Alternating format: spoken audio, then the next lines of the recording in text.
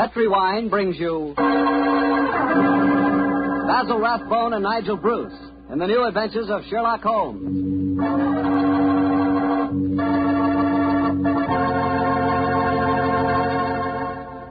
The Petri family, the family that took time to bring you good wine, invite you to listen to Dr. Watson tell about an exciting adventure he shared with his old friend, that master detective, Sherlock Holmes. And I've got something to talk about, too. Now that the poultry shortage is over and you can get chicken again, you ought to treat yourself to the best meal in the world. Fried chicken, Southern style, accompanied by a chilled glass of Petri California Sauterne. Me, oh my, is that something. You know, Petri Sauterne is a wonderful mealtime wine. It's a white wine, the color of pale, pale gold. And Petri Sauterne is delicate in flavor, sort of subtle and kind of intriguing. Well, just wait till you taste it. You'll really love it with that fried chicken. Well, I'll tell you something else. It's wonderful with fish. If you haven't tried fish or any kind of seafood, together with Petri Sauterne, well, I hate to say this, but you don't know, folks. You just don't know. So how about finding out? Just pick up a bottle of Petri Sauterne on your way home tomorrow. It's a Petri wine, so you know it's good.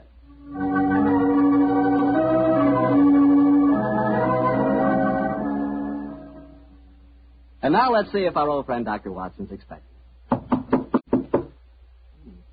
He's out on the patio. Dr. Watson?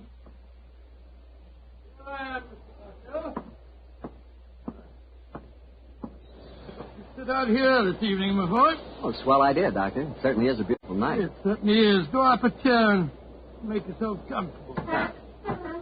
That's it. You care for some of my tobacco? I think I'll stick to a cigarette, thanks. Well, Doctor, all ready for tonight's adventure? Yes, Mr. Bartell, I'm all ready. And a strange story it was. A very strange story. How did it begin? Stormy December night in 1900 with the rain pelting against the Baker Street windows? Or perhaps with you and the great Sherlock Holmes rattling along in a cab beside the foggy waterfront chasing some desperate criminal? You make quite a good storyteller yourself, Mr. Bartell. No. The adventure I'm going to tell you took place many, many thousands of miles afield from our Baker Street headquarters. To be exact, in the Indian city of Parbutipur, about 200 miles north of Calcutta. It must have been a mighty important case that made you both travel that far. It certainly was, my boy, yes.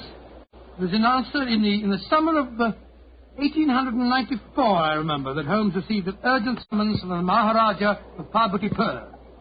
After 5 weeks at sea, we reached Calcutta, and a few days later found ourselves on the veranda of our hotel in Parbutipur. As we sat there talking to the Maharaja's brother, Abbott Singh, we could hear the faint throb of native drums and the haunting wail of an Indian lute coming from the bazaar. And so, gentlemen, I thought that before I took you over to my brother's palace, I would tell you something of the problems that beset him. An excellent idea, Mr. Singh. Yes, indeed, sir, particularly as you've just told us your brother, the Maharaja, is not in the best of health. Just so, Dr. Watson. Interviews tire him, and in any case, his command of the English language is not so extensive as mine. And now, sir, the problem, if you please. As to the exact problem, Mr. Holmes, I am not completely informed. My dear brother has not seen fit to confide his entire troubles even to me. In fact, until your arrival yesterday, I did not even know that you had been sent for. But I can tell you that his worries are centered on the safety of the white elephant of Parbutipur. White elephant? Well, possibly you are not aware that white elephants actually do exist. Oh, yes, though I understand that they're extremely rare. Oh, extremely, Mr. Am I right in thinking that in the East a white elephant is considered sacred? Quite right. Pray continue, sir. Well, in 1750, the first white elephant was presented to my great-great-grandfather, and with it came a legend. The legend that the Maharaja's rule would be happy, healthy, and successful only as long as the elephant flourished. If the animal were to die, then the reign would come to an end, and the Maharaja was doomed to a sudden death. Mr. Singh, who was responsible for the origin of this legend? Oh, a good and wise man who traveled from the mountains beyond Nepal. He it was who brought the first elephant to my great-great-grandfather. And how has the legend worked out in actual practice, sir? Its prophecies have come frighteningly true, Dr. Watson. Oh? The first elephant was killed by his mahout, his own keeper, after my illustrious ancestor had dismissed the man for incompetent. A week later, my great-great-grandfather was himself killed in a native uprising. And so it has gone on, gentlemen, since then. Amazing, amazing. When the elephants have died, and they have always died, the Maharaja of Vaputipur has died a violent death soon after. And as each new Maharaja has succeeded to the title, the wise man from the beyond the mountains has appeared, and with him, a new sacred white elephant. The last appeared 4 years ago when my brother inherited the title. But he can't still be the same man, sir. Why not, Doctor? Well, I mean to say, that'd make him a couple of 100 years old. A trifle less, I fancy, Doctor. Really, my dear sir, seems to me your story's the wrong way round. Men don't live to such an age, whereas elephants are noted for their length of life. That's true, Watson, but apparently not the sacred white ones at Parbadipur. Mr. Singh, in the event that your brother's death, who would become the Maharaja? I should, Mr. Holmes. Oh, I can see what you are thinking, sir. The next in line to succeed to the title would have an excellent motive for wishing animal death. Well, the logic is inescapable. The thought had no personal implications, I assure you. Well, I'm very anxious to see this fabulous animal. The sacred white elephant is never seen except at the yearly festival that celebrates another anniversary of the Maharaja's rule. So the animal is only seen once a year, eh? Yes, Mr. Holmes. And when is the next anniversary, may I ask? In 2 weeks' time. No, our arrival seems to have coincided very nicely with the ceremony. Yes, Watson, a fact that I'm sure is not coincidental. Well, Mr. Singh, I'm very glad that you told us the legend of the sacred white elephant, and now I suggest that you take us to the palace. I'm most anxious to make the Maharaja's acquaintance.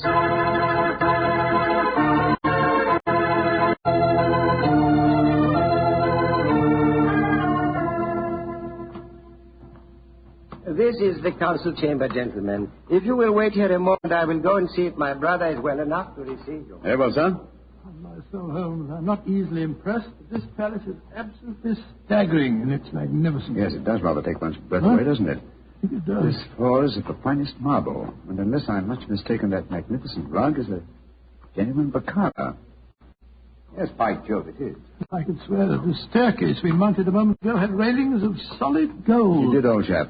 It This did? is a country of paradoxes, where opulence beyond the dreams of Midas rubs shoulders with the direst poverty. And yet, looking at a palace like this, it's not hard to see why India is called the brightest jewel in the diadem of the British Empire. Good Lord, what's that? That is an elephant trumpeting. Oh, yes, of course. Do you suppose it's the sacred white one? Undoubtedly. You will recall the Maharaja's brother told us it's the only one at the palace. Cheers. It's an odd sound. Yes, a very comforting one. The animal seems to be in the best of health. Who waits in the Maharaja's council Good gracious room? me, you gave me a start. I didn't hear you come in. And my friend and I are waiting for an audience with His Highness. No one can hold audience with the Maharaja. Please to leave. Now, look here, my good fellow. Watson, I'm please. pleased to leave. Watson. What? We've traveled 12,000 miles to see the Maharaja, sir, at his request. In any case, his brother is with him now arranging an audience. I am Mada, Maharaja's physician and chief counselor. And I tell you, you cannot hold audience today. And I tell you that I haven't the slightest intention of leaving the palace without seeing him. You defy the authority of Mada? Saila!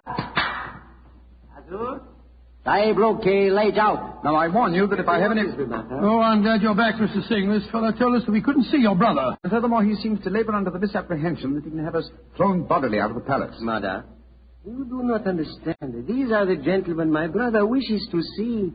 From England he has sent for them. It was against my counsel they were summoned. No good will come of this. Follow me, gentlemen. My brother, the Maharaja, will see you now. But please do not stay with him too long. He is far from well.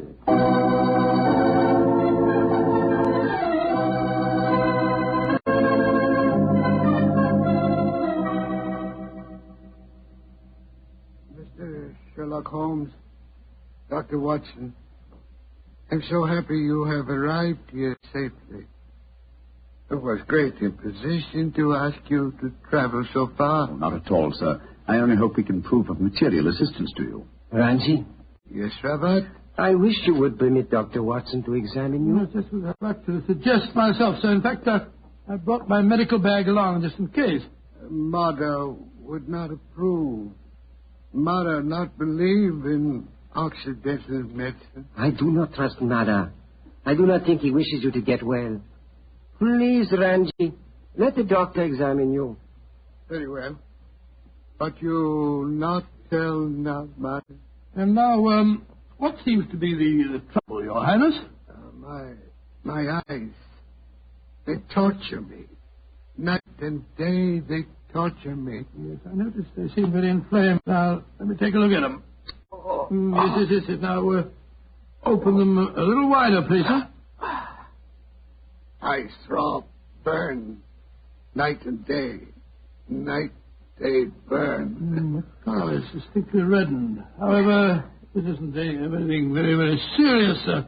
What you're suffering from is a case of what we call conjunctivitis. What you do relieve pain, Doctor? Some eye drops will give you relief in no time, sir. I have some here in my bag. Oh, thank you. Thank you. Perhaps medicine will help. Yes, I'm sure it will, sir. Here you are. Now, this small bottle and an eyedropper. This is an eyedropper. Just put a few drops in the corner of each eye, and I'm sure that you'll get some relief in no time at all. Thank you, Dr. Watson. You think there is nothing seriously wrong, Doctor? Mother gave it as his opinion that my brother's eyesight was in serious danger. Pardon my saying so, I think it more likely that my medical knowledge exceeds his. I can assure you there's nothing seriously the matter with your brother's eyes, sir.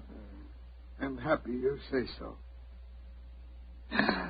Now you will please excuse me while I take medication and rest a little. We discuss my problems later.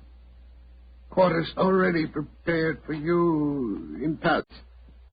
You do not mind, Mr. Holmes? Not at all, sir, though in the interim I should like to employ my time to the full by inspecting your sacred white elephant. No, that I cannot allow. I must talk to you first. I think, sir, you will do well to give me permission to see the animal. I already have my suspicions as to your reason for bringing me here, and it will be best if I'm completely informed when we have our discussion. Very well. Can do no harm. Here, take ring. Show ring to Sucro. He's keeper of animal. Sucro will let you into elephant house when he see ring. Thank you, sir.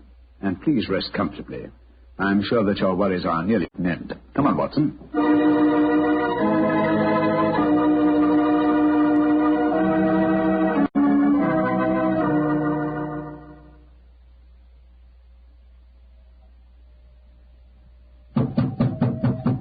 Well, they told us this was the elephant house. Why in thunder doesn't the keeper open the door?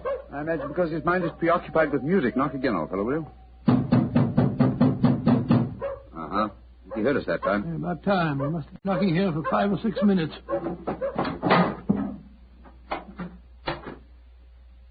Salam, sir. Here, mother. Tada hati tekniko asti. Tum tekni ne sekta. Sekta. Maharaja side. Kumko asti mafitio. Potato sahab, either out. Sir Holmes, the Maharaja's ring certainly seemed to do the trick. He didn't want to let us in until you showed it to him, did he? Good and faithful servant, our friend Sucro. Here, kutai. Here. Hati, pagir. Here. Kasamapit. Nizutai, sahab. What's happened, Holmes? A white elephant has disappeared, Watson. Disappeared? That's ridiculous. Elephants don't just disappear. Tiyakari, sahab. Maharaja side kibolo. Kali umkabolo.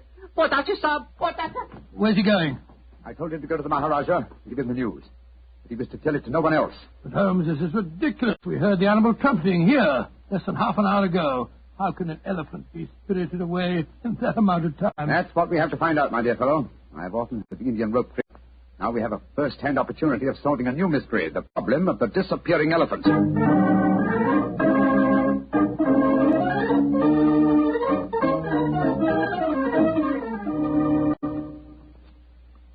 Holmes, this is farcical. We spent half an hour searching this elephant house. After all, an elephant isn't exactly insignificant. I doubt if you're going to find it under those boards in the corner over there. True, Watson, but nonetheless, there are interesting clues to be observed. Clues? What clues? Come over here, old chap. Bloodstain. Great Scott, you're not suggesting that's elephant's blood? It's hard to say, though I would venture the opinion that it would require the blood of several human corpses to produce an equivalent of blood. In any case, you will notice that the stains are dried and old. Hello? That must be the elephant keeper back from the palace. Dr. Watson. His mother, the Maharaja's physician. Mr. Holmes, Dr. Watson, At once you must come back to the palace. What's wrong, sir? This is the Maharaja. Death had come to. Dead? Great heavens. Exactly what happened? Sukro, keeper of the elephant, came to the Maharaja. He said he had a most important message to deliver. He had. I told him to deliver it. Then what happened? A few moments later, I heard cries. I went to the Maharaja's room and found him in delirium. He was saying about the elephant having disappeared, his brother, and I tried to give comfort to him, but we could do nothing. His breathing became more and more labored. Finally, it stopped altogether. So the doom of Parboti is fulfilled once again. The elephant is gone and the Maharaja's reign is ended. Come on.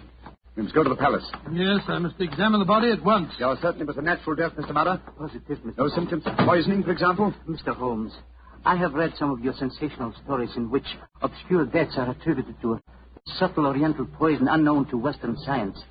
I can assure you that if the Maharaja has been poisoned, it has been caused by no poison known to me. When did he last eat? Over 8 hours ago. Well, possibly died of shock, Holmes. Shock and hysteria. When he knew that the elephant had vanished. Yes, it's possible, but it's murder just the same. Murder? Why do you say that, Mr. Holmes? Because whoever caused the elephant to disappear did it with the deliberate intention of ending the Maharaja's reign. A diabolical plot, and one that I intend to overcome before this day is out.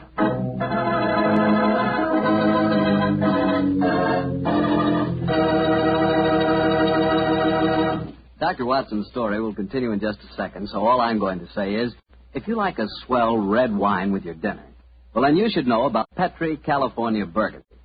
Petri Burgundy is a rich, hearty red wine. It's just wonderful with hamburger and beef stew and pot roast and chops and just about any meat or meat dish you can think of. And, of course, if you can get hold of a steak or a prime rib, well, then you've just got to serve that with Petri Burgundy. Petri Burgundy is a swell mealtime wine. The best friend a good meal ever had. No kidding.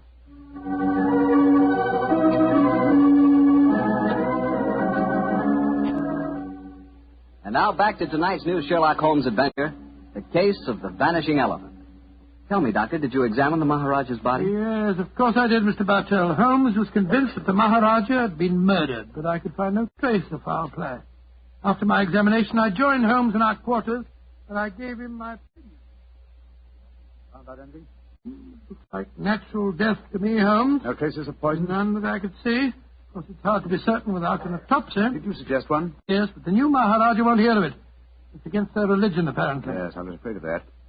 Meantime, I've been conducting a cross-examination of some of the palace servants. Oh? What do you find out? Principally that all of them heard the elephant trumpeting this morning. Did any of them suggest how the animal might have been smuggled out to the palace grounds? They insisted that such a feat would be impossible without their knowledge. Well, what's our next move, Holmes?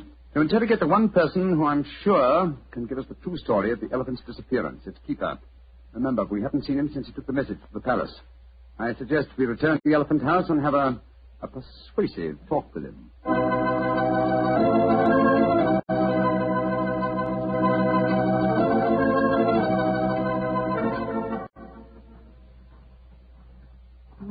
This must be the house. The only one that's near the elephant pen. Ramshackle-looking place, isn't it? Extremely. Sukro! Sukro! Don't tell me that he's vanished, too. This is to get on my nerves. Oh, no. Sukro! I think under the circumstances, we'll take the liberty of entering. Sukro! Look, Holmes. Look on the floor. We're too late. Good Lord. What a horrible sight. His throat's been cut. Obviously another murder. He knew the secret of the vanishing elephant. Let's have a look around. The fellow was quite a musician. Look at this weird assortment of instruments. Nick lute. We heard him playing that today as we approached the elephant house. What's this? Looks like a sort of giant megaphone. A musical instrument of some kind. Observe the mouthpiece here. Let's see what kind of noise it makes. Great Scott. The instrument sounds exactly like an elephant trumpeting. Of course. Numbskull, why didn't I do this before? Come on, Watson, back to the palace as fast as your legs can carry you. The mystery is solved.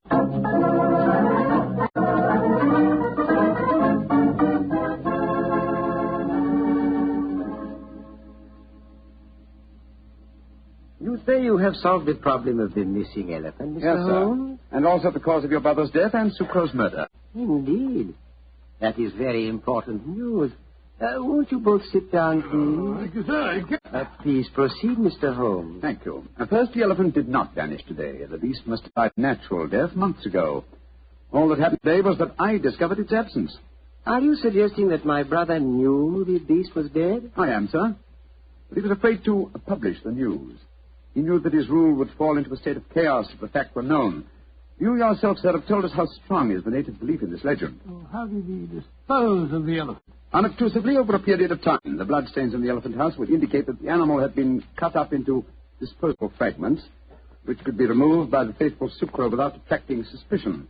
All this time, though, the elephant horn was blown at suitable intervals to indicate that the sacred animal was still alive. But if the Maharaja knew the beast was dead, why did he die of shock when he received the news? I think the answer to that question, Dr. Watson, would be that my brother died of shame when he knew that his imposture had been discovered.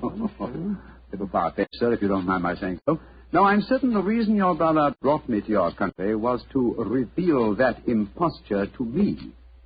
He knew the day was coming soon, and he must show the elephant to his people. The festival would have been held in 2 weeks' time, I think you told us, sir.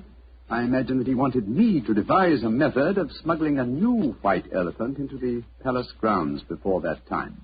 Tell me, Mr. Sherlock Holmes, why did my brother die today? Because he was murdered. Just as Sucro was murdered later. Murdered? How? Oh, very ingeniously.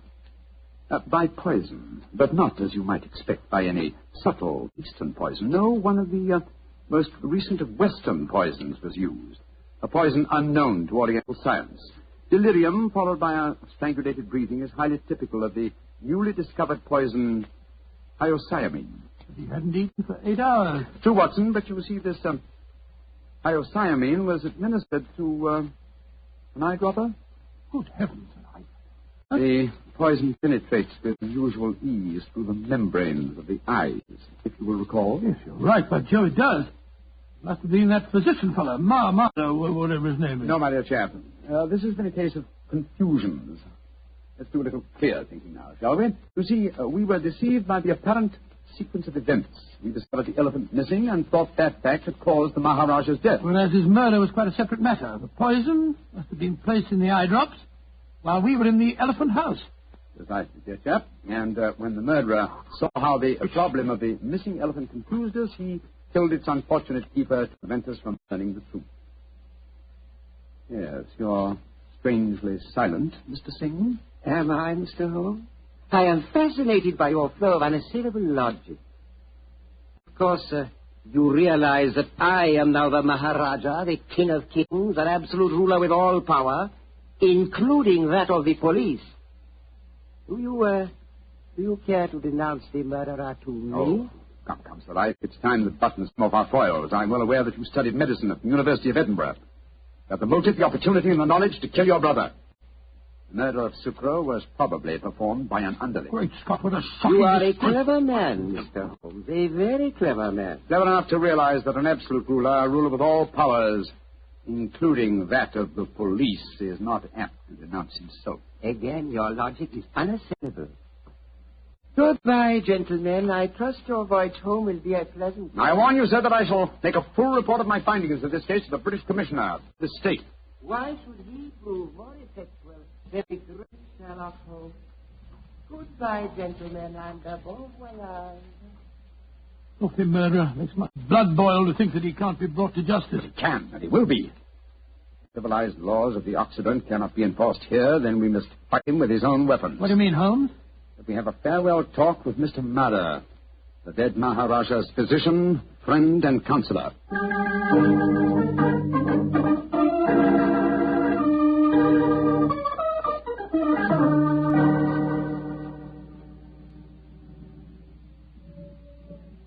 This is a terrible story you have told me, Mr. Holmes. My beloved ruler murdered by his own brother, and yet he cannot be made to account for his crimes. He can be, sir, if you will help Mr. Holmes. Of course I will. What can I do? Try and obtain the eye drops before they're destroyed, will you? Have them analyzed by a Western scientist and forward the reports to me in London. I'll take the necessary action. I will try to do that, Mr. Holmes. But if I fail, there is one other way I can avenge my master's death. In a few weeks, the new Maharaja will be enthroned. I understand you, sir. The wise man from beyond the mountains of Nepal will bring a new white elephant. Perhaps an elephant that will not live very long. You understand me perfectly, Mr. Holmes. I can promise you that the elephant will die in a very short time. And with it, the new Maharaja, my master, shall be avenged.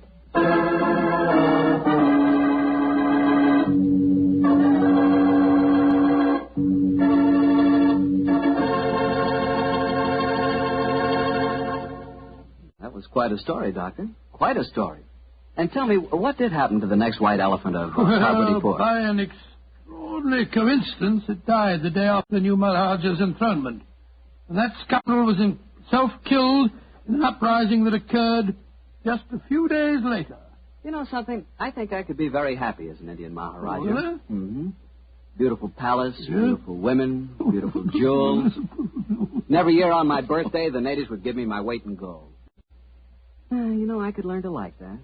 That is, if I tried. Yes, and every week you'd speak your subjects over the radio and tell them all about Petri wine. Oh, now, wait a minute, Doctor. I don't always talk about Petri wine. That's right. You don't always talk about Petri wine. You've got to sleep sometime. All right, go on. Kid me about it.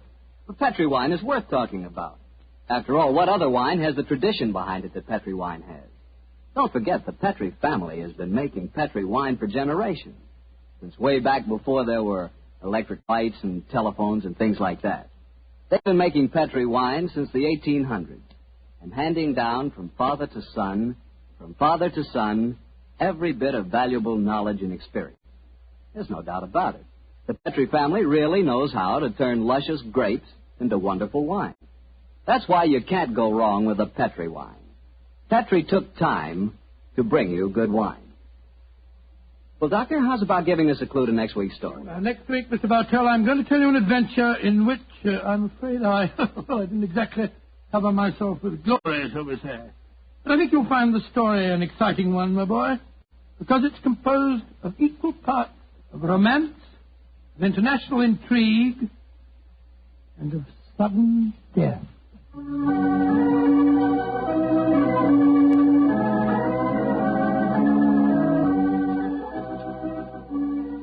Tonight's Sherlock Holmes adventure is written by Dennis Green and Anthony Boucher and is based on an incident in the Sir Arthur Conan Doyle story, The Engineer's Thumb. Mr. Rathbone appears through the courtesy of Metro-Goldwyn-Mayer and Mr. Bruce through the courtesy of Universal Pictures, where they are now starring in the Sherlock Holmes series. The Petri Wine Company of San Francisco, California, invites you to tune in again next week, same time, same station. This is Harry Bartell saying goodnight for the Petri family. Sherlock Holmes comes to you from our Hollywood studios. This is the Mutual Broadcasting System.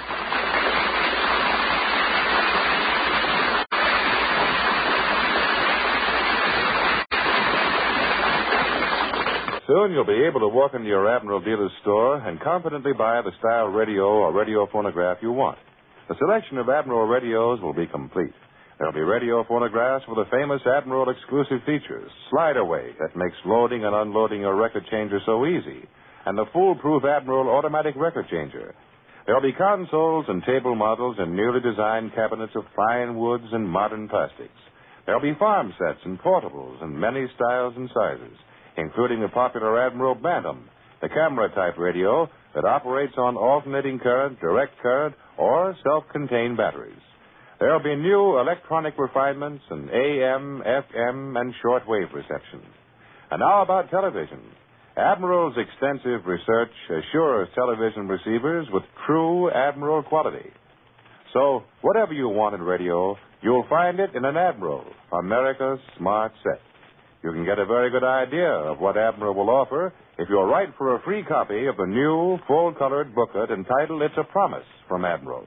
Just write your name and address on a penny postcard and mail it to Admiral in care of this radio station. That's all. Just your name and address mailed to Admiral at this station.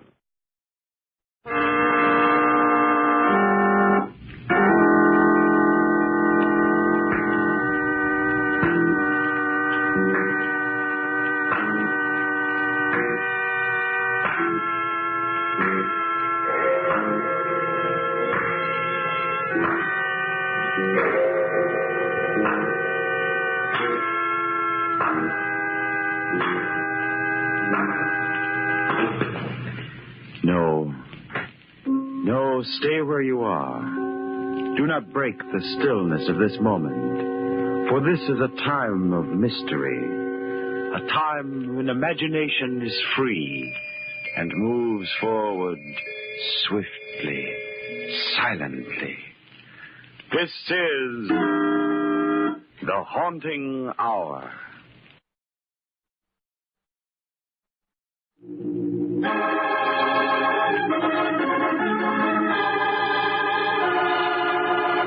Unidentified body.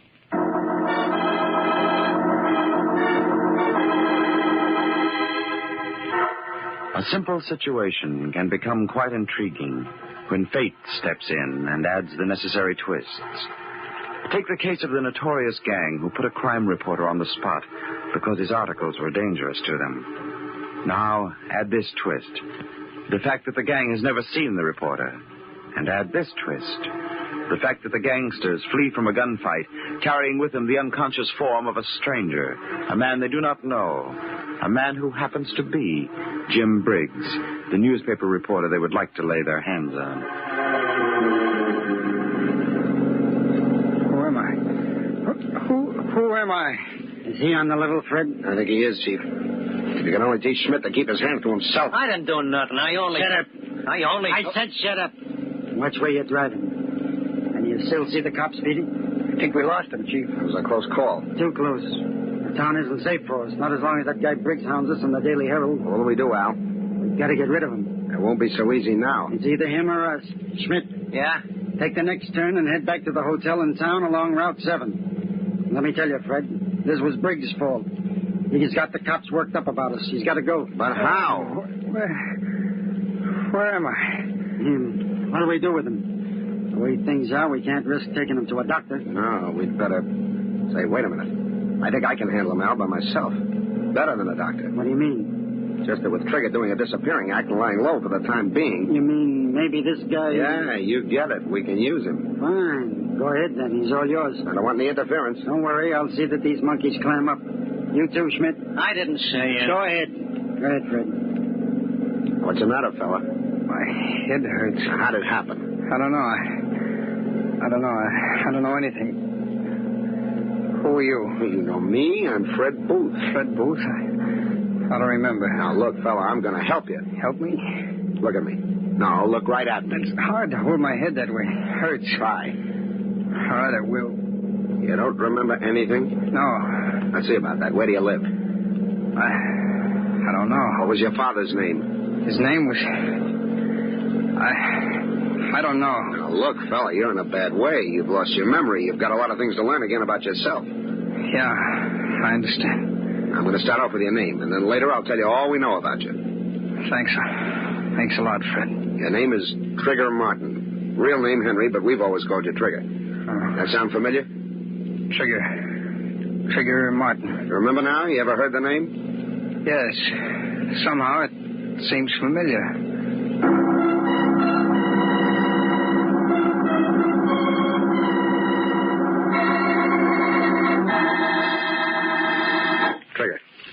Trigger, wake up. How are you? How's your head?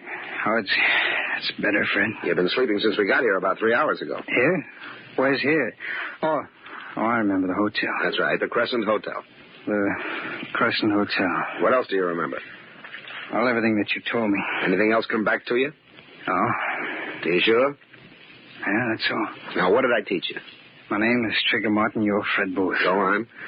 Chief is Hal Drake. Guy I was driving was George Smith. Now, how about the little fella? He's called Petey. Fred. Yes, Trigger. What do we do? We? Yeah, I mean, you're the brains, aren't you? Well, yes, I'm the guy who figures things out for Al. And Schmidt? Well, Schmidt's good at safe cracking and some of the heavy work. Oh. Petey used to be a dip, a pickpocket. He's got light fingers. Nervous, but good to have around sometimes. Oh, what about me? The rest of us have pulled some pretty rough stuff, Trigger, but we've all kept our hands clean of your line. Oh? What is my line? It's murder, Trigger. Murder.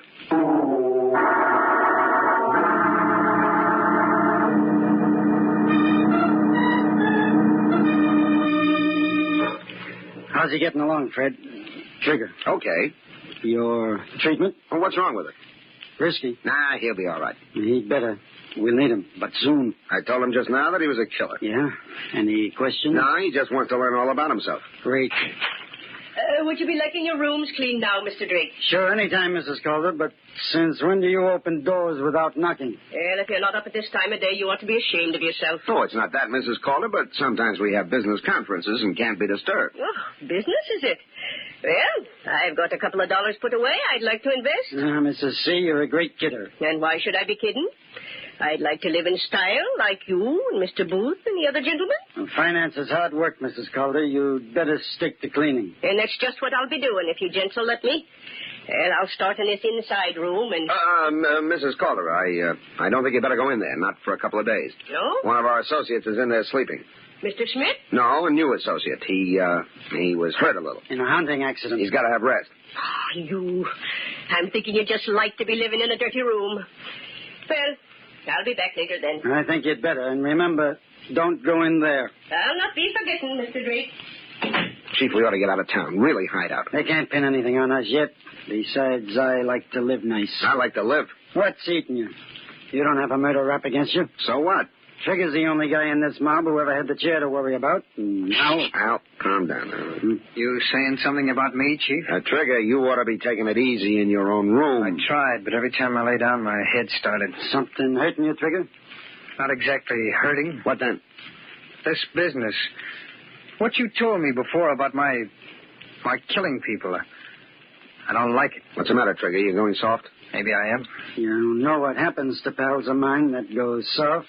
No, I don't. Nothing much. Nothing much that you'd care to hear about, and we don't even notify their families. I don't know if that make much difference to me. I can't even remember my family. You can't remember lots of things, but they happened, so what? So I want to quit. Trigger. I want to quit, do you hear? I don't know what I did before or how I felt before, but I know I couldn't go around knocking off guys just because you put the finger on them. Not now. Maybe the shock on the head softened me or made me yellow or reformed me or whatever else you want to call it, but I just couldn't kill a guy, and I know it. Not now. There's something inside tells me. What are you going to do about it, Trigger? There's nothing to prevent me from walking out of here. Why, you did it. Take it easy, Al. Now, look, Trigger. How many guys have you knocked off? I don't know. I can't remember. Can't remember anything except what you told me. Now, listen to me, and listen carefully. I know of 6. Me? 6 murders? Yeah. And I don't know how many before you started working for Al. I heard you'd done plenty. Sure, you can walk out of here if you want to, but it won't do you no good. I don't get it. 6 murders. Practically every cop in the country's got orders to drag you in dead or alive. And with your rap as a cop killer, they're going to shoot first. Now, you want to walk, or do you want to play ball? Well, I'll stay. I have to stay.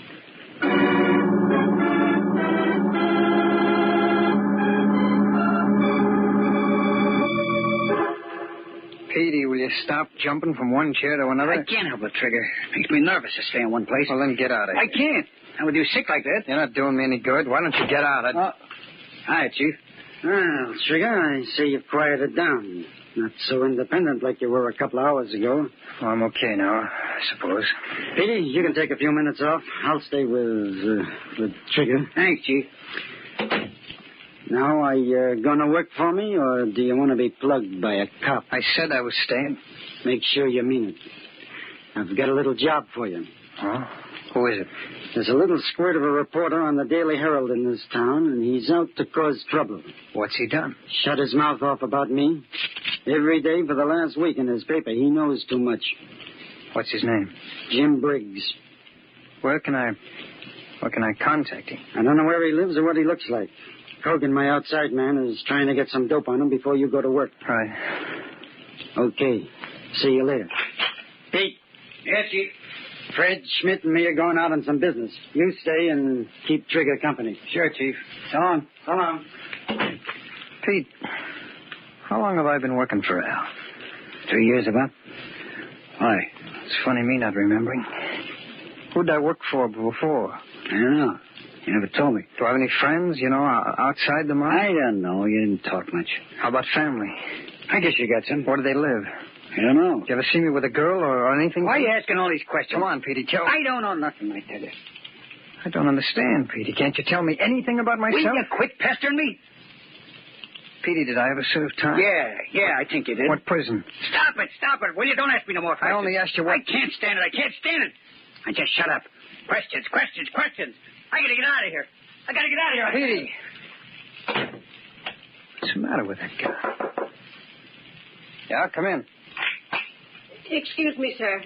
You mind if I do a bit of dusting? No, not at all. Come on in. Mr. Drake told me not to disturb you, but the dirty room kind of gets you down when you have to stay in it, don't it? Yeah, it does. It's a nasty knock you've got on your head. It's nothing. I just bumped into a door. Oh? Well, if you'd like, I'll send Dr. Reisner up. He's the hotel doctor. Very good he is. Oh, it'll get better by itself. Just as you say, sir. Well, I'll be on my way now. Just a look in a promise, but I'll do a thorough job tomorrow. Thanks. Oh, just pick up that piece of paper near the door, will you? This one? Yeah. You want it? Yes, please. Petey dropped it. I'll give it to him. Thanks. Yes, sir. Here. Goodbye. So long. Petey, tell Al everything's set for Trigger's burial. You supply body. Cogan. So they're going to get rid of me. Well, we'll see about that. Trigger. Yeah? Did you happen to see me drop a little piece of paper? Piece of paper? Yeah, when I went outside. No, Petey. No, I didn't.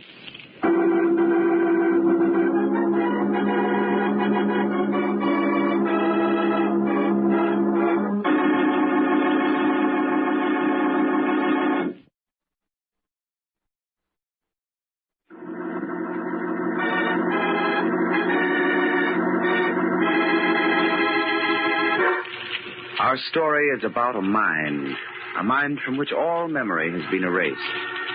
Its owner was brought to the headquarters of Al Drake's notorious gang in the Crescent Hotel. There, his history was taught him by Fred Booth, brains of the gang. There he was told that he was Trigger Martin, who had killed many men. Even though he felt he could not go on with his murderous career, he knew he was bound to it by his past. But then he intercepted a message that indicated he was to be killed. Everything's set for Trigger's burial. You supply body. Why do they want to kill me? The cops I can understand, but me, their own pal. I've got to get out of here. I've got to escape. I've got to. Trigger. What do you want? Snap out of it. I wasn't doing anything, Schmidt. You're sitting there thinking I don't like it. Well, what do you want me to do? Talk. Talk? I don't feel like talking. Petey says you drove him nuts with your talking. Now you're quiet like a boneyard. Come on, talk. All right, I'll talk. Do I have any family, Schmidt? I didn't say for you to ask questions. That's all I've got on my mind. Well, keep me yourself then. You don't like staying here with me, do you? Al told me to. He said you shouldn't be left alone. I'll be all right. I won't try to get away. I didn't ask you that. Oh, go ahead, Schmidt. I'll be okay. I'll play some of the records. I don't want to get into no trouble with that. You won't. Go on. Go on. Take a little time off. Thanks, Trigger. I'll see you. Pick a good loud record. Stardust, St. Louis Blue, Darktown, Strutter's Ball. Look at this. Personal Recording Studios, Boardwalk, Atlantic City. Regards to Al and all the gang from Gloria and Trigger. This I gotta hear. Gloria.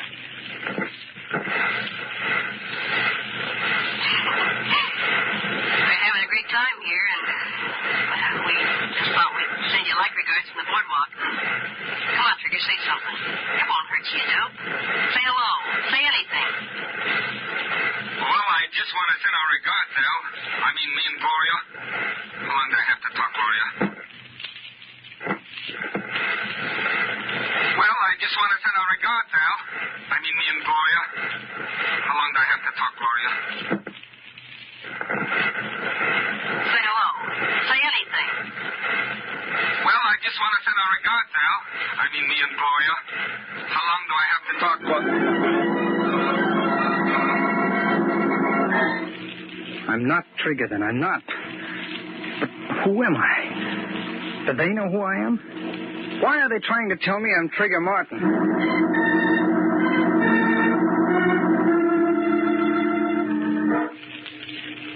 He's asleep now, Chief. Petey's standing outside the door. Fred. Yeah? I don't like it. Why not? It's too smart. It won't work. Oh, what's worrying you? Someone's going to miss him. That means trouble. Maybe he don't know anybody in town. That chance. Get him out of here tomorrow. Kill him. Not me. I don't like murder. Look, Chief, the guy is sold completely on the idea that he's Trigger. Gives me the willies. A Trigger waiting to be buried, and this guy thinking he's him. Oh, stop acting like Petey. Look, the guy gets in our way when we're doing a job. Schmidt knocks him out with his clumsy mitts. We can't leave him around. None of us wants to bump him off unless we have to. Then I come to the rescue. We should have left him there. If I'd known he'd lost his memory then, I would have. But this way, he's going to bump off Briggs, and we'll be in the clear. It's a perfect setup. You hope. Sure it is. I'll figure it out for yourself. I don't know, Fred. I only wish I knew who he was.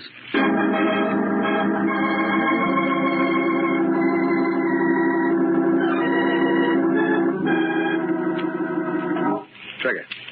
How you feeling? Oh, much better today, Fred. Your head all right? Oh, sure. Al told me he had a job for me. Yeah. I think I could do it today. You better do it today. That's what I came to talk to you about. Al said the guy's name is Jim Briggs. That's right. And if you know what's good for you, Trigger, you're going to get him, but fast. Look what he says in today's paper. The most flagrant flouter of the law in this gang of hoodlums is a vicious gunman who goes by the name of Trigger Martin. Of all the members of this organized crime syndicate, he should be the easiest to convict, for it is rumored that he is responsible for at least 6 cold-blooded murders. How about some action, Mr. Police Commissioner? What do you think about that, Trigger? Let me see that. What do you want to say it for? I read you the part about you. I want to see it. Okay, here, punish yourself.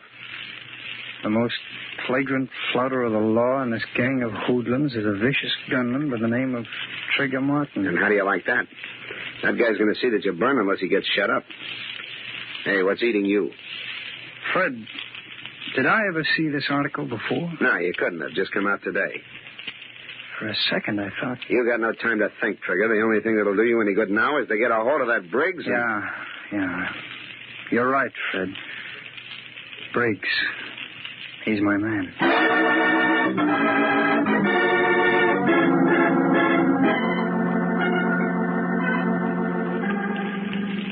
Listen, Al, I've been waiting 3 hours. I can't stand it. I got to get into action. Take it easy, Trigger. Let me track the guy down. That's Petey's job. Yeah, as soon as he's got the dope, I'll give the go sign. But, Al, I'm a dead duck if I don't nail Briggs, and soon. Yeah, you will be.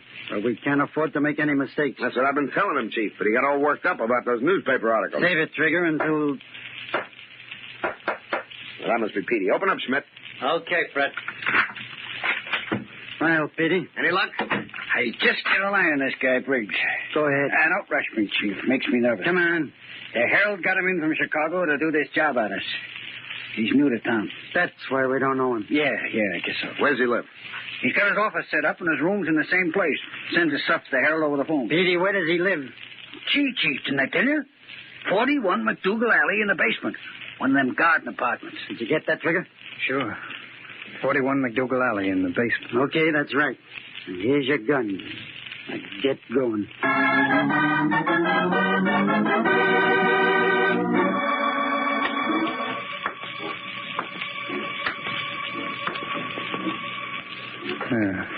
McDougal Alley. 47. 45. 43. 41. Basement.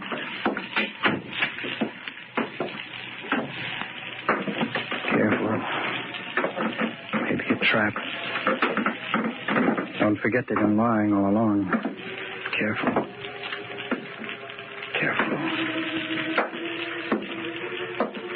It's the door. Door to his apartment. Maybe he'll help me if he doesn't shoot me first. I'll try the door. But it's not locked.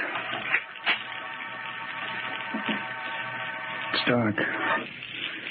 Light a match.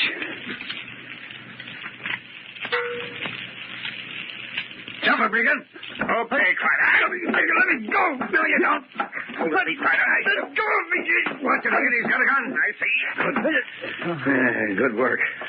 Right on the head. He's out. Well, that'll take care of him for a while. It was a close call. Closest I've had since I joined the force. Yeah. That gun ain't no toy. He's coming around. Better snap the cuffs on him. All right.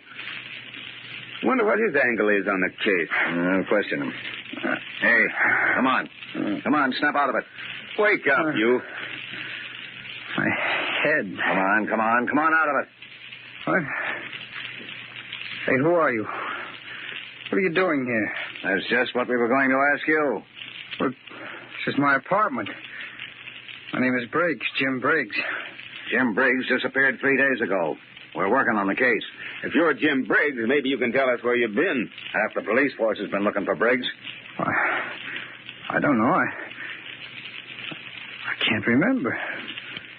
All I know is that I'm Jim Briggs, and this is my apartment. Yeah? Do you usually come into your apartment with a gun in your hand? I don't know. All I remember is... I remember watching a gun battle. You sure you weren't in it? And then... Yeah, I remember now. A little. I was in a hotel somewhere in town with some men named Drake and Booth and Schmidt and Petey. Hey, Crider, that's Al Drake's mom. Yeah. And this guy is one of them. He must be that Trigger Martin character. You know, we never got pictures of any of them. No, I'm Jim Briggs, I tell you. Look, give me a chance. I think I can lead you to their hideout. Please. I think I remember where it is.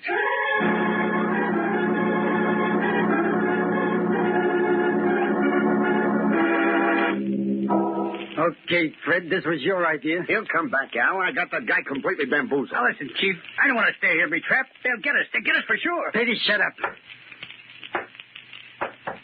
What'd I tell you? He's back. Okay, open up, Schmidt. Well, Trigger, did you do it? You told me to kill him, didn't you? Stop the dramatics. Of course I told you. Well, I did it. I found the guy in his apartment. He was working at a desk. He looked up, and I gave it to him. Let's have your gun, Trigger. My gun? What for? Come on, hand it over. I threw it away. I don't believe you. Schmidt, grab him. No, you don't, Schmidt. Put up your hands. All of you. Now, Trigger, no point in getting jumpy. How long do you think you'll get away with it? Cut it. You know I'm not Trigger, and I know. Whoever you are and whatever your game is, no one person doesn't stand a chance against four. You won't get out of here alive. I think I will. Petey, open that door, quick. Yeah, right away. Come on in, Crider. All right, you guys. Bundle these hoodlums into the wagon. Did you get what you wanted, Crider? Perfect. Direct evidence tying Drake to an attempted murder. We've been trying to get that for years. Great work, Mr. Briggs. Briggs, Booth, you idiot. We had the guy all the time. Sure you had me. I didn't know it, and you didn't know it. Hey, that'll make a swell feature story. The case of the unidentified body, written by the corpse itself.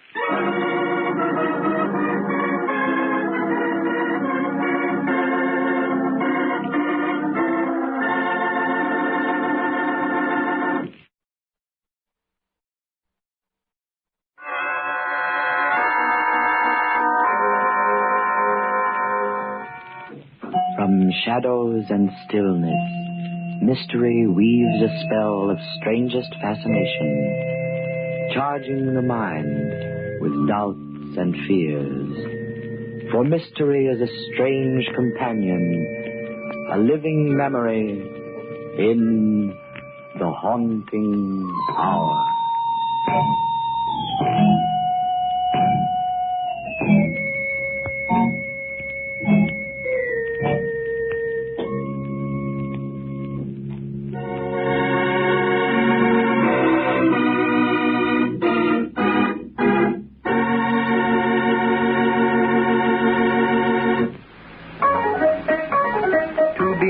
Two beans is 4 beans. Nescafe uses lots more beans. beans times 4 beans, and add 3 more beans, make 43 rich coffee beans. Yes, you get 43 beans in every cup of Nescafe real coffee beans. That's all there is in Nescafe. 43 beans in every cup. Make Nescafe the all coffee instant coffee with a let's have another cup taste. Extra beans means extra flavor. Today's Nescafe goes all the way for flavor with 43 choice beans in every cup. Wheat Chex, Rice Chex, and Good Hot Roastin' present Space Patrol! High adventure in the wild, vast reaches of space. Missions of daring in the name of interplanetary justice.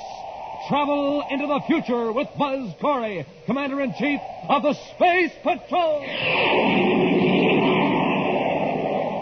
In today's transcribed adventure, Buzz and Happy are on Venus on a farm where food is chemically grown in large tanks. As they walk toward a building where Tonga is held captive, huge sun mirrors atop several tall towers turn ominously toward them. Smoking rockets, Commander. It's really getting hot all of a sudden. Yes, waves of heat. Even for Venus, this is unusual. Gee, my eyes. What a glare. Don't look at those reflectors. They'll blind you. Let's run for the building and get out of the sun. Happy, look out. They're focusing those sun mirrors on us. A whole battery of them are pointed right toward us. Maybe we can dodge them. Run back this way. Commander, they've got us surrounded by the heat beams, and they're closing in. If they hit us with all of them at once, we're finished. We'll be back in just a moment with today's Space Patrol story, The Space Shark. It's the cereal of the future, the real space cereal. The cereal that's different from any other cereal in the universe. The cereal you see on Commander Corey's own breakfast table.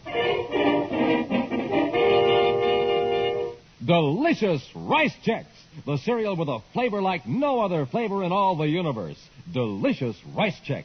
Swell-tasting shredded rice, spun in that modern bite-sized design for easy eating. A real space cereal. You see, there's space inside those biscuits so they can fill up with milk or cream. Try it today, gang. The only bite-sized rice cereal in the universe. Rice Chex, the one and only official checkerboard rice cereal. Rice Chex, one of the super cereals that helped us supercharge you. Rice Chex, at your grocer's in the red and white checkerboard package. Get it today. Crisp and delicious, new and different, golden bite-size Rice Chex. Commander Corey and Cadet Happy have just blasted off from the planet Saturn, where they've been investigating mysterious contamination of chemically grown food shipped from Venus. In the meantime, Tonga, the assistant security chief, is also doing some undercover investigation work on Venus, working as a chemist on one of the farms. Now, through the nose port of Terra 5, Buzz and Happy watch Saturn's shining rings looming up large before them. Raise our vector about 5 degrees, Happy. Want to clear the rings with plenty of space to spare. Yes, sir. You know, it's too bad anything so beautiful is such a menace to spaceflight. But by the time you're close enough for them to be a menace, the rings are no longer beautiful. No, because you can see the individual hunks of rock making up the rings. And yet from a distance, they look as though you could ride a circus car around them like on a smooth racetrack. Only in this case, it's the racetrack that does the moving. Well, it's 1100 hours Universal Star Time, Happy. We ought to be hearing from Tonga pretty soon. I hope she found out more about how that food is getting contaminated than we did. Those samples we examined on Saturn turned bad after they arrived from Venus. So maybe the chemical farm they came from is still pure, huh? Not necessarily. Perhaps a chemical with a delayed action was put into the hydroponic tanks. Tonga calling Commander Corey. Tonga calling Commander Corey. Corey here. Go ahead, Tonga. Commander, how soon can you come to Venus? We just blasted off from Saturn. It'll take at least 3.5 hours. Something wrong? Why, no, to the contrary. I have found out how those harmful chemicals are getting into the hydroponic tanks. Good. A group of racketeers are trying to force the farm operators to pay for protection. They've bribed workers to put the contaminating chemicals into the tanks. Then, for the owners who pay the price, the tanks stay pure. Who's behind this gang? I don't know yet, Commander, but I think I will by the time you reach Venus. Where are you now? In the women's dormitory at the farm. I'm just about ready to report for work at the lab. If you leave your miniature spaceophone in your room, be sure you hide it carefully. I keep it with me, Commander. It's safer. You want us to come directly to the farm when we reach Venus? I'll let you know later, Commander. By the way, I'm working here as Miss Byrne. All right, Tonga. Be careful. Corey out. Gee, Commander, Tonga seems to have found out more in a week than all the other agents have in a month. She's a good security department operator, Happy. No, we'll clear the rings. Change vector for Venus. Yes.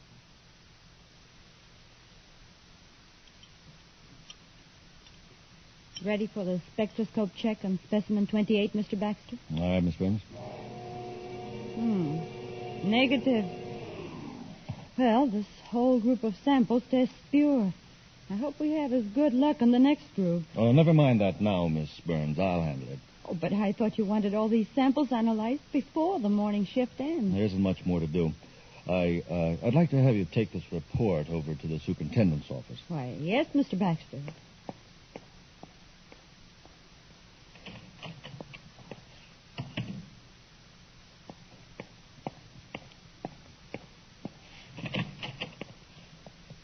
Come in, Eagle.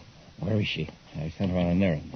That Space Patrol spy. I wonder how much she knows. Not very much. I've kept close watch on her ever since we found that she's a Space Patrol agent. But that was 3 days ago. She's been here a week. I'd like to know where she kept that spaceophone. I had a room search at the women's dormitory. She's got it hidden, all right. Perhaps it's under the floor. Baxter, you should have put that concealed microphone in her room in the first day she was here. Look, I can't handle everything. We got to get rid of her without exciting suspicion. How can we do that? The Space Patrol would investigate. Supposing there was an accident. Supposing she mixed the wrong chemicals and there was an explosion. Oh, she's too careful. Too smart. I've got it. This will do fine. What is that? A harmless chemical used by Miss Burns almost constantly. But this bottle...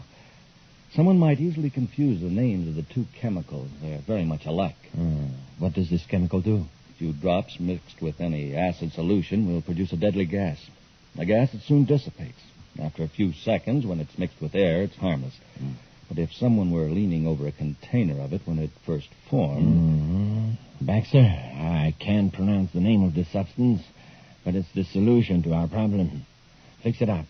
I better get out of here before she gets back.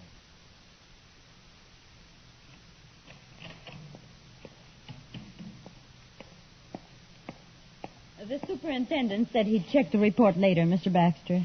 Typical. He hollers his head off or something, then lets it sit on his desk for 3 days. Miss Burns, would you take over here? Of course. I've got to rush over to tank number 5. I'll be back as soon as possible. Right, Mr. Baxter.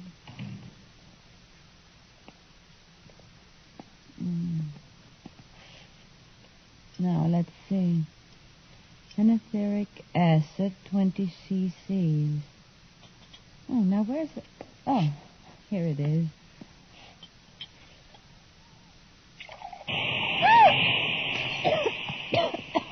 Oh.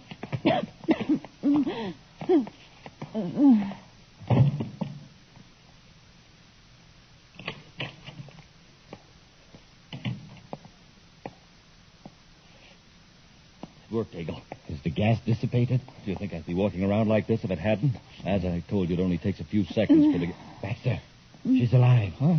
Look at her. She's moving, tugging at her throat. She must have jerked her head back before it got into her lungs. Now what do we do? This makes it awkward. Let me think a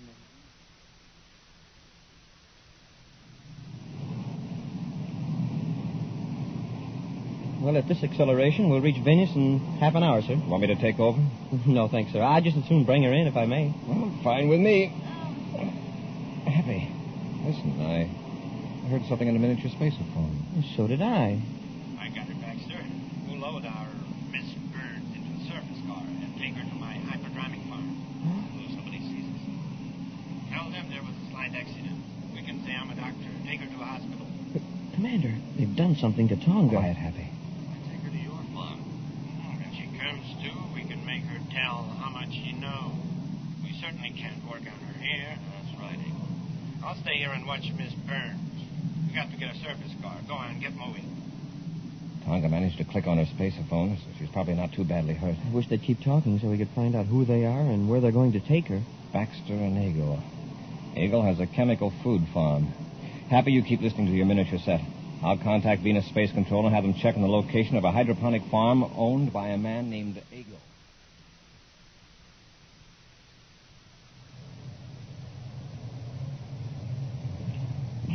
Passenger seems to be very quiet back there. Well, apparently that gas just missed being totally effective. Here, pull up in front of this building. What's this place? A couple of storage rooms and a solar mirror control. Quite a layout you have. Yeah, very successful farm, Baxter. And you know, I haven't had a bit of trouble with contaminated food. I wonder why. I wonder why. Oh, come to think of it, maybe I'd better have some trouble, in case the Space Patrol starts wondering why. Well, come on, let's get her out of the car. She's still unconscious. We'll have to carry her. Yeah, all right, let's go.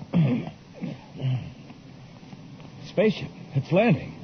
Quick, get her inside. It's a Space Patrol ship. Why do you suppose it's coming here? It's the commander ship. I've seen it a dozen of times on Terra. He must know the whole deal. How could he? The girl tipped him off. Probably has been waiting for days for some open move on our part. What do we do with her? Where's one of those storage rooms? Oh, wait. There isn't time for that now. Bring her in here. We got to stop Corey. Stop him? How? Set her down here. Look, why don't we lock her up out of sight? Maybe we can bluff Corey out of it. He can't know anything. Well, he's obviously been to the other farm and knows the girl was taken away in a surface car. Nobody asked us any questions? No, but several people saw us. Why don't we get in the car again and get away from here? And be followed by Corey's spaceship? I'm not anxious to tangle with Corey. We won't have to. Come here. I'll show you something that will take care of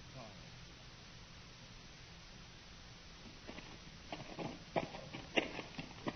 Commander, I'm not sure, but I thought I saw two men carrying Tonga into that building down there when we were landing the ship. That means she's still unconscious. Yes, we've got to be careful, Happy. It's lucky she managed to turn on her miniature spaceophone. And even when Eagle and Baxter weren't talking, you picked up the sound of the surface car motor and led us right here. This farm is more than just a front. Looks like a well-run operation. Well, then why does Milton Eagle get mixed up in a gang of racketeers? Very likely he's one of the higher-ups, if not the kingpin. This protection racket is his way of controlling competition. What are those big, shiny pieces of metal on top of the towers? Those are solar mirrors, Happy. They can be focused on the food tanks to raise the temperature. Some of them seem to be moving now. They have to keep pace with the sun. Also, if the mirrors were kept focused on one tank too long, it would scorch the plants, probably boil the water. Oh, I see. I'm not so sure our arrival hasn't aroused interest, Happy, so be on your guard.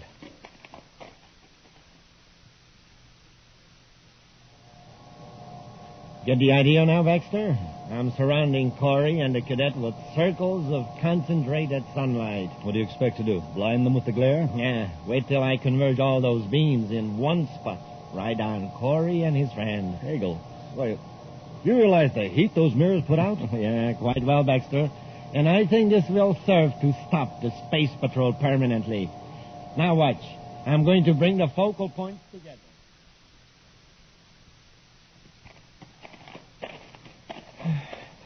Gee, Commander, sure is getting hot all of a sudden. Yes, waves of heat. Even for Venus, this is unusual. Smoking rockets, my eyes. What a glare. Don't look at those reflectors. They'll blind you. Hey, let's run for the building and get out of the sun. Happy, they're focusing those sun mirrors on us. The whole battery of them. Maybe we can dodge them. Run back this way. Commander, we're surrounded by heat beams, and they're closing in. If they hit us with all those at once, we're finished.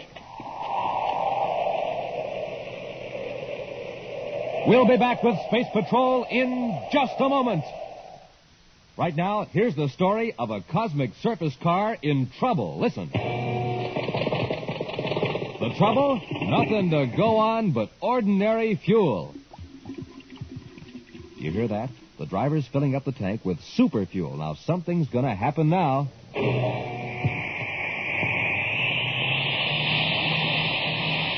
Boy, that cosmic surface car is really roaring now. That's because it's supercharged with super fuel. And the same is true with you, gang. What happens when you don't have a good breakfast? You're just a putt-putt. But when you fill up your tank with super fuel, man, you're supercharged. Now, here's how Buzz Corey does it. He eats a good breakfast with a checkerboard super cereal, Rice Chex or Wheat Chex. Wait till you taste them, gang. Boy, are they good. Flavor galore in every crisp, bite-sized biscuit. So get going, gang. Eat a good super cereal breakfast and get supercharged. Get the super cereals today. Rice Chex, Wheat Chex.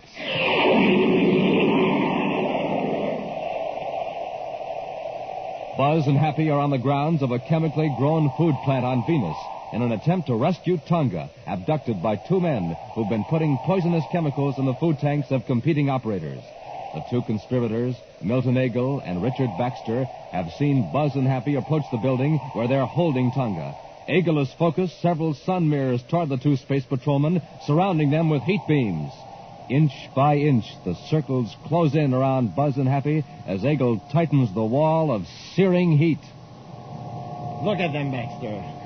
They can't move in any direction. Grass all around them is burning. Yeah, and a few seconds ago it was fresh and green. It must be stifling inside those beams. Look at them. Even from here, you can tell they're gasping for air. Well, we might as well finish them off. Oh, no, you don't. Grab her, Baxter. Let go of me. Get your hands off of that panel. Pull her away, Baxter. I'm trying to. Let go of me. Why don't you come away? Let go of me. I've got her, Eagle. Now I'll finish off Corey and... she cut off the beam. Get them on, quickly. There isn't time. Corey and the cadet are headed toward us. Drag the girl out to the surface car. Quick. Quit struggling, do you hear? Take your hands off me. We haven't got time to pamper you, Miss Burns. There. Now you can carry her. And hurry up into the car. They're getting into the surface car. They've got Tonga. Hurry up. Stop! Hey, come back here! It's no use, Hap. Doggone it. A few more steps and we'd have made it. Back to the ship. We'll blast off and trace them. They won't be able to get far.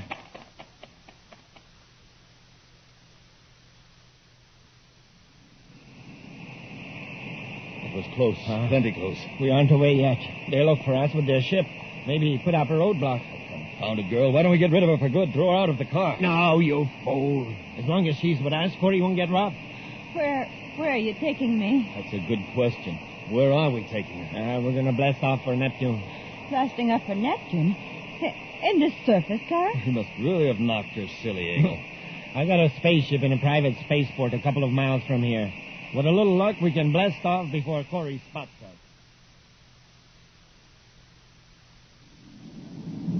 With a little luck, I think we I've can got blast him, off sir, before on the Corey miniature spots set. us. Can't you get That's more them, all speed right. out of this surface car? You just leave the driving to me. Watch the girl. Where on Neptune are you taking me? To a place where the space patrol will never find you. I suppose you've got a hideout in the mountains somewhere. No, not quite. There's a small settlement along the Crowlog River, just about 60 views east of Neptune City, where we won't be found. Wouldn't a big city be better? People wouldn't ask so many questions. I know what I'm doing. Well, we know where they're going to take her. Hope we can rescue Tonga before they get her aboard the spaceship. Hey, Commander, there's a surface car down there on the highway. Do you suppose that's the one? Very likely. Let's cut down our speed.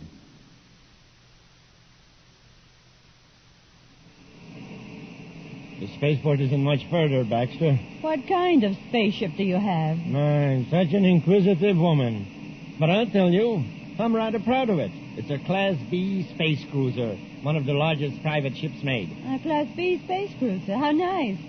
It must be Venus Registry, then. Yes, Venus Registry. Anything else you want to know? Hagel, we're being followed. By a surface car. None showing on a highway radar. No, a spaceship. It's pretty high up, but it's hovering. There's some binoculars in the compartment. See if you can make out what ship it is. All right. I don't like the looks of it. Why would a spaceship be traveling so slowly over this part of Venus? It's changing direction now. I can get these glasses hooked. It's a space patrol ship, Terra 5. Corey again. Maybe he didn't see us after all. There were other surface cars on the highway near my farm. Wonder how he happened to follow this one. That's strange. Miss Burns, why do you keep playing with that locket? Why, I didn't know I was. Give me that. How dare you? Oh, rather large for a locket, isn't it? Snap it open. Now, isn't this interesting? What is it, Baxter? Miniature spaceophone. So that's how Corey's been able to find us. We really ought to fix this girl now. Shut up, you fool. Turn that spaceophone off. Just a minute, Eagle. I know where you are and what you're up to. If either you or Baxter harm Tonga, both of you will regret it the rest of your lives. Oh, so your real name is Tonga, the assistant security chief. That's right. Corey, I got a proposition to make to you. What is it? If we turn Tonga loose, will you let us alone? You know I couldn't make a bargain like that. Well, I'm willing to take a gamble, Corey. I know you'll keep after us, but I'll trade Tonga for a few minutes' time. There's a small check a few hundred yards down the highway. I'll leave Tonga there. How about it, Corey? It's your best chance to get her back safely. All right, Eagle. I'll get you anyway, but I warn you, don't try to double-cross me. Cut the spaceophone off, Baxter. It's off. Here's the shack. We got to work faster.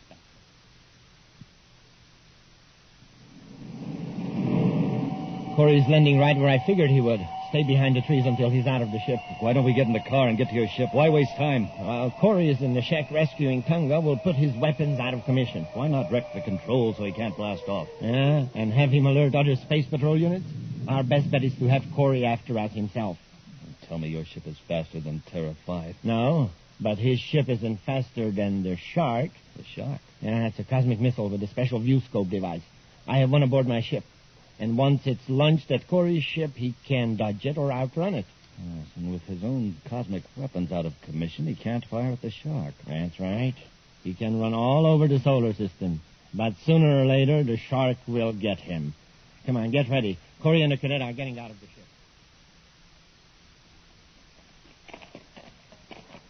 Here's the shack, sir. I sure hope they kept their word and left Tonga here. Eagle and Baxter are putting a lot of faith in a few minutes head start, but it won't do them much good. Try the door, Hap. Thanks. Commander, Happy. Are you all right, Tonga? Yes, Commander. Oh, they've got her tied, hand and foot. Have to give them more time. They probably would have locked the door if they could. Here, I'll cut those ropes, Tonga. Thank you, Commander. I tried to find out exactly where Eagle's spaceship was. All I know is that it's not too far from here. Happy and I looked for it from the air, but it must have been hidden. The ship blasting off. Probably Eagle's. Let's see. By the time we walk through the woods back to our ship, they'll have about 5 minutes start on us. 5 minutes? Well, that isn't going to do them much good. They picked us up, Eagle. Good. Now let's give Corey a run for his money. When are you going to launch the guided missiles at them? Well, we'll wait till they get closer. First, we leave Corey out of the regular lanes. I don't want him to call for help when we launch the Shark.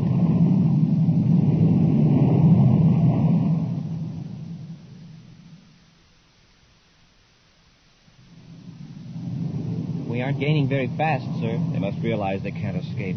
Turn on the space phone, Happy, and I'll order them to surrender.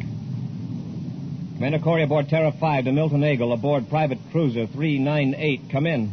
Eagle to Commander Corey. Is something wrong, Commander? Eagle, the smartest thing you can do is surrender. Head for Saturn. It's the closest planet.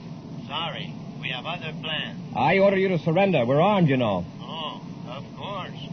Happy, stand by to fire a warning rocket. Yes, sir.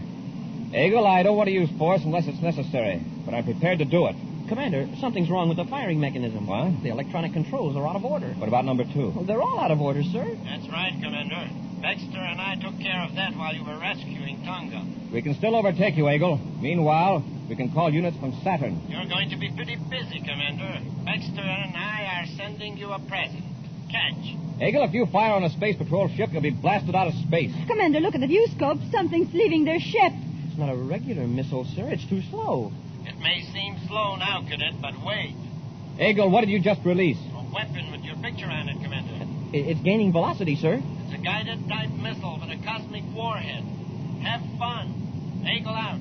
Happy. Change vector for Saturn. For Saturn, sir? Yes, and put on all the acceleration we can stand.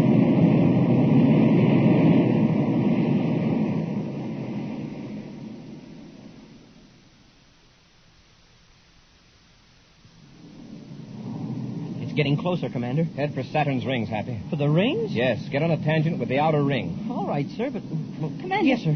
The rings are made up of big chunks of rock. If we get too close... That's the idea, Tonga. We'll get as close as possible. We're going to let those rocks run interference for us. What an idea. Just like football at technology school. Blocking back, trailing you. Tonga, bring the forward view scope up to full sensitivity. We'll pick out a nice big rock. Yes, Commander. Missile's awfully close, sir. At this rate, it'll hit us in a few seconds. There's a giant hunk of rock dead ahead. Good. I'll take the controls now, Happy. I'm going to see how close I can come to that rock. Tonga, watch the rear view scope. The missile's awfully close. Fine. We're going to jaywalk right in front of that rock. Wow. Oh, boy, was that close. Smoking rockets, have you ever seen such fire? Watch the rear view scope. The rock. It blew up right behind us. The guided missile hit it. Oh, that was luck. Luck, nothing. That was the trickiest spaceship piloting in the universe, Commander. You hit a guided missile with an unguided missile. Well, let's take care of some unfinished business. Eagle and Baxter. How are we going to find them now? I don't think it'll be difficult. They figure we're out of the way, so they might go back to their original plan. The Crawlock River place? We'll try it. Take over, Happy. We're clear of the ring.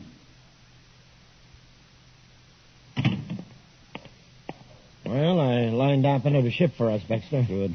When do we leave Krolok? In a few hours. One of my men is bringing a ship in from Neptune City. Well, it can't be too soon to suit me. I don't like this place. Nah, what are you so jittery about? We don't have to worry about Corey anymore. I know. I just don't like Neptune. I'm used to Venus. You get plenty of sunshine. Get your hands up, Eagle. You too, Baxter. Corey. Get the weapons, Happy. Yes, sir. Corey, how did you... The guided missile, you couldn't have escaped the shark. The shark, if that's what you call it, stubbed its nose on a rock just off Saturn. As a pet, it wasn't too trustworthy. You were so sure you'd finish Corey, I told you not to come here. Nah, Baxter. No recrimination. We gambled and we lost. Take it easy, Baxter. Like me. No, you don't, Eagle. Now, Eagle. Are you ready to come along? Yeah. Sure. Okay, Corey. I'll come along. Yeah, you're not very agile, Eagle. You'd better stick to taking it easy, like Baxter.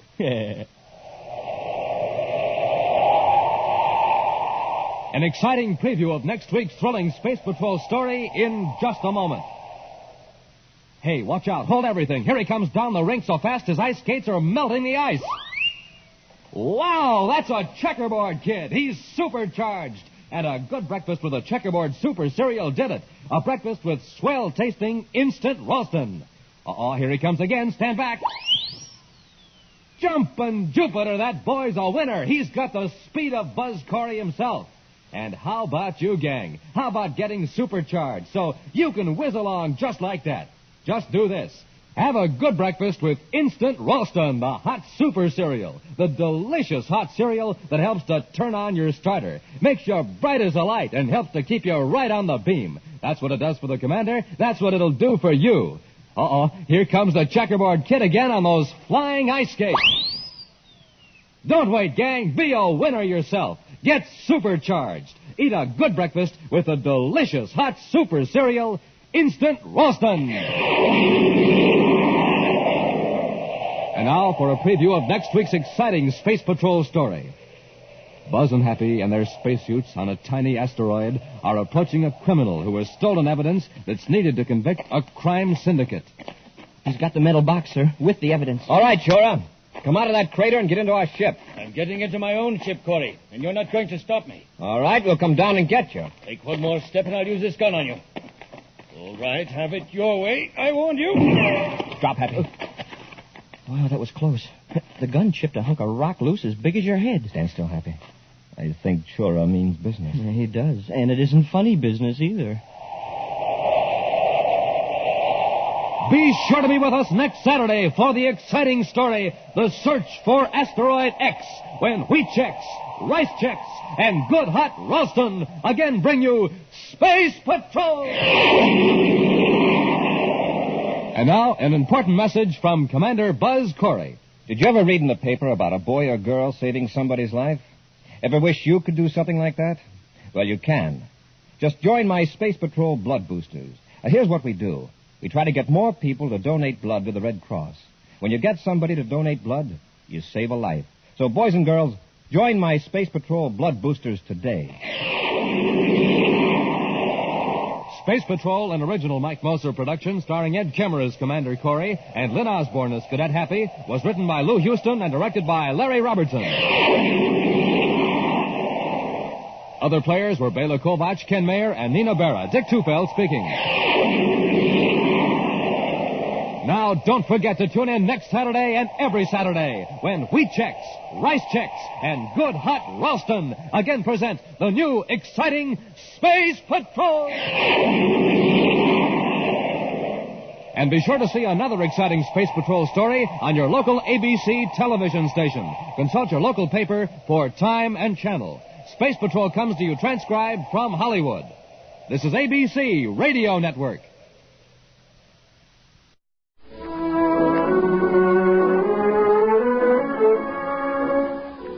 Not so many years ago, tomato soup and cream of tomato were unusual dishes, enjoyed very much, but not very often. Today, of all the soups in the world, tomato soup is the one most often served. Not because women have taken to making tomato soup frequently. No, on the contrary, few housewives ever attempt it anymore. There's just one reason for tomato soup's popularity, and it is this: the magic, matchless flavor of Campbell's tomato soup. There's a lively verve, a dashing zest about this flavor that people take to at once and come back to and enjoy again and again. The first racy taste of it has a way of arousing a desire to eat, and yet there's a pleasant feeling of satisfaction when the last spoonful is gone. So this soup is a happy choice for the main dish at lunchtime or at supper, and it also is a fine way to start the day's main meal. Serve it sometimes, too, as cream of tomato, made with milk instead of water.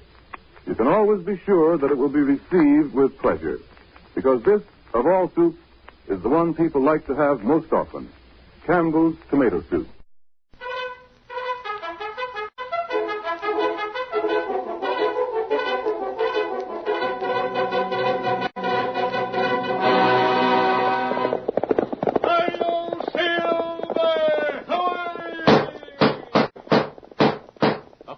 With the speed of light, a cloud of dust, and a hearty hi-yo silver, the Lone Ranger.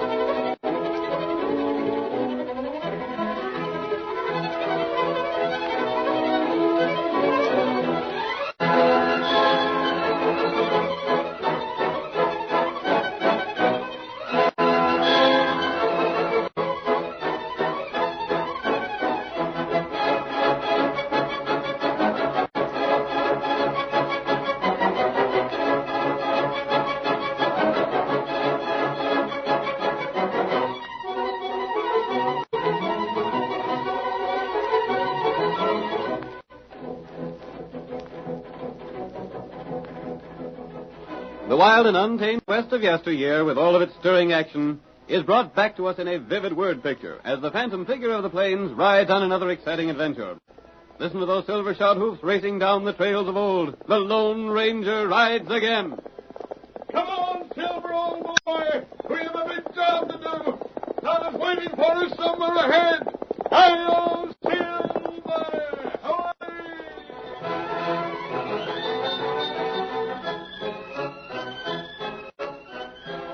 Jim Burton had made himself absolute master of a large district in the Southwest. All who lived in that territory were forced to pay him tribute or suffer the consequences. His men, outlaws and hired gunmen, openly punished those who refused to pay. Homes were stripped, buildings burned, cattle stolen or poisoned. Men who stubbornly defied Burton were murdered. The gang had become so powerful that the law was helpless.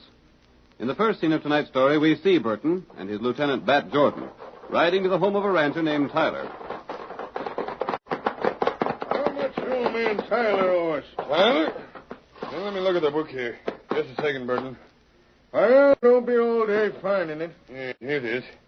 He ain't paid for last month yet. Oh, he ain't, huh? Well, I'll have to teach him a lesson.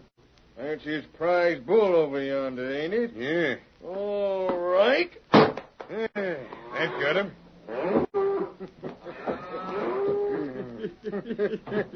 Hey, what? Stop it! Burton, look at what you done. Ain't that a downright shame? I rid over here to have a talk with you, Tyler. Why, you... Just an accident, that's all. I'm mighty sorry. I was just looking at my gun and went off and got that bull. Accident, my eye. Accidents do happen, Tyler. Yep, that's why it's smart to keep signed up with my company. Now, if only you'd paid up your fee last month, I'd have stood the loss of that bull. And because I didn't pay you, you shot the critter. I wouldn't be so quick to say things like that, Tyler, especially when they can't be proved in court. Court? Everyone's afraid of you. You run the court the same as you run the sheriff and everything else in this part of the country. You'd be smart to pay up your dues and button up your lip, Tyler. You know, I think it's just the fact that a man has signed up with me is enough to keep thieves and troublemakers away. Now look at how all my clients have been let alone. And look at how thieves have troubled them that ain't been registered with me. I know. When Bob Frisbee refused to pay you, he lost 100 head of cattle from Poison Pool. Then when he still held out, his house catch fire. Bad accident. I was sorry to see Bob wiped out like that. Yes, you was. Then there was Hank Fenton. My, but he had a streak of tough luck. Remember, Jordan, how them prowling thieves kept busting in his house and taking things? Yeah, he done well to sign up with us. His house is likely to catch fire easy. Yeah. Well, enough of that. Mr. Tyler, you owe just $50. That'll bring your payments right up to date. I ain't got no $50. No? Seems to me you sold some cattle last month. Ain't you been paid for it? I sent the cash to my niece at Red Bluff. That's bad. That's mighty bad. You should have thought of your own protection. Look here, Burton. I ain't a man to ask favors, but I've got to. My niece Betsy lost her paw, and she's coming here to live with me. So you sent her all your money, huh? Her paw had some debts that she wanted to clean up before she left there. Now, look here, Burton. Just leave me alone, and I'll pay you. I'll pay up in time if you just let me be. Tyler, I wouldn't do anything to you. You seem to think that I'm behind all the trouble around here. You ain't fooling me, Burton. Everyone knows about your gang and how you tell them to go to work on anyone that won't pay you. When do you look for this niece of yours to get here? As soon as you can. Might be tomorrow, or next week, or next month. Well, we'll be on the way. I sure hope you'll be able to pay up what you owe, Tyler. Been quite a long dry spell. There ain't no telling when a man's house might catch fire. Yep. Come on, gentlemen. We'll go call on Mrs. Simmons. She's behind in the payments, too. Yeah, come on. Get up here. Get up. Get up here. Tad rabbit.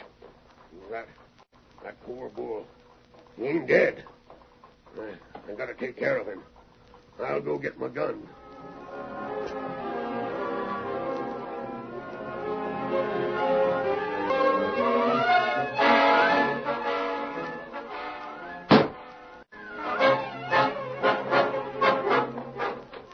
Wait, Tyler. Hold Silver. Oh. Here, 2 shots? Yes. If there's a third. 3 shots, Tonto. That's always a danger sign. That's right. No man fires 3 shots spaced like that unless he wants help and wants it bad. Shot come from that way. Come on, Silver. Get him up, Hi-yo, Tonto. Get him up.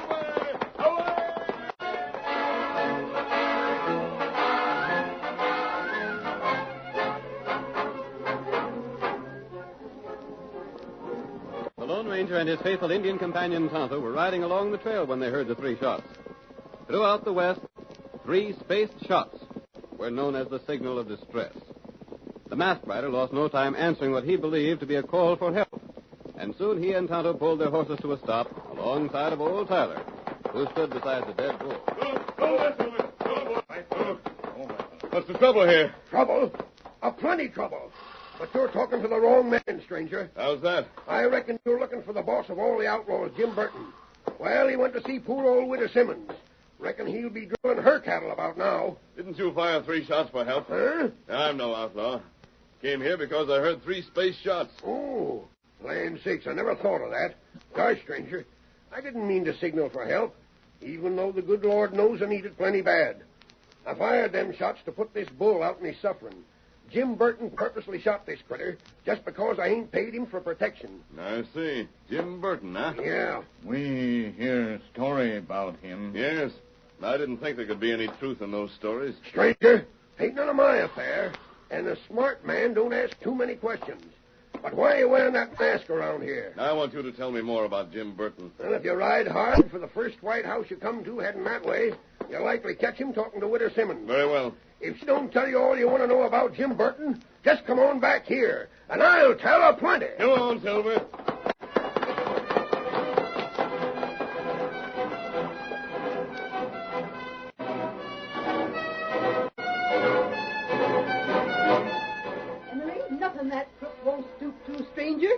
I had to give him my last penny, or the chances are my house would have catched fire tonight. Doesn't the sheriff do anything to stop that sort of thing? The sheriff, he can't do anything. No one can ever prove that Burton's the one that does all these things. Not even the United States Marshal can do anything about it. Why don't all of you band together and refuse to pay him? There ain't no one with spunk enough to even speak again him, except an old man Tyler and me.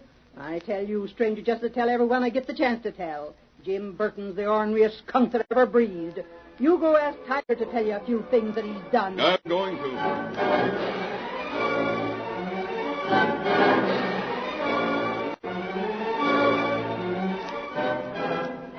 The Lone Ranger gathered all the information he could find concerning Jim Burton and his men.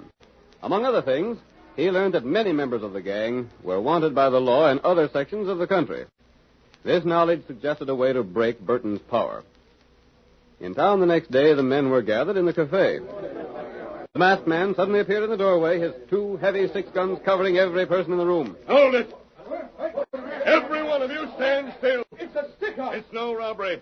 The man I want is Scar Lewis. Hold on there, mister. Grab him. Take his mask off. Don't fight. I'll show. Leave your guns alone. Come on, Lewis. You're wanted for murder and pecos. Burton, you ain't gonna let him get me. Burton has nothing to say. Come on. No, let me go. Let me go. I'm covering the rest of you with 1 gun. Stay where you are. I'll be back, Burton, for some more of the crooks that you're shielding in this town. Now, let me go. Jim, come on. Help me. Help me.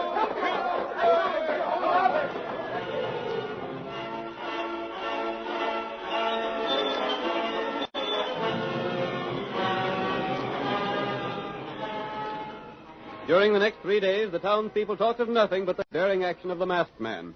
We hear Burton and Jordan, with 2 of their men, discussing the matter on the porch of the general store. He must have taken Scar all the way to Pecos. I reckon he must have. Just who's he think he is, Burton? He ain't no right to drag a man across the county line that way. He's wearing a mask, too. If he comes back here, Butch, you better duck for cover. You're wanted in Red Bluff. That's where he's going. Huh? What? Why, you? He come from the side of the building. You won't get me. Burton, keep back. You too, Jordan. See here, stranger. Hey, Silver. They say you're pretty slippery, Butch. I'll put a rope on you. Stop him, Burton.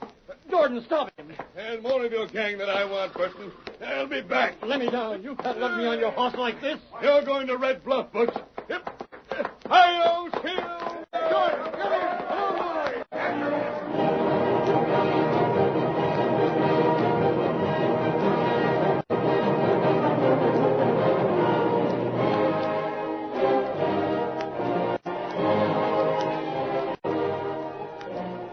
Within the next 2 weeks, the Lone Ranger struck at Burton's gang 4 more times. He appeared when least expected, forced an outlaw to go with him, and made his escape before his surprised victims could defend themselves. In all, he had taken 6 of Burton's men, and the gang leader was furious. We see Burton with Jordan, considering a method to get rid of the Lone Ranger. If that man is the Lone Ranger, he wouldn't touch you unless he had proof of something against you. I don't know about that. Maybe we've seen the last of him. I hope not. Jordan, I ain't going to rest till I see that man shot, unmasked, and planted 6 foot deep. As for me, I'm willing to let well enough alone. Well, I ain't. I'll get him, Jordan, if it's the last thing I do. Mr. Burton. Huh? Oh, it's you, huh, Tyler? You're about due to pay me some money. I know. Did you bring it with you? I ain't no money. Well, I ain't waiting no longer. Now, Mr. Burton. You pay up or there might be some accidents happen on the trail to Red Bluff. An accident that might affect this niece you're expecting. Wait. Won't you listen to me? Money talk's the only language I care to listen to. There's something we'll talk louder. What? Look, you'd like to get this Lone Ranger, wouldn't you? I'd give up plenty to get him. Well, if I showed you where you could trap him, would you call what I owe you square and give me your protection for a few more months? For the rest of your life? That's what it means to me to get that masked man. He's made things too darn tough around here. You know where he's at? Well, do you? Yeah. I think I can find him. Sit down there, Tyler. Oh, thanks. I don't mind if I do. Where's the Lone Ranger? I ain't saying I know where he is. You don't know? Why, you old four-flusher, you. Wait. I know where he will be. Ain't that something? Where? Come on, speak up. Where? Now, let me tell it my own way. I got a scheme all worked out so you can get him. Let's hear it. You promised me that you won't make me no trouble. I told you I wouldn't. And you won't make no trouble for my niece, Betsy? No, of course not. All right, then it's a deal. Listen close, gents, and I'll tell you how to get the Lone Ranger.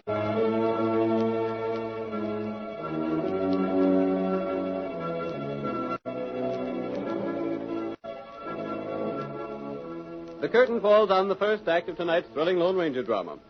For the next exciting scenes, please permit us to pause for just a few moments.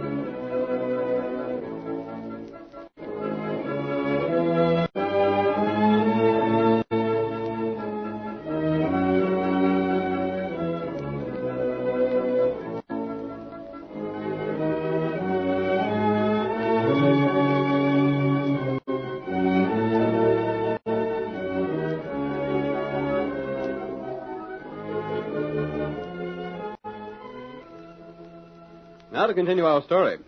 You will recall that in the first act of tonight's drama, the Lone Ranger learned of Burton's crooked activities. And in a series of daring raids, the masked man carried off those of Burton's men known to be outlaws. In the meantime, Burton tried desperately to defend himself against the Lone Ranger's attacks. Let us pick up the threads of our narrative as Tyler completes the outline of his plan. Now, let me get this straight, Tyler. You're to show me where to get this Lone Ranger. In exchange for that, I'll see that you're protected from trouble of all sorts. It's a deal, then. You don't know when this niece of yours is coming, do you? No. She ought to be getting here soon, though. She was only going to stay in Red Bluff till she paid up her pa's debts, then take her horse and ride down here. Maybe if she's good-looking, I might take her to a couple parties. Now, hold on. One other thing I want in that agreement, Burton. Well? Jordan or none of the rest of your bunch are to come annoying Betsy. Oh, now, Tyler. All right, I'll see they don't. You hear that, Jordan? Yeah, I hear it. Now, suppose you tell us how you aim to get this Lone Ranger while we can get at him. Well, there's an Indian friend of his. I heard about him. His name's Tonto. That's right. What's Tonto got to do with it? I know where to capture the Indian. Yeah? You see, him and the Lone Ranger have been friendly with me. The Indian has been to my place several times already, and he'll be back again. Mm-hmm. Now, if you was to capture Tonto, the Lone Ranger would blame seem to know about it. Yeah, I suppose he would. All right. Then what'll he do? Come riding like lightning with a couple of guns blazing? You needn't fear about being shot. The Lone Ranger never shoots to kill. He'll come in fighting fair. What about it? When he comes along the trail where you men are holding Tonto, making out to torture him so's he'll tell where the masked man is, he'll hit a pitfall. Pitfall? Sure. You boys dig a deep hole in the ground, then cover it with branches and things so he won't see it. He drops to the bottom of it, and that finishes it. By thunder, Tyler, you got an idea there. Why don't we just blaze at him with our guns? I'll tell you why, Jordan. You ought to know already. You tried to shoot him once before, and one of them silver bullets blasted your 6-gun out in your hand. And blame near broke my hand. Of course. If he sees any of us drawing a gun, why... He'd let you have it. That's right, Jordan. Tyler's right. You wouldn't have a Chinaman's chance of getting him. Just don't pay no attention to him, and let him come at us and drop into the pit. How do we know he'd get killed? What if he was to capture a few rattlers and put them in the pit? Rattlers? Sure. When he falls in the pit, they'd finish him. Sure they would. What's more, I'll provide them. Can you get him? Sure I can get them. Tyler, it seems to me that you're doing a lot to get the man that's sort of worked in your behalf. How come? I'd do anything to make my home safe for my niece Betsy when she gets here. Yeah, I see. We'll follow out that scheme. Jordan, get the boys together.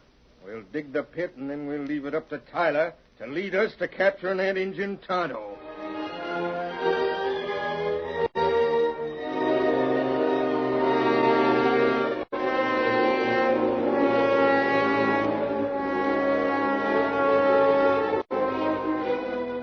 The Lone Ranger had captured all of Burton's men who had criminal records, but Burton himself was still free.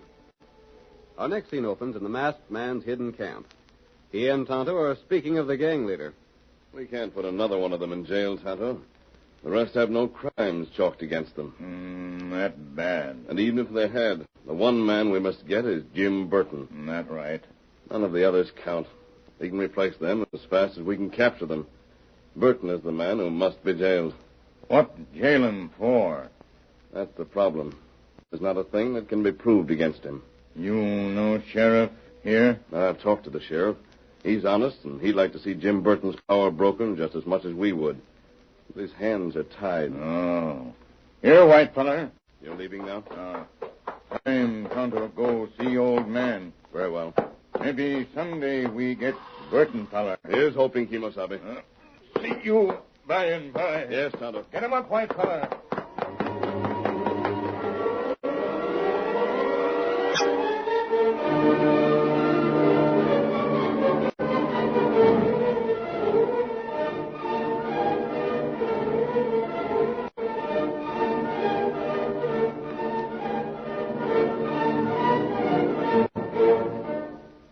Tonto, riding to Tyler's home, entered the trap set by Burton. The faithful Indian drew his horse to a stop before the ranch house, prepared to dismount, and was immediately surrounded by the outlaws who advanced upon him with drawn guns. All right, Indian, just be quiet. Oh, what's this? Ice your hands there, Redskin. You're captured. You got him. Make a move and we shoot. Watch him. We're watching him. Rope him tight. You double-crossed friend. Sorry, Injun, but I had to do it. Pull those ropes tight. You won't get loose. You double-crossed. It was you or me, Injun. No, Redskin. It's you or the Lone Ranger. Yeah, you got just one chance to save your neck. What you mean? Tell us where to find the Lone Ranger, and we'll let you go free. Not Tyler, feller. Him double-crossed. It was you or me. You better do the same thing and lead us to the Lone Ranger if you know what's good for you. Me not double-cross. Oh. So you figure you won't tell us, huh? Not right. We got ways of making any man talk. Tonto not talk. We'll see about that. Take him to the post, boys. Yeah. Here's where we see just how much pain an Injun can stand. Keep a close watch on him. Don't give him a chance to get free. Jordan, you ride ahead with Tonto and them others. Me and Tyler will follow you. Come on. Come on. Get up. Come on. Get up. Well. It was easier than I figured. Yeah. He didn't put up no fight at all. No, he seen there wasn't no use against such odds. I wonder if the Lone Ranger will come after him. I'm betting on it. Just look at the ground around here, how it's trampled. The Lone Ranger will see the Tonto don't get back to the camp, then he'll come, see the signs, and follow the trail. I hope so. All you have to do is keep the engine at that post just beyond the pit until the Lone Ranger comes. Good. As he spots that trail, sees where we went around the pit. Shucks, he won't do that. When he gets that close, he'll see his Indian friend being tortured and come riding hard with eyes on us instead of on the trail. That's reasonable, I suppose. How about the rattlers? Well, Burton, I had to change that part some. What? Yeah. You see, I managed to trap a mountain lion alive. I figured on trying to get bounty for it. When I seen how vicious the critter was, I thought it'd be better to put that in the bottom of the pit instead of the rattlers. It's all the same. Don't matter none. That's the way I figured.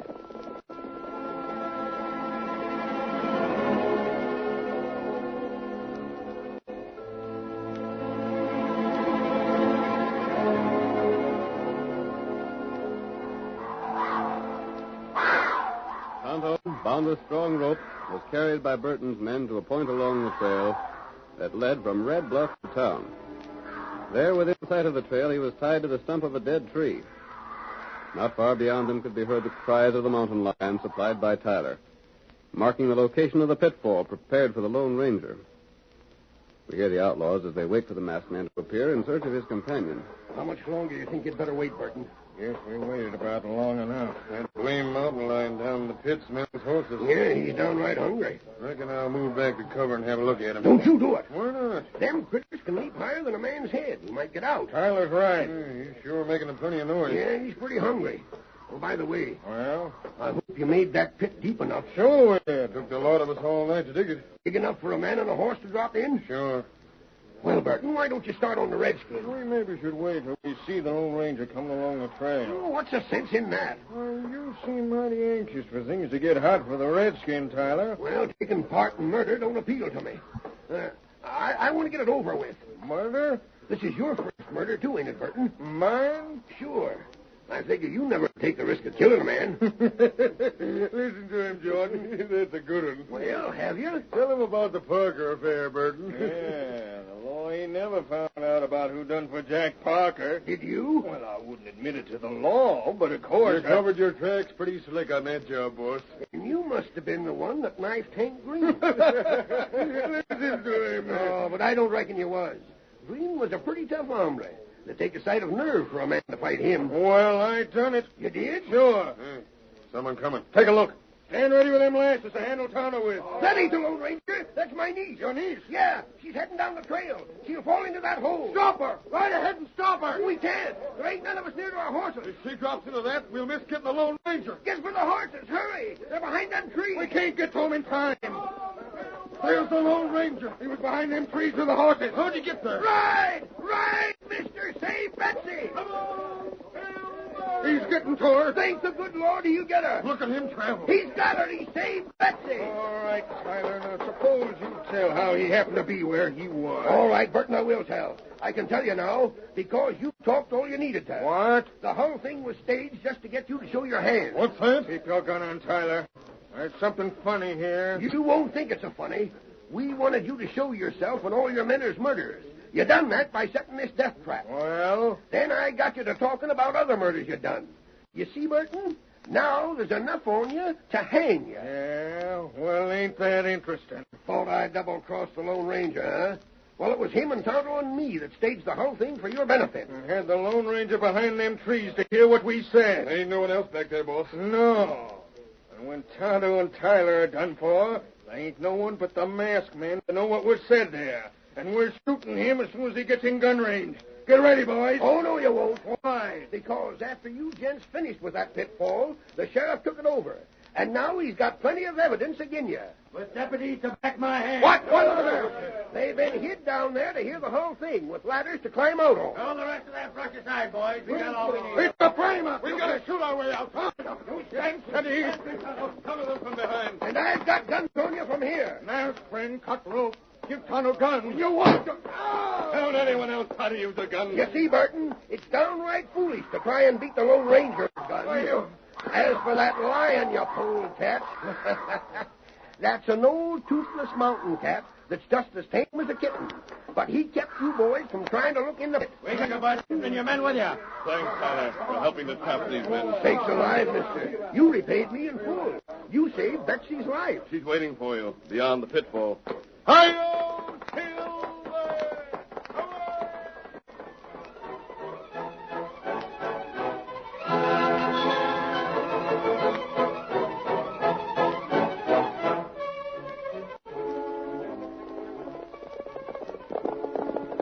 Come on, Silver! Press out there, old boy!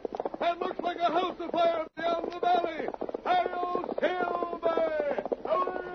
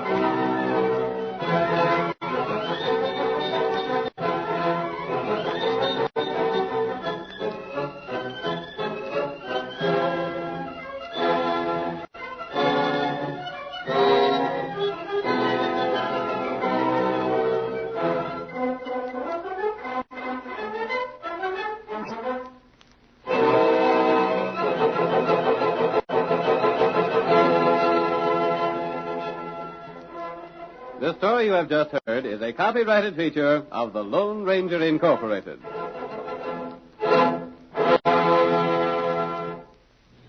all you boys and girls, hurry to become good luck mascots for a real Army pilot. Yep. We invite this whole gang shebang to be mascots for a fighting and flying pilot of a North American B-25 bomber. A real bomber, mind you, not any make-believe. As mascot, you get to have your name and good luck message go to war with the daring pilot of a B-25 as he flies to blast the Japs and Nazis. Oh, boy. Think of your name right there in the crew compartment when your battle bird drops his bombs. That makes you his good luck mascot. Whee! What a thrill for you. We make this wonderful offer to help sell more war stamps. And that means more bombs for Uncle Sam's brave air fighters. And so the world will know that you are an Army pilot's good luck mascot. You can also get these two important gifts. First, a big, beautiful color picture of the North American B-25 bomber high in the clouds flying full clip over dangerous mountain country. This breathtaking picture has your personal shield of honor certifying that your name and good luck message have gone to war in a B-25. And we also send you a handsome button, a big bonanza to wear on your coat lapel, proudly showing that you are a pilot's good luck mascot. The button goes to boys and girls alike. And it sure is easy to get in on this exciting offer. Even a first grader can join up.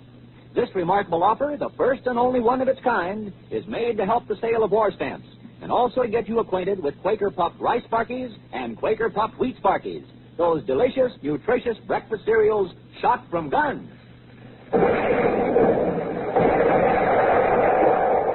Yes, shot from guns, bursting forth as gigantic grains of goodness, tasting super scrumptious.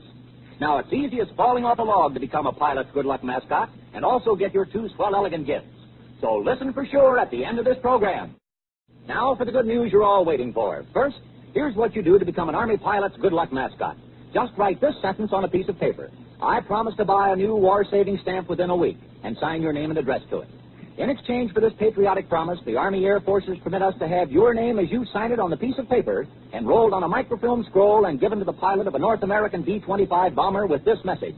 Good luck, and drop one on the Japs and Nazis for me. That makes you an Army pilot's good luck mascot and is your reward for promising to buy a war stamp. Second, to show the world you're an Army pilot's good luck mascot, you'll want us to send you this big, beautiful color photo of the B-25 bomber and your pilot's mascot button. Now, down in one corner of this gorgeous picture is your personal shield of honor showing your name and good luck message are riding with the pilot of a B-25 bomber. And in the same package, we send your handsome pilot's mascot button to proudly wear.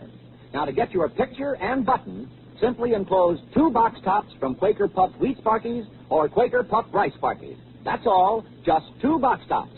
But don't wait. Mail today your signed promise to buy a war stamp and thus become a pilot's mascot. And for your bomber picture and mascot's button, be sure to enclose 2 box tops from Quaker Puffed Wheat or Rice Sparkies. Mail your letter to Terry and the Pirates, Box Q, Chicago.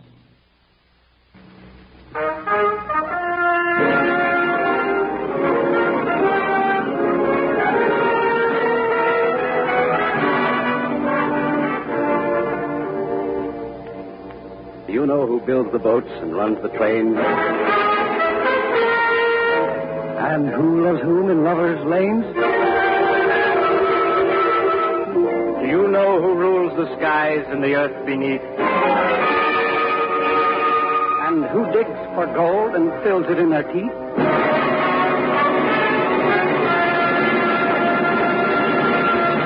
Ladies and gentlemen, if you wish answers to these and other questions, stay tuned to this station for the first program of Columbia Presents Corwin.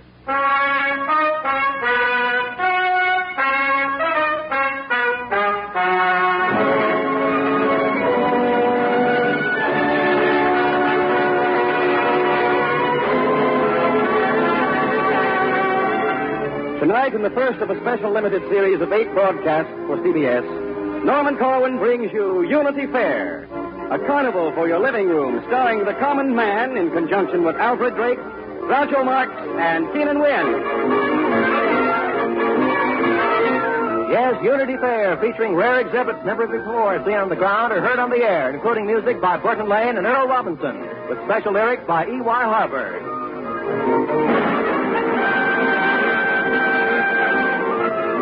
Alfred Drake, Groucho Marx, June Richmond, and Keenan Wynn in Unity Fair.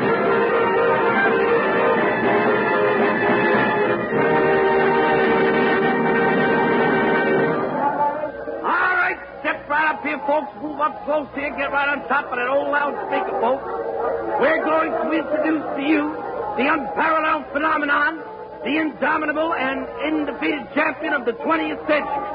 The management of Unity Fair is fortunate in the extreme to be able to make available to you, absolutely free of charge, no obligation whatever, that Colossus of Colossi, that world-famed fighter and lover, builder of ships, farmer, athlete, scientist, taxpayer, speaker of languages, winner of wars and elections, the common man.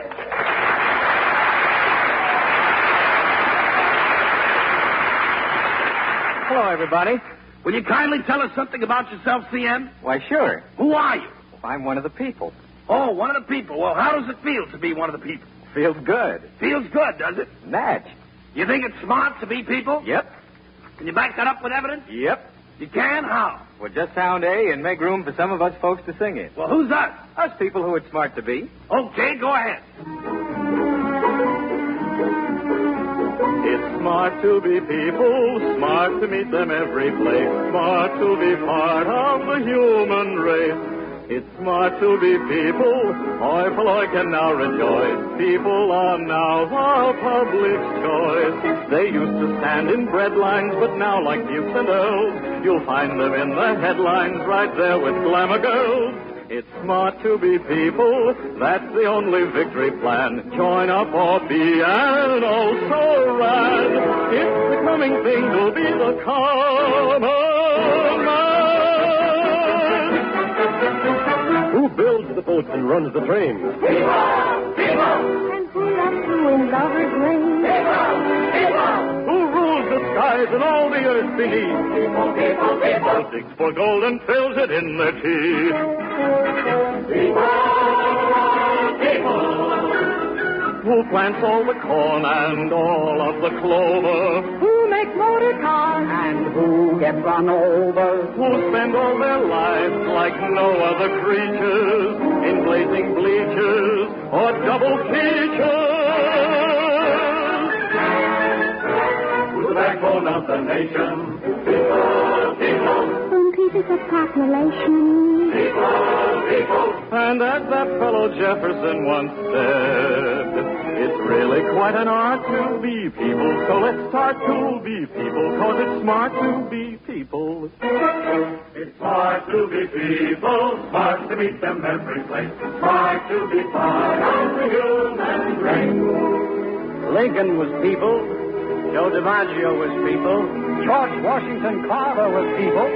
Some of my best friends are people. Why, it's smart to be people. It's smart to be people, joyful I can now rejoice. People are now our public choice.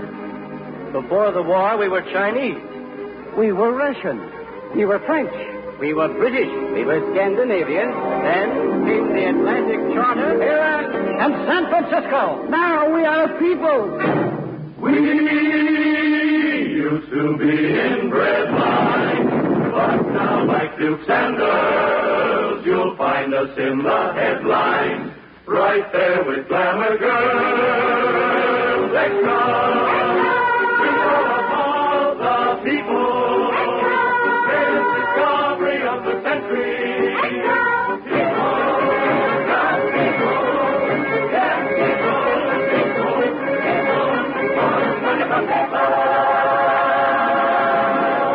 It's smart to be people, that's the only victory plan. Join up or be an oh so rad. It's the coming thing to be the man. It's the coming thing to be the common plain man.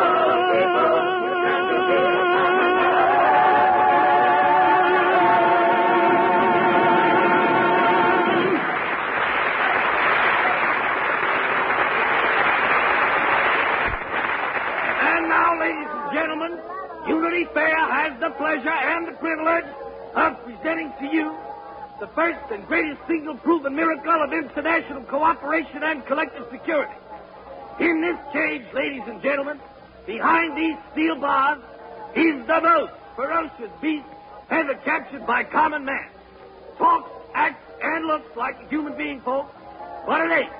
It's pure, ornery, cussing animal from the tips of his fangs to the hairs on his hood. He thinks it's smart to be animals, not people. It took the Allies 5 years and 9 months to bag this one specimen for Unity Fair. And here it is, folks, right behind this steel door. The original, brown-shirted Superman area-type fascist known as the German Nazi. And now we're going to let you hear him and see him.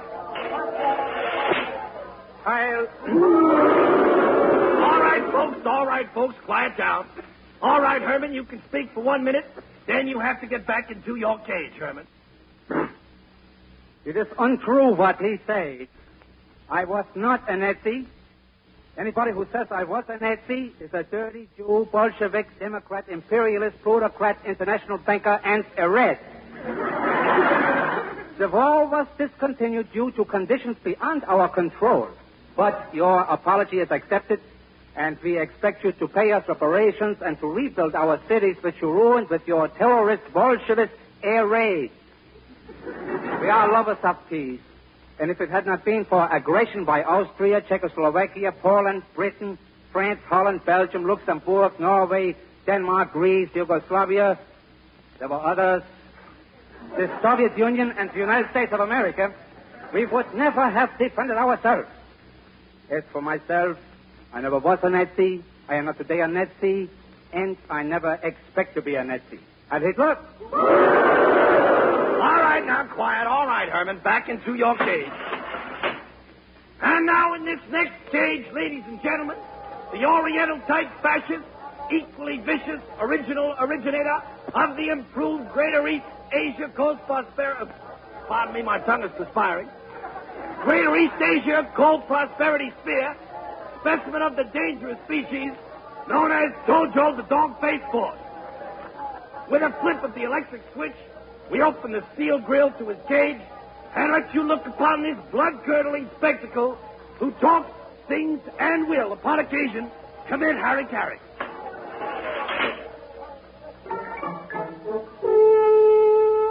From Paramashiro's Rocky Coast to Kagoshima Bay, we would be pleased if all Americans kindly stay away.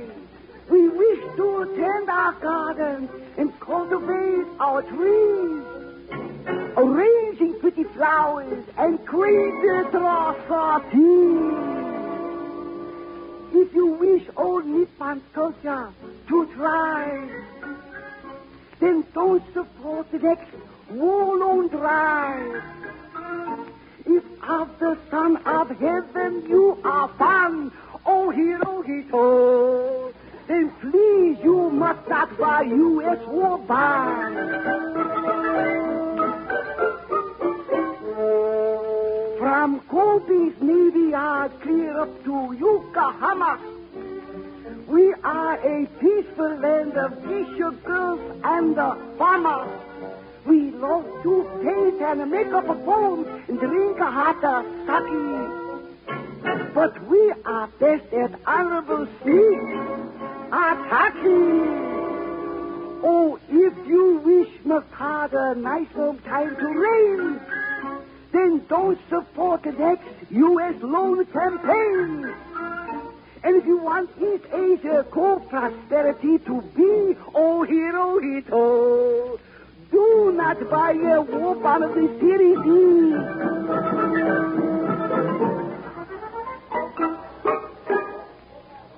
And now, ladies and gentlemen, if you'll just step across the midway, we'll take you inside the exotic temple of the oracles of doom, home of the experts of the crystal ball, greatest prophets since Joshua and Jeremiah, the fabulous species of men who eat their own words. You will see them studying the crystal ball and making predictions based on word from high authoritative circles, unimpeachable sources, and spokesmen close to official quarters. Come in here behind me, folks. Now, as soon as your eyes get accustomed to the gloom, you will see a backfield of oracles huddled over a large crystal ball in the center of the diet. They have not taken their eyes off this ball since 1938. At any moment now, you will hear the inside door. I have an important announcement to make. The Maginot Line is impregnable. I foresee that Hitler cannot start a general war because Germany is close to bankruptcy. I predict a phony war. The British will fight to the last Frenchman. The Germans will never get to Paris. The British will never hold out beyond the foggy season. I see very clearly, both in the crystal ball and in my syndicated column, that the Germans will be in Moscow in 6 weeks. It is my solemn obligation to report that the Russians are finished. They will never rise again. We will never make 50,000 planes a year. The Germans are not being defeated in Russia. They are just cold. The Germans are not being defeated in Russia. They are withdrawing according to plan. The British will fight to the last American. The Russians will try to get to Berlin before us. The Russians will sit back and wait for us to get to Berlin before them. There will never be another free election in the United States. They will never hold the San Francisco Conference. It will be called off. Brand new prediction. We will have to fight Russia.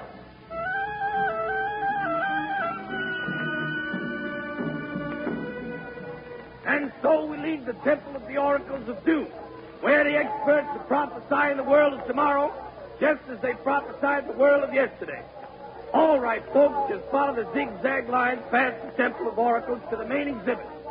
I've referred to that titanic attraction, pride of the Western Hemisphere, gem of two oceans, spectacle of the age, the great American melting pot.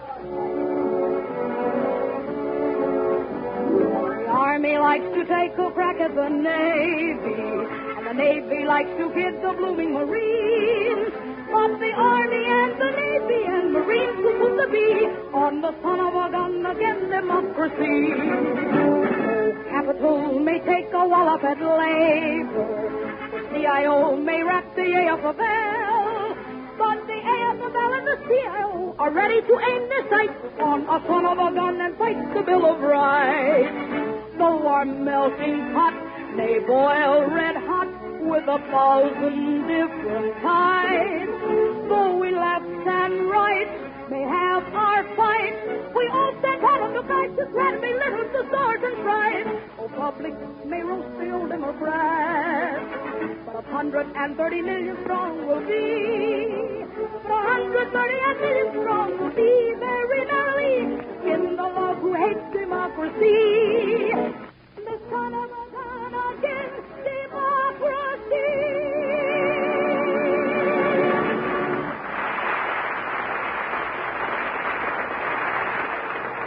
All right, folks, follow me closely. The management of Unity Fair has arranged to bring you one of the outstanding exponents of international picayunity. A man whose shrewd and penetrating analysis of handwriting, psychology, bumps on the head, dreams, visions, and world affairs is generally conceded to be not only acute, adroit, adept, but unauthoritative as well. Here he is, folks, the man who knows the story behind the times, the originator and perfecter of picayunity. Good evening. If you were listening to the radio earlier tonight, you no doubt heard a song entitled It's Smart to Be People, a song glorifying the common man, which, while innocent enough on the surface, is in reality subversive. I can safely say, without fear of contradiction, that this song constitutes a menace to the peace of the world. Now let's look into the facts. The words of this tune were written by E.Y. Harburg. So far, so good. But if you will take the trouble to spell Harburg backwards, what do you get? You get Grubla. And Grubla, ladies and gentlemen, if you will take the trouble to look it up in any unabridged Sanskrit English dictionary, is an old Babylonian term meaning sphere of influence.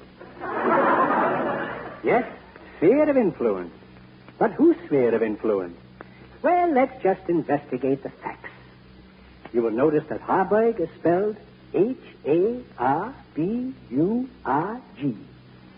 This is freely admitted by parties close to Harburg.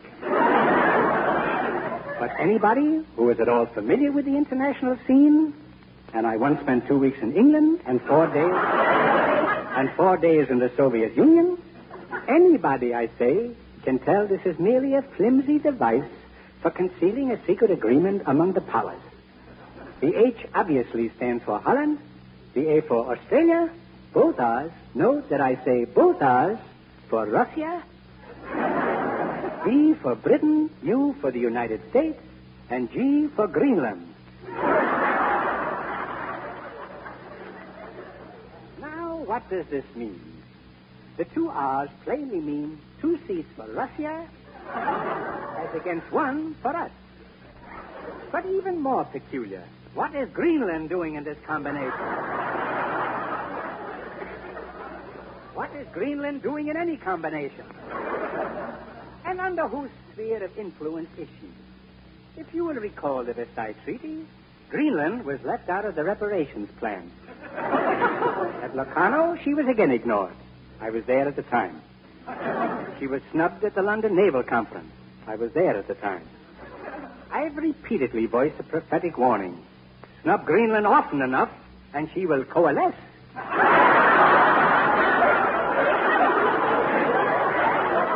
Well, we are paying for this today. Greenland, my friends, may coalesce over the weekend. I was there at the time. But that's not all. When you couple the Greenland threat with a report that Molotov crossed Market Street in San Francisco against a red light, you can readily see that the whole structure of the United Nations is in a very precarious condition. Furthermore, at the conference, a North American delegate, who shall be unnamed, said upon taking leave of a South American, quote, "You go Uruguay and I'll go mine." Unquote. Peruvian, beyond a shadow of a doubt, a split in the original Pan-American bloc. And a split off the old bloc would be playing right into the hands of Saudi Arabia, historic rival of Bessarabia, and the one economic entente in the Balkans whose cordon sanitaire came through the war unscathed. This means danger. At week's end, one thing was clear. The song entitled "It's Smart to Be People" is no mere ditty. It is a Trojan horse wrestle. And now for a word from our close friend and advisor, an Egyptian mummy. Unji Farouk Kartush. Mumjik Hashmi. Siegfried line is impenetrable. Ashmara Kirosh.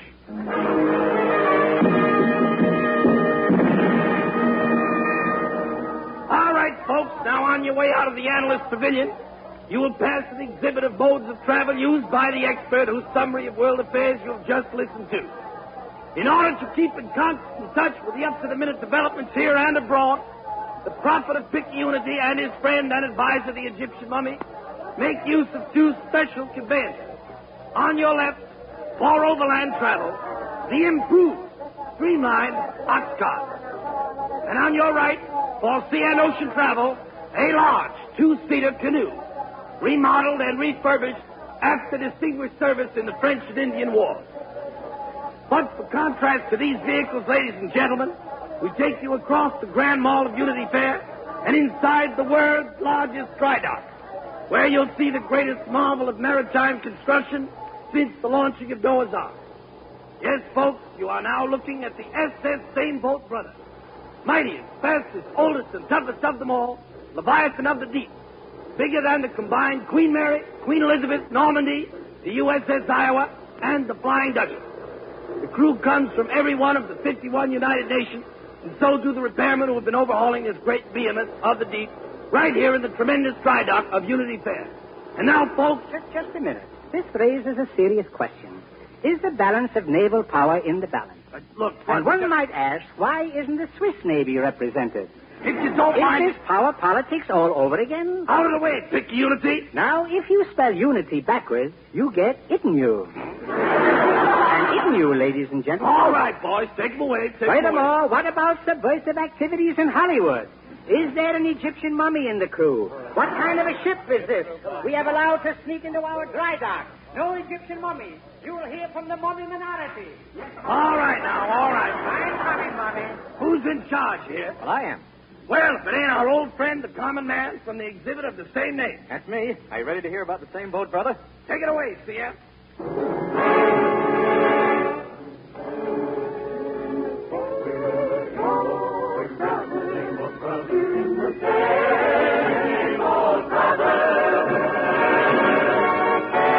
Oh, the Lord looked down from his holy place, said, Lordy me, what a sea of space, what a spot to launch the human race. So he built him a boat for a mixed-up crew, with eyes of black and brown and blue.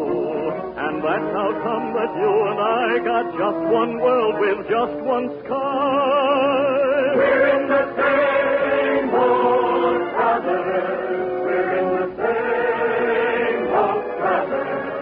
And if you shake one end, you're gonna rock the other. It's the same boat, brothers. Oh, the boat rolled on, storm and breeze, past many a rock and many a reef. What kept them going, they believe that they had to learn to navigate, 'cause the human race is special freight. If we don't want to be in Jonah's shoes, we'd better be mates on this here cruise. We're in the same boat, brothers, same boat, brothers. And if you shake one end, you're gonna rock the other. It's the same boat, brothers.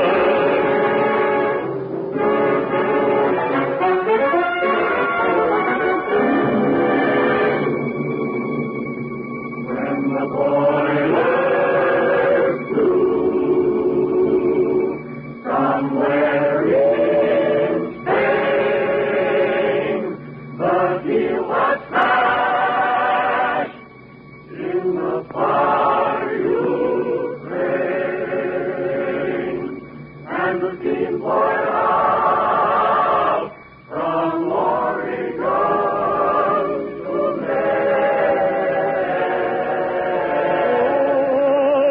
to time for the crew to learn what's bad for the bow ain't good for the stern.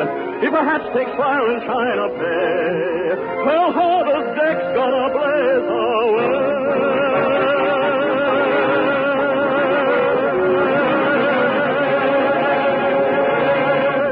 We're in the same boat, brothers. Yes, it's the same boat. We gotta live with each other in the same boat.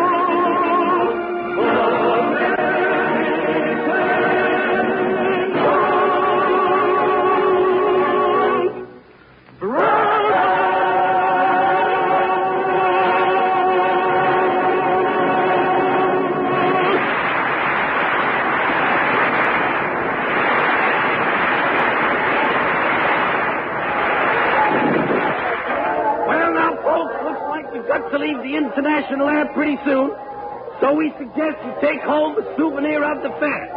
Attractions to delight the eye, please the brain, and sharpen the senses. You'll find all kinds of useful and ornamental souvenirs of this stupendous exposition on sale as you go out. Beautifully packaged individual items out of the world of tomorrow. Get your souvenirs for tomorrow. Roll away your fear of fear tomorrow. There'll be 60 million jobs, lots of billions in the sky tomorrow. Economics tomorrow. Superman will be a comic tomorrow. Every boy will be a plowshare. They'll cry up and let us now share tomorrow. Every people, bringing up for all the people. Smart to be people, that's the only victory plan. Join up or be an also run. It's the coming thing to be the man. It's the coming thing to be the common plain man.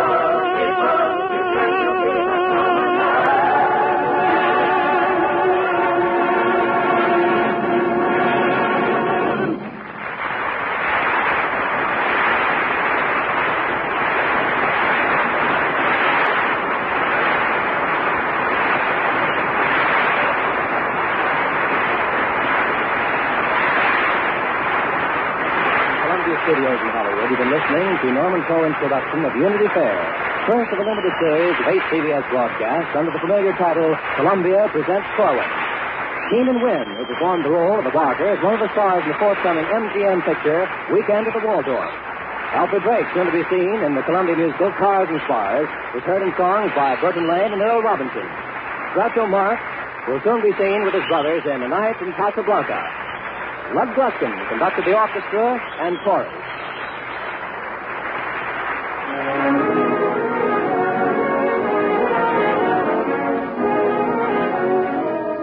This is CBS, the Columbia Broadcasting System. WBMS Columbus. Constipation can be a problem for anyone, even doctors. And when constipation occurs, it's interesting to see just what doctors consider important about a laxative they might use or recommend. Well, a majority of the doctors we heard from had this to say. A laxative should be effective, gentle, close to natural acting. A medicine that can be used with complete confidence. Now, X-Lax has been popular with many doctors and millions of people over the years because chocolated X-Lax is effective. Overnight, it helps you toward your normal regularity. X-Lax is so gentle, so close to natural acting, there's no upset. That's why many doctors and millions of people use X-Lax with complete confidence. X-Lax, the laxative that helps you toward your normal regularity, gently, overnight.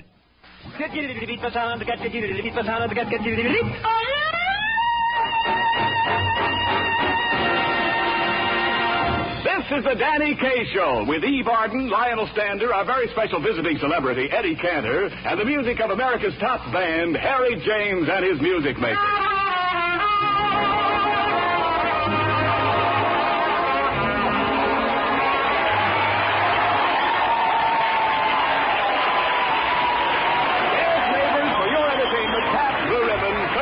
Fine brews blended into one great beer presents the premiere performance of 33 fine talents blended into one great comedian, Danny Kaye.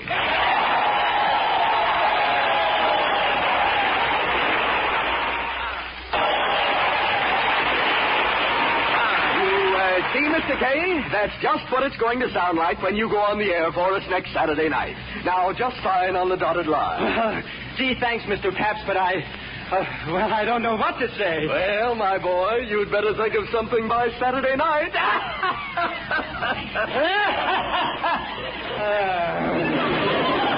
Now, Mr. Kaye, sit right down here at the desk and sign the contract. Here's my pen. Oh, thanks. Hey, say, what's the matter with this ink? It's foaming. Oh, that's not ink, my boy. I never fill my pen with anything but blue ribbon. Well, this will probably be the first signature in history with a head on it. Oh, that's good. That's very good.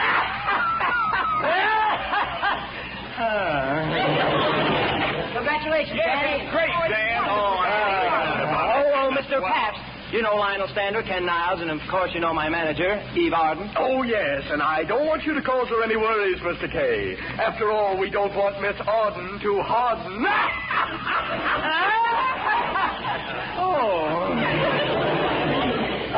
You know our orchestra leader, Mr. Harry James? Oh, yes, of course. That's my blow ribbon boy. That's very cute, Mr. Pabst, and corny. Ah, what a momentous occasion this is. To think that in this little hotel suite, Danny Kaye, the party of the first part, and Blue Ribbon, party of the second part, have merged their mutual interests.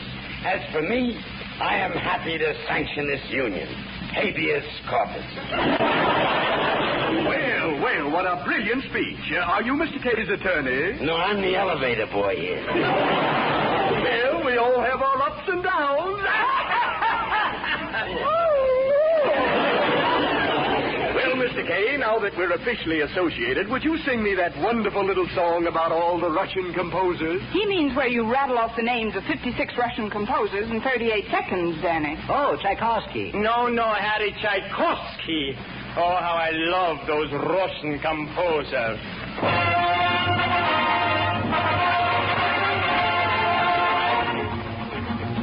There's Malachevsky, Rubinstein, Arensky, and Tchaikovsky, Sapenyakov, Dmitriev, Cherepnik, Kryzhinovsky, Kudovsky, Abdubuchev, Monoyusk, Kolakimenko, Soloviev, Prokofiev, Yemkin, Gorochenko, there's Genko, Winkler, Bortyansky, Rebekov, and Yinsky, there's Metr, Balakirov, Zolotorov, and Kochinsky, and Sokolov, and Kokolov, Tukalsky, and Kolovsky, and Shostakovich, Gorod, Dinglier, and Novakovsky, there's Lyudov, and Karganov, Parkeyevich, Panchenko, and Dargomitsky, Cherbachev, Skriabin, Vasenyenko, Stravinsky, Rimsky, Kostakov, Mussorgsky, and Gritchaninov, and Glazunov, and Cesar Quick, Halinikov, Vahanov, Stravinsky, and Gritchaninov, Rositsky, and Zafanov. I really have to stop. The subject has been brought to Zafanov. Zafanov! Zafanov! I really have to stop. The subject has been brought to Zafanov.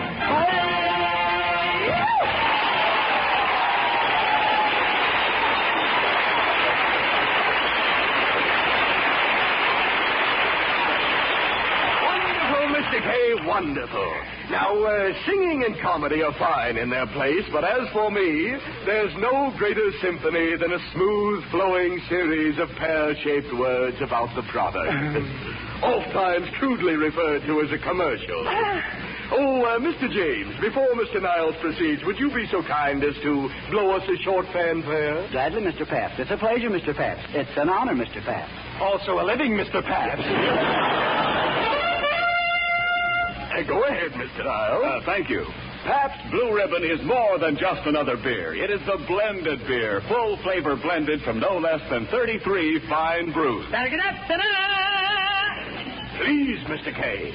The Pabst Blue Ribbon process of full flavor blending ensures the even goodness and depth of flavor that sets this famous beer apart. Please, Mr. Kaye. So order it with confidence. Serve it with pride. For there is no finer beer, no finer blend than Pabst Blue Ribbon.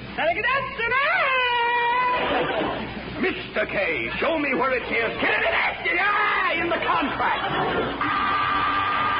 Say, Ken, answer the doorbell, will you? Right. Oh, I wonder who that can be. Well, Eddie Cantor.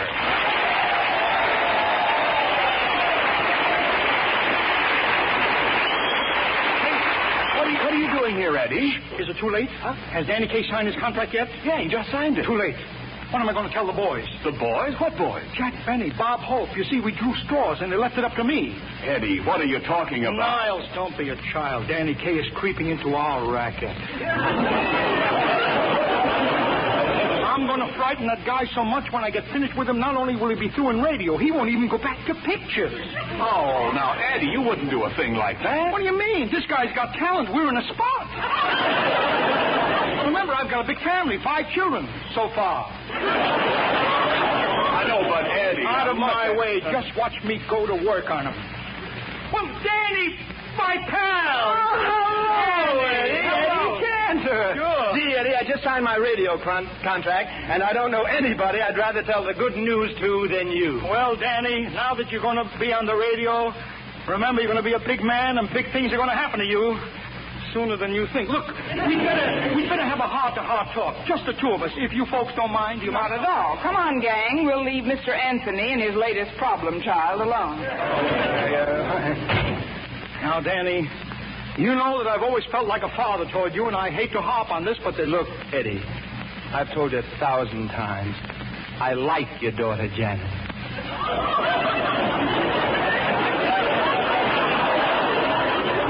But I don't want to get married yet. No. It's not about Janet, Danny. I'll try her on somebody else. But look, what I want to tell you, Danny, look, do you remember when you were 17 and your father called you in the other room and talked to you? You mean to say there's more?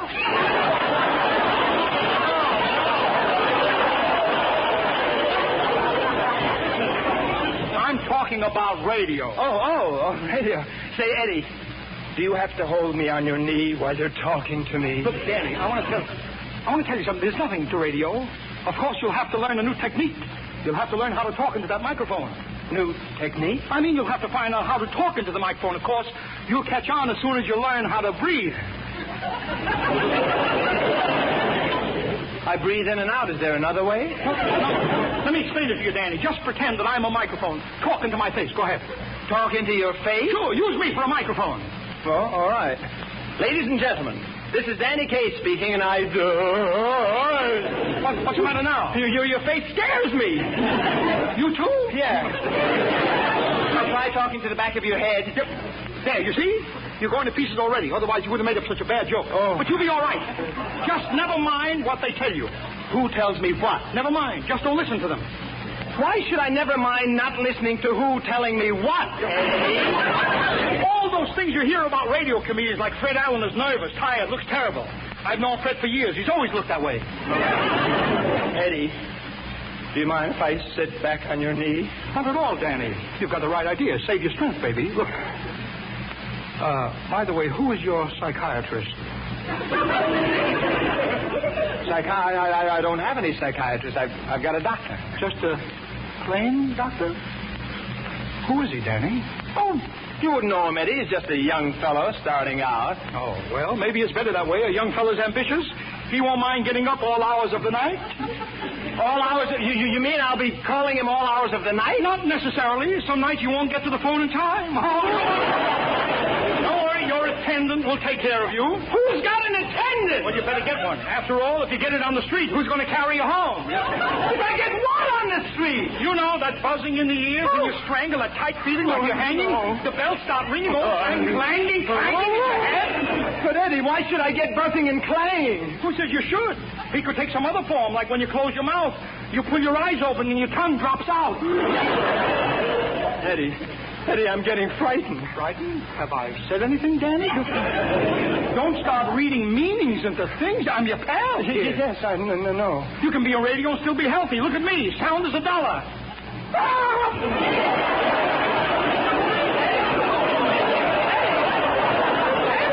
Eddie, what's the matter? Why? Nothing. Why? Why do you ask? Well, why do I ask? You just screamed. You went, Well, that. I do that every half hour. I used to do it every 20 minutes, but the doctor's curing me. Pretty soon I'll be doing it only once a day. Only once a day. Well, Danny, I have to run along. Well, so long, Danny. So long, get in. Thanks for coming over. Well, goodbye, son. Bye, Eddie. Bye.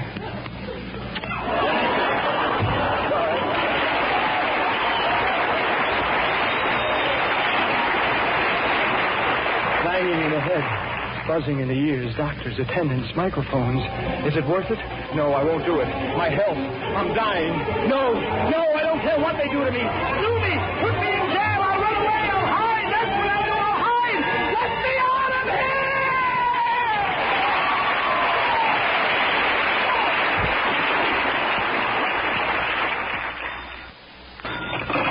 Hello? Oh, it's you again, Mr. Pabst. Yes, Mr. Pabst, I know the program goes on tonight. I've been trying to find Danny for the last 3 days. I've called every screwy place he hangs out. The planetarium, the fire station, Snack Wazzle's olive stuffing factory. Well, he likes to see them shove the pimentos in, that's all I know. Okay, Mr. Pabst, all right. I'll try some more places. Oh, there's just a chance he might be here.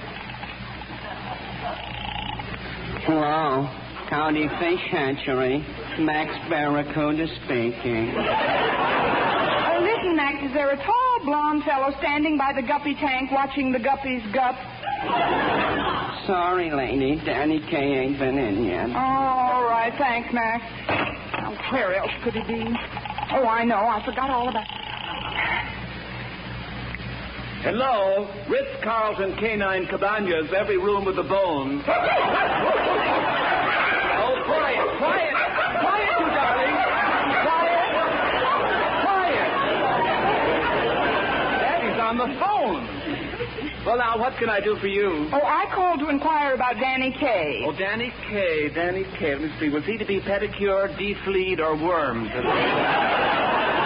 All three. Oh, I mean, you misunderstand. Danny Kaye is a man. Oh, that's too bad. Such a lovely name for a cocker.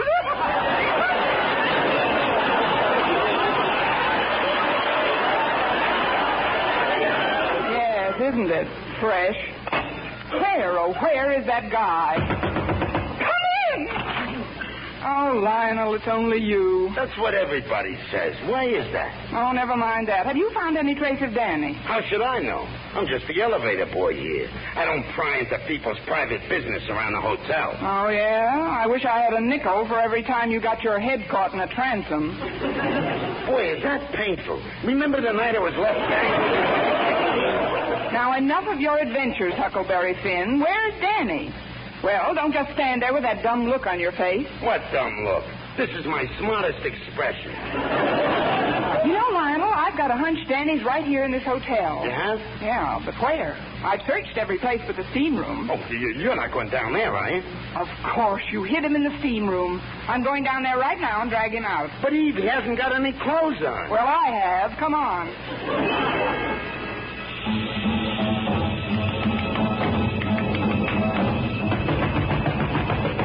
Danny Kaye, I'm asking you for the last time. Are you coming out of that steam room or not? Or not? Danny, don't be ridiculous. Do you realize that your radio show goes on the air in just 5 seconds? 5 seconds? Hey, Oscar, turn on the radio. I want to hear my program. Okay, Mr. Kaye. Yes, folks, here's the premiere of the Danny Kaye Show. But I regret to inform you that our star, Danny Kaye, is unable to appear tonight due to a sudden illness. However, we are fortunate indeed to have in his place Danny's dear friend and colleague, who has so graciously volunteered to fill in for him, Eddie Cantor. Eddie Cantor? Yes, Eddie Cantor.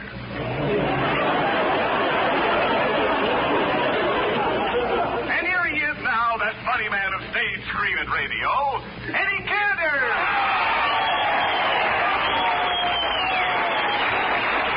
Thank you, Ken. Folks, this is Eddie pinch hitting for Danny Kaye, Cantor. A funny thing happened to me on my way down to the studio today. And then you know what my wife said? And my 5 daughters? Oscar, just listen to the laughs he's getting with nothing. And he scared me away from radio. Oh, that was wonderful, Eddie. Wonderful. Well, Ken, I'm never too busy to step in for a friend.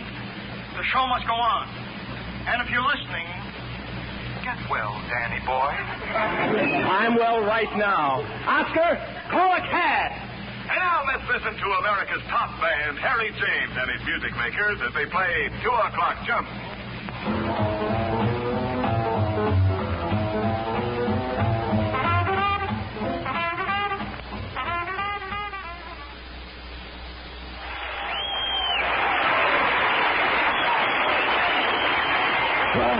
Well, here I am, everybody. Here I am. I finally made it. Better late than never, eh, Mr. Pabst?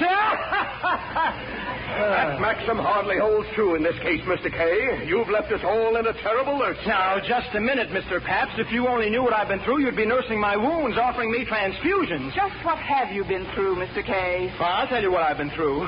I left for the studio bright and early, and all of a sudden 8 or 10 fellas sneaked up behind me with a blackjack. 10 men with one blackjack?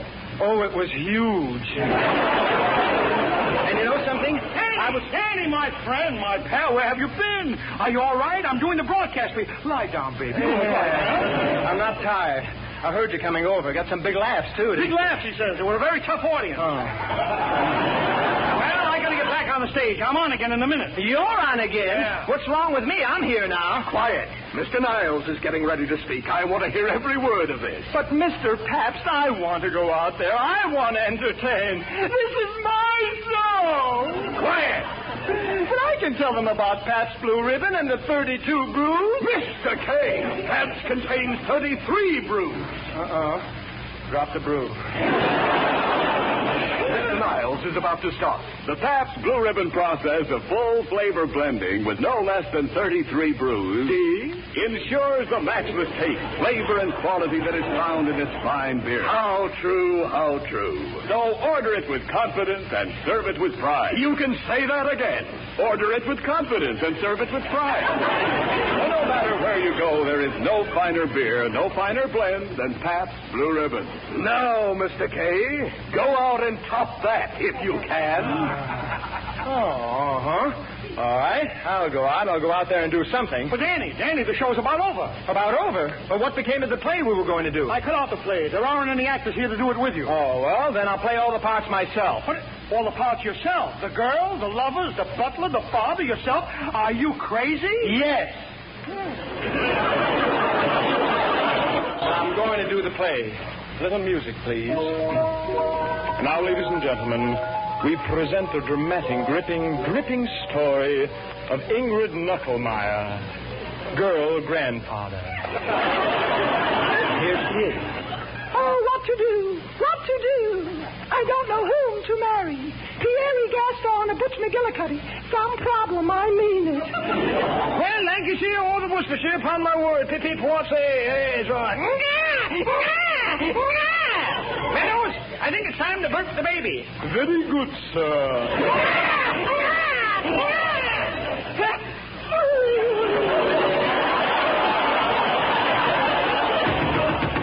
Oh, that must be Pierre. Quiet, Herman. Darling, oh, mon amour, je le crois ta rançon chez toi, je ne plus, je crois la faire en beurre, je ne vois. Oh, Pierre, how décolleté.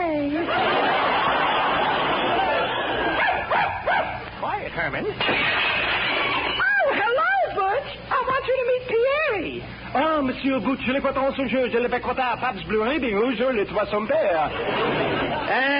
Shut up! Quiet, Herman. Je l'ai croté ton jeu, plaisir. Enough, I say. You are speaking of the man I intend to marry. Marry? Are you kidding? I mean it. No. Yes. No. Ring. No. Yes. No. Yes. No. What do you say to that? I don't know. I lost my place here. I got it.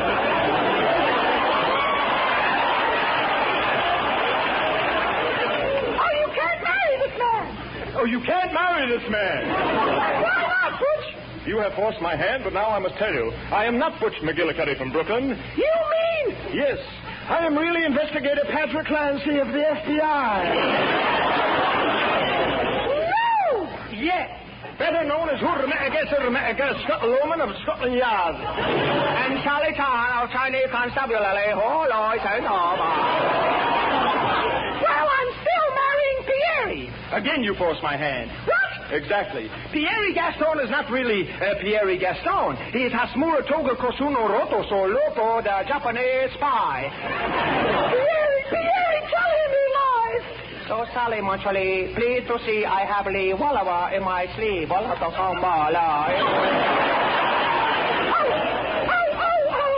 Stand back, please. Hold up handies. If you move, I shoot.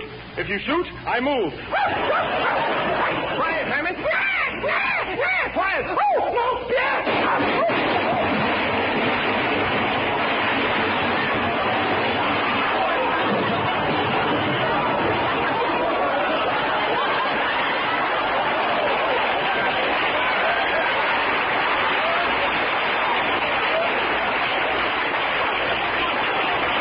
And so, we take leave of the simple home of the Knucklemeyers. Until we all meet again, let us remind you that all's well that ends well.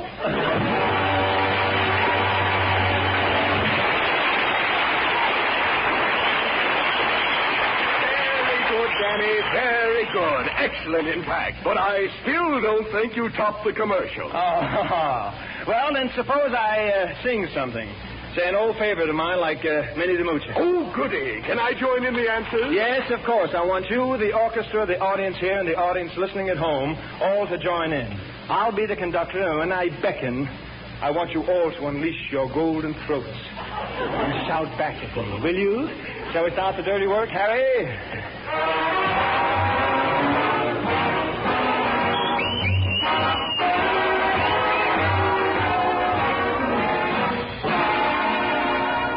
Folks, here's a story about Minnie the Moocher, a regular gal with a solid future. She was the sweetest and the neatest frail, but Minnie had a heart as big as a whale. Hi-de, hi-de, hi. Hee-hee-dee-hee-dee-hee. Hoo-hoo-hoo-hoo-hoo. Hi-de, hi-de, hi-de, hi-de, hi-de. Hee-dee-hee.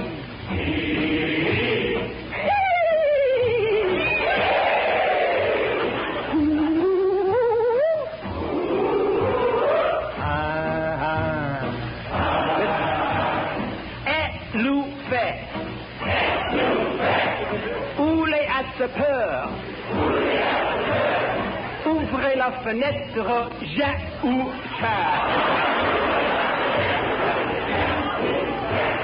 Roast cheese Sevigny. Roast beef 7-Up. In Gaudis Leben heißen Blut.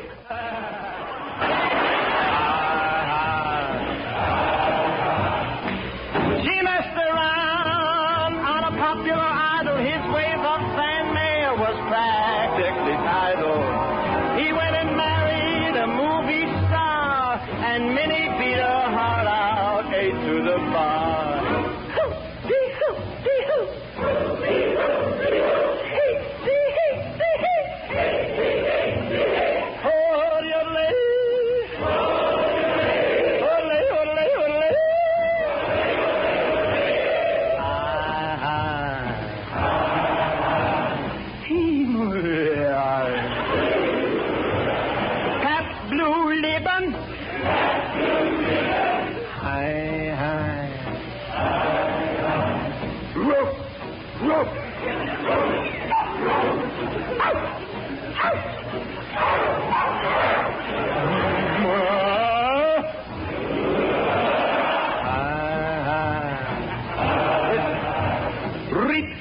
The gate bounce say. Keep it to got up to got a day. To give him the gown to get you to beat the sound to get you to beat the sound to get you to get you to beat free. Go ahead. And it ends my song. She was just a good gal, but they don't know her wrong.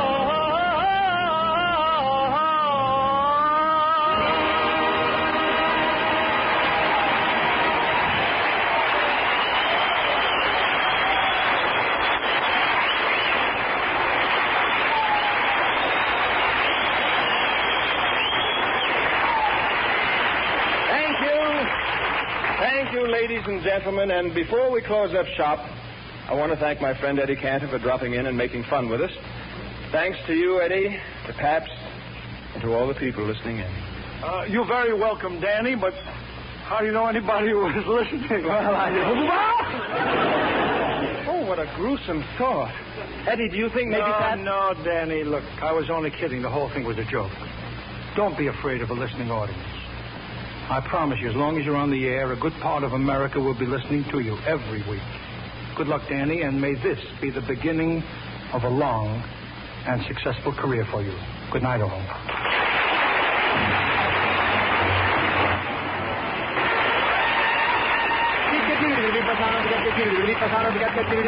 Good night.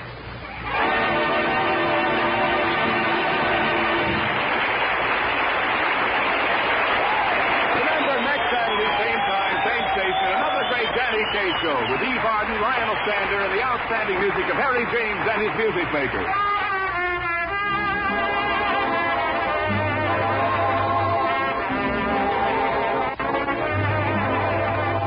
Eve Arden appeared through the courtesy of Warner Brothers. This program was directed by Dick Mack and was brought to you by the Pabst Brewing Company of Milwaukee, Wisconsin, and Peoria, Illinois.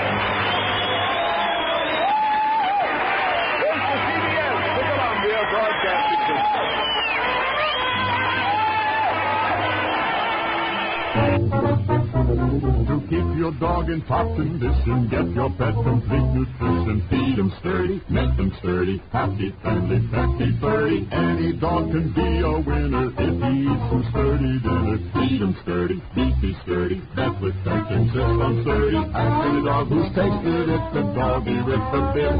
You sturdy dinner, dog food is delicious. Get sturdy. Good evening. This is William Bendix.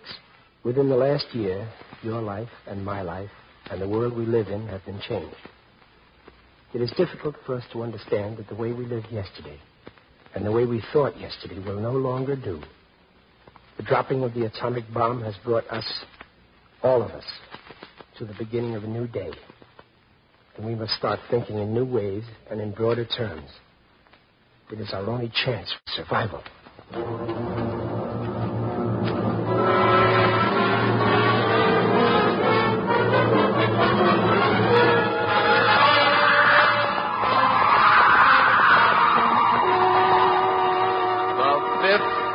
Horseman. 4 horsemen rode across the land, and their names were War, Pestilence, Famine, Death. And to these now is added a 5th horseman, the threat of the atom.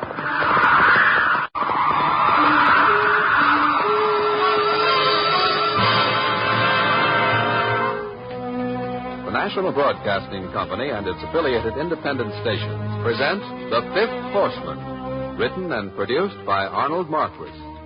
Here is the plain truth about the awesome significance of atomic energy and the hour of decision which faces mankind. Starring William Bendix, this is the second in the series titled Dawn.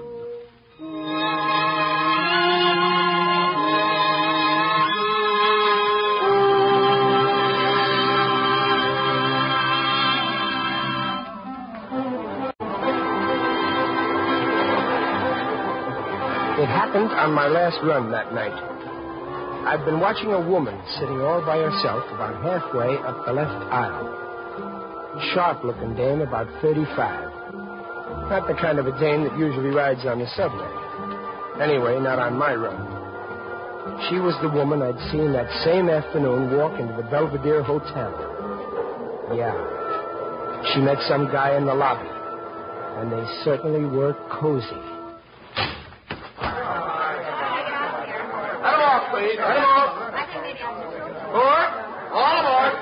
Step forward, please. Step forward. Forward. Well, Frank Wharton gets on at this stop. You know Wharton, the guy that manages all those big office buildings and apartment buildings. And he goes up and sits down beside this dame. Well, what are you doing out this time of night, Stephanie? Visiting with a sorority sister of mine. Mm-hmm. How's Otto? Oh, fine. Suppose he'll be at the station to meet you. Yes. I wanted to spend the night with my sorority sister, but, Yeah. How's Emily? Emily? Oh, fine. I'm pretty busy these days, forming a syndicate to put up a coliseum, you know. Oh, Coliseum. Mm-hmm. Oh, yes, I read about that.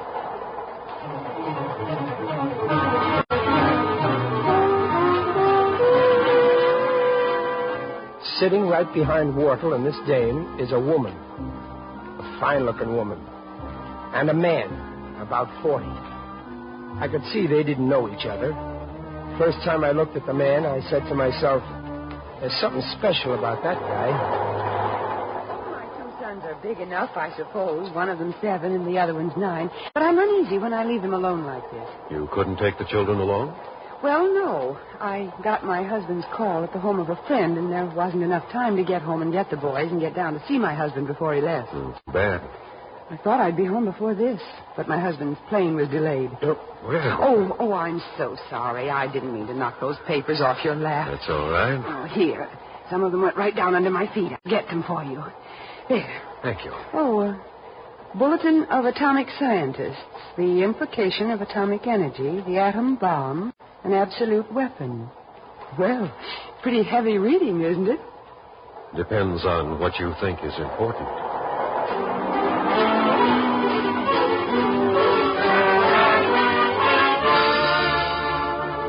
Sitting right across the aisle from this woman and this scientist was Congressman Cumshaw. You know Bertram Cumshaw. Whenever Cumshaw's around, which is a lot of the time, he's downtown talking to the other politicians in the machine. I didn't get your name. Polzer. Sig Polzer. Oh, yes, Polzer. Mr. Polzer, have you thought far enough to realize that OPA was regimentation, and regimentation leads to communism? Well, have you thought far enough to realize what would happen to this country without OPA? Mr. Polzer, what's your business? Me? I work in the McKibben plant. Uh-huh. Well, we get a little different perspective of things in Congress, Mr. Polzer. And let me tell you that we've got to stick by free enterprise. Law of supply and demand will take care of everything else.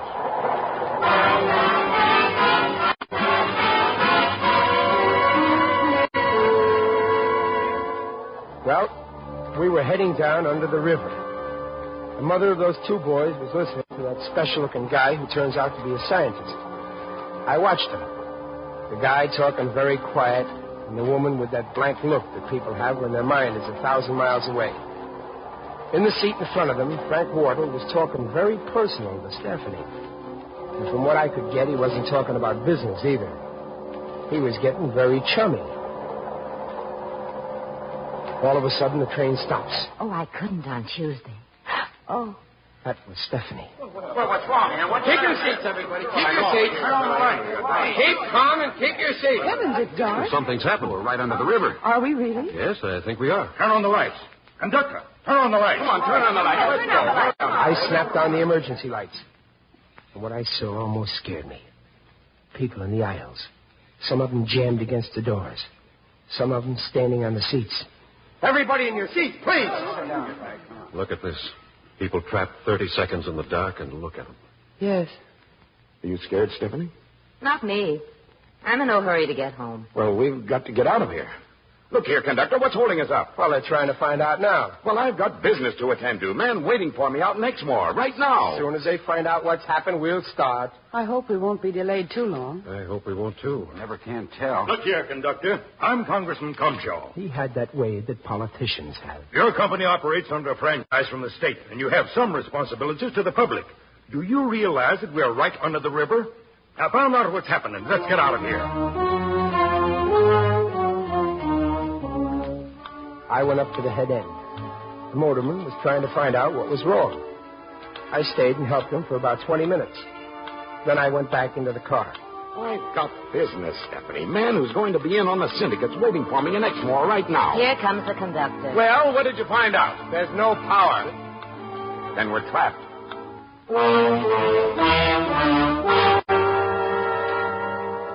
Well, I'm going anyway. Get out of my way, conductor. Sit right down where you were.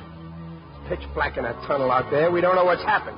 You'll get killed. Get out of my way. You're going to stay right where you are. Let go of me, you... Polzer jumped up and helped me.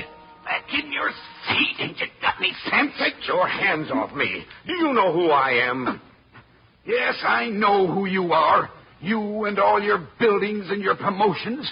So what? Then let go of me and let... Polzer and I shoved him back in his seat beside Stephanie. And then the scientist started to talk. You should not be frightened by this. You may have to live this way. If you live at all. What are you talking about? You're in the business of building management, aren't you? Yes, I am.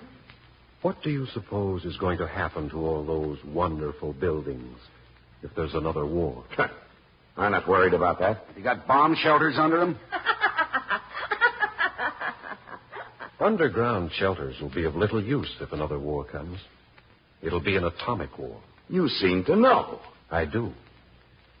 You could build shelters deep enough and cover them with enough lead and concrete to protect people from an atomic bomb explosion. But you couldn't keep all the people in these shelters all the time, unless you put all your factories and shops and offices there, too. So it's time you recognize those buildings and that coliseum of yours may be just empty dreams. Look, all I'm interested in is getting out of here. We're trapped and under the river. That's right. We're in a steel tube 10 feet underwater.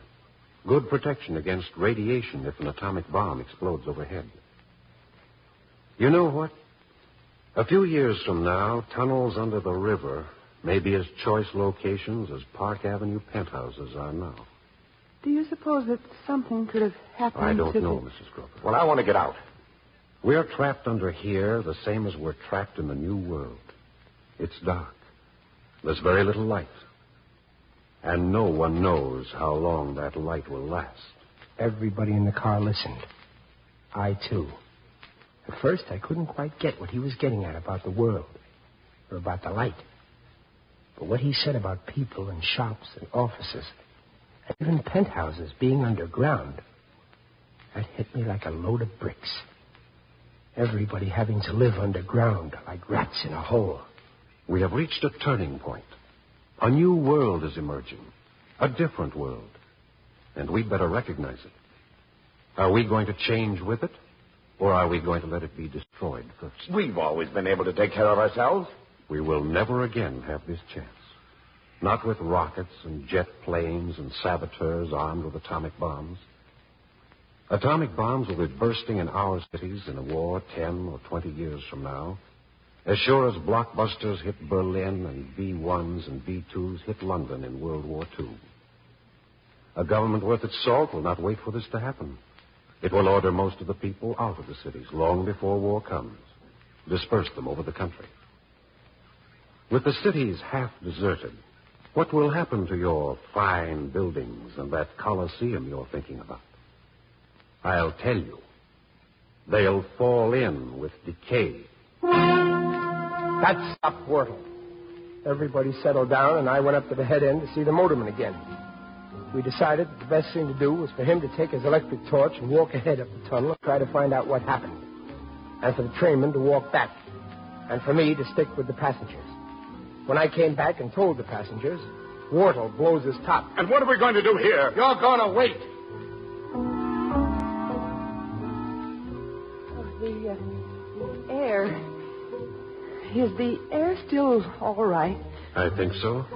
We've been down here more than 3 hours now. Unless there's been a fire somewhere along in the Fire? tunnel. My poor boy. They're just tots. And they're alone.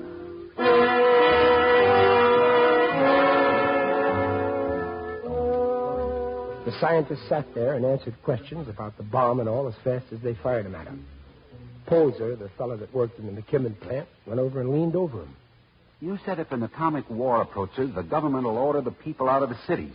If they don't do it before, it may be too late. Well, they can't move me out of the city. I own my own home. All my savings are in it.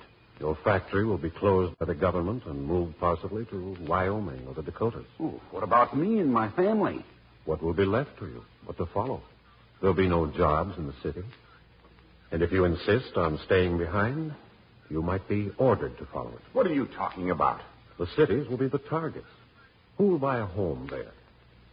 Even in World War II, many people who lived close to aircraft plants and military installations sold their homes for ridiculous prices and moved to where they thought they'd be more secure. Cumshaw walks up to the scientist, and I can see that he's got something in his craw. So I moseys up right behind him. He puts his hand on the scientist's shoulder and pulls him around. What are you talking about? The government moving people away from their homes. That's against the Constitution and the rights of the citizen. Yes? Yes. I have fought against dictatorship of this kind all my life, and I, for one, won't stand for it. You fought to save your country? To save the rights of men and free enterprise. If you want to keep fighting for freedom, Mr. Congressman, you had better start fighting for permanent peace first. If you do not, everything else you fought for will mean nothing. There can be no individual freedom under the threat of atomic war, but only ruthless regimentation. Regimentation.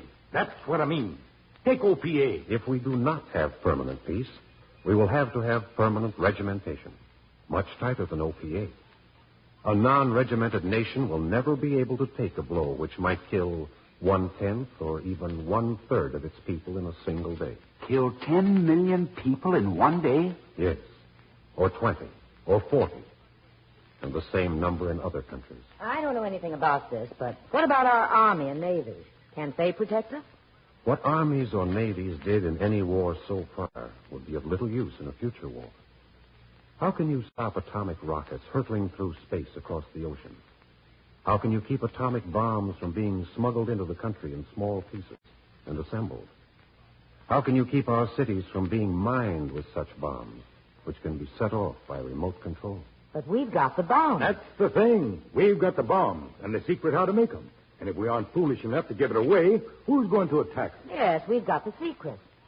Everyone looks at the scientist to see what he's going to say. It seems to me Stephanie is right. Cumshaw stands there over the scientist with that self-satisfied look on his face. But he didn't faze the scientist. There's no such thing as keeping the secret. The principle is known. There are no fundamental secrets about the atomic bomb. Could we keep the secret of flying after the Wright brothers flew the first plane? Could we keep the secret of the automobile after Ford first built it? Could the Germans or the Russians keep the secret of the rocket guns? No. Once the principle is known, and it's been shown that the thing can be made to work, there is no way of stopping any nation from making it. No matter how much we dislike it, it is only a matter of time, and a short time, before all the big nations will know how to make atomic bombs. And will make them.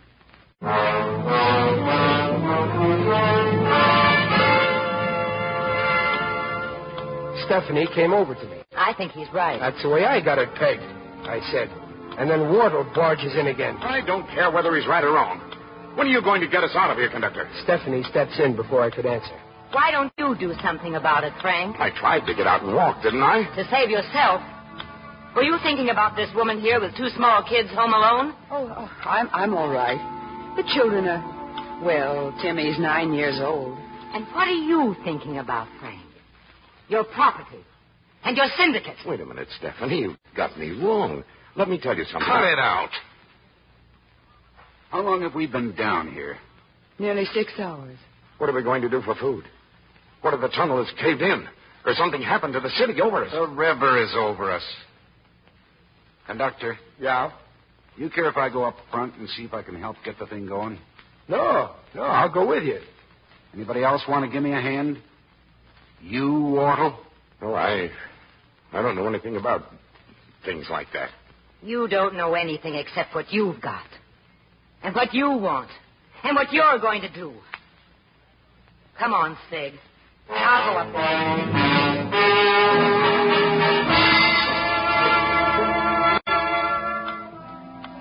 Holzer was a mechanic. I left him and Stephanie up the head end.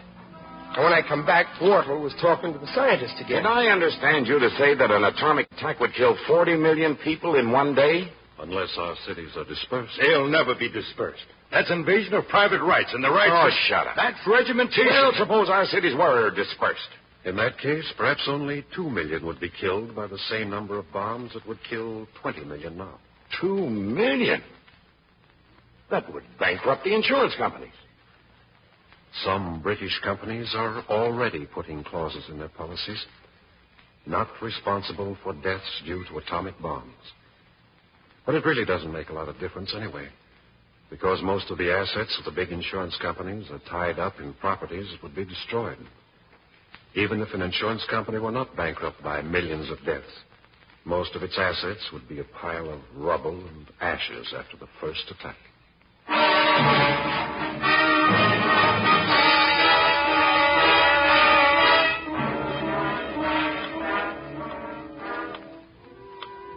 Cumshaw was getting wise to himself. He was trying to keep from looking like a chump. He saw that he had his hands more than full with the scientist, so he comes up with another angle. Very well. You're a scientist.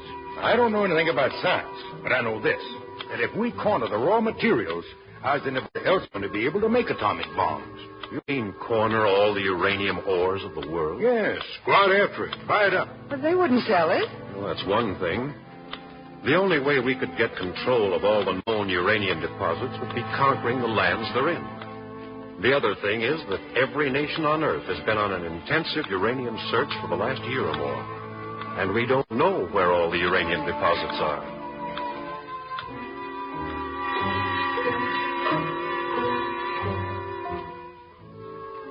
Maybe the tunnel has caved in. We've been down there 7 hours now. Wardle was beginning to look bad. Sweat was standing out all over his fat face. It should be dawn pretty soon. Dawn. Hey, conductor. What happened to the motorman and the trainman that went out? I don't know. They never came back, did they? Listen to the silence. The lights are burning out. Conductor, don't you have any more batteries for the emergency lights? That's the last of them. Somehow it doesn't seem so bad to me now. I mean, for myself. I'd always hoped that I could at least bring my children up. It's only them. What'll happen to them up there in this atomic world that I'm concerned about? They're not old enough to have any part in the decisions that must be made. And yet they will have to suffer if the wrong decisions are made. Won't they? Yes, they will. The light is glimmering out. It's going out. Timmy's 9. Dickie's 7. I suppose they fell asleep waiting. They'll wake up looking for me. But I'm not so concerned about that. I'm frightened of what's ahead of them. What, if there is to be an atomic war, what should we teach them? I mean, isn't it only fair that somehow we prepare them for what they will have to face? The lights went out. The lights are out. I hate darkness. I can feel it. I can feel it. I could feel it, too. The blackness closing in, making me all alone. Trapped down there in the darkness. Not a sound.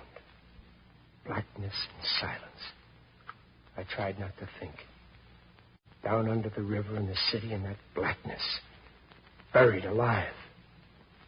No one said a word. I felt like screaming.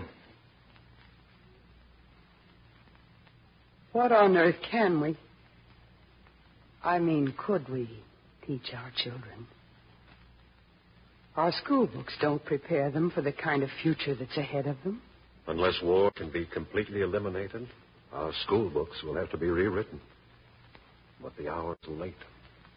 Then the lives of my children, and all children, are really in the balance. That is right. Your children and the millions of other children in this country, and in the other great countries of the world. Something has happened which has never before happened on Earth. A new force has been unleashed.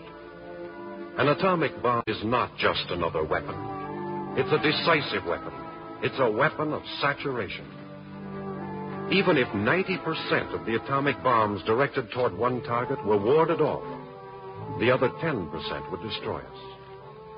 And even if all atomic bombs could be prevented from falling on us, atomic bombs could be smuggled in to destroy us. When he stopped talking, it was like everything stopped. The blackness rolled over me like an ocean. Not a person in the car moved in the darkness. I could feel my heart pounding at what he said and what it meant. Isn't anybody going to do anything about getting us out of here? Are we just going to sit here and suffocate and die? What have we to be afraid of here? It's those up there that we should weep for. I for my boys, my husband. You for your people. Deep inside me, I have been trying to tell myself that an atomic war will never come. I have been telling myself that it's too terrible. That no nation would dare to start an atomic war. Terror has never stopped a war. When the attacking nation thinks it has a chance of winning by striking first, it doesn't count the cost. Fear of reprisal didn't stop Germany. It didn't stop Japan. It will not stop an atomic war. You're a warmonger. It was Congressman Cumshaw. I couldn't see him, but he seemed to fill the darkness. Why don't you shut up?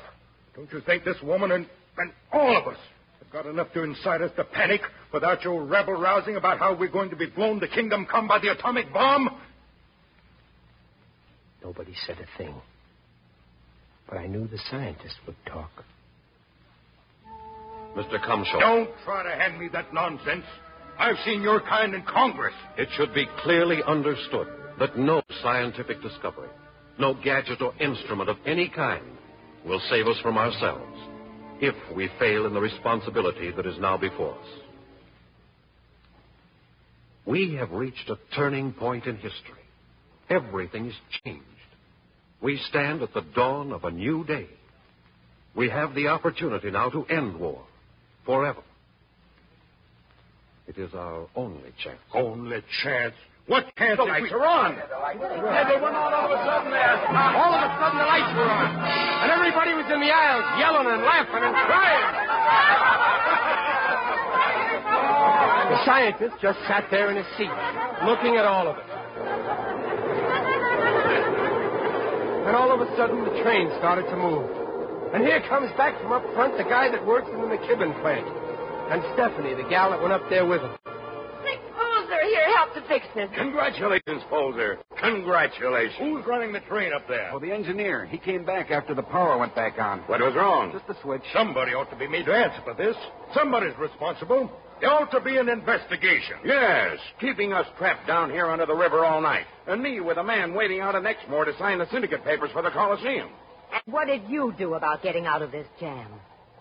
What do you do about anything that doesn't pay you money? Now, wait a minute, Stephanie. Wait a minute. When the chips were down, it was the little man. It was Sig Polzer that did something about it. Well, Stephanie, about Wednesday. Skip it. I'll be glad to get back to Otto. The scientist and the woman with the two kids just sat there without paying any attention to the jabbering that was going on around them. Stephanie's right, isn't she? About the little people? Yes. Yes, she is. It's the people we meet in our everyday lives, the ordinary people, who must understand the jam we're in and must help us find a way out. Oh, look. We're coming out into the light. A new day is starting. Yes. It's dawn. I hope it'll be a nice day. Nothing ever looked so good to me as that light as we came up from underground into the dawn. I was beginning to see what this scientist meant about the new day. Everything still looking the same, but everything different. And as we rolled along, I looked ahead at Sig Polzer and Stephanie, sitting up there together, and Wartle sitting up there in one seat, all alone, and Cumshaw sitting in another, and the mother sitting there beside the scientist. And I wondered if they'd change, too, or if they'd go back to living just like they did before. The train kept rolling, and I just kept looking at them and wondering.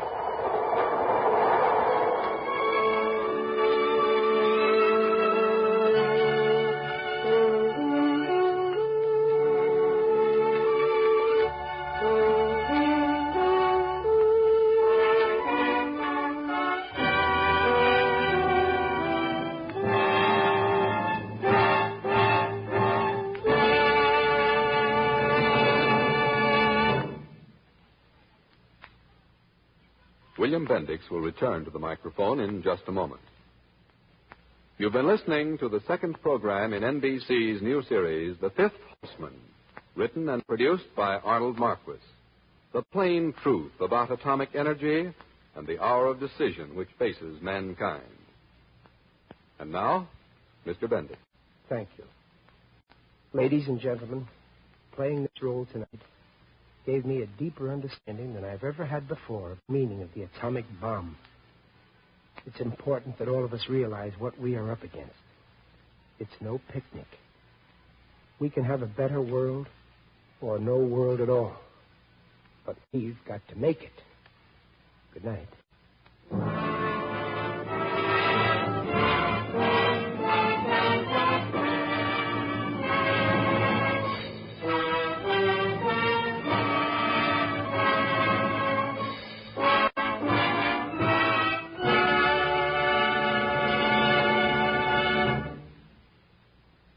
Listen to next week's program of The Fifth Horseman, titled Promise, the story of the new world that can be built with atomic energy. The original music was composed and conducted by Thomas Peluso. The Fifth Horseman came to you from Hollywood. This is NBC, the national broadcasting company.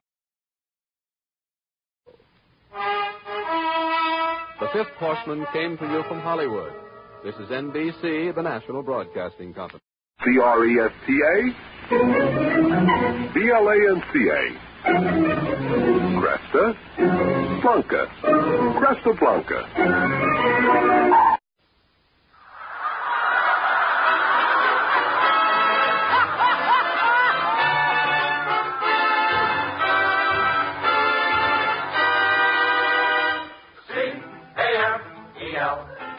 The Abbott and Costello program, brought to you by Camels, the cigarette that's first in the service. Camels stay fresh because they're packed to go around the world. Listen to the music of Freddie Rich and his orchestra, the songs of Connie Haynes, Cliff Nazzaro, tonight's special guest Arthur Treacher, and starring Bud Abbott and Lou Costello.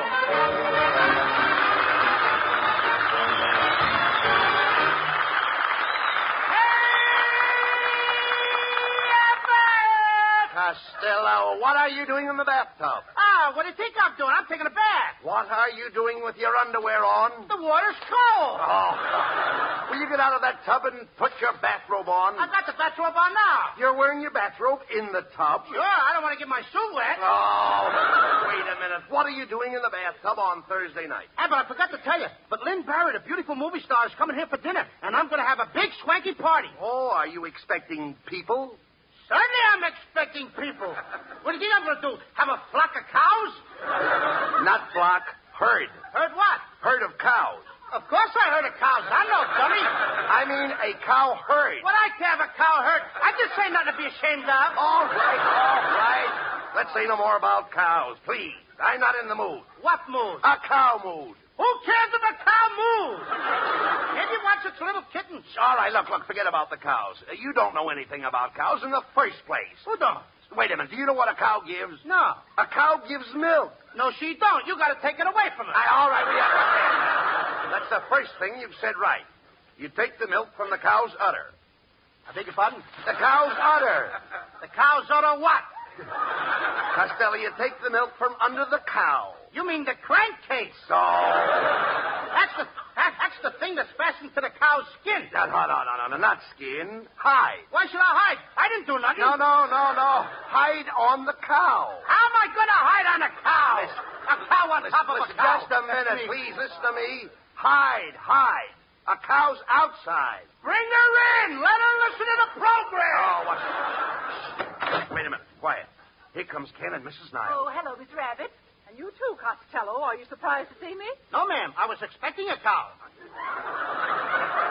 What? I mean, another kind of a cow. What? Another kind of a cow. Oh, Costello, I'm not a cow. I'm not going to talk to you anymore.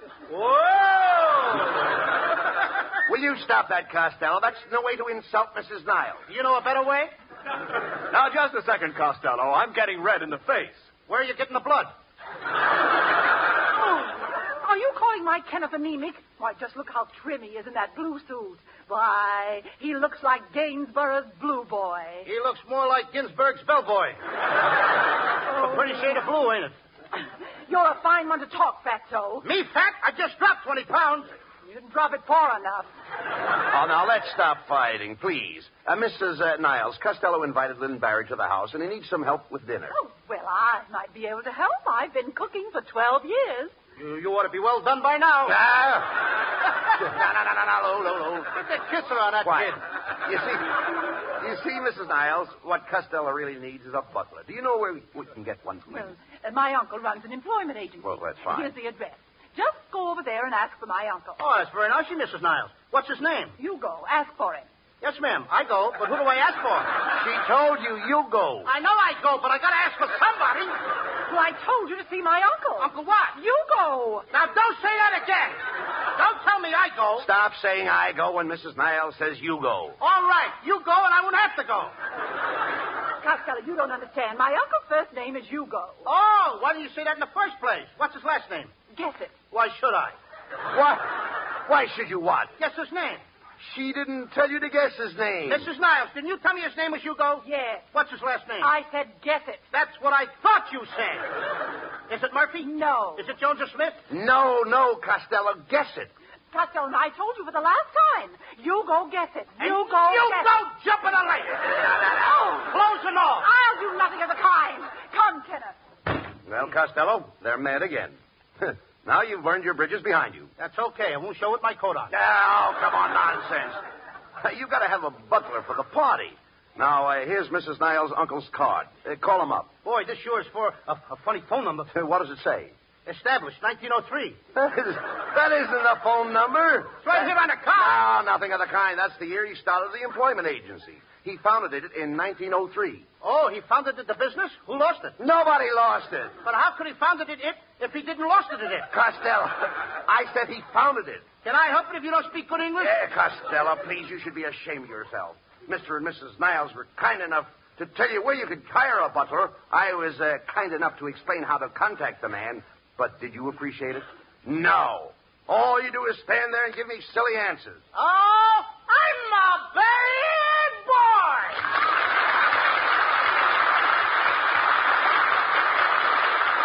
And you certainly are. Don't tell my scoutmaster on me. Well, I should. Oh, if you do, he'll take away my scout pins. Gee, Abbott, anything but that. I have one pin for courtesy. I got one pin for bravery and one for safety. Wait a minute. I can see the pin for courtesy and the pin for bravery. Where's the pin for safety? It's holding my pants up.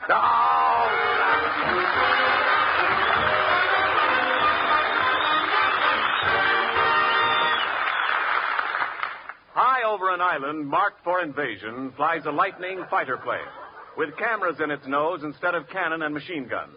Its only protection, the skill of its pilot. They've got what it takes, those unarmed reconnaissance pilots, and so has their cigarette, Camels. First with men in all the services according to actual sales records. To our island bases go Camel cigarettes by the ton. And we know they'll be fresh, cool smoking, and slow burning because Camels are packed to go around the world. More Camel cigarettes overseas may mean less in your store. But remember, when you get Camels, you always get more flavor. The result of expert blending of costlier tobaccos. Camel's tobacco standard is the same for soldier, for civilian, anywhere in the world. C-A-M-E-L-S. Camel cigarettes. They stay fresh because they're packed to go around the world.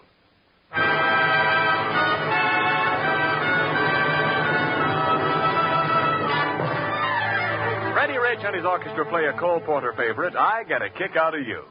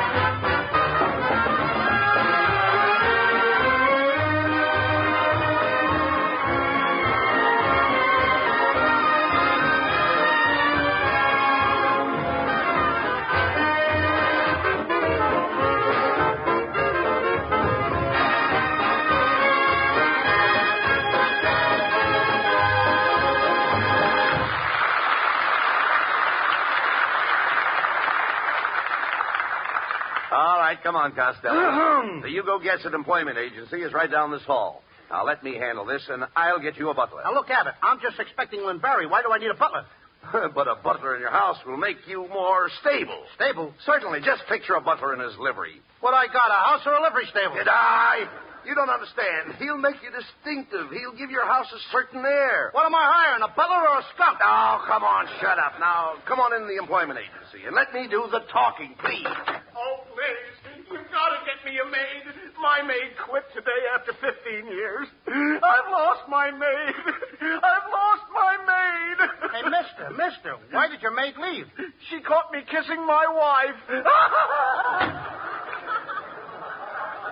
Costello, look, please. Never mind him. Let's talk to the clerk at the desk. How do you do, gentlemen? What can I do for you? Well, I'd like to hire a butler. You'd like to hire a butler? Oh, you mad, impetuous boy. All right, brother, don't knock yourself out. I just want to hire a butler. You just want to hire a butler? What am I laughing at? I mean, oh, you fool. Why don't you ask me for a date with my wife? Okay, but one thing at a time. Now, I'll have to ask you a few questions for my file. First of all, do you work in a defense plan? No, I don't. Then how can you afford a butler? Do you own any steel mills? No. Polo ponies? No. Steamship companies? No. I'm in a rut, ain't I? Now, listen, clerk, we're in a great hurry. Haven't you got a butler we can hire? Well, there is one, Judson. But right now, he's over there. Mr. Morganville, the millionaire, is talking to him. Now, listen, Judson. I'll give you 5 nights a week off and $1,000 a week. All right, make it 7 nights a week off. I'll give you my car. I'll do your laundry. All right, you're hired. Now, please stop twisting my arm! Nobody's looking. Lucky fellow. He's got a butler just by a twist of a wrist. Look, clerk, this isn't helping us. We've got to have a butler. Lynn Barry, the movie star, is coming to dinner tonight. Lynn Barry coming to dinner? Oh. So you'll be putting on the dog. No, we're having roast beef. What kind of talk is that? Come with me and see our manager, Mr. Nazaro. Right this way. Mr. Nazaro? Yes? This is Mr. Abbott and Mr. Costello. Costello would like to hire a butler. You want to hire a butler? Good heavens, man, don't you realize that butlers can't earn a salary to eat, and he can't reach a self-remorse to place a self-remorse to It isn't that I want to base the same for the Foster's salary to take this horse for the railroad salary. And maybe he'll be reclassified. You don't understand. Look, Brown, didn't you tell Mr. Costello that the castle raises saw with the mice of bite hasn't got any forks? And didn't you tell him that the Reese's salad price with the whole Spider-Man? Didn't you tell him that? Yes, I did. You didn't say that, brother. Now, don't interrupt the man. That's right. I'm trying to show you that that's what a place to me. Now, not that they catch me. Or rain will fall and celebrate my place. You get the picture I'm painting? Yeah, but you smeared it up in the middle. Costello, he's trying to tell you that today most people are doing their own work. Even Cary Grant washes at his house. Yes, Costello. Do you wash? Certainly I wash. What do you think I am, a slob? No. All the picture stars are washing. I passed Ann Sheridan's house yesterday, and I saw her washing her counterpanes, her Ross's soap, and film them over. And even a little bit soap, her counter.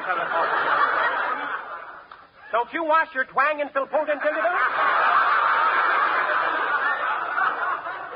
I do, but the buttons break off.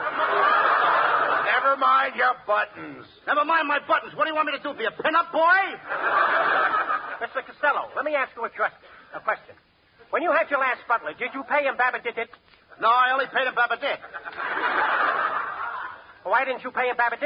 Because he didn't did it. Look, Costello, now let's not get nasty. I'm trying to tell you there's a shortage of men. Butlers today aren't just a cat for Foster with a silvery hypnic rails. Why, even my butler can't divorce the trade. I tried. I said to governors, did you ever sell reports of meat? Bring my conjuring. Bring my satellite. Bring my corsets. And he won't even his mail place. You see what I mean? Frankly, I'm a little confused. Why don't you pay attention to the man then? That's what's confusing me. Well, I could put it another way. You could? But would you? Now, just a minute.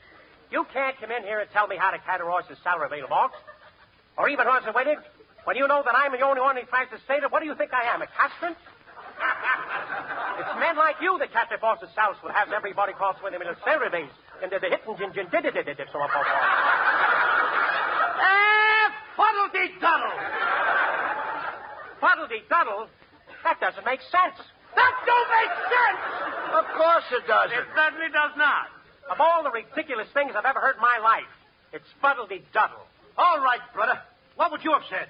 I have said, Vicente Fosket did celebrate a moment. That's the word I've been trying to think of. Get out of here.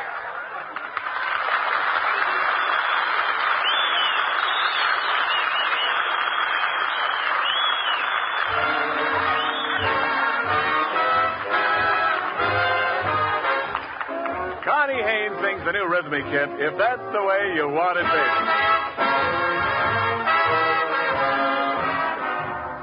If that's the way you want it, baby, baby, that's the way it will be.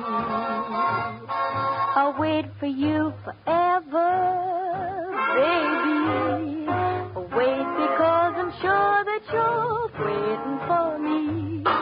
The day will come, I don't mean maybe, when you'll be mine, but definitely. If that's the way you want it, baby, baby, that's the way it will be. Time's a wasting, wish that we could hasten to the man with the collar turned around. I'd like to do it right away, but you'd rather wait. So I say, if that's the way you want it, baby, baby, that's the way it will be. I'll wait for you forever, baby. I'll wait because I'm sure that you're waiting for me. The day will come, I don't need maybe, when you'll be mine, but definitely, if that's the way you want it, baby, baby, I'll be waiting, sitting here awaiting, baby, that's the way it will be.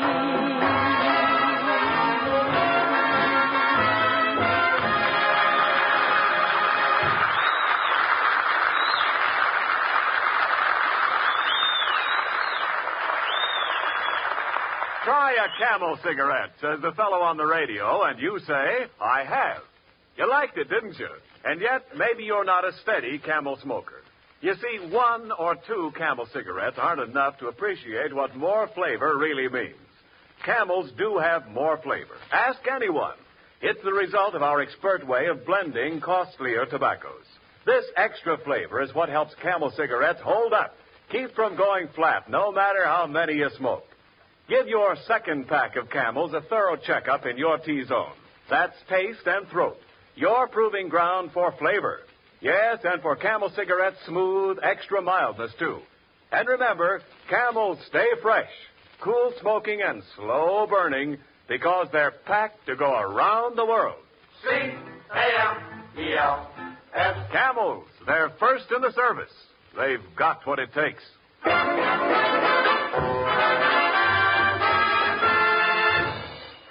Well, Costello, come here. What are you going to do? Here it is, the night of your big party for Lynn Barry, and you haven't got a butler. Yes, but we did get a cook. I'll call up the kitchen and tell her what to do. Now, be careful what you say now. Hello, kitchen. This is Mr. Costello. I want to talk to my cook, Mrs. Blank. What? She did? At 4 o'clock in the morning? Wow! How much did it weigh? 9 pounds? At her age, too. How do you like that, Abbott? Mrs. Blank got up at 4 o'clock this morning and ate a 9-pound turkey. No. I never heard of such stuff.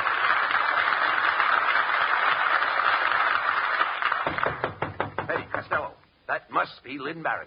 Lynn Barry? Barry, don't get excited now. Take it easy. I like her because she's a big girl. I know. Barry. Yeah, all right, now, don't get excited. Boy, at last. I'll go to the door. 50 pounds of ice for Mrs. Smith. Mrs. Smith lives next door. Hey, do you mind if I leave it here? Her husband's home.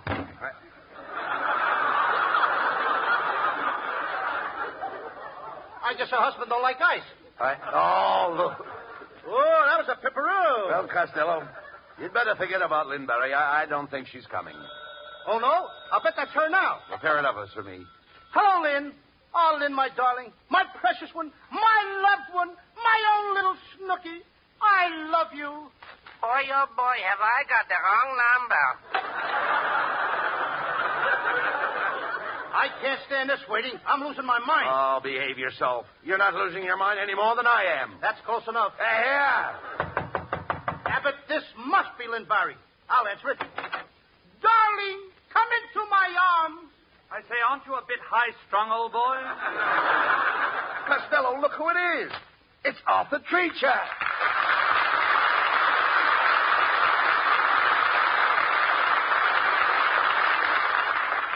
Mr. Treacher. Now, that's my line.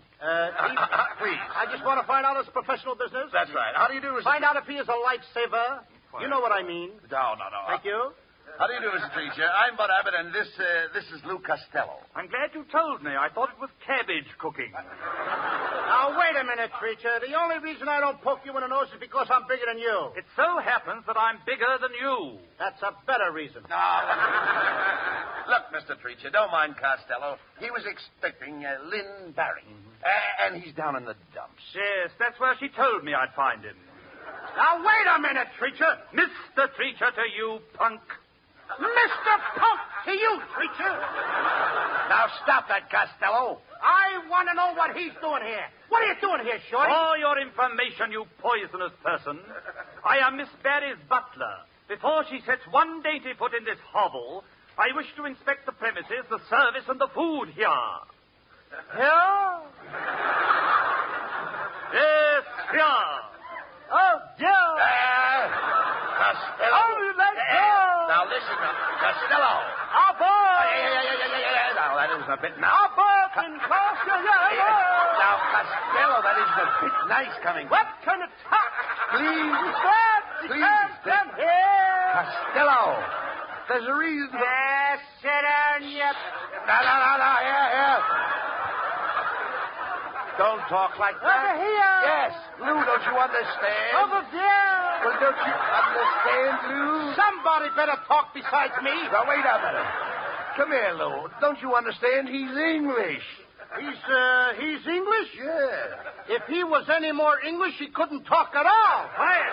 Over here. No, look here. Look here, Treacher. Who are you to come in here and question Costello's official standing? After all, I sprang from nobility. You didn't spring far enough. No, you didn't spring far enough. I'll have you know that my family is very prominent socially. My father has a country seat in Wembley and a city seat in Devonshire. Your father has 2 seats? Yes. Does Ripley know about it?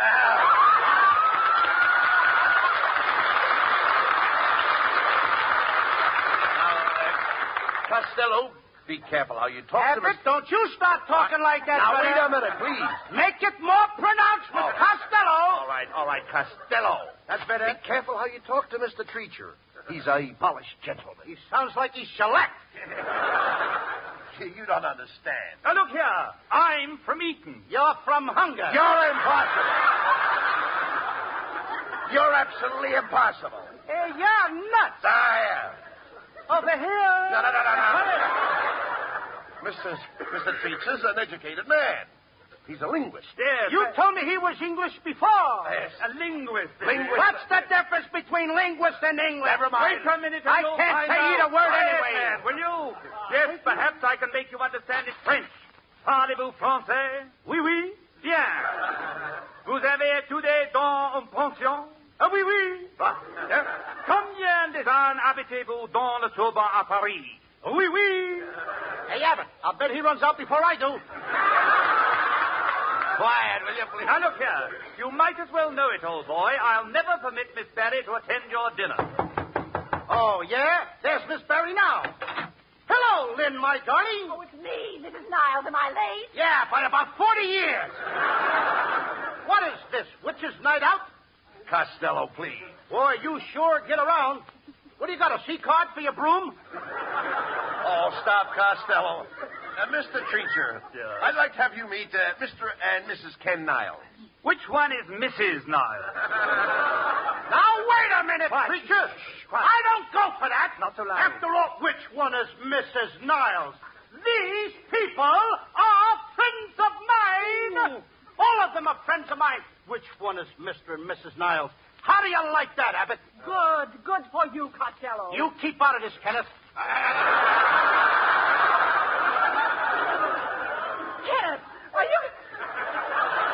Kenneth, are you going to stand for this? Costello is trying to make a man out of me and a woman out of you. Maybe we'd be happier that way. Will you please stop those fights? I've heard enough, Costello. I could never allow Miss Barrett to associate with an illiterate like you. Gee, Treacher, don't keep Lynn Barry away from my house. You don't seem to really know me. I don't seem to really know you? You corpulent little corpuscle. You realize you just split an infinitive? Why? Does it show? No, you dummy. He's correcting your grammar. You made a mistake. Who made a mistake? Now listen here, Mr. Treacher. When the adjective modifies the predicate adverb, then the pronoun of the subjunctive mood modifies the dangling participle, leaving the infinitive unsplit. Do you know what I mean, Treacher? Certainly. Then explain it to me. Costello, you're not going to get Lynn Barry this way. You know that. Gee, Mr. Treacher, I gotta have Lynn Barry here. I'm in love with her. She's my whole life. She means everything to me. I gotta have her. I can't live without her. Does she really mean that much to you? Yeah, she's the only one that can string my yo-yo. Very well, if she means that much to you, let me see how you'd make love to her. Now, just imagine that Mrs. Niles here is Lynn Barry. What an imagination you got, brother. Do what the man says. Take Mrs. Niles in your arms and kiss her. Oh, but Miss Rabbit, in my whole life, I've only been kissed by two parties. Yes, ma'am. The Democrats and the Republicans. That's enough. I thank you, Mother.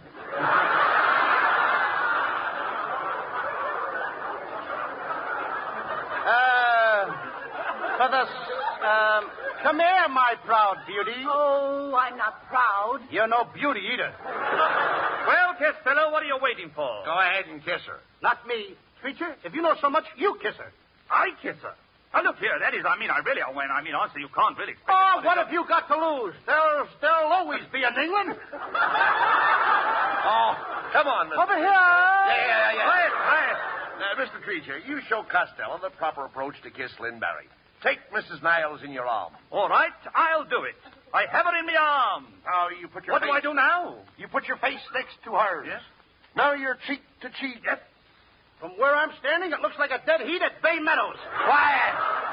Now what do I do? Now, Treacher, you kiss her. And now what do I do? Give her back her teeth.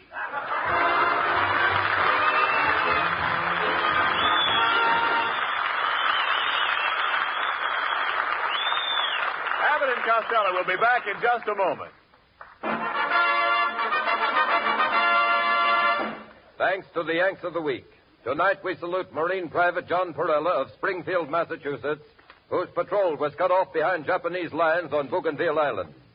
Knowing that an American barrage was scheduled to hit this very spot, Private Perella volunteered to swim a strange tropical river past enemy positions and, in spite of heavy enemy fire, continued till he reached American positions, just in time to prevent his companions being killed by our own guns. In your honor, Private John Perella, the makers of Camels are sending to Marines in the Pacific 300,000 Camel cigarettes.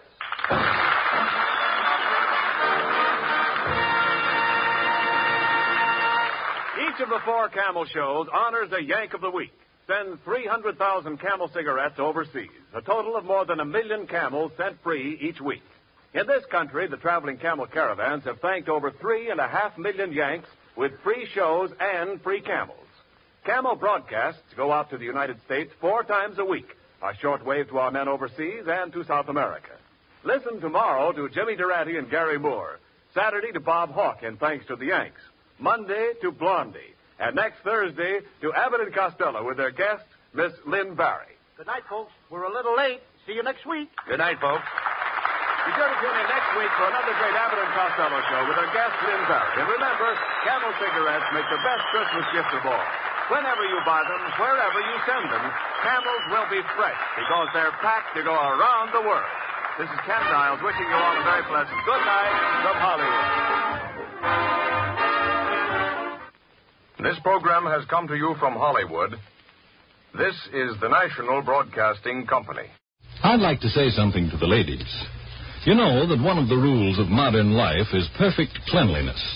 For instance, women years ago would be horrified at the thought of washing their hair every day, as many of our Hollywood stars do. But then they didn't have Fitch's saponified coconut oil shampoo in those days. If they had, I'll wager they would have used it frequently, for Fitch's saponified shampoo always leaves the hair lustrous and easy to set. Made from pure vegetable and mild coconut oils, it won't dry the hair or make it harsh feeling. It cleanses thoroughly, too, for it makes loads of fluffy lather even in hard water. This lather whisks away every bit of dust and dirt, leaves your hair fragrant and sparkling clean. Ask for a professional application of Fitch's saponified coconut oil shampoo at your beauty or barber shop, or buy an economical bottle at your drug or toilet goods counter. Look for the bottle with the bright yellow label. But now here's Jim Doyle, the man from the Fitch Company, who wants to say something about one of his favorite subjects. That's right, Dick. Fitch's No Brush Shaving Cream is a favorite subject with me because men are always so pleased with it after they've tried it. Fitch's No Brush combines 3 different shaving ingredients into one easy-to-use cream. One of the ingredients, a special skin conditioner, helps prepare even a tender, sensitive face for a solid comfort shave. Fitch's No Brush also has a creamy, non-greasy texture. It helps the razor do the job in a hurry, even if your beard is tough. When you've finished your shave, your face feels cool and refreshed and smooth as can be. For men who prefer lather, there's Fitch's Brush Cream. It gives lots of rich, dense lather that stays moist all during the shave. Rinses off easily, too, leaving your face feeling smooth and pleasantly cool. Join the thousands who have found shaving pleasure through their switch to Fitch. Both Fitch's Brush and Fitch's No Brush shaving creams contain the special skin conditioner for sensitive faces, and both come in handy 25 and 50-cent sizes.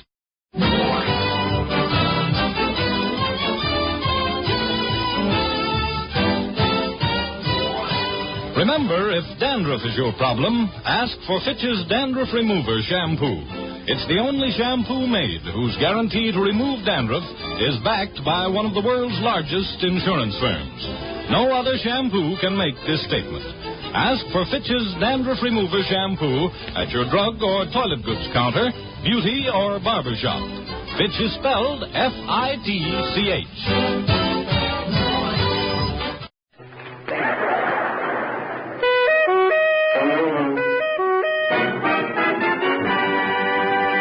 It's Texaco time with Fred Allen.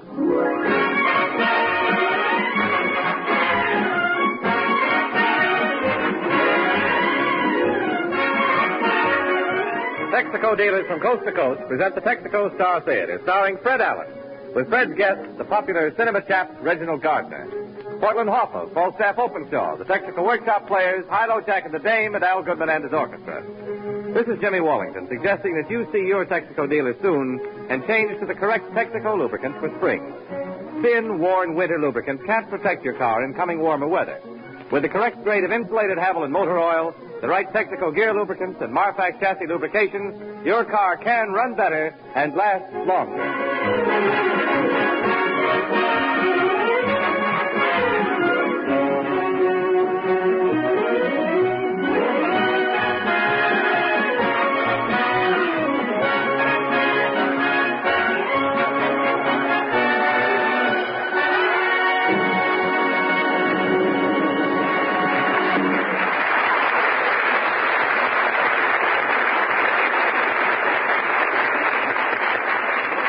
This is Easter Sunday, ladies and gentlemen, the day the little bunny leaves his colored eggs at your door. Tonight we can't bring you the little bunny and the eggs, but we can bring you a man who will give you a few old jokes. He's Fred Allen.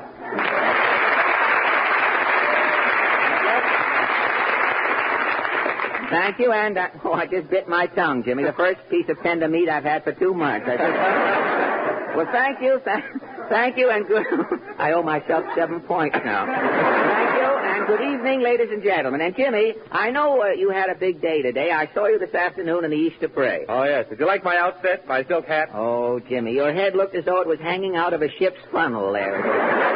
And those tan shoes you had on were snappy, too. Your feet looked like 2 omelets with buttons on them as you... But how about that Easter lily I was carrying? The Easter lily, Jimmy? Yeah. You had the pot for it, James. Say, Fred. Did you hear the people cheer as I went by? Oh, Jimmy, when your shirt front lit up and said, "Follow me to a Texaco dealer," I was proud of you. Oh, that was some parade today. It was a little chilly marching. Well, I know. It was so cold, some of the girls were mixing sterno in with their liquid stockings to keep their legs warm. It's a new wrinkle they have with it. It was really a lot... Mr. Allen! Well, sport.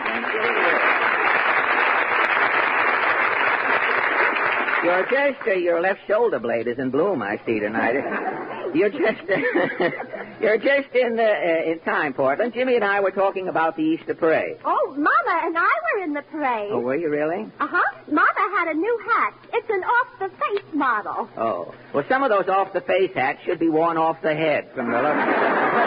I saw a woman with a hat today. It looked like a pot roast relaxing on a pen wiper. And the other woman with her had one of those little fur hats, you know, it looks like a blowout patch from a raccoon coat. Well, the woman had this little fur hat on. She looked as though a muskrat was backing out of her hair. It was quite a thing. Mama bought me a new hat. Really? It's a bread crust. A crust of bread is a hat? Mm-hmm. I go out wearing the bread crust. Uh-huh. In 2 minutes, my hair is full of sparrows. Oh, sparrows, huh? It's a pretty effect. Well, I'll take your word for it. You know, you could go out with nothing on your head, and in 2 minutes you'd be wearing woodpeckers.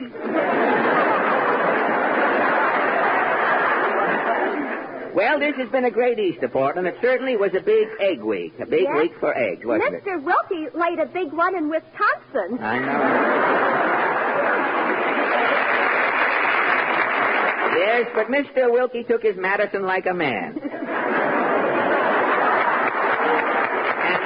That reminds me, Portland, I think I'll see how the Republicans are doing down in Allen's Alley. What is your question tonight? Well, this past week, the OPA launched a drive to curb eating places throughout the city that had increased their prices. And so our question is, have you eaten in any restaurant lately where the food price ceilings have been violated? Shall we go? Well, as Mrs. Cassidy said to Mr. Cassidy, let's hop along.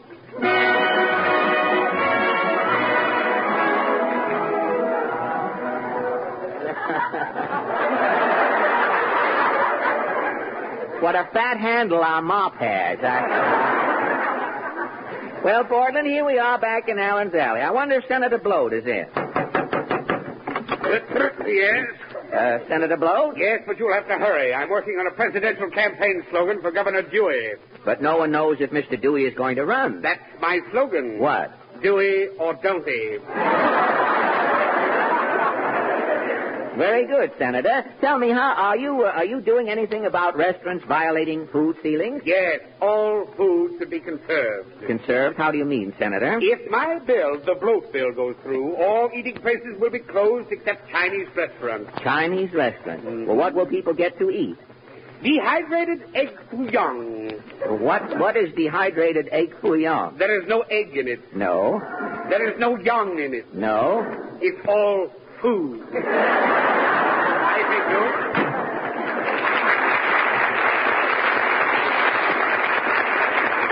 Well, I hope the Senator remembers you can fool some of the people some of the time, but you can't fool all of the people all of the time. Let's try next door. Well, what is it? I give up. I don't... Mrs. Crawn, have you been victimized in any restaurants? For 20 years, I've been having tea for nothing at the buttered color tea shopping. Tea for nothing? I bring my own tea bag. I order a pot of hot water, and the hot water is free. Well, what was the violation? Yesterday, I went in with my tea bag. Yes? I ordered a pot of hot water. Yes? The waitress said hot water is 10 cents a pot. And? I refused to pay. Well, when you refused to pay the waitress 10 cents for hot water... She left me holding the bag.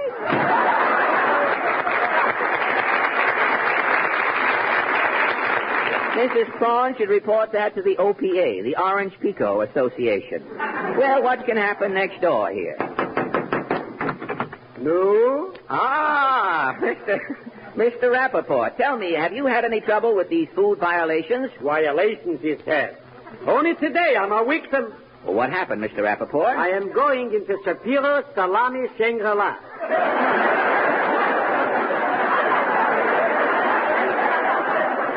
Shapiro Salami Shangri-La? It's a delicatessen. Oh, I see.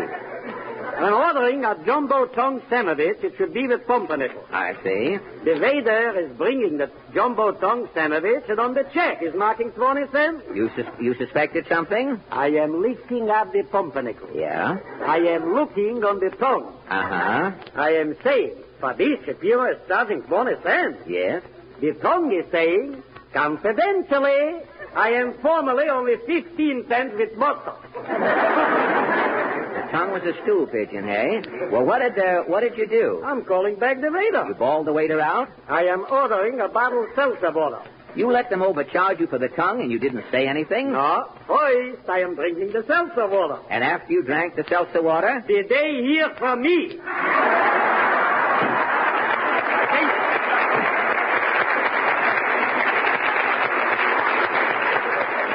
Well, that brings us to the little mock stucco cottage at the end of the alley. Rent the air with trumpets brassy, Falstaff come home again like lassies. Falstaff, you were concealing something under your loincloth there. More poems? Oh, yes. Have you heard? My dentist is dead. I have no regrets. For my false teeth clicked like two castanets. No. Or, he's cursing his draft board out at Fort Dix. If they waited a week, he'd have been 26. No. Or, my mother's beard grows longer daily. She's had 2 offers from Barnum and Bailey. Now, wait a minute, Falstaff. You're turning this into a horror program. Why don't you pay attention here? Tonight we're discussing the OPA's campaign against restaurant violation. Precisely why I confront you. All right. What is your food violation poem called? The Meatball's Lament. The Meatball's Lament. How does it go? A little meatball on a plate ruefully started to meditate. The meatball sobbed, for my plight today, there's no one to blame but the OPA. Cooked weeks ago, I'm still not sold. My outside is lumpy, my inside is cold. The meatball continued, its voice was tense. On the menu, I listed at 60 cents. But the OPA says 30 cents is my ceiling. That's why I'm here with my gristle congealing. Doomed for the nonce on my plate to stay until my status is checked by the OPA. The OPA head, Mr. Chester Bowles, may think that meatballs have no soul. But I'll wager him odds at 10 to 7. When a meatball dies, it goes to Hamburg heaven. Thank you, Falstaff. Falstaff, the meatballs champion, proves that he knows his onions. And at the mention of onions, Maestro Goodman brushes a furtive tear from his eye so that he may see High-Low Jack and the dame approaching. Tonight the kids sing, Wish I May, Wish I Might.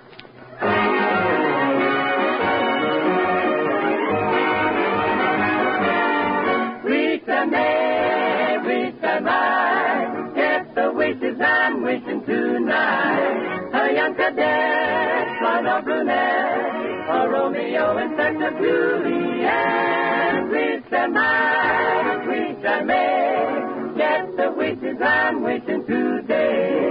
A lot of poise, a lot of noise, and an awful lot of boys. She wants a day to stay out late. A brother rat who leave me flat for great warmth and more. Get from New York. A rat of Pafter will be round me. Cans of glass will help me, and they will cheer for the balance of the year. So hold me close and hug me tight, for that's the wish I make. Wish you'd send a dozen roses. Wish I had the proper clothes. I could knock their little eyes out if I could get the wish I wish. I never. Wish I had an ocean lock job. I wish I never. Just a little open top job. I wish I never. I could take my dragon driving, and I would get the wind I win tonight. Here's a yell, here's a cheer for the fellas of all of the year. So hold me close and hug me tight, 'cause that's the wish I made.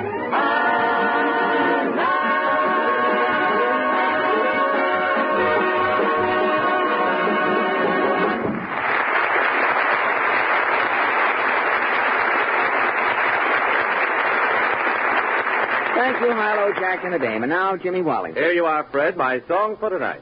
Now, wait, Jimmy. Tonight we are not singing another one of your commercial songs. We're singing one of mine. You've written a song? Jimmy, you are looking at the author of Little Brown Car. Little Brown Car. Mm-hmm. Who? How can that remind drivers that spring is here, warmer weather's coming, and Texaco dealers are ready to replace those old, worn winter lubricants with the correct Texaco products to prevent excessive warm weather wear? Just made it, didn't you? Well, look, Jimmy. Looks as though we may have to look around for a man with more wind on this program. Well, now, what you say is true, Jimmy, but in my song... Oh, nonsense. How can it say that cars are getting older and the right spring grade of Texaco's insulated Haviland motor oil is more important than ever? And that Marfac lubrication is a pepper-upper for the 40 vital points of the chassis? How can your song say, see your Texaco dealer first to make your car last? Well, I'll show you how my song can say it, Jimmy. Mr. Goodman, please. I have a car, it's painted brown, it's a pretty old car, but it's not run down. You should hear that motor sing. Texaco's got it set for spring. Texaco, you and me, little brown car, how I love thee. Heidi-ho, off we go, little brown car with Texaco.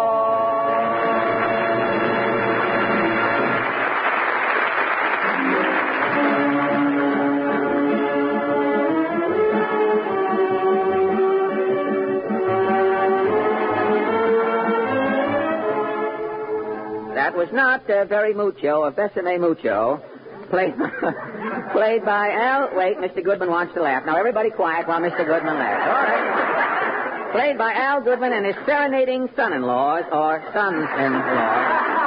I don't... say, Portland, what are you reading there? Is Dick Tracy in trouble again? No, it's a program. Oh. Mama and I went to the racetrack opening. Oh, that's right, Jamaica. Jamaica track did open yesterday. Did your mother win any money? Well, Mama only made one bet.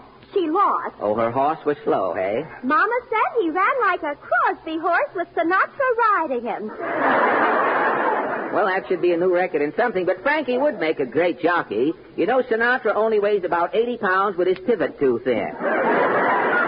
Tell me, did the new racing taxes bother the crowd at the track? Oh, not the people, only the horses. The taxes bothered the horses? In the first race, when the winning horse came down the stretch, yeah, on his back he had a jockey and 2 tax collectors. On the one horse. 3 men on a horse. I saw the play years ago. Well, I'll buzz along, Portland. I have to do some research on my Sherlock Holmes play. Are you an authority on Sherlock Holmes? An authority? Why, I got Dr. Watson to join the Needleworkers Union. If I can find an... Why don't you go over in the corner and enjoy it alone? I'll just...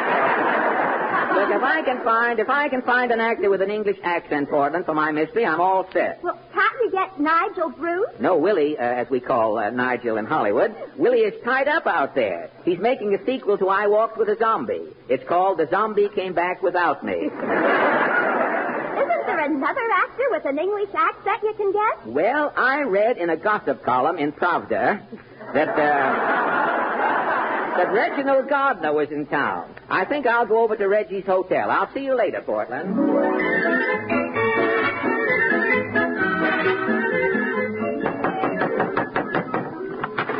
Yes? Well, Reginald Gardner.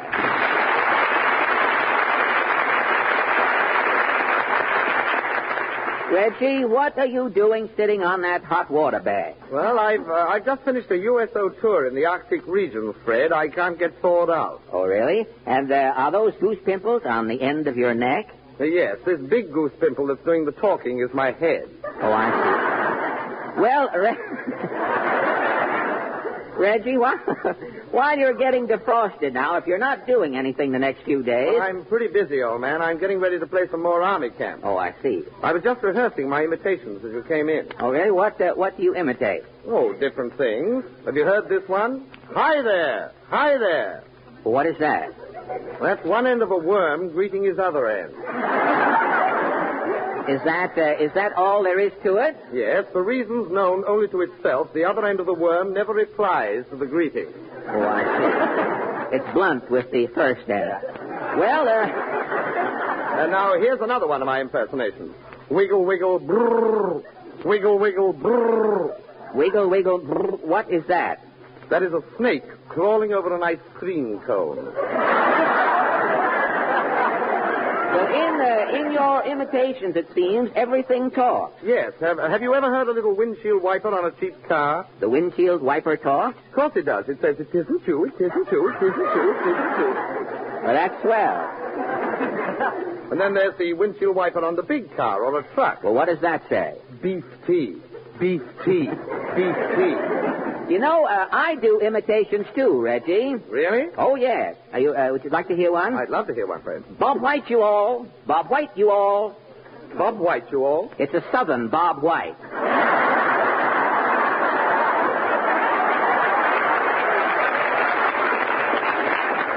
But, Reggie, I didn't come over here to ban the impersonations. I want you to appear in a new mystery play I've written. Oh, no, but I'm no dramatic actor, Fred. I'm a comedian. Well, you can play this part. No, I'd probably get a lot of laughs and crumb it up. Did you say crumb, Reggie? Where did you, an Oxford man, pick up a word like crumb? Lend-lease, old boy. Well, look, Reggie, if you'll do my play, we can make a picture out of it. I've just finished making a picture, Fred. Oh, a mystery? No, it's a comedy. It's the new Jack Benny picture. Well, if there's any comedy in a Benny picture, it's a mystery, Reggie.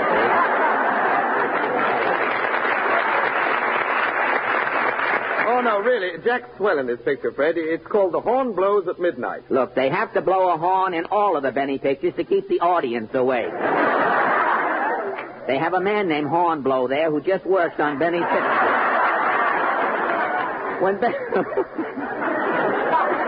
When Benny's pictures play in New York, they even let civilians in for 28 cents. Look, Reggie, everyone knows you can do comedy. You should try a dramatic role. Now, you might be another Basil Rathbone. Fred, do you think the world is ready for another Basil Rathbone? I think some post-war plan about Rathbone should be brought up. You know, you can get your eyes pulled out a little and your hips lowered and be another Peter Lorre. Well, what's this play of yours about? It's a murder mystery solved by a man the world has never heard about until tonight. Sherlock Holmes' brother-in-law, Fetlock Bones. This case is called The Pekingese of the Baskerville. As the play starts, we hear a crescendo of dramatic music.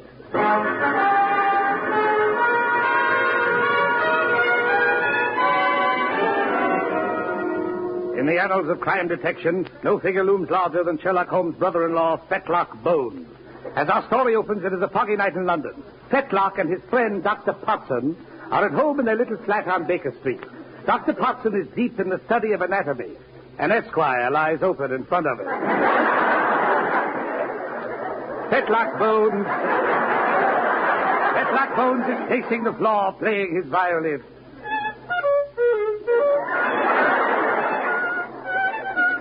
I say, Bones. Yes, Potson? That tune you're playing, what is it? It's a new American tune called Mares He Dotes and Does Do Likewise, and little lambsies are up to something.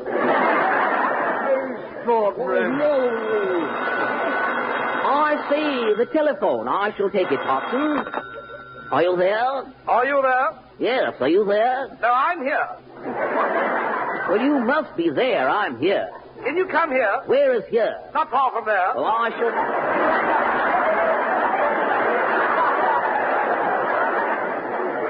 shall be there. Well, I shall be here. Righto. Righto. Cheerio. Cheerio. Potson, quick. Me Rayon Burberry, me Peaked Cap, me Needle, me Spike Jones records. I'm off. There's been dirty doing. I'm off to Baskerville Mansion.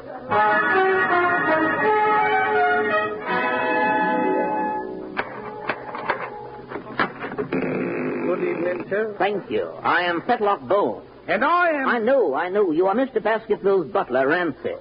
You were born near Surrey with the fringe on top. You have no shin in your right leg. Your father raises aspidistras, and you have a cousin Cecil who has a punctured eardrum. Amazing, Mr. Bones. How did you know? I'm on your draft board. What is the to-do here? Well, two of Mr. Baskerville's guests have disappeared. This house is cursed, Mr. Bones. Isn't there some legend about Baskerville Mansion? Yes, sir. Whenever the Pekingese is heard barking, someone dies. That's it, the Pekingese of the Baskerville. I don't like it, sir. The Pekingese has barked twice tonight. Where is your master, Barclay Baskerville? He's in the trophy room. I shall announce you. Announce him, Mr. Fetlock Bones. I'm Barclay Baskerville. Come in, Mr. Bones. Thank you. Thank you. Thank you. Thank you. Thank you. I say, what magnificent trophies you have here on the wall. That lion's head is a ripper, old boy. Yes, potted the beggar with my second shot. And the first shot? Potted my guide. This is the guide's head mounted on the other wall, with the cowlick and the dimple. Yes. Fortunately, he was smiling at the time. Brightens up the room, don't you think? Rather, rather. Who does your taxidermy? Moxton, the bird stuffer on Fleet Street.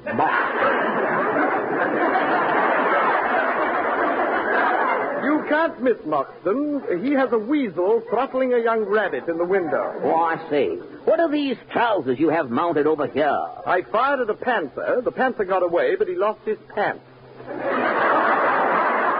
Lost his pants?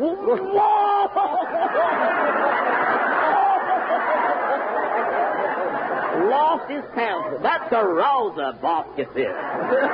It is a bit of the old rowdy dow, what? Right you are. But let's get down to business. I hear you've had unpleasantness here tonight. Unpleasantness? A bit of it, yes. Two house guests done in. A bit of the old Erie or Delaware like a Warner or something. Oh, that? Oh, well, there's nothing you can do about that, old boy. You know the curse of Baskerville Mansion. You mean the Pekingese of the Baskerville? It's been going on for centuries. Whenever the Pekingese barks, someone dies. I understand the Pekingese has had a go at the acoustics tonight, old boy.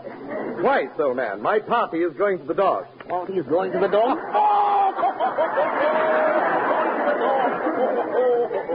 Who are your guests, old fruit? We're holding a class reunion. What school? Oxford, Cambridge?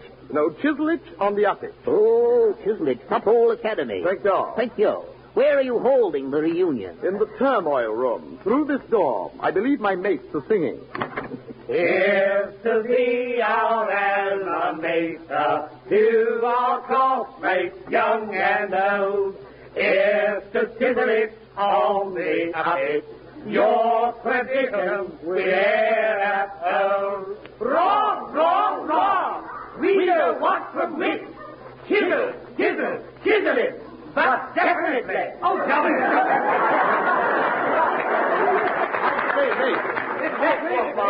Classmates of Chiswick on the Uppage. May I present Fetlock Bones? Bones, this is Pippi Hollister. You do. Marmaduke Smith-Smythe. You do. Pennington Funfit. You do. And H.H. Bubble, recently returned from America. How do you do, sir? I beg your pardon? I said, how do you do? Terribly sorry. You're jogging. I can't understand you. How do you do? What is this blighter trying to say? He means jadoo. Oh, jadoo.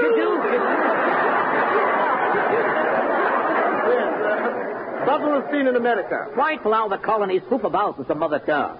Too true, old muffin. But what about those chaps who disappeared? It's filthy, Mr. Burns. We were playing bridge. The lights went out, the door barked, the shot rang out. The lights came on and they were gone. Constantly first, then Leffingwell. They both sat in the same chair. Show me exactly what happened. Righto. Let's play another hand of bridge, mates. Will you sit in, Bones? Thank you. Thank you. Marmaduke, will you sit in that vacant chair? Right, sir. We're ready, Baskerville. Let me see. I did one half. 2 spades. I knock with 3. I'm Schneider. I say the lights are off. The Pekingese of the Baskerville. Light! Oh, they're on again. I say, Marmaduke's gone. That blasted dog barked again. The Pekingese of the Baskerville. Oh, Bones, do something. 3 Chiswick men have been done away with today. Yes, and each sat in the same chair. I shall take the fingerprint. Nobody touched the chair, Bones. They just sat in it. Sorry, I'm not equipped for prints that large, old boy. There's only one thing to do. We shall reenact the crime. You, Buddle, sit in that chair. Not that chair. It's the Chiswick, Buddle. For Chiswick. Right, Bones. And now, Baskerville, we'll play another hand of bridge. Who's bid? The lights, they're off again. the Pekingese of the Basketville. Let go of my hand. Who's holding my hand? Not so fast, matey. The light, Buddle. Quickly, the light. Get on, Bones. The mystery is solved, Buddle. Here sits the murderer. The cove who has done in your free Chisel-Itch classmate. Barkley Basketville? Righto. This is preposterous, Bones. You can't prove anything. Oh, no? Then how do you account for this revolver strapped under the bridge table? Purely a coincidence. And this push button under the table. When you push it, see? A trap door. Sweeney Todd fashion under the chair gives way. Just a place for old razor blades. But, how do you explain the Pekingese barking? The dog is concealed in the basement. This other button sends a spark down and gives the Pekingese a hot paw. I suggest you confess, Baskerville. Yes, Bones, you've got me with my confession down. You murdered your Chisel-Itch classmate. I had to with the foul blighters. Foul blighters, Barkley. The purpose of our class reunion was to present you with a purse of £1 million sterling. I knew, Buttle. That's why I had to murder the entire class. You had to kill them because they were going to give you all this money? The gift tax on £1 million today is £1.5 million. I see. If you had accepted the gift... I would have been ruined. The class would have wiped me out. So instead... I wiped out the class.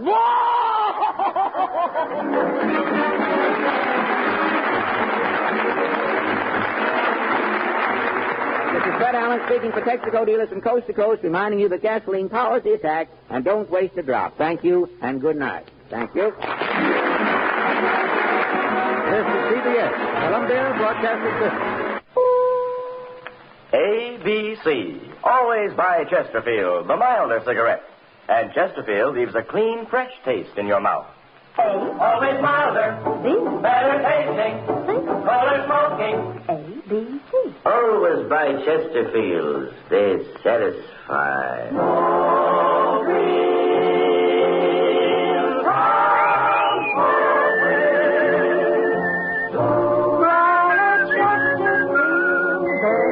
Chesterfield presents Arthur Godfrey Time. Yes, it's Arthur Godfrey and all the little Godfreys. Jeanette Davis, the Mariners, and Archie Blyer and his orchestra. Wild Bill Hickok!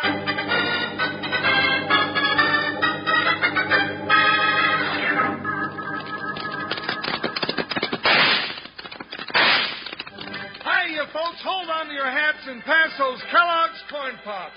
Because here comes Guy Madison as Wild Bill and his pal Jingles, which is me, Andy Devine. We got another rootin' tootin' Wild Bill Hickok adventure story for you from that great new cereal with the sweetening already on it, Kellogg's Corn Pops! Kellogg's Corn Pops brings you Wild Bill Hickok, transcribed in Hollywood and starring Guy Madison as Wild Bill and Andy Devine as his pal Jingles.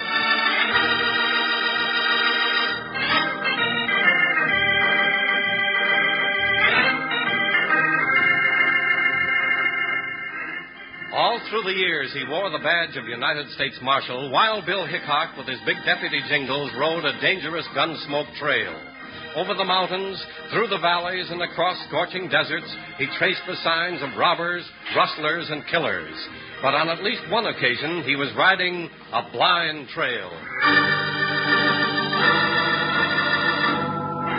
Bill and Jingles were nearing the ranch of their friend Wade Ingram, just outside the town of Two Forks, unaware that at the same moment the sheriff of Two Forks was accusing a clean-cut young Mexican boy of Ingram's murder. You can't lie to me, Flores. I rode up and caught you leaning over Ingram's body. Si, Senor Sheriff, but I did not kill Senor Ingram. Well, if I had proof, I'd lock you up right now. No, Senor.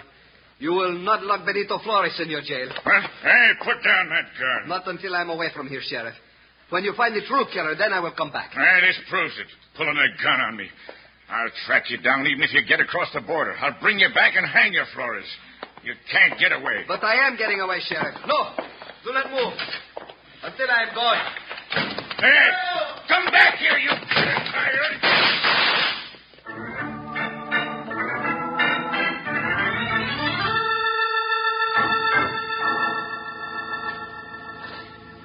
And then he pulled a gun on me, Hickok, and hightailed it out the south end of town. Seems mighty strange. What are you getting at, Bill? Nothing strange about it. He's guilty of sin. Shot Wade Ingram down in cold blood. Took his money and the deed to his ranch. You got proof of that, Sheriff? Well, no. Then you got no call to arrest him for murder. Takes proof, don't it, Bill? That's right, Jingles. But it happened like I said. I rode up, and he was standing over Ingram, lying there in the road. And he had a smoking .44 in his hand. Was Ingram killed with a .44? Don't know. We ain't weighed the bullets yet. But I'll stake my badge he was. That still wouldn't prove much. There are a lot of .44s in the West. As a matter of fact, you're packing a brace of them yourself. Just the same, I'm tracking down Benito Flores and booking him for Ingram's murder. Now, wait a minute. I think you better let me do the tracking. You know, your authority doesn't go beyond the county line. We going after Flores, Bill? Yeah, Jingles. In the meantime, Sheriff, you better be digging up your proof. I'm out to find out who killed my friend, Wade Ingram. I'm going to bring him back to justice.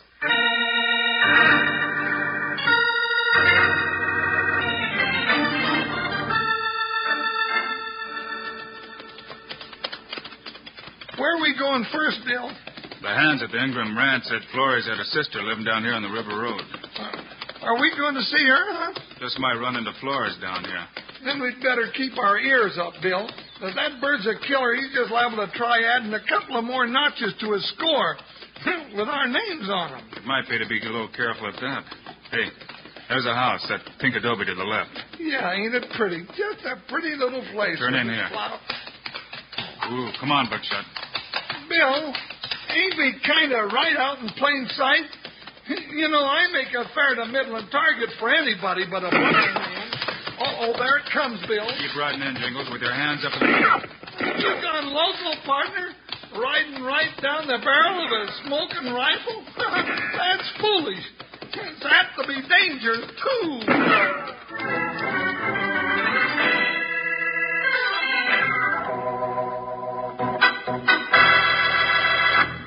Howdy, partners. Here's your old pal, Panhandle Jim. I'm sitting here in the edge of my chair listening to Wild Bill and chomping up big, crunchy handfuls of Kellogg's Corn Pops.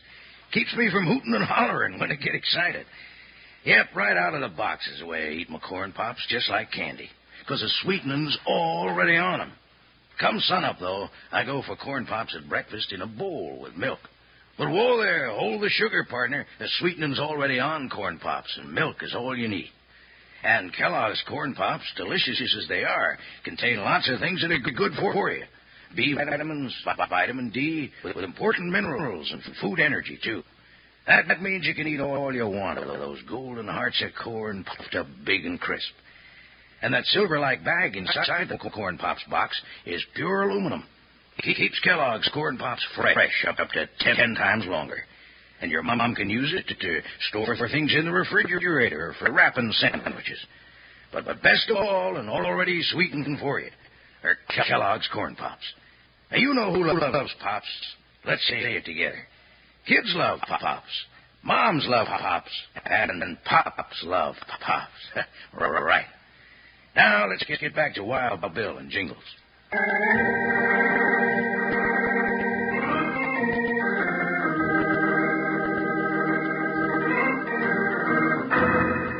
Wild Bill and Jingle, in search of the young Mexican Benito Flores, have gone to the home of his sister, Juanita. As they approach this little pink adobe house, a rifle barks and a bullet sings uncomfortably close to their sombrero. Uh-oh. I don't like this. Keep riding for that house, Jingles. Get those hands up high. Well, I can't get them any higher, Bill. Just burnt my fingers on the sun as it is. Hey. He quit shooting. Yeah. Now hold your horse and dismount. I'm on my lead. Ooh, Buckshot. Ooh, boy. Oh, Joker. Oh. Now what are we going to do? Walk right up to the house. Well, what are you trying to prove, Bill? I'm looking for a killer. Well, this is a mighty funny way to look for him. You figured to find him hiding down that rifle barrel? Maybe. Hold it, Jingles. Go away from this place. Buenas tardes, señorita. Buenas tardes. Now go away. Buenas tardes, señorita. Hasta la... How have you been? I am better when you go away. Ándale, before I shoot you. We want to talk to you, Miss Flores. Well, I don't want to talk to you. Well, how can such a pretty girl be so stubborn? Oh, now, come on. Talk to us, señorita. Please, and put that rifle down. I'm getting tired of holding my hands up like this. All right, what do you want to talk to me about? Oh, the weather or how to make good tacos. Almost anything. You lied to me. No, señorita Flores. I want to talk to you about your brother, Benito. No, I don't talk about him. Is he here? No, I haven't seen him. Who are you? Oh, us? Oh, he's Wild Bill Hickok, that's all. I'm Jingles. Did you say Wild Bill Hickok? Yeah, I did. Put your hands down. Come in. I've heard that Wild Bill Hickok is honest and friendly. Well, now that's true, Miss Flores. I will put down my rifle. You come in the kitchen. I will give you some tacos, Jingles. Come on. Now you're talking. Sit down, Bill Hickok. Well, there are enough tacos here for all of us. Thanks, Miss Flores. My name is Juanita. You will not chase my brother, will you? I'm only trying to find the killer of Mr. Ingram, Juanita. My brother Benito, he didn't kill Senor Ingram. Did he tell you what happened? Si, senor. He said Senor Ingram asked him to ride to town with him. He was taking his money and the deed to his ranch to the bank. Yeah, Bill, that's what the sheriff said. Let her tell it, Jingles. Oh, then he say, when they are still 2-3 miles out of the town of Two Forks, a man shoot from the bushes and kill Senor Ingram. One man? Si, one man do the shooting. What did Benito tell you then? He see Senor Ingram fall from his horse, so Benito spurred his own horse after the killer. Did he catch him? No, the man have a very fast horse to get away. Benito say he not even know him, that from a distance he looked just like any other caballero around here. Then what? Benito come back to Senor Ingram right away and get off his horse and bend down to see if he can help the senor. But he's dead. And just then a horse rides up and Benito look up and it's the sheriff. And they take him to jail, huh? See, the sheriff say Benito come with him. But Benito say it's very funny the sheriff didn't take his guns away from him. Does Benito carry a .44? No, his guns are .45. But, Bill, we don't know. Never mind, Jingles. Oh. Juanita, I have to find Benito and bring him back. Oh, he didn't do it. You will not take him. Get out of here. Get out! But I haven't finished my talk. Get out of here! You're my friend. Get out of here! You better loco. Come on, Jingles. Get out of here. Backward.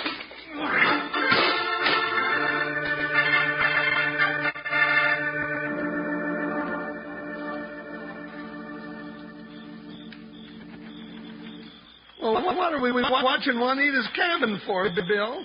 I've just got a hunch, partner. You think she'll follow her brother, huh? She just might. Well, it's plenty dark, and she hasn't made a move in over 3 hours, and I... Oh. There she goes, Bill, just like you thought. Yeah. Come on, let's get the horses. You reckon she'll lead us to Benito Flores? Well, she's headed south toward the border. We can follow her and find out. You ain't following nobody, mister. Huh? Oh, who's that? Never you mind who's that. Just you grab a handful of air. Oh. You sure you haven't made a mistake, mister? No, I ain't made a mistake. I was told to stop you from following or catching Benito Flores, and that means you ain't going to follow him, see? Take him, Bill. I got his gun. I got him, partner. Get up, Bill. He ain't going to wake up, fatty. Now it's your turn. Knock my partner down, will you? Yeah, and here's where I knock you down, too. I reckon that'll hold you two from following anybody for a spell. That's what you think, mister. Hey, so you want more, huh? You bet I do. I got a little to give, too. You shouldn't lead with your chin, mister. Hey, partner, come on, wake up. Jingles. Hey, Jingles, you can't sleep all night. We got work to do. Come on.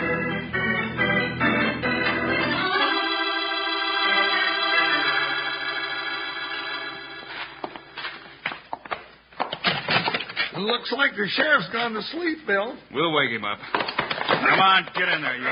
Quit shoving. Who's that? Don't move or I'll blast you. Put away your hog leg, Sheriff. It's Hickok. Light a lamp, Jingles. Get out of feathers, Sheriff, and open up one of them cages. We brought you a monkey to keep. So you got Flores, eh? Well, we'll set up a necktie party for him in the morning. As soon as the judge can... Hey, that ain't Flores. That's a... Who were you going to say it was, Sheriff? Why, a stranger. Never saw him before. Where'd you get him? They jumped me out south of town, Sheriff. I wasn't doing nothing. Now, that just ain't so. Sheriff, this coyote waylaid us and tried to put us both away. I think you better lock him up for a while, Sheriff. He might try to get in the way again. Anything you say, Hickok. Just hold him till I get back. Come on, Jingles. Where are we going, Bill? To pick up a cold trail. We'll be back, Sheriff. All right, Rack. What happened? Now, don't you try getting hard with me. I told you not to let him catch up with Flores. I didn't figure you'd be dumb enough to let him hog-tie you. What are you beefing about? I held him up long enough so they'll never pick up his trail. He's likely safe over the border right now, so what are you worried about? You don't know Hickok. When he gets after a man, he's worse than a coon dog. And he could trail a drop of water through a river. Well, he's got no authority below the border. Just the same, you'd better hightail it after him. Take the shortcut to Dusty Gap. If they start through it to cross the border, you know what to do. Here's the dynamite. Yeah, and this time those two won't get no chance to get their meat hooks on me. They won't even know what hit them.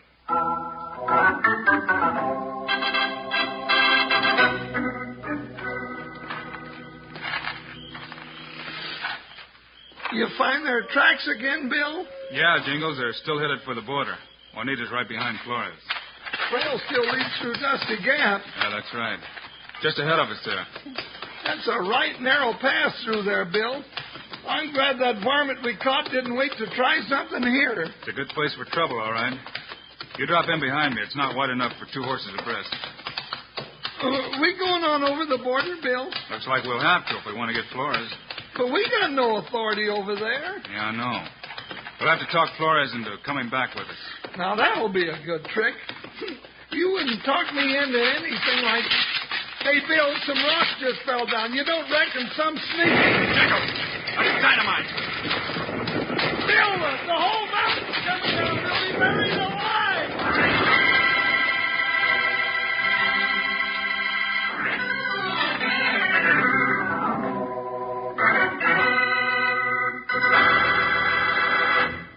Man, am I in a fix. The show's not even close to over, and I'm all out of corn pops. Well, that'll be a lesson to me, and to you, too. Remember to get plenty of Kellogg's Corn Pops tomorrow, sure. The new two-way cereal is already sweetened for you. I said two-way cereal because that's the way you eat Pops. Out of the box, just like candy, or out of the bowl. Dig in for a fistful any time of the day, but come breakfast, pour on a little milk and you're all set. And before you start for the sugar bowl, take a taste. You don't need sugar, because Corn Pops are already sweetened for you. And your mom will let you eat all the Corn Pops you want, too, because they contain B vitamins, vitamin D, with important minerals and food energy. Say, and take a look at that silvery bag that holds the Corn Pops in the box. That bag keeps Kellogg's Corn Pops fresh up to 10 times longer. It's great for packing sandwiches in after all the Corn Pops are gone, and your mom will like it to store things in the refrigerator. Now, let's get together here and tell the folks who loves Pops. Kids love Pops. Moms love Pops. And Pops love Pops. You said it. Now, let's get back to the show.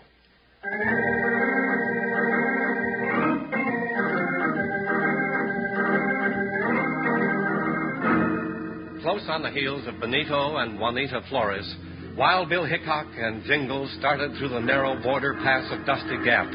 But Rack Dutton was there ahead of them and waiting, for just as they entered the narrow trail between high rock walls... Jingles, that's dynamite! Pulling close to the bank. Bill, the whole mountain's coming down. They'll be buried alive. Bill, you all right, partner? Yeah. How about you, Jingles? Yeah, it's a good thing you yelled to get close into the bank. It went right over us. Now, who do you suppose set off that dynamite? I don't know, but I figure he'll come down to see whether it worked or not. Uh-oh. Sounds like you were right, Bill. Quiet. Well, now, I reckon that takes care of the almighty Wild Bill Hickok and his 2-ton shadow. A pretty smooth job, if I do say so. What's that? Hickok's horse. Well, to make this all look the same, I'd better shoot that cayuse. Billy's going to shoot buckshot. What's going on here? All right, you ring-tailed monkey. You dug your grave. Yeah, who says? I got him, Jingles. Well, would you look at that? Bill, that's the same varmint we turned over to the sheriff last night. You're right, Jingles. Come on, help me tie him over the back of my saddle. This time we'll keep him where we can watch him while we track down Benito Flores.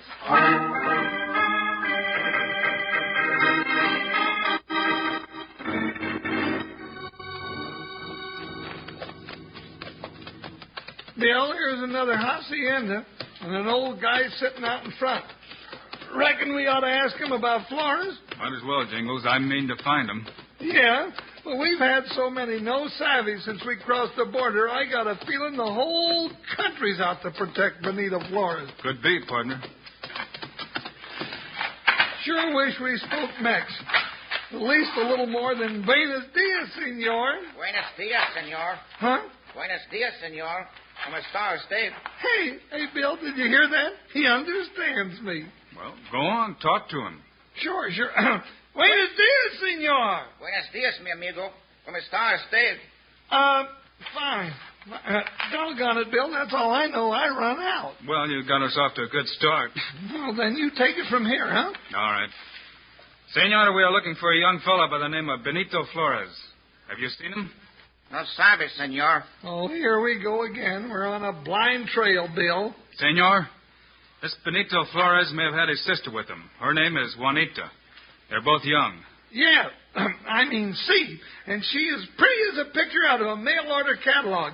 You seen her, huh? No sabe, senor. Oh, no savvy, senor. No savvy. That's all you're going to get down here, Bill. And that's just serving you right, you two sneaking weasels. Your time will come, Rack. Adios, senores. Wait, senor. Uncle Eduardo, what? Bill. Juanita, go back. So, my friend, you do speak American, and you do know Benito Flores. In fact, you're his uncle. Yes, I am his uncle, but he is not here. Juanita came only this morning. I do not know where Benito is. It won't do you any good to lie, senor. We followed his tracks to your door. He's here. Well, you want me to go in and look for him, Bill? No, Jingles. I think when I've had a talk with his uncle, Benito will go back with us of his own free will.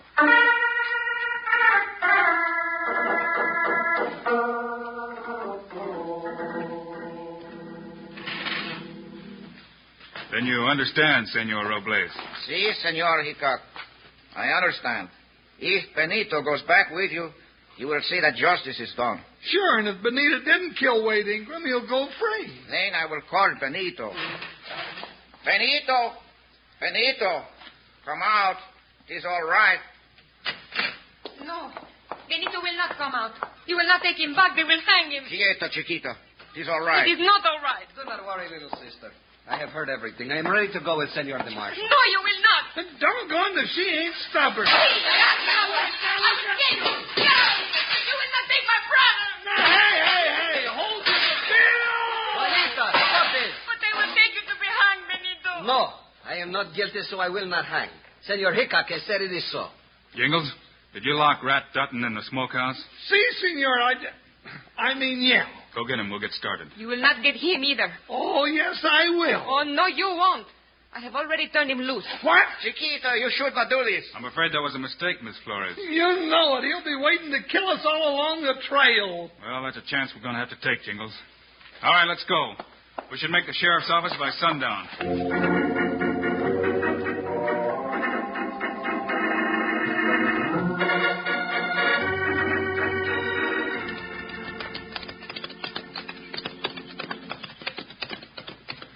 Well, Bill, there's the sheriff's office. Yeah, Jingles.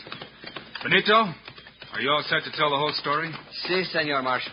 Hey, Bill, there's Rack Dutton and the sheriff going out the back way.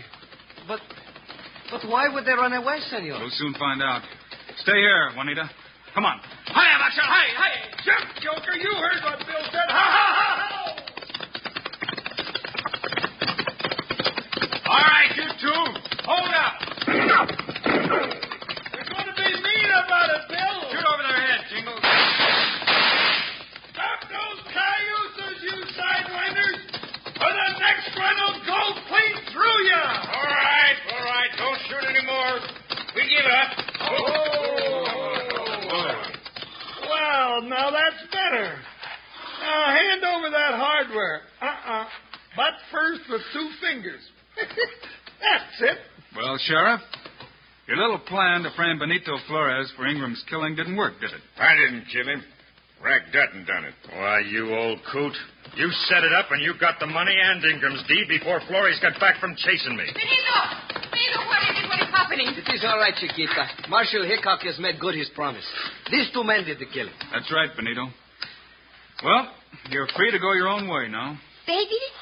And they tried to give you the blame for it? Oh, I will kill them. I will smite their heads with a frying pan. I will... No, wait a minute. Now, ain't that too bad. There's not a stew pot or a frying pan within reach. Now, come on, Chiquita. We'll go hunt some up, and you can take your vengeance out on making me a batch of tortillas and tacos. That way, nobody gets hurt.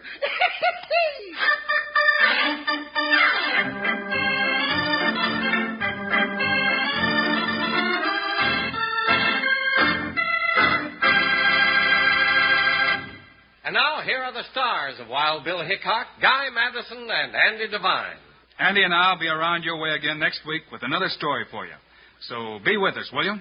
Yes, sir. And you can bet your bottom sawbuck we'll be mixed up in some kind of trouble. Meanwhile, Andy and I also hope you'll remember to get Kellogg's Corn Pops. Right. It's a great new cereal with the sweetening already on it. You bet it is. Andy and I think Corn Pops are great. So long. See you next week.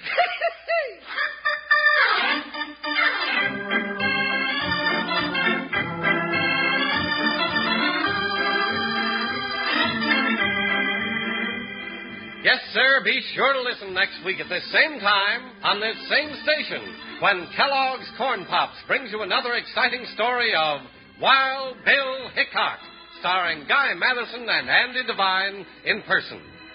Today's cast included Harry Bartell, Ted Von Eltz, Lillian Byatt, Frank Gerstle, and Jack Moyles. Our director is Paul Pierce, music by Dick Orant. This is a David Heyer production transcribed in Hollywood. This is Charlie Lyon reminding you, kids love Pops, moms love Pops, Pops love Pops. Kellogg's Corn Pops.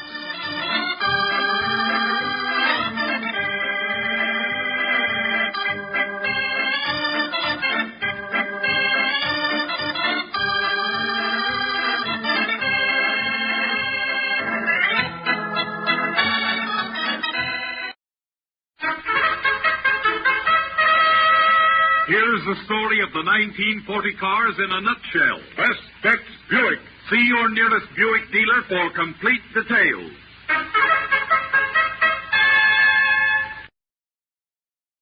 Good evening, ladies and gentlemen. This is Bill Stern with a Colgate Shave Cream Sports Newsreel from Hollywood, California. Colgate Shave Cream and the sun is on the air. Colgate Shave Cream and the sun is glory's rare. Sly grills and pipes and you look so keen. You'll have a face that's both smooth and clean. Colgate Shave Cream and Bill Stern. The 532nd edition of the Colgate Shave Cream Sports Newsreel, transcribed and featuring America's most famous collector of yarns and stories. Some legend, some hearsay, but also interesting. We'd like to pass them along to you. And to do this, here's radio's #1 sports reporter, Bill Stern. Good evening. Tonight I'm out in Hollywood, California, and our guest tonight here in Hollywood is the horror man of the screen, Boris Karloff. But before you meet Boris Karloff, here is Real One. Tonight, since we're in Hollywood, where men's faces have got to look good, may I ask you a question? Who says you can't get smooth, comfortable shaves that are also fast and easy on your face? Brother, just try Colgate Brushless Shaving Cream. It's made to order for tough beards and tender skin. It's just what your problem requires, and you can prove it without risk on this swell proposition. There's $1 cash says Colgate Brushless wins you in a flash, and here's why. Because it's light and fine-textured, Colgate Brushless completely surrounds, softens, and supports each bristle better than greasy, heavy creams. No matting down, no clogging. Your razor doesn't skid or skip when you use Colgate Brushless, but cuts through clean and smooth. That light, fine texture makes Colgate Brushless Shaving Cream a super beard softener. You've never seen whiskers come off so slick or enjoyed a shave so smooth and comfortable. And Colgate Brushless delivers good shaves even in hard or cold water. Try it. Get a large or giant-sized tube or jar of Colgate Brushless tomorrow. Use it a week. Then, if you're not completely sold that it's the ideal shave, just return that carton top to me, Bill Stern, care of Colgate, Jersey City, Zone 2, New Jersey, and you'll get your $1 pronto. Is it a deal? Remember, there's $1 cash says Colgate Brushless wins you in a flash. Real 2. Portrait of 3 middleweights. This is the strange, incredible story of three middleweight prize fighters. Their names were Kid McCoy, Billy Papke, and Harry Wilson. Two of these middleweights, Kid McCoy and Billy Papke, had been the middleweight champions of the world. The third middleweight, Harry Wilson, was a great fighter, but he was no champion. However, these three fighters, Kid McCoy, Billy Papke, and Harry Wilson, were good friends outside the ring. Such good friends that one day these three fighters went to see a fortune teller. That fortune teller, of course, knew that both Kid McCoy and Billy Papke had been the middleweight champions of the world, but that fortune teller did not know anything about the third prize fighter who came with them, the fighter named Harry Wilson. Nevertheless, that fortune teller made a strange prophecy about these three fighters, Kid McCoy, Billy Papke, and Harry Wilson. For that fortune teller prophesied that the first two of these fighters, the world champions, Kid McCoy and Billy Papke, would each kill and be killed by a gun. Strange that a fortune teller should prophesy that both Kid McCoy and Billy Papke would kill and be killed by a gun. However, this strange prophecy began to come true when one day Kid McCoy's wife angrily said to him, I hate you. I hate you. Kid McCoy's answer to that was a pistol shot. Kid McCoy had murdered his wife. Just as years later he was to turn that gun in his own direction and take his own life. The first part of the fortune teller's prophecy had come true. Kid McCoy had killed and been killed by a gun. But what about the second part of that fortune teller's prophecy? That the same thing would happen to the second world's champion, Billy Papke. Well, it did happen to him, too. For he, too, murdered his wife and then killed himself. So a strange prophecy made by a fortune teller that two champion prize fighters would kill and be killed by a gun came true. But wait a minute. There's still more to this incredible story. For do you remember my telling you that when Kid McCoy and Billy Papke went to see that fortune teller, there was a third prize fighter with them? A prize fighter named Harry Wilson? However, that day, the day that Harry Wilson's fortune was told, he died in an accident. Strange that Harry Wilson should die in an accident the same day that his fortune was told. For this is what the fortune teller told him just before he died. You, my friend, have no future.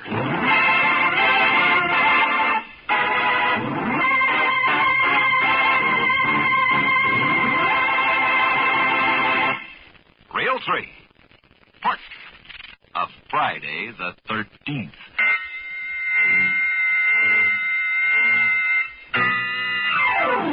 Tonight is Friday the 13th. Friday the 13th, the day when evil spirits march, when ghosts come to life. When I can speak. Friday the 13th is my day. Who are you? I am Boris Karloff. Maybe you've seen me in the movies. Generally near midnight, and my ghostly hand is clutching a dagger about to strike. Wait a minute. I know I'm in Hollywood where there are movie stars galore, but are you really the famous Boris Karloff? Yes, Bill, I really am. But I don't think that Friday the 13th is jinxed. You know, as a matter of fact, one of the greatest of the writers of all time was buried on a Friday the 13th, and his name was Edgar Allan Poe. Certainly his life wasn't jinxed, for he wrote the greatest murder mystery of all time, The Murders in the Rue Morgue.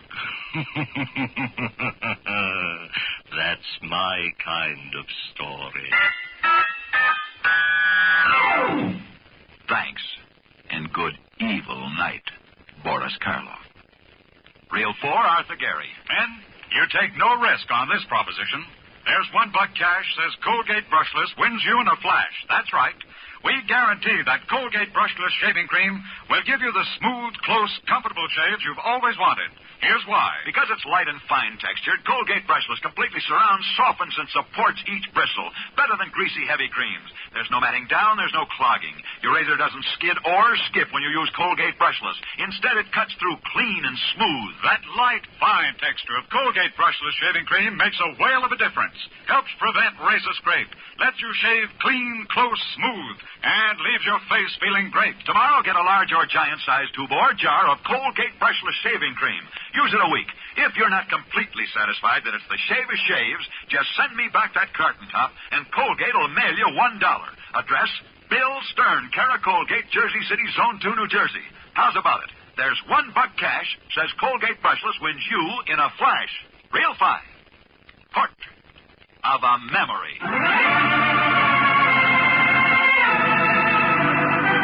Here in Hollywood, that's famous for its stars. How would you like to walk down memory lane tonight? Would you like to turn back the years and think of the sports stars of yesteryear? Come on tonight.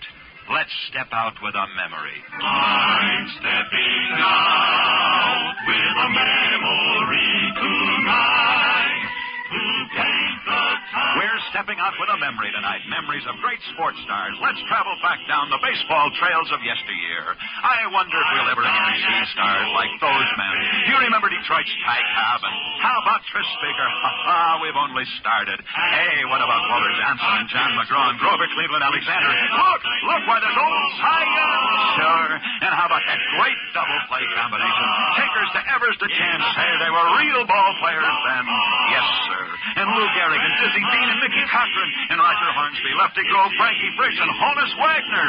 Sure. Why, look, there's Ed Delahanty, Hank Gowdy, and Little Miller Huggins and Home Run Baker and Babe Ruth. Hiya, Babe! Oh, say, give me those old days and those old-time ball players. They were stars, great stars, and I'll never forget them. And you know, that's why I'm stepping out, yeah. I'm stepping out with a memory tonight.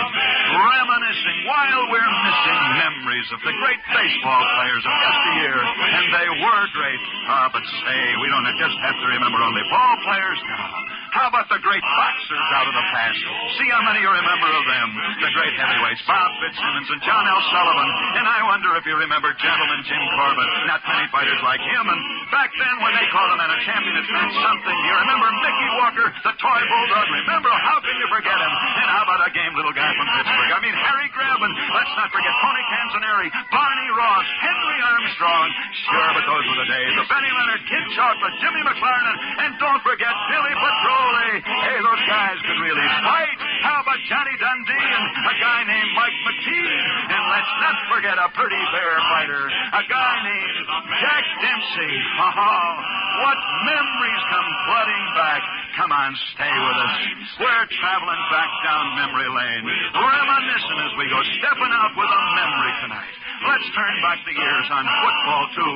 You remember the great teams around the turn of the century. The first one in this country, it was Michigan's Point-A-Minute team, remember? They gave America our first great football star, Wee Willie Heston. And then came Jim Thorpe. Remember him and George Gipp and the four horsemen of Notre Dame. Oh, and say, we can't forget Red Grange and Bronco Nagurski and Ernie Nevers, Benny Friedman, Chris Cagle, Don Hudson. Why, across the gridirons came immortals. Immortals that can never be forgotten. Remember Niall Kinnick of Iowa?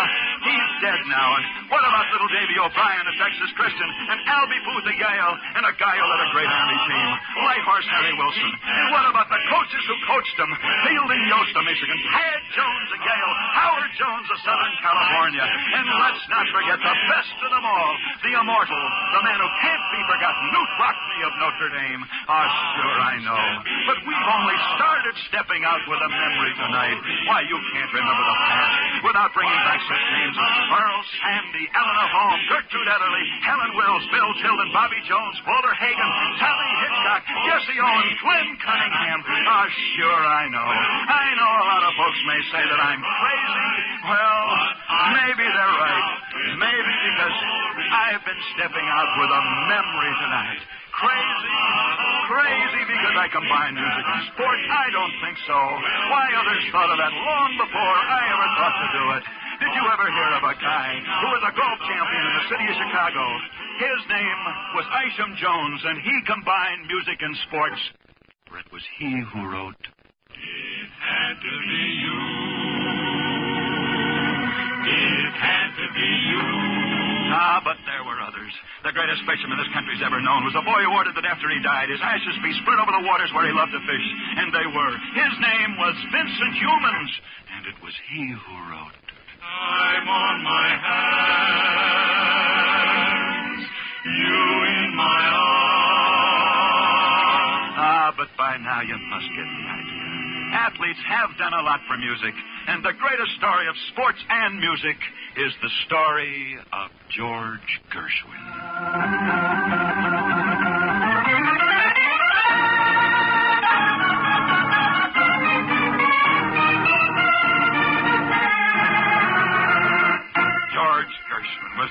another songwriter until one day when a famous baseball player told him, Listen, George, take my advice before it's too late, will you? You can do more than just write another song number. Why, you can write the greatest one of them all, if you only will. And I hope I live to hear it. That famous baseball player did not live to hear it, but George Gershwin did write the greatest musical number of them all, for it was he who wrote the Rhapsody in Blue. And as Gershwin played it at Carnegie Hall, had you been close enough, you might have heard him say, This is it, Christy, this one's for you. And as the music rose upward and upward into the cold night air, somewhere looking down proudly from far above was the man who inspired Gershwin, the man who inspired him to write his famous Rhapsody in Blue, America's greatest pitcher, Mr. Christy Maskison.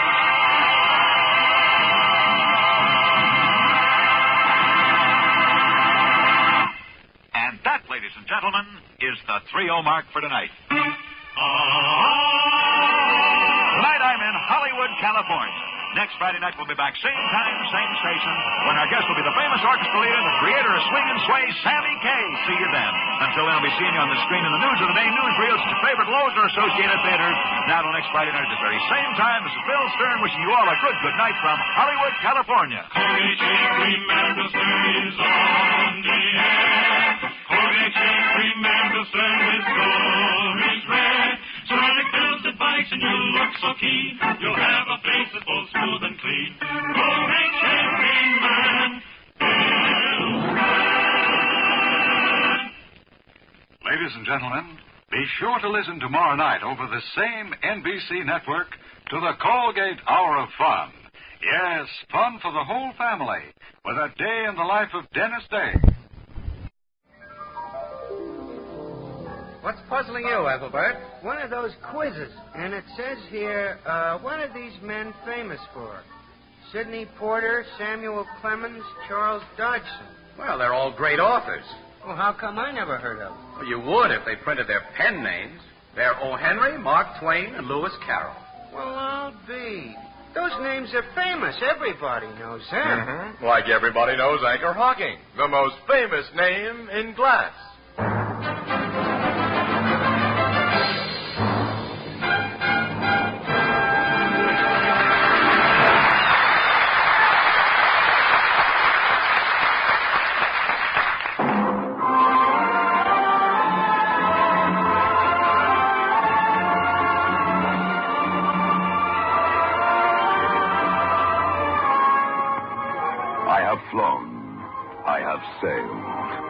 I have moved about this world of ours, and ever in search of the finest of its kind, we bring you the tops in spine chillers.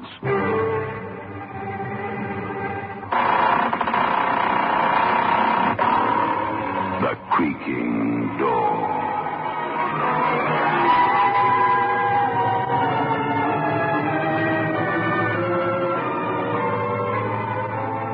The manufacturers of State Express 3/5 Filter King cigarettes take pleasure in presenting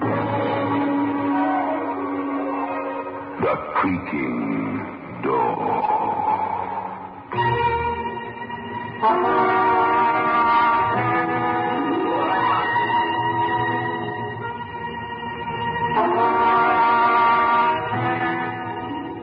Good evening, friends of the Creaking Door.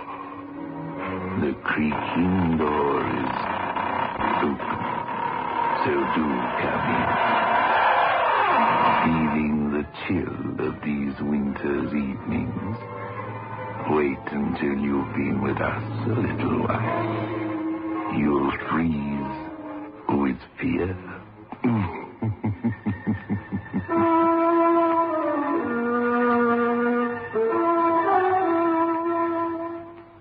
Get 3/5s.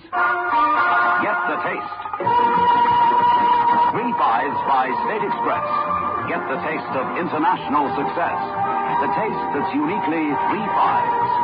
Only when no expense is spared in its making can a cigarette taste so right, so smooth, so satisfying. 3/5s. Get the taste. The taste that State Express created for you. The taste that has made 3/5s the king-size cigarette of international success. Get 3 fives. Get the taste.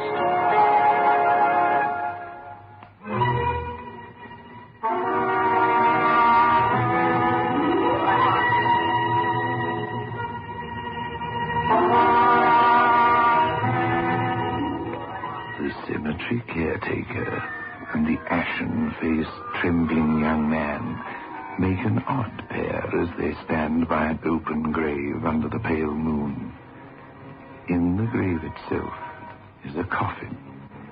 The lid has been prized open, and inside the corpse of a middle-aged man.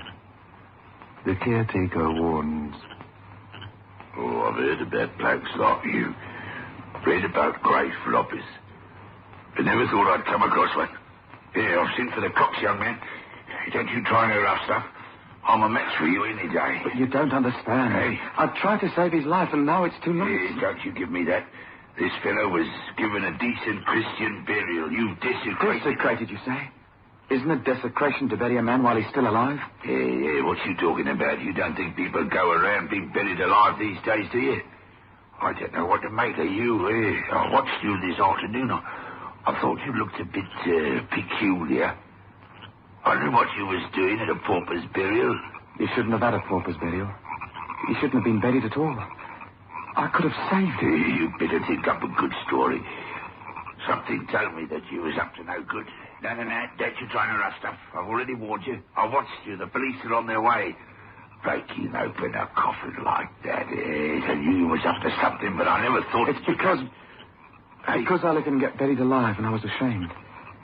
Let him get buried alive for a measly £50. Now he's dead. Hey, you come out of a loony bin or something.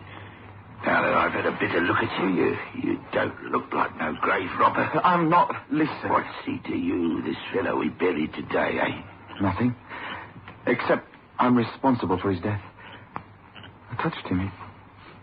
He's cold. Cold as... He's only been in the ground a few hours. They don't stay cold like that. Sometimes we get an exhumation order. We have to dig him up, see? You'll be surprised how warm they get. He is dead, isn't he? I mean, I brought this piece of mirror with me. There's no breath. Look. I don't have to look. He's been in the municipal ward for 2 days. He's given a pauper's burial. Now then, what's it all about, young man? I want to go home. He was dead all right when they buried him. But not when the ambulance took him to the morgue. You see, I know. You know? Oh, is he a relative of yours? I never knew he existed until 2 days ago. I've been tramping the streets looking for work. I didn't want to go home. If you could call that one-room bedsitter Lil and I occupy a home. It was still ringing in my ears, the things she shouted at me as I left them. I've come to the end of my tether. I've pawned everything. Look, even the wedding ring you slipped on my finger in the church. What did he say? And all thy worldly goods. Huh. That's a laugh. You were going to share all your worldly goods, were you? Well, if you don't get some money or a job, I'm walking out on you, do you hear? I'm walking out on you, and I'll go and live with my sister. At least I'll get some warmth and 3 square meals a day. Oh, don't say that, Lil. Was it my fault that I fell sick? That I'm not allowed to work in the factory anymore? I've tried, Lil. I really have. Everywhere I go, they look at me and say, no vacancies. Not my fault either. I warn you, Joe Harris. I can't take much more of this. I know, honey, I know. I'll get something today. Really, I will. I promise.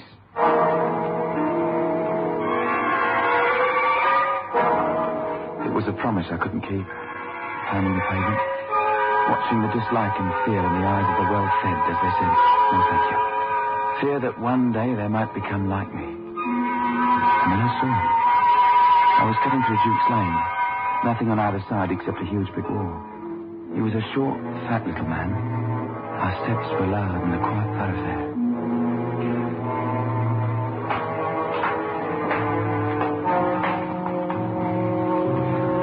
I wonder what he's stopping for. Does he think I'm a cushion? That I'm a gangster or something? I suppose I look like something that crawled out of a piece of cheese. Well, I'll be...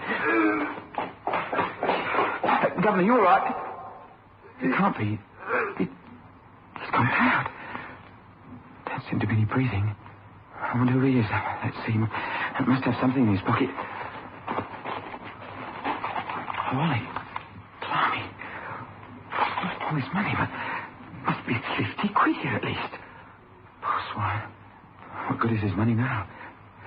I better call a cop. If you don't get some money or a job, I'm walking out on you, do you hear? I'm walking out. There's nothing anybody can do for this poor swine. I'll find him soon enough. What does the guard do in a case like this? Beat it, you fool. Beat it with the first decent money you've had in months. Somebody will find him. Run.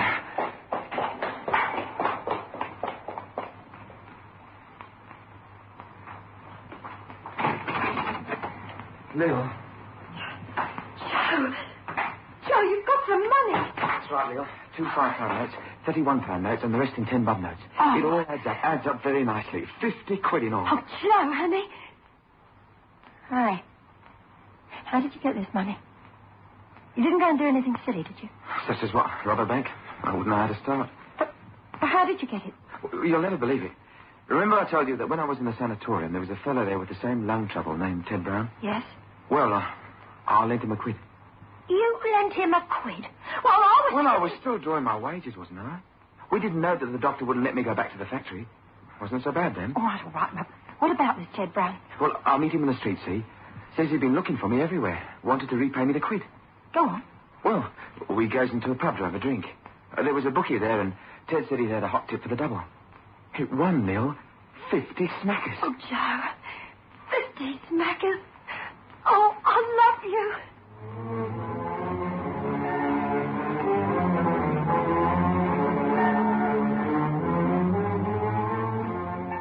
Lil went to get some groceries and a couple of bottles of beer. I sat on the bed and had a further look at the wallet. Having taken the money out, I thought it would be empty.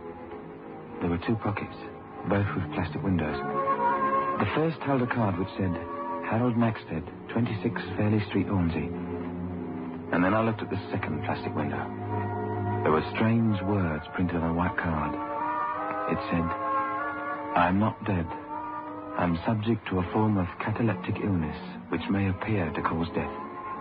If I'm found, notify Dr. Alfred Miller, Hornsey, 6641. No, it can't be. Not dead. Cataleptic. What have I done? What have I done? They'll think he's... Oh, no. Telephone. I must telephone. But Lil, she'll wonder where I've gone. I've given her all my money. Yeah, Wally. Take a look at this. Here, take these bottles from me, will you? Joe? What is it? What time is it, darling?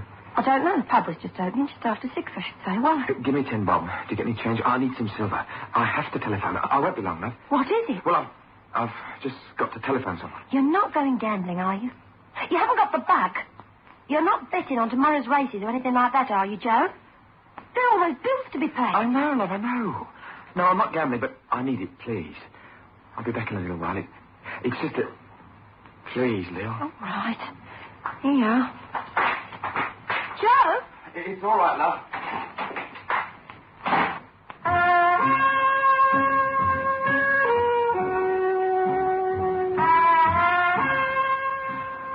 Would I be too late with the phone call? Would they bury this poor guy Maxted, not knowing he was a cataleptic, thinking he was dead?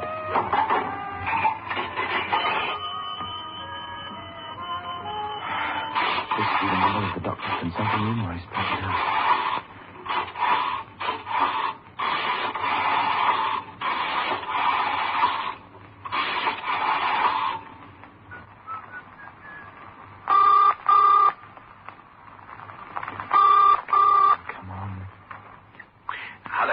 Can I speak to Dr. Miller, please? Dr. Miller's gone abroad. He's been away for the last 6 weeks. Abroad? Oh, no. Have you taken over his practice, sir? No, I'm not a medical man. But if you're in need of a doctor, there must be plenty. No, isn't that... You don't know which hospital Dr. Miller was at? I'm afraid I can't help you. I must go. My wife's shouting. The dinner's on the table. I'm sorry. Thank you.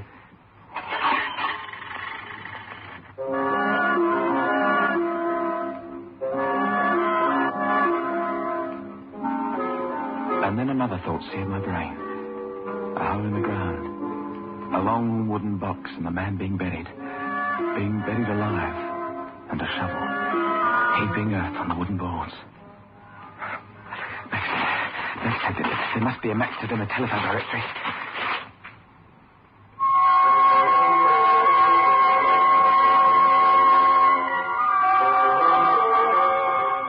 There was 14 Maxteds. Everyone alive and bad-tempered. No, I have no relatives who suffer from the cataleptic illness. There are plenty of other Maxteds in the book. Try them. I have. You're Mr. Zachariah Maxted. You're the last on the list. Well, I can't help you.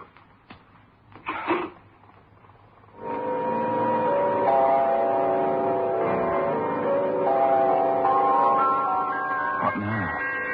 Do I go along to the police and say, look, I stole a man's wallet. Somebody might be shoving him in 6 foot of earth. What do I do? I decided to sleep on it. Sleep. That's a laugh.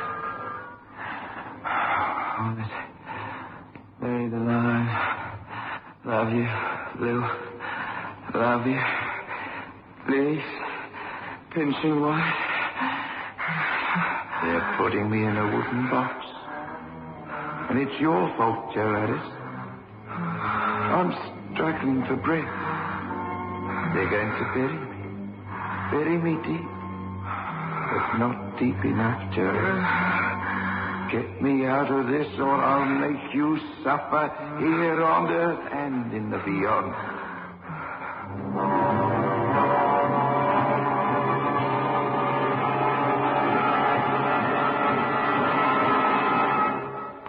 Get 3 fives.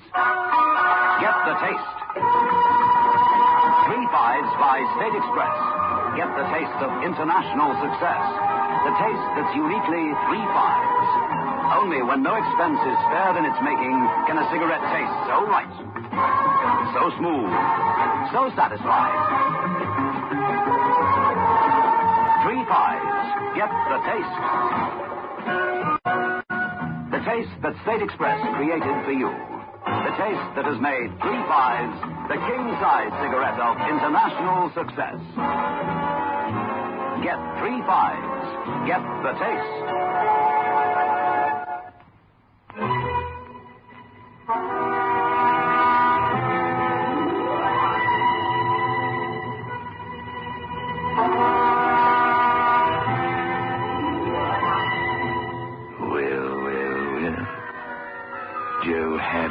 Better do something about it pretty soon.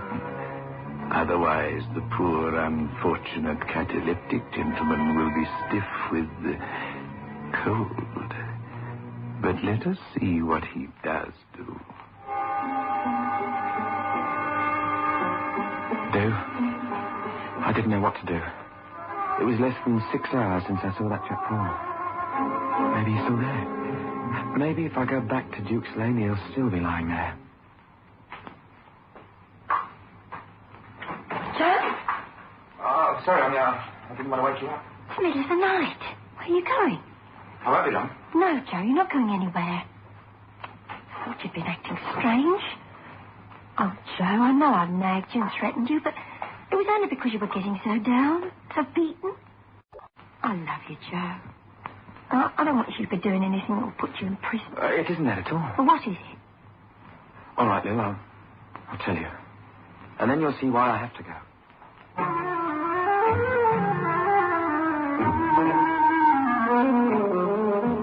And so I told her. Told her the whole story of how I robbed a man I thought was dead. A corpse that had no use for the 50 quid in his wallet. So you see, I've got to find him. Or find out where they've taken him. Don't think he's dead, Lou. Joe, somebody will have found him by now. He's probably lying in bed fast asleep. People who have these sort of fits soon recover. No, they don't. After I'd phoned all the Maxters I went into the Hornsby Library and I looked it up. Unless they get assistance, they can stay that way for days. By then, they'll bury him. And you know what that makes me? A murderer. I'm letting a man die for 50 quid. Oh, no, Joe. Why don't you phone the police station? Why don't you phone the Hornsby police station? Tell them that... Oh, no, Joe, no, you can't do that. They'll call you a thief and put you away. Look, I'm getting dressed. I'm coming with you. Where did you say it was? Duke's Lane. Joe, let's pray he's still there. Well, that might be worse. He might have died for lack of attention. Let's pray someone saw him and took him to hospital and they realized he wasn't dead. He's a copper. getting nippy this time of the morning, isn't it? Going off night work, are you? What? Yeah, that's right. There was a little commotion in Duke's Lane a few hours ago, so my friend Phyllis told me. Something happened in Duke's Lane. Oh, yes. Just before I came on duty. Postman saw a bloke lying in the lane here, dropped dead. Dead? They sure he's dead? So the police surgeon said. Why? Know anything about it? No, we don't know anything about it. It was just that... Well, we wondered if it was anybody we knew, that's all. Oh. Well, I believe they've identified him all right. If you nip round to the station, they may be able to tell you. Oh, I don't think it's anybody we know. Oh, come on, lad. It's too cold to stand here chatting. Let's go off to bed. You two married? They should have been in bed ages ago. Or rather, good morning.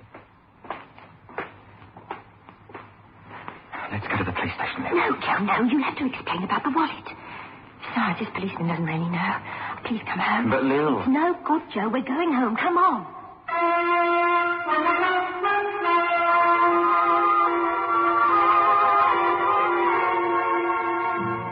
Some more coffee, Joe? No, thanks. Look, it's no good. We've got to go to the police. We're committing murder. It's 2 days now. I didn't sleep a wink all night last night. Kept having nightmares. Hearing Maxted's voice pounding in my brain. Telling me to save him before it's too late.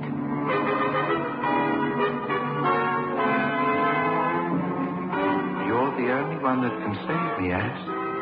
They're burying me this afternoon. They're putting me in a coffin and they're going to cover me with earth. If you allow this to happen to me, you're a murderer, Joe Alice. A murderer, do you hear? You'll be punished. Punished.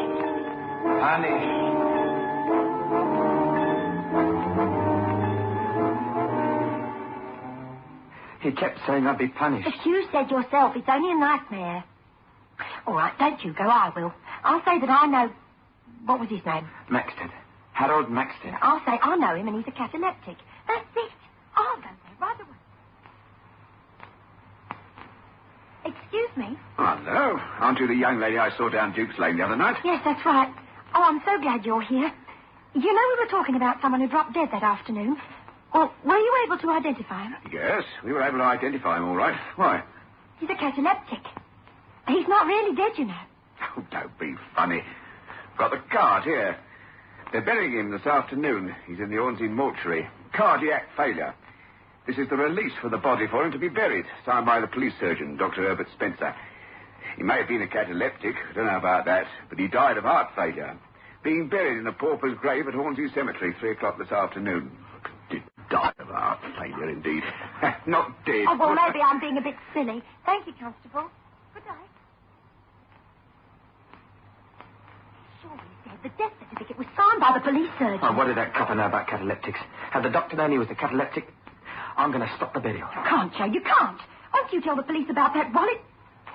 Where are you going, Joe? I don't know. Get drunk. I don't know anything anymore.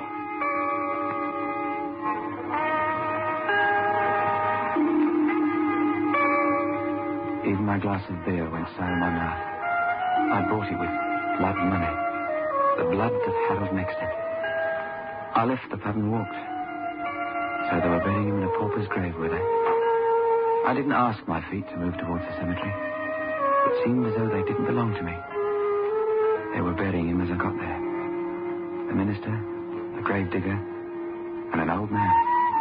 Obviously the caretaker, plus a police sergeant. I wanted to shout, Don't put him in that grave. He's not a corpse, he's alive. Couldn't. Those 3 stripes on a copper sleeve seemed to represent a number of years I might get for stealing and for withholding information. I ran from the cemetery as though I were running from the vengeance of Maxted himself.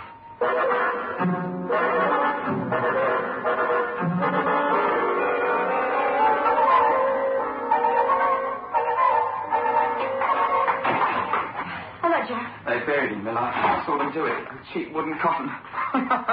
Or maybe it's a good thing the coffin was a cheap one. Maybe the death watch beetle got it in. Maybe there are holes in it. Maybe the poor swine will be able to breathe.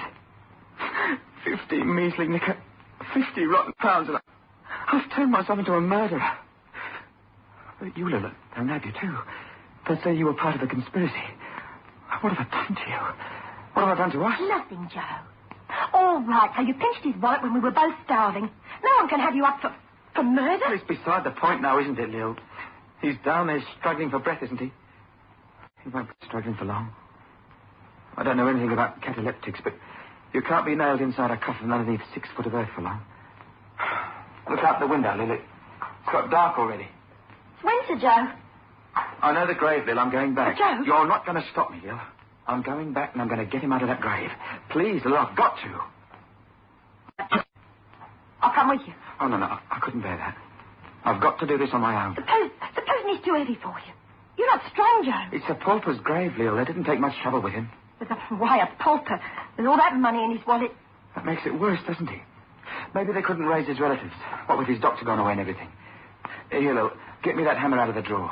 It's got that thing at the end for taking nails out, and that piece of mirror. All right.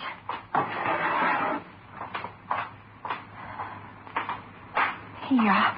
I hope you're right. But you know what you're doing. It's the only way, Lil. The only way. So here I am, and it's too late. He's dead, all right. Blimey, young man, I wouldn't be in your shoes, not for nothing. Hey, just a minute. What did you say this bloke's name is? Maxted. Harold Maxted. Oh, no, it's not. What? This bloke's name is Sidney Fraser. Are you sure it's the same bloke? Positive. No, it's the same bloke. His accusing face follows me around, sleeping and waking. Oh, you young man, come and have a look with me. We don't give them much of a tombstone, these paupers. There you are. Sidney Fraser. Born February the 6th, 1920. Died December 4th, 1967. Well, I've told you everything. They've given him the wrong name. You better tell that to the police constable. Oh, I'm sorry about this, young man. I warned you. I thought I was too old to tackle you on my own. When you started opening that grave, I ran to the cemetery office and phoned the police. Oh, well, it's almost a relief in a way. Hello. What's going on here? Oh, it's you again. Your missus was in the police station this morning with some nonsense about... digging up a grave, are you? There's something fishy going on. When I told my sergeant that your wife came in and said we were burying someone who's a cataleptic and not dead, he nearly strangled me. So I should have taken full particulars. So I ought to charge you both with causing a public nuisance. This fella, Sidney Fraser, has had our trouble for years. Huh? Sometimes an ordinary hospital had the pleasure of his company. More often than not, it was a prison hospital. Our police sergeant warned him that he hadn't got long to live. And your wife comes in with a cock-and-bull story about burying him alive. As if we didn't know him. Sidney Fraser. In his day, he was the finest pickpocket in Hornsey. Pickpocket? Why, only the other day we had a complaint from Mr. Maxted that someone had stolen his wallet. Bloke jostled him at a bus stop and then started running. From his description, we knew it was Sid. He picked Max's pocket. He wasn't a cataleptic. He was a pickpocket. Yeah. You better pull yourself together. What are you doing here, and why is this grave open? Oh, Constable, our young friend here got a bit mixed up. I opened the grave to show him he was mistaken. Then why did you ring the police saying there was a suspicious character lurking in the cemetery? Well, seems I was mistaken, that's all, Constable. In fact, we were both mistaken. Weren't we, young man? Hey. Pickpocket. Cataleptic.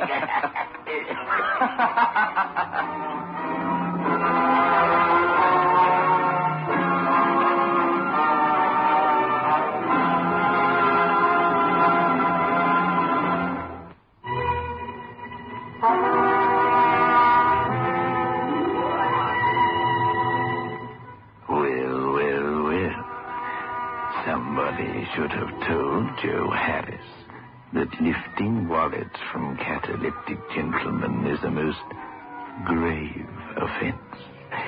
In fact, it is likely to incur a most stiff penalty.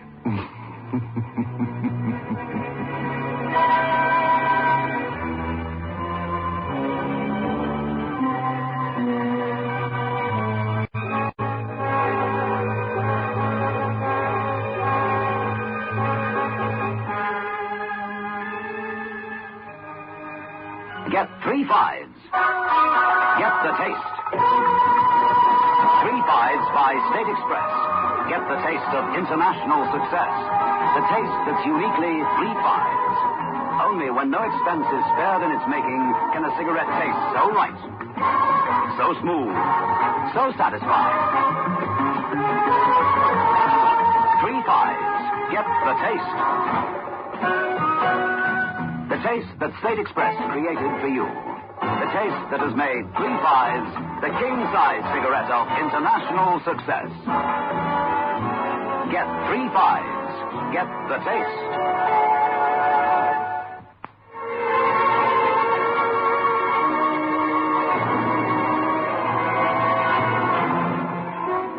This is your host back again. Just a reminder of our rendezvous next week. Where are we going? Through the creaking door, of course.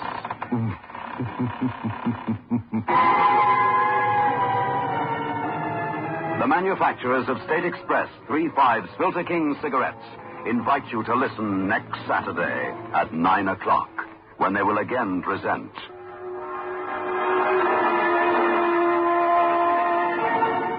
The Creaking Door.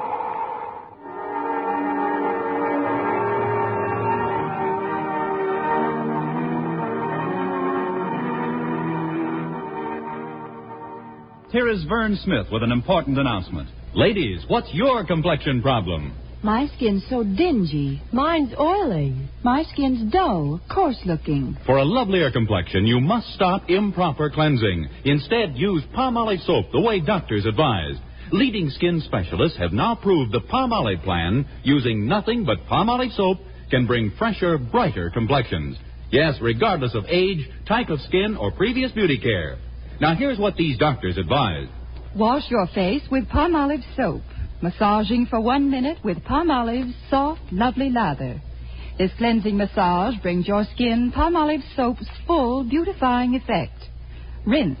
Do this 3 times a day for 14 days. It's that simple. But remember, 36 doctors, leading skin specialists, advise this way for 1,285 women with all types of skin. Dry, oily, normal, young, older. And prove this plan, using Palmolive alone, nothing else, really works for 2 out of 3. So for a lovelier complexion, forget all other beauty care. Instead, do as these doctors advise. Use Palmolive for a fresher, brighter complexion. For loveliness all over, use big, thrifty bath-size Palmolive in your tub or shower. And now, in cooperation with police and federal law enforcement departments throughout the United States, CBS Radio presents Gangbusters!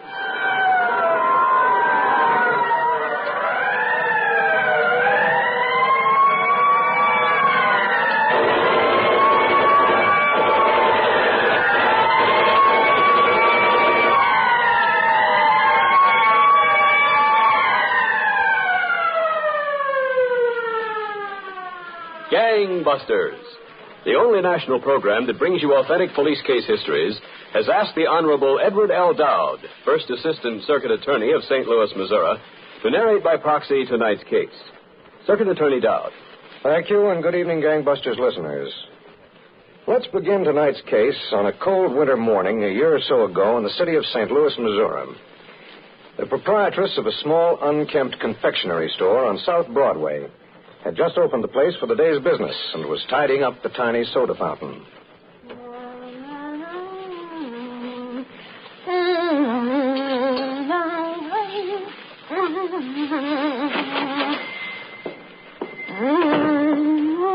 Morning, Annabelle. Told you no last night, Wally. The answer's still no. Crying out loud. You think it was a fortune? You could stake a guy to a couple of hundred.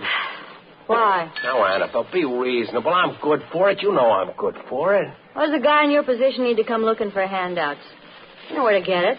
Why don't you go out and make it? The heat's on, Annabelle. The town is hotter than a $2 pistol shooting blanks. Don't blame me. I didn't make the heat. These guys have really been burning up the town.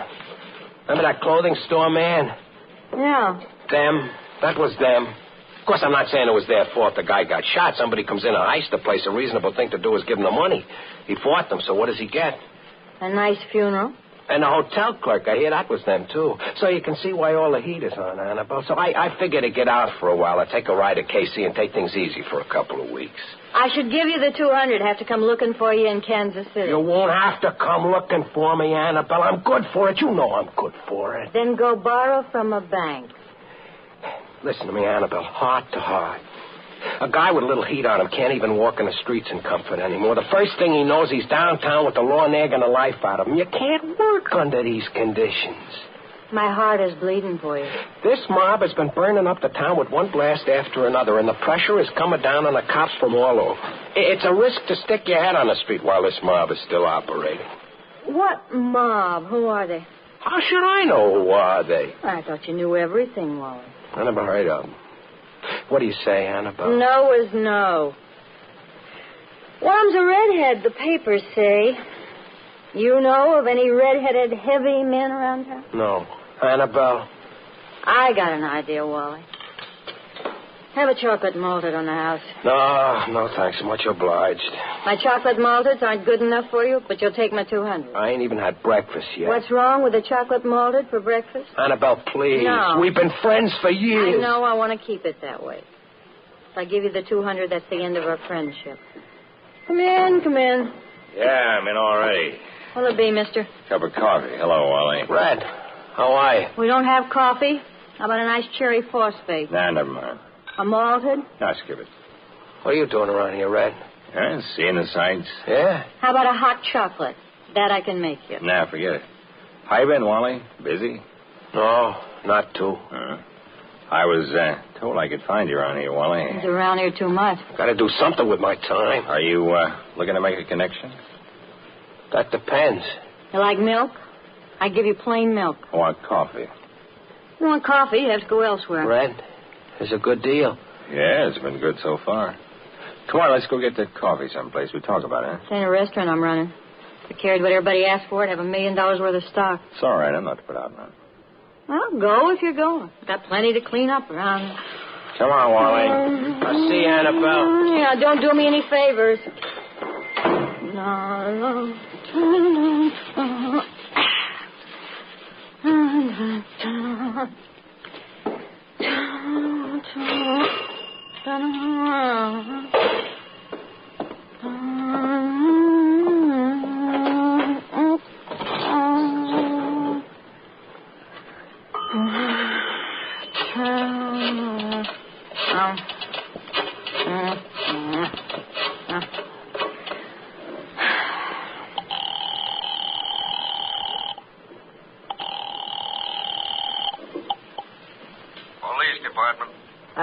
Sergeant Rickard, robbery squad. Hold on, please. I'll connect you.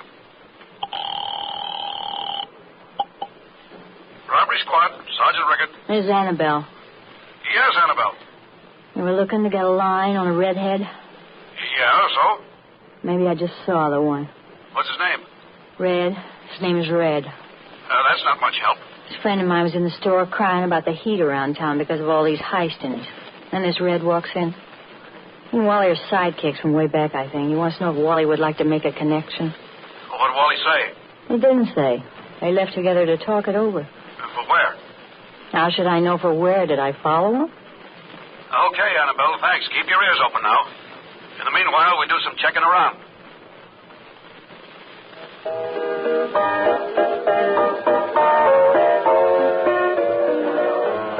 Let me have a cigarette with you, Wally. Yeah, sure. Yeah, thanks. All right, tell me. What's the deal? Wait a minute. Take it easy, I'll tell you. First, I want to know, is there any heat on you? Heat on me? Yeah. You guys got all the heat in this town. You're running wild, and the lid is on everybody. Are you still a good man at the wheel you used to be, Wally? Yeah, I'm all right. Downtown, for instance. Can you wheel a car in there and get it out? Yeah. What's a touch? Jewelry house. Just jewelry? There'll be some cash involved, enough. But plenty of ice. I don't like a jewelry deal. You break your back to get the scum and you can't turn it over for 20 cents on a dollar. Well, it shouldn't make any difference if there's enough of it. No, I guess it shouldn't. And it's only a three-handed job. Oh? Yeah, that's all. A fair-sized score split up only 3 ways wouldn't be bad, huh? What happened to the other two in the mob? What other two? Papers have been saying you were four-handed altogether.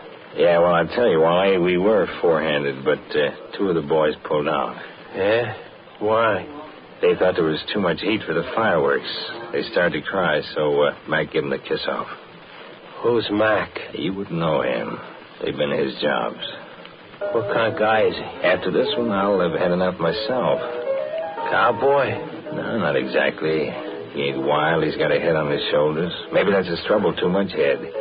He thinks he's a mastermind. I don't like that kind of deal. Every hand should have his say-so. Not with Mac, they don't. Who does this guy think he is? I don't know him. I don't know what he can do. Don't get so independent. You told me you were behind the six. You can't get dough by being independent. All right. I'll talk to him anyway. I'm talking to you for him. Are you in, aren't you? Okay, Red, I'm in.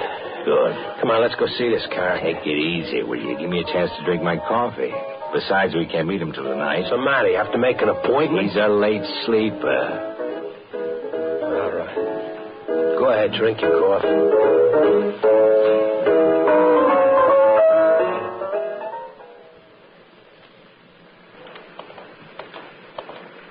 Wait out here, Johnny. Yeah, sure, Rick. I won't be but a few minutes. I'll see you.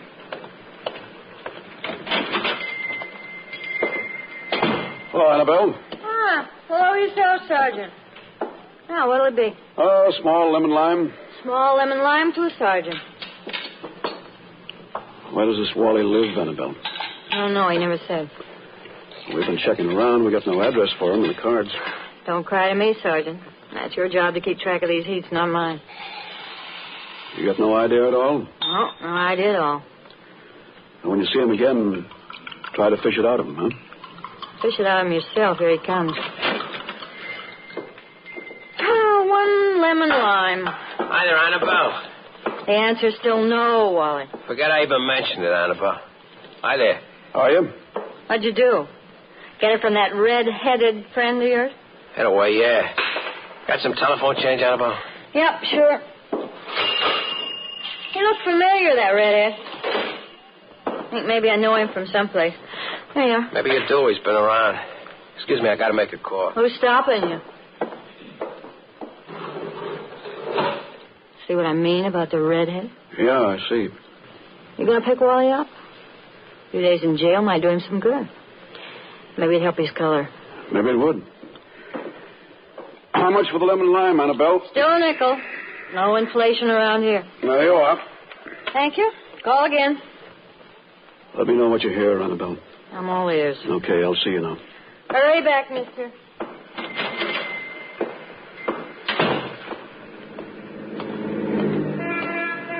Johnny? Hey, Rick. Wasn't that Wally that went in the store? Yeah. Did he make you? No, I don't think so. He remembers me from someplace.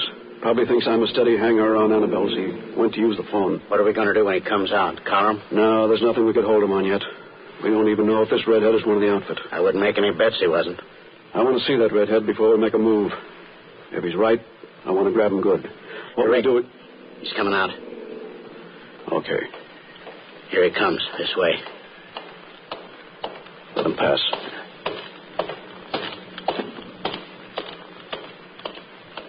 Okay, Johnny, stay with him. Right. If he makes a meet with a redhead or if you find out where Wally lives, check with me. Okay. All right, on your horse. So long.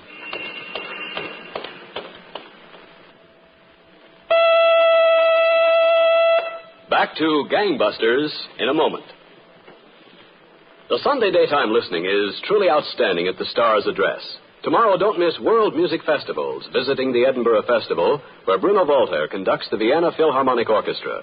And remember, too, that Sunday daytime on most of these same CBS radio stations, Leopold Stokowski conducts in the 20th Century Concert Hall, and Michel Piastro directs the Symphonette, all on CBS Radio.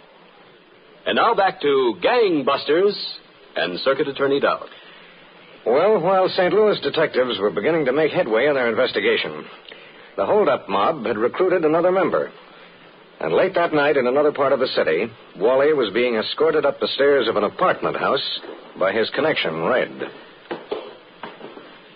Like I said, Wally, you might not like the guy, but you got to grant him a brain. I just don't want anybody telling me my business, that's all. I don't go for that kind of garbage. Okay, don't get excited. You haven't even met him yet. that way. Just don't want him telling me how to do my job. Take it easy, will you? Okay, right here. Should I push the bell? Nah, never mind. I got the keys.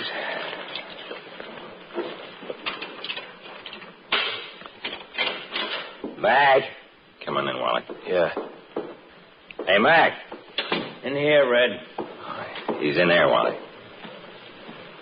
Say, how you like the setup here, Wally, huh? That'll do. Yeah. Mac, meet Wally. How are you? Hi. Just a second. He's nuts about solitaire. So I see.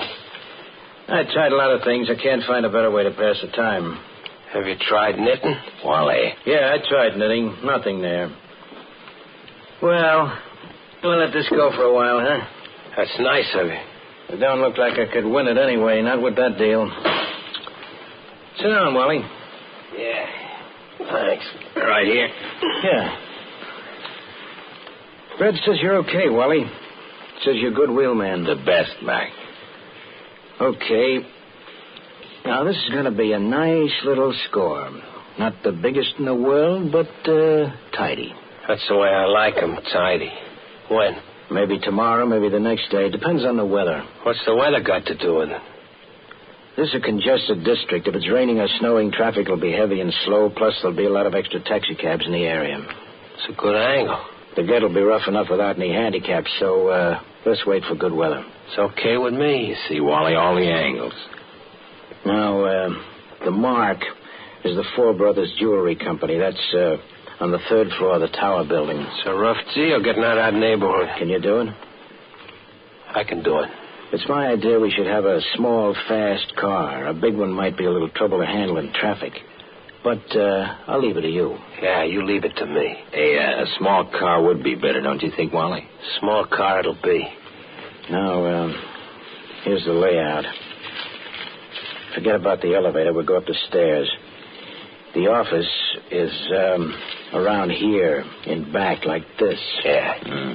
There's this entrance here. The door's made of glass, so we got to work fast. We got to get in, get it, and get out. We got no time to play. Who wants to play? There's a counter here, which stretches from one side practically to the other. It's a display case. None of the good stuff is in there. In back of the counter is a vault. That's what we want to get in. How much do you figure?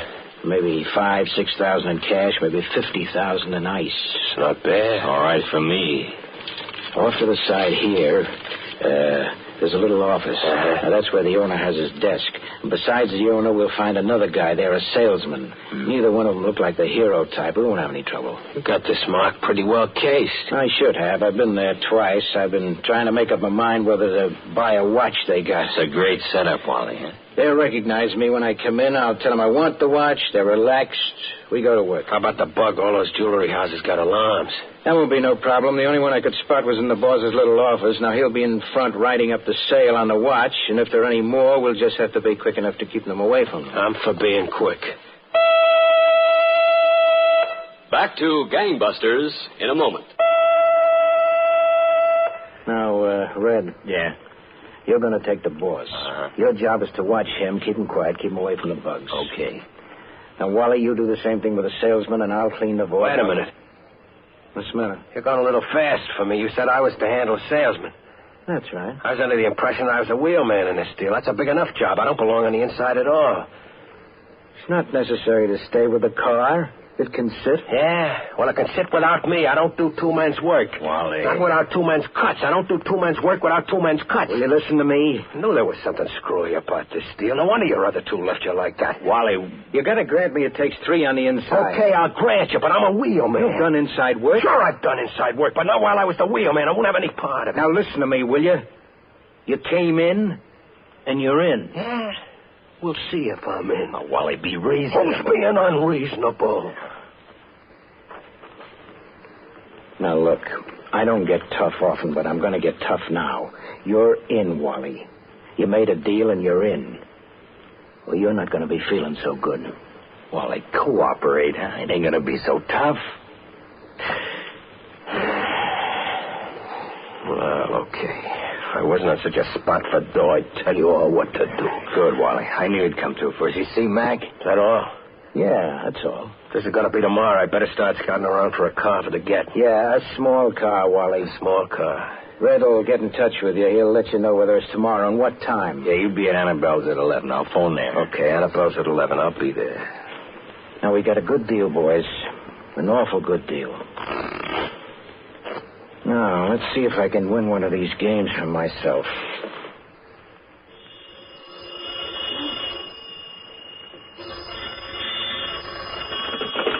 Robbery squad, Sergeant Rickard. Hello, Rick. Johnny. Yeah, Johnny. Wally must have lifted himself a Chevy coach. I saw him on the corner of Grand and Locust. Oh, is that so? Yeah, looks for sure like he's in a deal now. Yeah? Where'd he park this car? In a public garage on Market Street. On Market Street near the civil courts. Okay, Johnny, stick around there. I'll be right out. You think I ought to have one of the boys stay behind, Wally? No, that won't be necessary. He's going to use that car if they pull anything. That's all we have to watch the car. I'll be right there.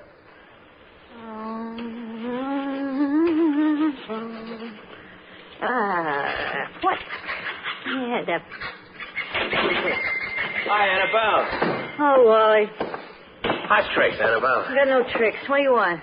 200 again? The answer's still no. Nah, I don't want you 200. Just fix me a chocolate mallet. Chocolate mallet with vanilla or chocolate mallet with chocolate? With vanilla. Chocolate mallet with vanilla. How come yesterday you wanted 200, today you don't?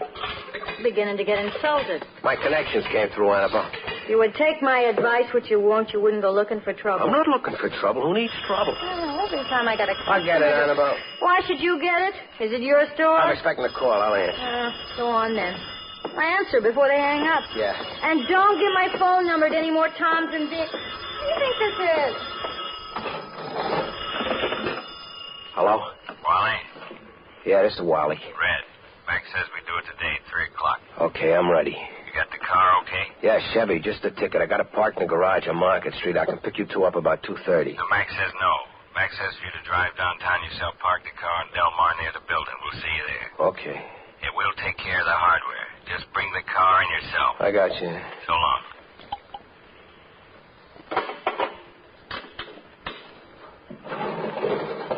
Much obliged, Annabelle. Much obliged for what? For use of the facilities. Anytime. Ask me for anything except money.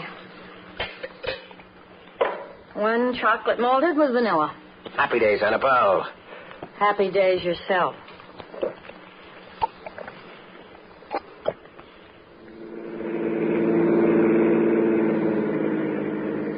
Got over to Washington, Rick. Maybe we can pick him up there. Well, I'm afraid it's no use, Johnny. We lost him. Lousy traffic. Same thing last night. So Red took him to meet the mob. We got fouled up in traffic. That's okay. We know where to put our hands on him now. Wally, at least.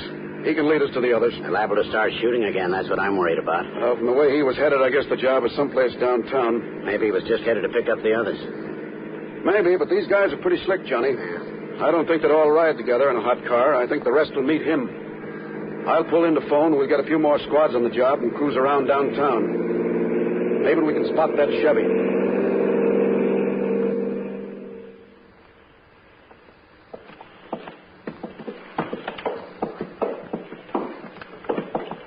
All right, step lively, boys. We go in, we get in, we get out. Waste no time. You said, Red? I'm set. Wally? I'm set. Okay, each of you handle your man. I'll clean the ball. Keep your eyes open. This is the place, boys. Looks nice. Yeah. Hello there. Well, how are you today? Fine. I think I'll take that watch I was looking at. Oh, yes. Well, it's a fine watch. I brought my friends over to see it. All right. Here we are. Solid gold case, 21 jewel Swiss movement. A beauty on a bargain. How do you like it? Yeah, it's swell. I kind of like one myself. I can show you something similar? Some other time. I tell you what I'd like to do. I'd like to put a deposit on it and pick it up next Monday. I'm kind of short. How much of a deposit did you have in mind? Oh, say $25? Well, I think that'd be all right. Let me check with the boss. Mr. Burgess. Some watch, all right. Yes? Front, please, Mr. Burgess. All right. Watch is guaranteed, isn't it? Absolutely guaranteed. If anything goes wrong with it, just bring it in. But you must remember, a fine watch is a delicate piece of machinery. Yeah, I know. Yes. May I help you? Miss Burgess, this gentleman would like to leave a $25 deposit on the watch and pick it up on Monday. How do you do? Hello. Hi, nice place you got here. Thanks. Well, I think that'll be perfectly all right. All we have to do is... Okay. Do as you're told and you won't get hurt. Please, let's Quiet. stand still. All right? Lock the door. Yeah, I got you. Go on around, boys. Keep them covered. Yeah, come on. Now, just don't try to be heroes and you won't get hurt. All we want... Hey, you. Me? You, move away from there. Yes, all right. Hey, boss, come here and have a look. What's the trouble? We gotta move. There's a bug right under the counter. This guy was standing not 6 inches from it. You? Oh, no, not me. Go on, you. Move over there. All right, I'm moving. You, did you hit the alarm button? Oh, I know. I didn't touch it. Are you sure? I'm positive. Sure had his chance. Now, tell me the truth. If any cops come storming in here, I'm going to kill you, I swear. Did you hit that bug? No, I didn't. Okay, you're smart. All right, boys, get them tied up. By the time you finish, I'll have the vault clean.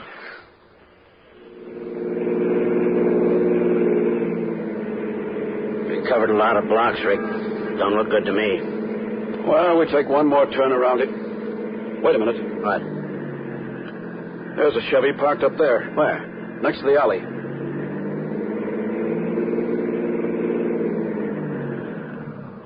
That's the baby. Nobody with it, huh? It must be inside someplace. Hold it. Central District, cars 4, 5, and 6. In the jewelry office, 3rd floor, tower building. The old alarm is ringing. That's it. Let's go. At the jewelry office, 3rd floor, tower building. That's in the middle of the block. Let's get them. How you doing, boys? I'll be tied in a minute. I don't know what you fellas expect to get. Shut up. Make it good and tight. Yeah. Hey, look, there's cops coming in the hall. Why, you hit that bug, didn't you? Please, get up. Here they come. Get up. Go on, get up. All right. Open up there. Yell to them. You hit the alarm by mistake. The police officers, open up. Tell them what customers. Tell them it was a mistake. Take it in. Hey, they're breaking in. Watch it. The lock. Get the lock, Sergeant. Get your hands up, coppers, or I'll kill this guy. No, don't. Drop those guns, police officers. Get him, Sergeant. Let go of me. Give me that gun. Let me go. All right, get your hands up. Okay, don't shoot. Get those hands up. All right, don't shoot. Get him up. You, turn that man loose. I'll kill him. No. Let him go. All right, take it easy. You all right, mister? Yes. Yes, I think so. Jack is tied up over there. Go look after him. Yes, I'd better. It's all right, Jack. It's all right. Are any of you bums hurt? They all look okay to me, Rick. Now sit down there, all of you. He said sit down. What a mess. Don't cry. It won't do you any good, Wally. Sure, plenty of truth in that. And now we're going to take a little inventory. Let's see what we got here. They're not such a tough-looking bunch, are they, Rick? No, not now, they're not. Take their guns away, and they're just a bunch of crumbs. Just plain crumbs. That, Gangbusters listeners, was how this gang of hold-up artists and killers was captured in the act of committing a robbery after a terrific struggle and gun battle. All were tried in the circuit court at St. Louis, Missouri, and convicted.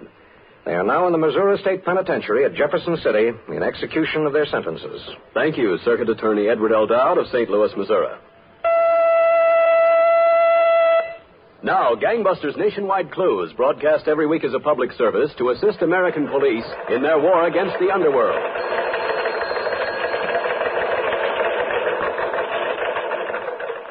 Attention all citizens.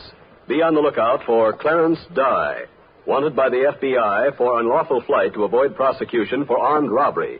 Listen carefully to his official description. Clarence Dye, alias Jock. Age 43. 5 feet 10 inches. 140 pounds. Medium build. Brown hair. Blue eyes. Fair complexion. May seek work as a welder or cook. This man has scars over his left eyebrow, a blue scar over his right eyebrow, and a tattoo of initials CD on his right forearm. Caution, Dye is probably armed and should be considered extremely dangerous. He reportedly has stated that he will not be taken into custody alive and will attempt to kill any officer arresting him.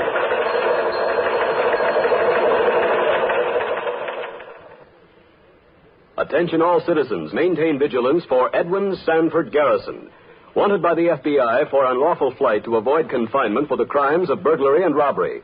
If you have any information concerning these fugitives, notify your local police, the nearest office of the Federal Bureau of Investigation, or Gangbusters at once. Tonight's Gangbusters case was dramatized by Stanley Niss and directed by Leonard L. Bass, with Mason Adams, Amzie Strickland, and Eric Dressler in leading roles. The entire production was supervised for CBS Radio by John Ives. Gaylord Avery speaking.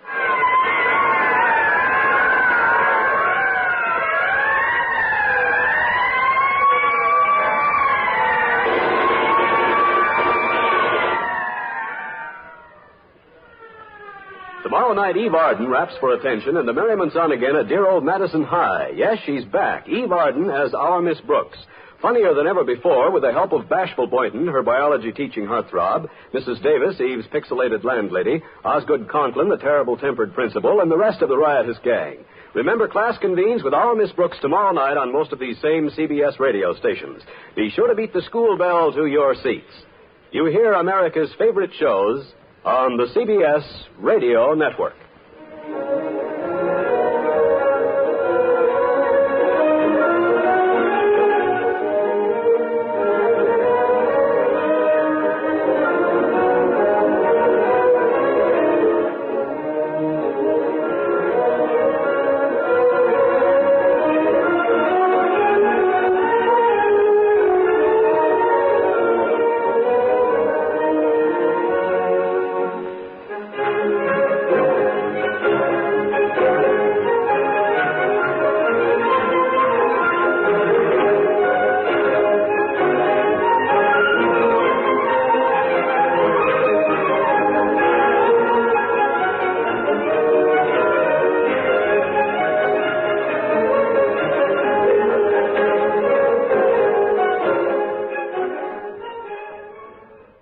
Even if you brush in a rush, Brits Fluoride Toothpaste starts instant action against tooth decay. Brits, B-R-I-S-K, Brits.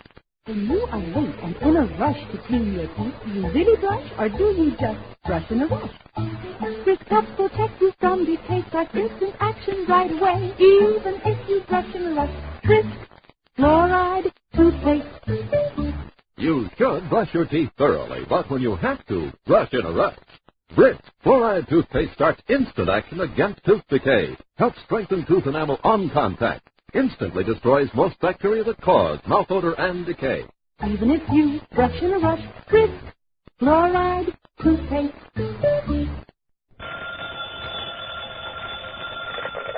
Hello? Yes, this is the Falcon speaking. Oh, Kathy. I'm glad you called. Oh, you'll have to count me out tonight, Angel. I've got to see a man about a gambling debt. Mm-hmm. Some boy I know tried to make a seven the hard way and discovered murder was a natural. The case of the natural seven. It is late evening in New York. And at Frenchy Devlin's, a gambling house in the East 70s, a young man named Steve Richards is conducting an interesting experiment. Steve's trying to get a pair of ivory cubes to come up the right way. Come on, Dice. Now be good to Papa. All I want is one little natural. 8 is the point. 8. Get your bets down, gentlemen. Get your bets down. All right, point let's make it the hard way. 2 little Coming fours out. will do it. 6 and a 3. A 6 and a 3. The point is still 8. Place your bets. Ada from the Place your cave. bets. Come on, Dice. Now show 'em. 7 a loser. Pay the line. Well, I guess this isn't your night, Mr. Richards. Who's next? Next Wait batter, a please. minute. What about one more roll? You have to wait your turn. That's okay with me, Nick. Let him shoot. Thanks, fella. I tell you what I'll do. I'll roll you one time for $5,000. Now, what do you say? Sorry, Mr. Richards. There's a $500 limit at this table. But you got to give me a chance to get even. What you don't seem to understand is that I just work here. I don't make the rules. Well, where's the boss? Well, he was here just a... Mr. Devlin. Mr. Devlin? What's the trouble, Nick? There's no trouble. This gentleman would like to see you. What kind of a place do you call us anyway? I thought this was supposed to be a gambling house. Well? Well, where's your Spartan blood? Nick tells me I can't bet more than $500. That's not rich enough for your blood? No, I want to shoot 5,000. One roll? Yeah. Well, that raises a peculiar point, Mr. I'm sorry, I don't believe I caught your name. It's Richards, Steve Richards. All right, Mr. Richards, you're faded. Give him the dice, Nick. Well, I take it back, Frenchie. You're a sport. Thanks. Come on, Dice. Be good to Papa just one time. 4 is the point. All right, little Joe. Let's do it. 7 a loser. 7 down. What do you think? Satisfied now, Mr. Richards? Yeah, I'm satisfied. I think you need a drink. No, I'm all right. I insist. After all, you're my guest. But I tell you, I don't need Just follow me. Are you a native of New York? Yeah. I don't believe I ever saw you at the club before. No, this was my first trip. I do hope it won't be your last. Right in here. Now for that drink. No, please don't bother. I never touch the stuff. I suppose you don't smoke either. No, I don't. Model young man. How wonderful. Oh, do you have your own check, or would you like a blank? Huh? In case you've forgotten, you just lost $5,000 to me. Naturally, I assumed we were playing for cash. Look, Frenchie, there's something I got to tell you. You don't have the money? No. Well, that's very embarrassing. I don't know what possessed me. I thought if I won, maybe... But you didn't. Well, those are the fortunes of war. Still, you must appreciate my position. If I lost, you would have expected to collect. I'm not trying to excuse myself. Well, you needn't worry, Steve. I may call you Steve. I'll take your IOU, payable in 10 days. My IOU? Yes. I've got an idea you'll make good. Well, I'm afraid I can't. I haven't got a prospect in the world. Still, I think you'll pay off. Want to bet? I got a gun that says I'm right.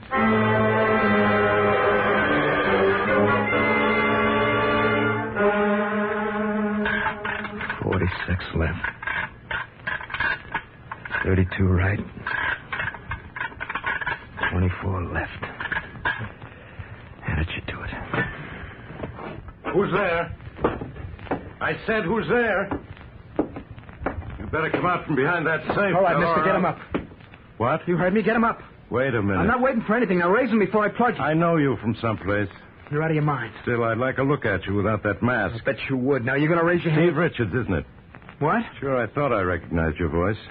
Now, have you gone crazy, Steve? You're the one who's crazy. Who's this Richards guy, anyway? A man who works for me. Well, I never heard of him. Then how'd you know the combination of the safe? You've been in this racket as long as I have, Morgan. How did you know my name was Morgan? Well, I can read, can't I? It's on the door. It won't wash, Steve. Now, look. If you're in trouble... Get back. I mean it. If you're in a jam, I'll help you. Now, but don't be a fool. You'll never get away with this. I'd like to see someone stop me. I know it's you, Look, Steve. I ain't going to argue with you. You're just plain screwy. Well, there's one way to find out. Mr. Morgan. Mr. Morgan, I didn't mean it. I swear I didn't. You got to believe me. You got to.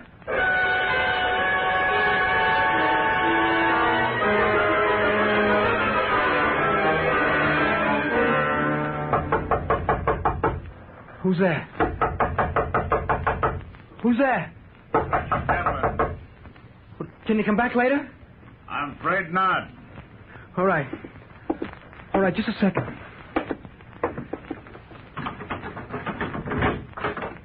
Hello, Steve. Hello. You remember Nicky Zale? Sure he does. What do you guys want? It probably slipped your mind, but I hold your IOU for $5,000. By an odd coincidence, it's due today. Well, I can't make it good. I'm surprised to hear that, Steve. Especially after what I read in the papers this morning. I don't know what you're talking about. Don't you work for Alfred Morgan? Yeah. Well, it seems he played host to a masked burglar last night and got shot for his pains. Well, what's that got to do with me? Well, I was just putting two and two together. Now, if you were the thief... I wasn't. Well, I'm merely assuming. But if you were, then of course you'd have my money. I wasn't the burglar. I think you were. Did Morgan say so? No. He claims he didn't recognize the man, but I've got a hunch he's lying. Why should he? To protect you. A form of noblesse oblige. Well, you're wrong. Why are your bags packed? Well, I was just going away on a little vacation. At a time when Mr. Morgan needs you most? That's not nice, All right, Frenchie. I'll tell you the truth. That'd be a welcome change. I was the burglar, but I didn't take a dime. After I shot Morgan, I beat it. Well, that wasn't very bright. As long as the damage was done... I tell you, I didn't take a penny. I think you're lying. I don't care what you think. Well, perhaps not, but Nick does. All right, Nick. Come on, punk. Where's the dough? Where is it? Let me alone. I'll let you. I'm gonna get that dough if I have to break every bone in your body. And frankly, fella, that's just the way I'd like it.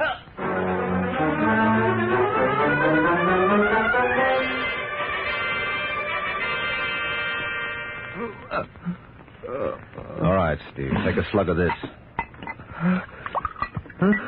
Go on. It's good for what ails you.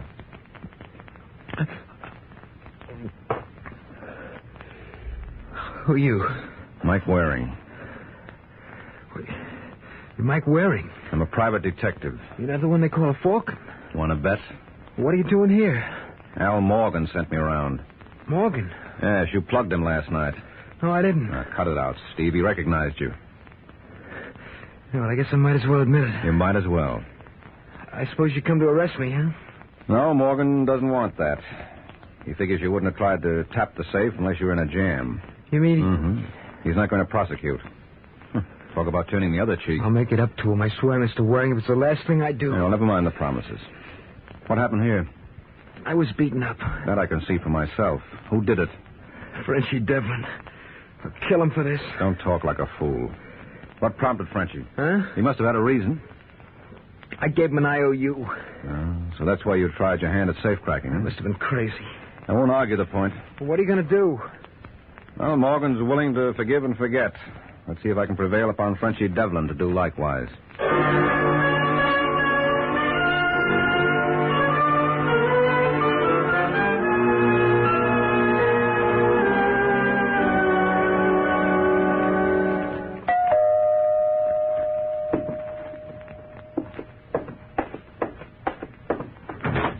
Yes? Hello, Mrs. Devlin. Do I know you? I don't think so. My name is Mike Waring. Well, how did you know I was Mrs. Devlin? I'm a detective. I beg your pardon? Well, I came up here to see Frenchie, and you opened the door, so I made a suitable deduction. Ooh, remarkable. No, elementary. May I come in? Please do. Where's your husband? Out. Let me take your coat. But you said Frenchie wasn't home. That's why I'd like to see you comfortable. Aren't you a friend of his? No, not particularly. As a matter of fact, I can't stand the guy. Careful, Mr. Waring. You must remember I'm his wife. Well, I don't imagine you work too hard at it. Oh, but I do. Can I get you a drink? No, thanks.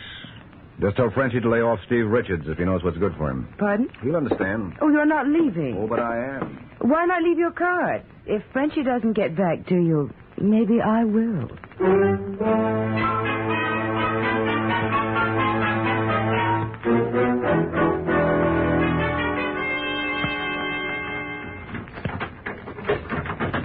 Who's there? It's only me, June. Oh. You sound disappointed. Maybe I am. You don't want to talk that way, darling. You give people wrong ideas. I give Pop a kiss. Will you stop pawing me? You're not that fussy with other people. Why discriminate against me? What are you hinting at? You must think I'm blind. Well, I'm not lover. I know what's going on. You're crazy. Come here, baby. I want to show you something. Frenchie, I'm warning you. Stay away from me. Or you'll do what? I mean it. Stay away from me. Frenchie! Frenchie!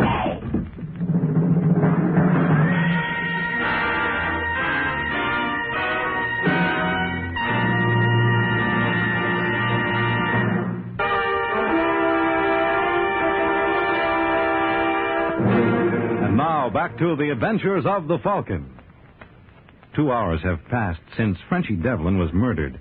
And now at police headquarters, the distraught widow pours out her version of the affair in the sympathetic ears of Sergeant Corbett. Now, Mrs. Devlin, I know how you feel, but you've got to be brave. I'll try. That's the ticket. Oh, Sergeant, you're so understanding. I never dreamed a policeman could be so nice. Well, we're not the monsters people think. Now, is there anything else you can tell me? No, it all happened so quickly. Frenchie had just walked in. He didn't even have time to take off his coat when the killer fired. Did you get a look at him? Just a peek. He seemed to be about your size. So was he stocky or thin? I couldn't say for sure. Well, you're not giving us much to go on. Well, if you're going to press me, I'd say it was thin. Oh, I think of poor Frenchie. Now, Mrs. Devlin. I'm sorry. Would you happen to know if your husband had any enemies? Oh, no. No, everybody loved him. Well? I almost forgot. A man was around today and threatened him. Who?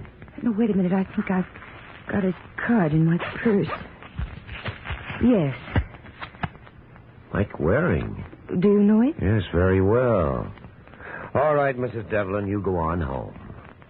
I'd like to escort you, but I have a call to make.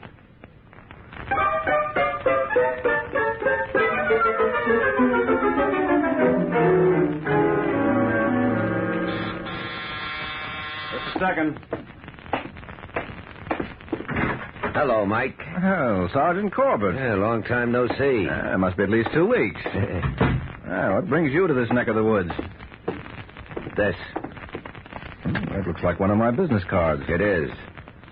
You remember handing any out today? No. Oh, wait a minute. Yeah? Yeah, I gave one to June Devlin to pass on to her husband. Was there a threat attached? What are you getting at? Well, brace yourself for a shock, kiddo. Frenchie was murdered. Once more? Well, you heard me the first time. He was gunned at 4:30 this afternoon. Who did it? That's the question of the day. What gave with you two? Oh, it's a long story. Well, that's okay. I got loads of time. All right, hold on to your hat, because it gets a little involved. You know Al Morgan? Oh, the guy who was gunned by a burglar last night? Mm-hmm. And Morgan's a friend of mine. The boy who shot him was Steve Richards. Hey, look, if you've been holding out on me... No, don't go off half-cocked. There's nothing else I could do. Morgan won't prosecute. Why not? Because Steve works for him. Seems the kid was in a jam. He needed money. Who doesn't? Where does Frenchie fit into this? Now, Steve owed Frenchie the dough on a gambling bet. When the kid couldn't pay off, Frenchie and Nick Zale took it out of his hide. So you went over to ask Frenchie to lay off? Mm-hmm. That's very interesting. Well, personally, I thought it was kind of dull. No, that's because you're too close to the picture. What's this Steve Richards look like? It's pretty hard to say. His own mother wouldn't know him after the workout Frenchie and Nick gave him. Is he about my size? Why? Because Mrs. Devlin got a fast look at the killer. According to her, he was about 5'9" and on the thin side. Does that fit Steve Richards? Fits a million people. Yeah, Mike, but we don't have a million suspects. Well, let's go see what this one has to say about it.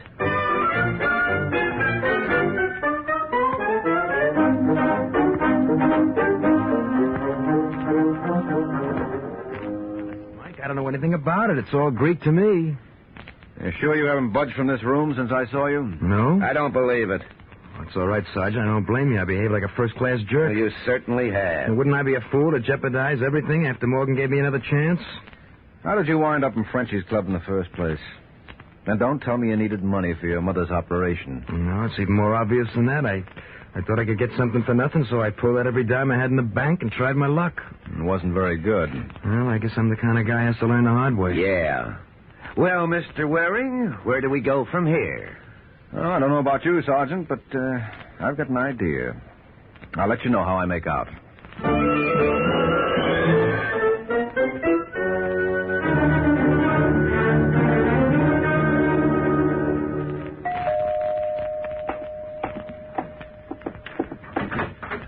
Hello, Mrs. Devlin. Well, if it isn't the bad penny. Mm-hmm. Come in. I understand I'm indebted to you. How so? Didn't you give my card to Sergeant Corbett? I thought you might like some publicity. No, not me. I'm the modest type. Corbett tells me you saw the man who killed your husband. Well, not exactly. Well, you got a close enough look so you'd recognize him if you saw him again. I think so. Mm-hmm. Would you mind describing how it happened? I told the sergeant. Well, now tell me. Well, Frenchie had just come in. He was going over to the bar to pour himself a drink. Mm-hmm. Just then the door behind him opened. Where were you during all this? Sitting right there on the sofa. You're lying, Angel. What? I said you're lying. Look at the layout of this room. Well? Well, your sofa is right next to the door. And the way the door is hinged, if you were sitting where you claim, you couldn't possibly see anyone behind it. You're crazy. If you'd like me to demonstrate? If I did, I wouldn't have you work on the door. Look, Mrs. Devlin. June. The police suspect my client of killing your husband. Your client? Yes, Steve Richards. So? So Steve's allergic to chairs, particularly those wired for sound. It's my job to keep him out of it. For which you get paid. That's right. If I'm not too personal, what are your rates? I get $100 a day plus expenses. Oh, that's no money for a man like you. Suppose I could triple it. What would I have to do to earn it? Just, keep me company. Or wouldn't I be in the way when your other friends came to call? What other friends? Oh, angel gal like you must have millions. How about Nicky Zale? What? Well, with Nick working for Frenchie, it would have been so convenient. How dare you? It's a mighty nice right you got there. Now, get out. All right, Angel. And I'll be back. I never could resist strong women.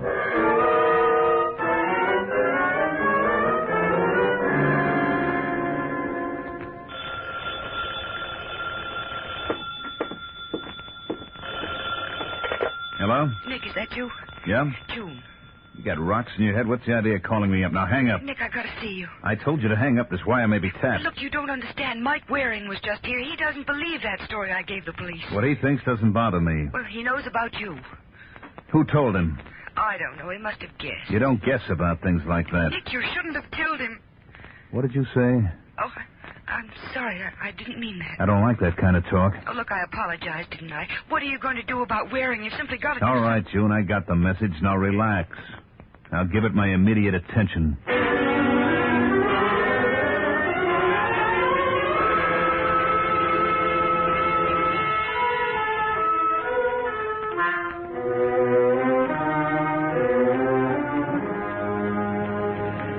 Hey, buddy.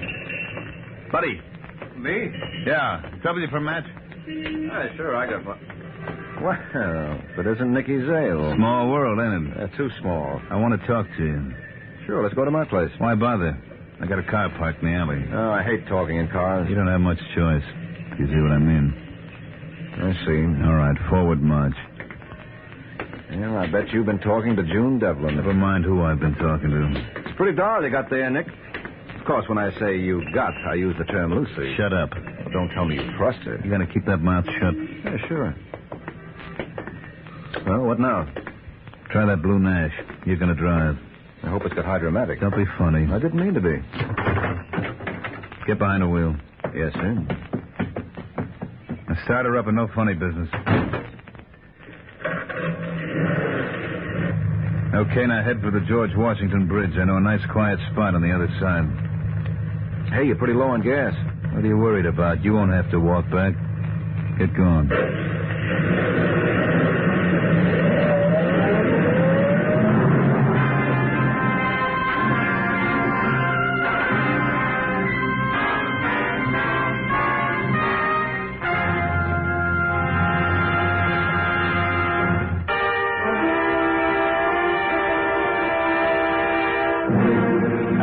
Back to the adventures of the Falcon. 35 minutes have passed since Nick Zale offered to take Mike Waring for a ride. And now, 5 miles beyond the George Washington Bridge. All right, Waring, slow down. Pull into that side road there.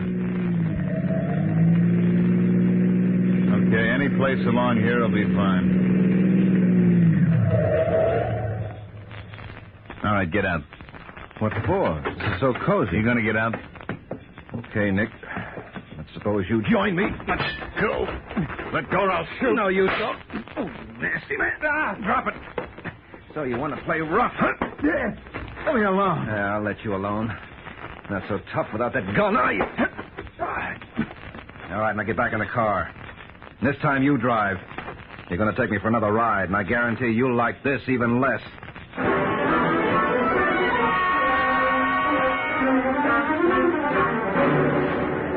That's all well and good, Mike, but you heard what the man claims. He says he just wanted to talk to you. That's all. So you had to drive me clear to Jersey? The air there is better for my sinuses. What Sergeant. I tell you, he killed Frenchie Devlin. Where's his motive? I can give you a dozen. Number one, with Frenchie out of the way, he could take over the club. Not to mention Frenchie's widow. You're crazy.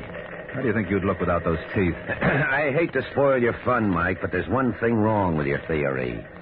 Frenchie was gunned at 4:30. So at 4:15, Nick was down here renewing his license to carry a gun. Are you sure of that? Positive. Now, you tell me how one man can be in two places at the same time. Oh, wait a minute, Sergeant. I think I see how it could be managed. How? I'll need a guinea pig to demonstrate. Luckily, I know where I can find one. Want to come along and watch?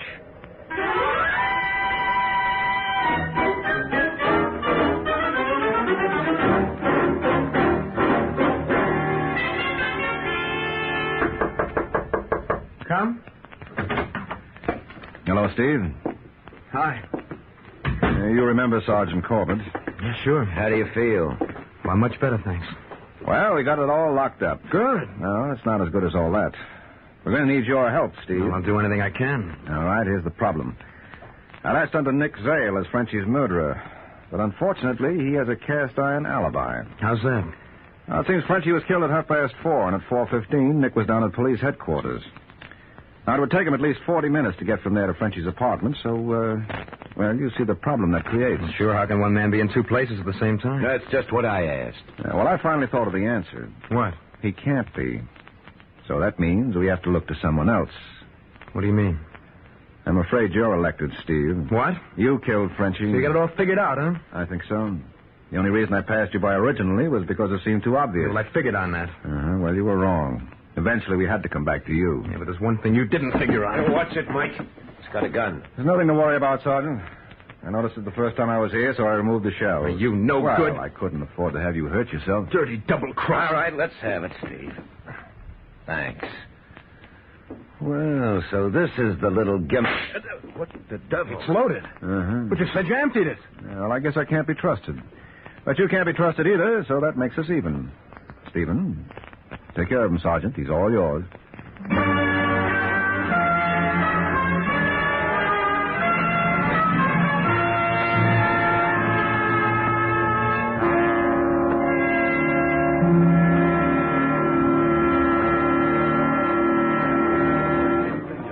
You got enough there, or would you like a refill? No, this is fine, Mike. Well, I'm glad you're happy, Corbett.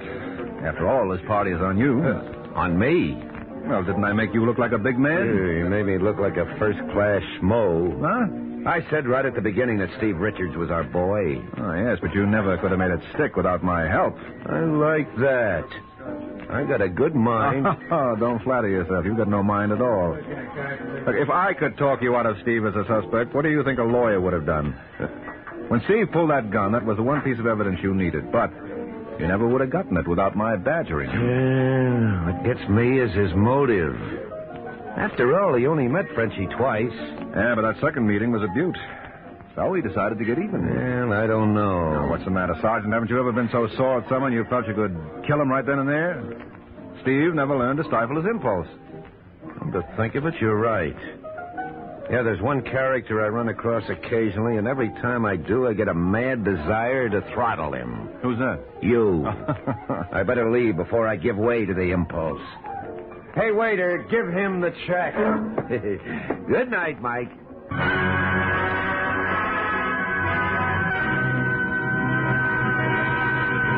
The Skelly Oil Company, you know, was the originator of tailor-made gasoline.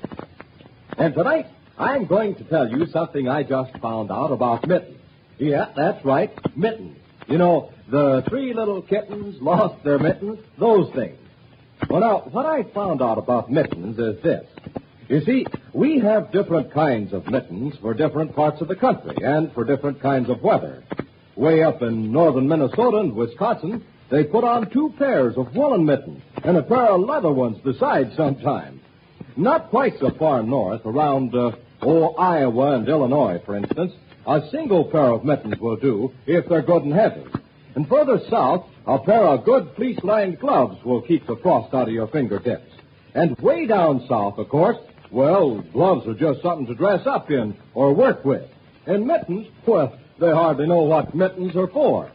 Well, now, and here's the point of the whole story. think of this. Wouldn't it be silly if all these folks that wear all these different kinds of gloves and mittens, wouldn't it be silly if they all tried to use the same kind of gasoline in their cars? Why, of course it would. They need different kinds of gasoline just as much as they need different kinds of mittens. They need gasoline that's tailor-made to fit their weather. Isn't that right?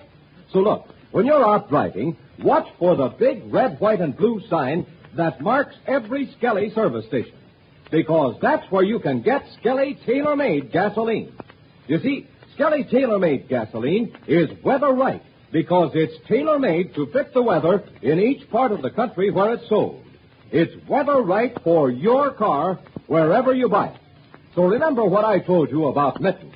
Wear mittens that are made for your kind of weather and use gasoline that's weather right, too. That's Skelly tailor-made gasoline, good old Skelly Aeromax. Tell Dad to try a tank full tomorrow. Now, here's something your dad should hear about. Skelly gasoline is tailor-made for quick starting in your weather. It's weather right for your car. So it not only helps you start faster, it gives you faster pickup, too. If you want your car to pull out in front of traffic, if you want your family car to be the first to get away when it starts at a traffic light, you just ask Dad to try Skelly tailor-made gasoline. And once he tries it, he'll say it's a grand gasoline. And I'll bet he uses it from then on. And boy, oh boy, will you be proud of the way your family car starts and the way it steps out ahead of the rest on the road. Yes, sir. For fast starts and real pickup, tell Dad to try Skelly tailor-made Aeromax gasoline tonight. I'd rather have a Raleigh. I'd rather have a Raleigh. I'd rather have a Raleigh. I'd rather have a Raleigh. Because Raleigh is the only cigarette that gives you all three.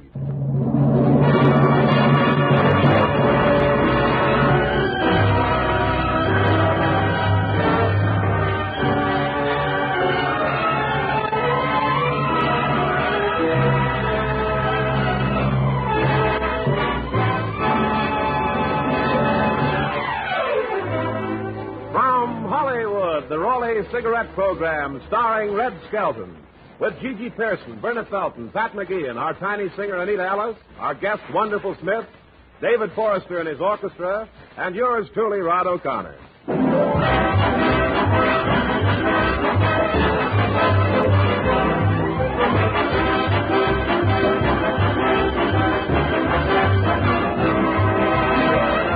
It's a pleasure to bring you Metro-Goldwyn-Mayer's popular comedian and the star of the Raleigh Cigarette Program, Red Skelton.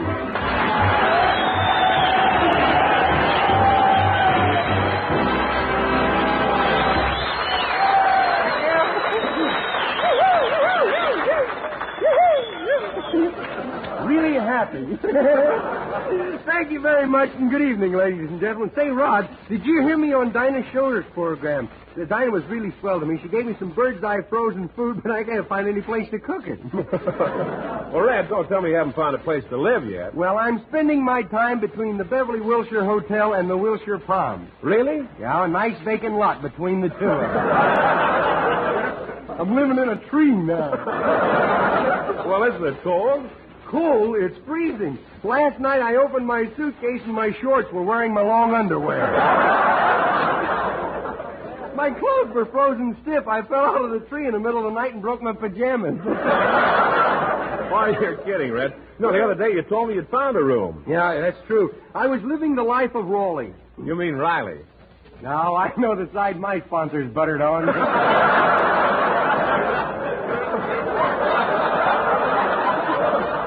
Well, tell me now, what other hotels did you stay at last week? Well, let's see. I'll have to open my suitcase and get the towels out. I can't remember the name. One night I finally got a bed into the Biltmore, but they wouldn't give me a room to put it in.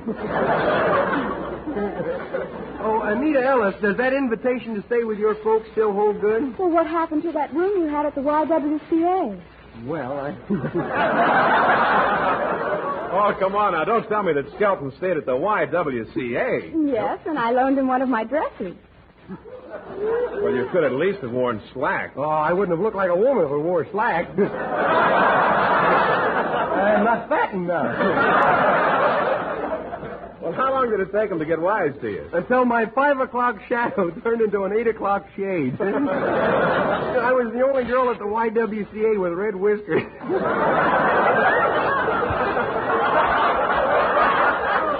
Say, I hear that the landlords are sending a lobby back to Washington, and 18 congressmen are already sleeping in it.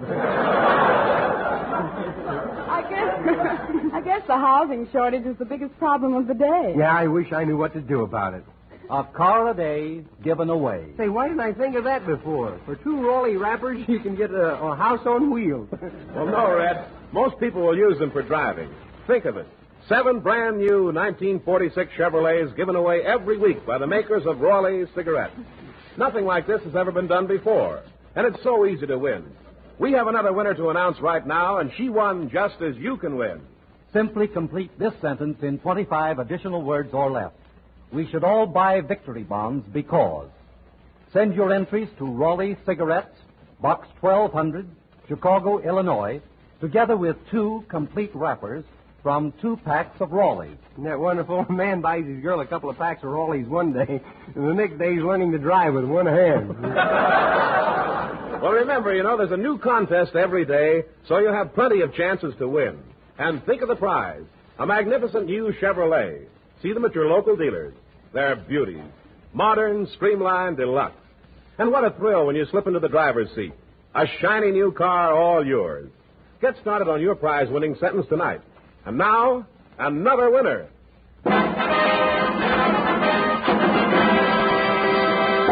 Winner of December 15th, Mrs. Ronald E. Colbeck of Portland, Oregon. Congratulations. Okay, Mrs. Colbeck, you can give Junior his scooter back now. And we'll announce more winners before we leave the air tonight. And remember, Raleighs are the only cigarette that gives you all 3. Throat protection, better taste, lasting freshness. Thank you very much, gentlemen. Say, Anita, did I tell you how lovely you look tonight? You always look like you just stepped out of Vogue. Why, thank you, Mr. Skelton. And you look a little out of vogue yourself. Do you like my dress? Yes, very much, very much. How do you like my open-toed shoes? Is that what they are? I didn't know if your toes were creeping or your shoes were backing up. Well, if David Forrester will lower the baton, we'll hear Anita Ellis sing, "It's Been a Long, Long Time."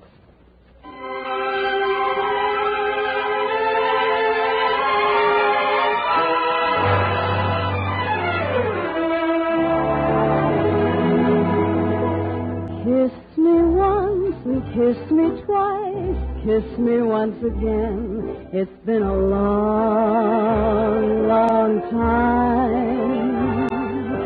Haven't felt like this, my dear, since can't remember when.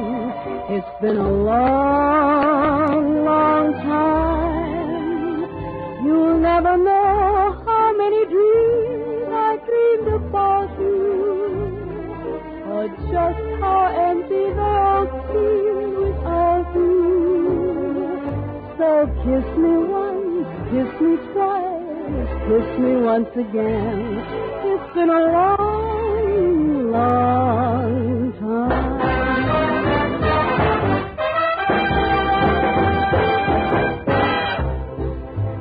Kiss me twice, kiss me once again. It's been a long, long time. Can't remember this, my dear, since can't remember when. It's been a long, long, long time. You'll never know how many dreams I dreamed about you. Or just how empty they all seem without you. So kiss me once, kiss me twice, kiss me once again. It's been a long, long time.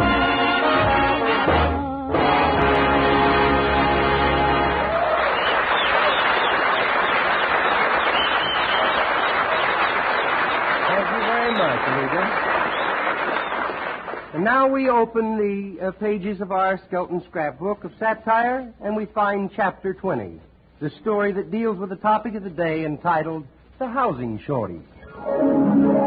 The characters are fictional. If they resemble any people living, them I gotta see.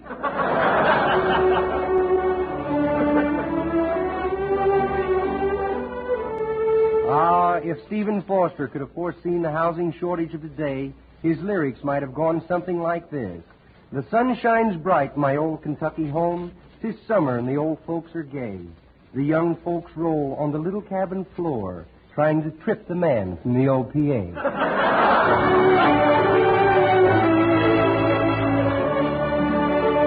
Chapter 21. Once upon a time there was a detective named Willie Lump Lump. He solved everything but his own housing problem.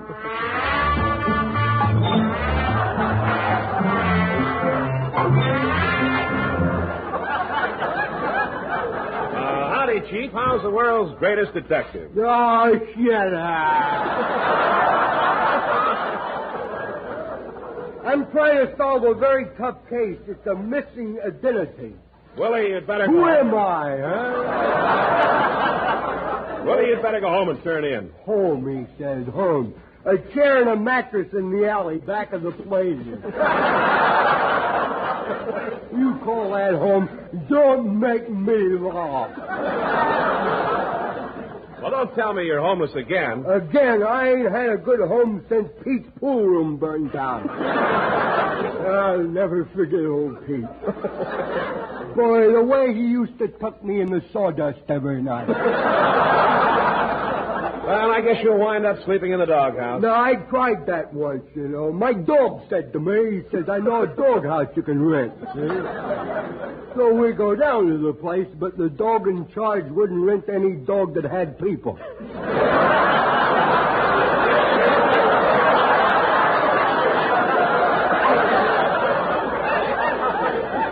He said I wasn't a desirable lieutenant anyway. He talks so loud he couldn't hear himself barking. Say, I'm expecting a real estate man named Wonderful Smith. If he comes, tell him I'll be right back. I'm going over to Joe McGregor's pool room and write some letters. Well, why don't you go to the post office? There's no kick in the ink. Come here. Greetings, Chief Lump Lump. Greetings. Greetings again? I just got out.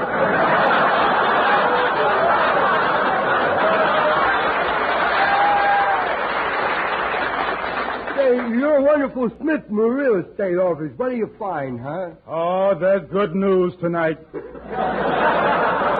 I have found you somewhat of a private room. Only 13 in a bed. Bed, that is. 13 in a bed? I can't sleep 13 in a bed. What's the matter, superstitious? No, I just don't like the wear and tear on my hot water bottle. Can you imagine 26 cold feet in the middle of my back? Besides, I can't sleep with strangers. Oh, but hear me out. Hear me out. For $3 extra, they'll give you a personal introduction to the other guests. Well, I'm not interested. Please hear me out. Let me see now what else I got on my list. Oh, yes, here's a house, but it's haunted. Haunted? What's that? Haunted house? Well, that's the house where people used to live, but is still living.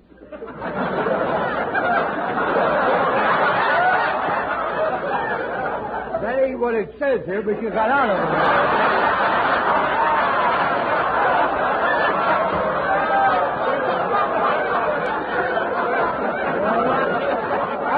I'd be interested, you know. I don't like anybody I can see through.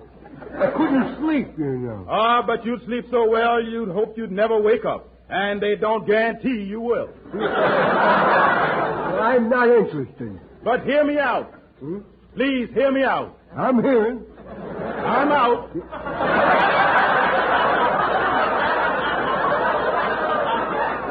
Well, look, I gave you $30, and you ought to be able to find me a nice apartment with maid service for that, you know. This boy has been away too long. Well, I'll keep looking, and if you want me in the meantime, I can be reached in room 334,972,722. You weren't with field artillery, were you? Hey, what kind of a hotel is that with that many rooms? Who said anything about a hotel? That's the number of a boxcar down at the railroad yard. Well, goodbye, gentlemen.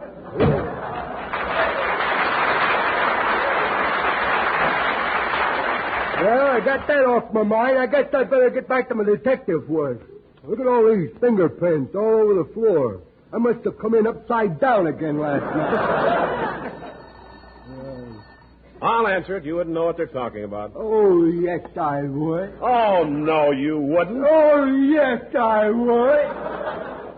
Well, then you would. Oh, no, I would. Hello, Raleigh Police Station, Tobacco Road Precinct. We never sleep. We can't find a room. We're kind of tired, too. Who am I speaking to? No, I don't know. I haven't been myself all day, you know. What can I do for you? I need protection. I have a strange feeling I'm going to be shot. What gives you a strange feeling like that? Huh? This woman standing in front of me with a dirty look and a gun. Well, wait, I'll be right over. Where do you live? At the Broken Arms, Apartment 6. Broken It's on Arms. Sepulveda Boulevard. Sepulveda. How do you spell Sepulveda? S-E-P-U. Oh, what a shame. If he had lived on Vine Street, we could have saved him.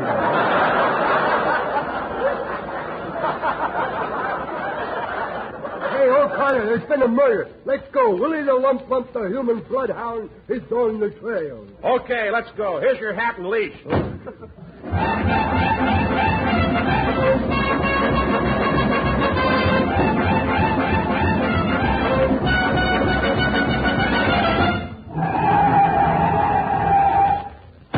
Right down these stairs here. Right down here.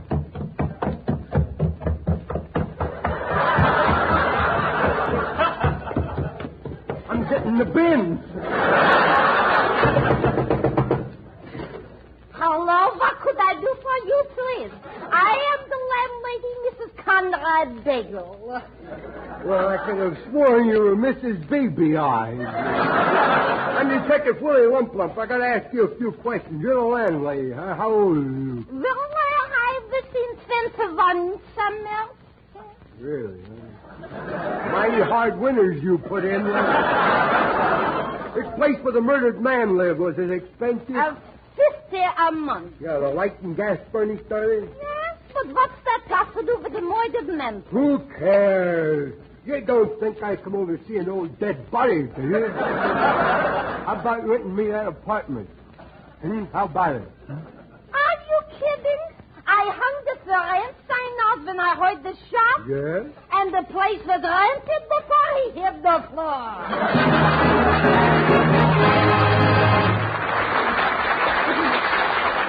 And now the next page of the Skelton scrapbook, it's, someone give me an autograph here. Look. Red, that's the name of another winner of a brand new Chevrolet.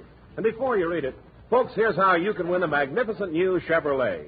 It's so easy because there are so many prizes. A car a day given away, 7 cars a week. Here's all you have to do. Complete this sentence in 25 words or less. We should all buy victory bonds because... Send your entries to Raleigh Cigarettes, Box 1200, Chicago, Illinois, together with 2 complete wrappers from 2 packs of Raleighs. You have plenty of chances to win because there's a new contest every day. Yes, winners chosen from entries received each day. Entries judged on uniqueness, originality, and most convincing statement. Judge's decision final. Duplicate prizes in case of ties. Entries become the property of Raleigh Cigarettes. Contest limited to the United States and members of the armed forces abroad. Now get busy. You can win just as this winner of December 14th. Yes, another winner.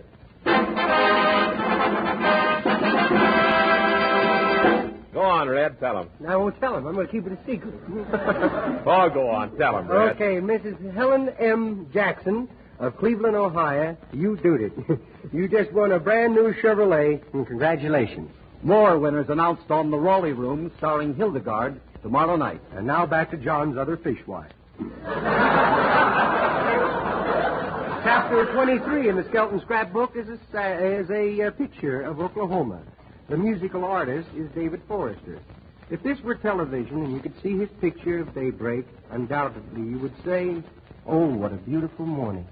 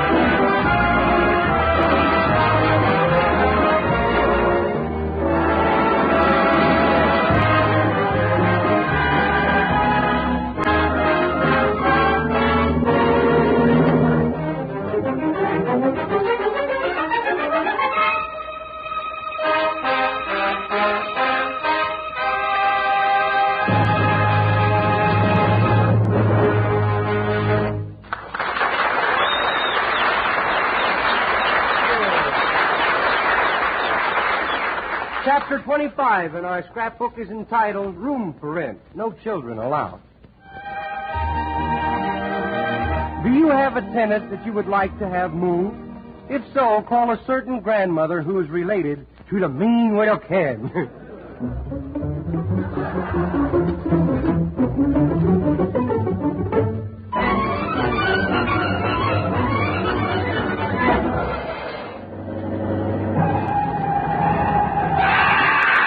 Must you stop like that?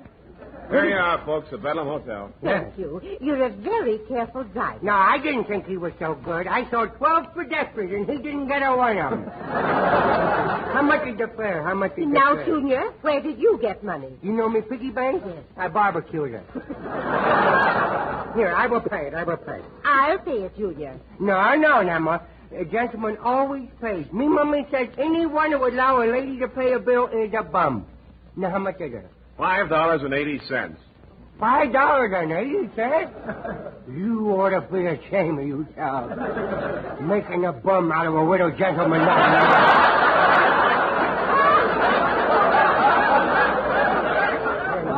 Here's the fare, driver. Yeah. Junior, you can pay me back out of your allowance a nickel a week. A nickel a week? Is that a living wage? Goodness, you may not know it, Grandma, but the cost of jelly beans is zooming upward, you know. I need more money, you know. Oh, my, isn't this a pleasant hotel? What? Look, there's a stained glass window. Well, don't look at me. I didn't do that. Goodness, I never see stained glass windows before. Wonder what size bricks they'll take, huh? Come on, Junior. Yeah. Let's go see about our accommodation. Yeah, we better see about a room, too. Junior, don't run. You're going to have to put a few more links in me lease. I keep forgetting I don't reach too far, you know. Good afternoon, and what can I do for you? I'd like a small apartment. That's fine. The line forms in Kansas City. But we have a reservation. Yes, we do. Oh, that's With different. Indians and Oh, yes, everything. that's different. By the way, there's one thing I must remind you of, madame. I have no personal objections to children, but I do not like hide and seek in the lobby, sliding down the laundry chute, fishing in the goldfish bowl, or pouring ice water into the telephone bell. Would you mind repeating that last one again? Pouring ice water into the telephone bell. Oh, that's a good one, ain't it? Oh, boy, I had to put that down in me widow repertoire, boy. All right, madame, I'll let you have a room. Now, will you sign the register? Yeah, read it first. Don't trust these people, you know. Maybe signing your life away, you know. Thank heaven don't for look that very- 5-day OPA ruling. I do hope I'll be able to survive. Front boy! Yes, sir. Take this lady and the little boy to room 1209. Yeah, but what little boy? Goodness, where did he go? Hey, Nemo, look at me. Hey, kiddo. Junior, get off it there. Don't slide down the banister. Good heavens, he broke that Ming vase. I didn't mean to break it. I didn't mean to break it. Don't cry. We just have to Oh, bless his little heart. Bless me with a heart. But my Ming vase. I didn't mean to break your Bing vase. Not Bing, Ming. Bing, bing, what's the difference? It bang now, boy. Get them out of the lobby. This way, please. Where's your baggage? Here it is. The one with the stickers on it's me Namos. And the widow bag is mine. The one with the skull and crossbones on it. Careful with it, though. Okay. Great day. What have you got in it? Oh, just a few essential tools of me trade, you know. Careful, the lid flies off here. I told you to watch it. I told you. Good heavens, Junior, what is all the rubbish? Slingshot, BB gun, scout knife, iron pipe. Junior, I'm surprised at you. Stick around, kiddo. You get over that. Don't worry. Here's the elevator, madam. Okay. Well, now I'm in Grandmother's sleep. I think I'll run up and down the hall to see what's cooking. Oh, listen, that guy snores. He must be dreaming he's a dive bomber. I'm going to open the door. Oh, look at that. I'm going to twist his nose. Hey, here it go, my nose. Yeah, I'll let go of your nose. What are you doing in my room? Well, I'm sorry, but you were snoring so loud, I thought I'd turn off your buzzer there. A fine thing. Run along to wherever you belong. No, not me. I don't like reform schools. Not me. Hey, are you sick? No, why? Well, you got the same kind of bottle of medicine that my grandpa takes. Medicine? Sure, there. You see your doctor's name on the bottle, too. Dr. Boyben. Oh, no. Don't touch that. Oh, look, I filled it all over the floor. Where did the little flowers go? Where did they go? They were there. Now they're gone. Come here, son. I want to talk to you. Come here. Ah, no, kiddo. I see that shoe in your hand, and it ain't my size. Junior? Oh, they're closing in on me. I heard something great, so I figured you'd be in here. Shame on you for disturbing this nice man. I expect he was a bit of a bother. Isn't she sweet the way she puts things? If you don't get him out of here, I'll do something desperate. Why bother to knock? Come in. Oh, just as I thought. That atomic bomb with legs again. My, what a refreshing breeze. Intoxicating, isn't it? Look, are you the manager? Yes. I'm checking out. I wouldn't stay in this joint another second even if it was raining and sleeting, and I had to sleep on a park bench. Mr. Trinky, it's against the 5-day ruling, but if you'll overlook this incident, you can stay another day free of charge. Ain't it exciting, huh? I wouldn't stay here if it was a matter of life and death, and personally I think it is. Goodbye! I'm truly sorry, and I hope Junior hasn't been too much bother. Oh, not at all, not at all. But if you don't lock him up... Yes, Junior, he's gone again. Junior, what have you done now? Oh, he frightened me half to death. I caught him peeking in the keyhole. Junior, why did you peek in the keyhole? Because I'm not tall enough to look over the transom. Junior, it's wicked to peek in a keyhole. Well, it's their fault. They shouldn't expose me to temptation. Why do they build keyholes at eye level? Well, I'm checking out. Oh, but Miss Evans, you're supposed to be ill. Well, I was only pretending so I could have a place to live. But this isn't living, and I'm checking out. I can't stand this much longer. Little boy, did you ever think of being good? Yes, I did, but I wasn't interested in it. Junior, I've stood enough. That last remark did it. Oh, yeah, you broke me neck. You knocked me neck out of place. You knocked me neck out of place. There. I put it back again. Well, why did you leave it alone in the first place? Madame, I'd like to speak to you. Never mind. We'll pack and leave. But why? Because you hate me. Oh, no, I don't hate you. I love you. Why, with you here, my life would be a pleasure. Oh, now, don't be sarcastic. I'm not. You see, before you came, people were griping about having to move. But now it's a pleasure. Happy day. Oh, come on. Let's move out of here, Grandma. Because I like all the little kids. Once I have no restrictions, it takes all the pleasures out of me activities, you know. And remember, we'll all be with you on every Tuesday night at this same time. Red Skelton, David Forrester, and his orchestra, Nita Ellis, Verna Felton, Gigi Pearson, Pat McGee, and our guest, Wonderful Smith, and yours truly, Rod O'Connor. Until next Tuesday, then. This is Red Skelton saying, please don't travel unless you have to, so the boys can come home. And thanks for listening. And remember, listen to Hildegard tomorrow night, and The People Are Funny without Linkletter Friday night over most of these stations. Red Skelton is heard in this program through the courtesy of Metro Goldwyn Mayer.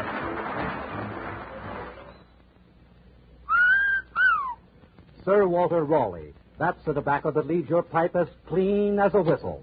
It's carefully blended from rich, ripe burleys and mellowed with just a touch of rum to balance the natural, full-bodied flavor.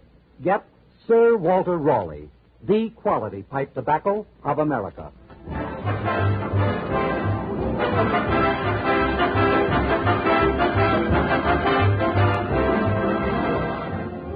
Red Skelton is brought to you by the Brown & Williamson Tobacco Corporation.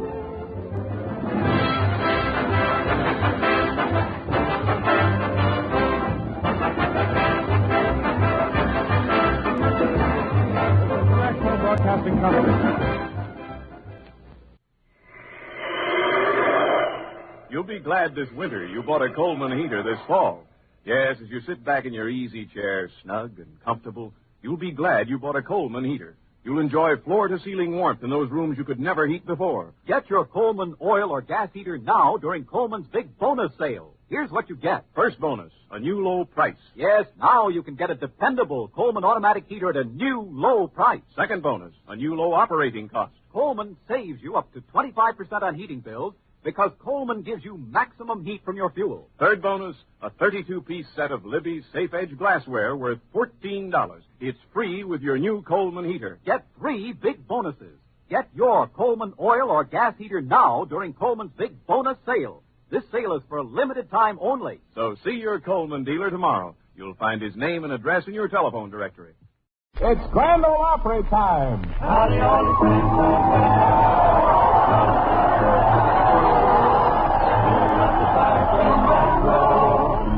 Down your fiddle and your bow.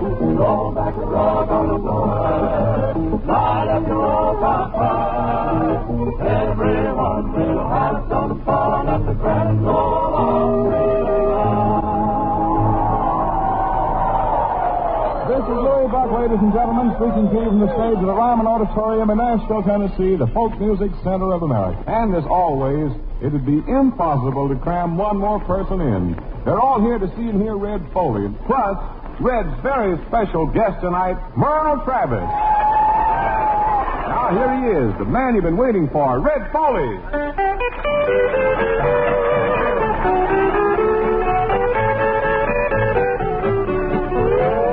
I dreamed I rode to heaven, sitting on a bale of hay. Got off on the wrong road. I could hear old Satan say, just come on back. Just come on back.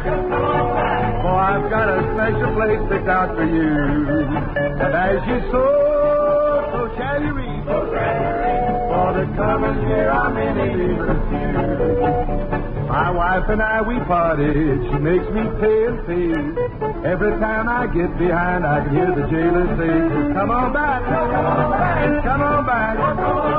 For I've got a special place picked out for you. And as you sow, so shall you reap. For the coming year I'm in a liberty. Come on, take it back.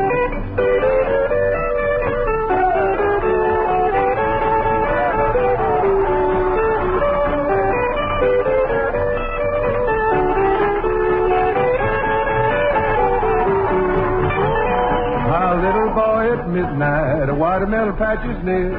The devil sneaks behind him and whispers in his ear, just come on back, just come on back, for I've got a special place picked out for you. And as you sow, shall you reap, for the comers here are many leavers too.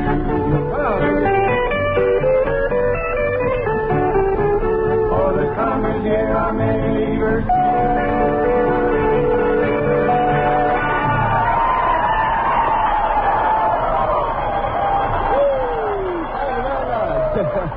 Well, thanks a lot, and a great big howdy to all my good friends and neighbors at Grand Ole Opry. It's going to be a big time here tonight, and everyone's anxious to hear from Merle Kravitz. So let's set the stage here with one of Merle's particular favorites, as sung by the old Hickory Singers. Boys harmonize on Who Threw the Overalls in Mrs. Murphy's Chow. We gave a party just about a week ago. Everything was plentiful, the Murphys on us whole. They treated us like gentlemen, we tried to act the same. Only for what happened, well, it was an awful shame. When Mistress Murphy dished the chowder out, she fainted on the spot. She found a pair of overalls at the bottom of the pot. Jim Nolan, he got ripping mad, his eyes were bulging out. He jumped upon the piano and loudly he did shout, who threw the overalls in Mistress Murphy's chowder? Nobody spoke, so he shouted all the louder, it's a nice trick that's true, I can lick them, mix it true. The overalls in Mistress Murphy's chowder. Who threw the overalls in Mistress Murphy's chowder? Nobody spoke, so he shouted all the louder, it's a nice trick that's true, I can lick them, mix it true. The overalls in Mistress Murphy's chowder.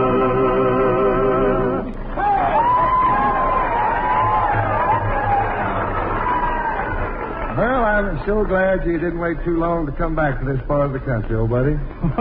Well, Red, everybody was so good to me here at the Grand Ole Opry and up at my hometown in Drexburg, Kentucky, I just had to come back. Yeah, I heard that the mayor in Drexburg turned over the key to the city to you. Is that right? Yeah, he did. He did. Right. Well, what's on the docket for tonight, huh? Well, I thought I'd try to thrash out a couple of licks of John Henry. That's a good one, buddy. Let's thrash it out. When John Henry was just a little bitty boy, sitting on his mammy's knee, picked up a hammer and a little piece of steel and said, this hammer gonna be the death of me. This hammer gonna be the death, Lord, of me. When John Henry was just a little bitty boy, no bigger than the palm of your hand, his mammy, she looked down at Johnny and she said, my Johnny gonna be a steel driving man, Lord, Lord. Johnny gonna be a steel driving man.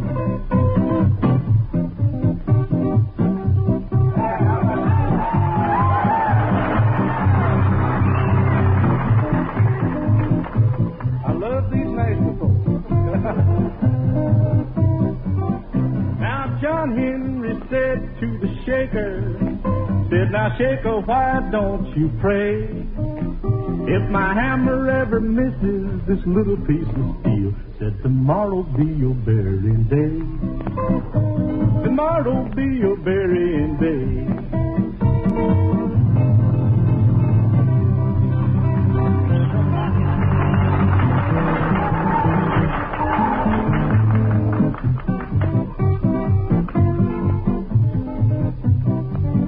Then they buried John Henry by the graveyard, and they laid him way down in the sand.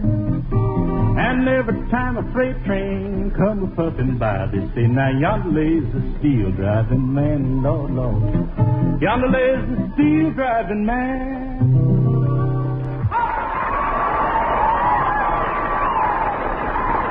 Okay. Look, Alice, that's fine. Merle will come back for another song in just a few minutes. Well, but right now, we're about ready to go to press with the latest edition of the Grinder Switch Gazette. And here's the editor herself, Cousin Minnie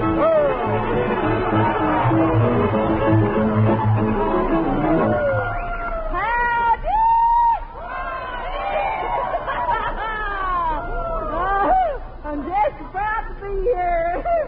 Well, sir, I want y'all to know said, I've made a motto for 1948, and it's get a man or bust. So if y'all hear explosion along about the end of the year, that'll be me. Well, sir, I told Uncle Nabob yesterday, I told him I'm sure to get me a man once I make up my mind. He said, well, he looked at me and he said, well, you'd get one quicker if you'd make up your face. He's wrong. Well, I'll tell you, though, he's wrong. You know, a gal don't have to worry none if she's got a character. That's just what I've got. I've got Hezzy. What a character. Well, sir, the big news in Grinder Switch this week was the rummage sale we had up there. Uncle Nabob was at the rummage sale, but he was a little disappointed. He says this ain't much of a rummage sale. I don't see no rum. We had a grab bag. These fellers worry me. I have to keep turning around and looking at them. They're so handsome, every one of them. Oh, Lord. Well, so we had a grab bag at the sale where everybody was supposed to bring something useless. Something, the more useless, the better. I took Brother.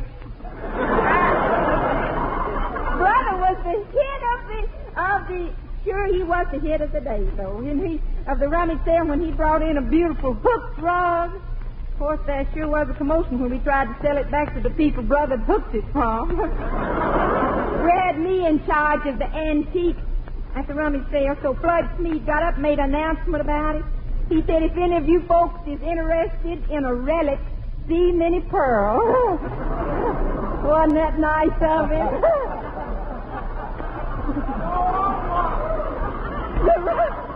Well, so though the rummage sale broke up when Flood got up to auction off one of the articles, and he got up and says, we're now going to auction off a beautiful organ stool donated by Miss Lily Twitchell, the singing teacher with hand-carved legs.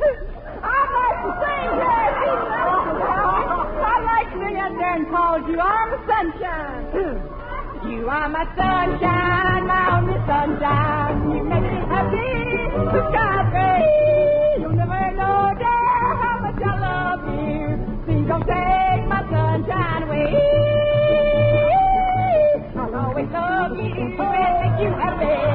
If you will only stay, but if you leave me for another, you'll regret it all someday.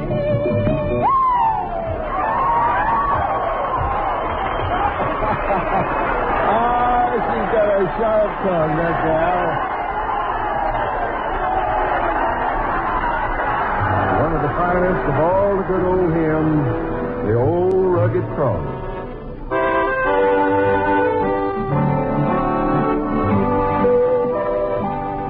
On a hill far away stood an old rugged cross, the emblem of suffering and shame. And I love that old cross where the dearest and best for a world of lost sinners was slain. So I'll cherish the old rugged cross till my trophies at last I lay down. I will cling to the old rugged cross and exchange it someday for a crown.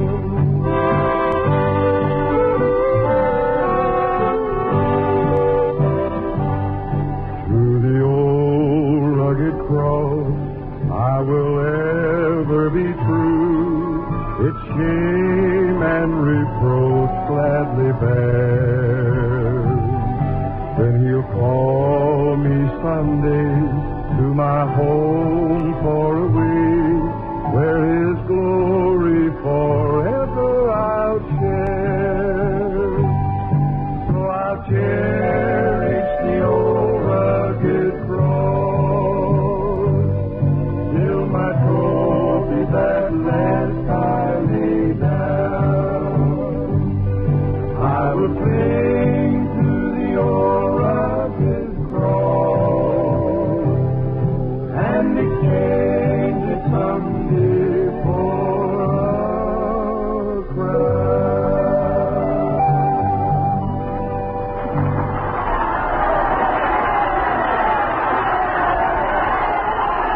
Kiss songs this time. A tune that has folks humming from Bangor to Berkeley, and it's Sweet Temptation, sung by Merle Travis. Oh, no. Well, sweet temptation, that's what you are to me. That's all you'll always be, it seems. Now, sweet temptation, you smile and pass me by, but still you occupy my dreams. Now, maybe I've got lots of hidden charms you'd find if you just hold me in your arms. But you're just sweet temptation, a diamond in the rough.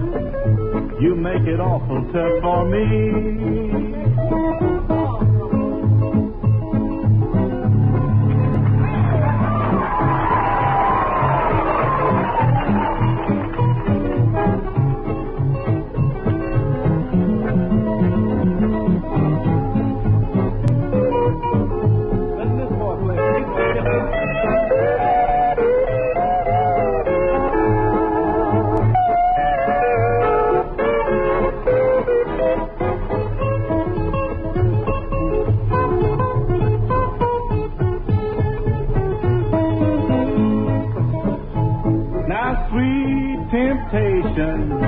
The most delicious peach is always out of reach, they say.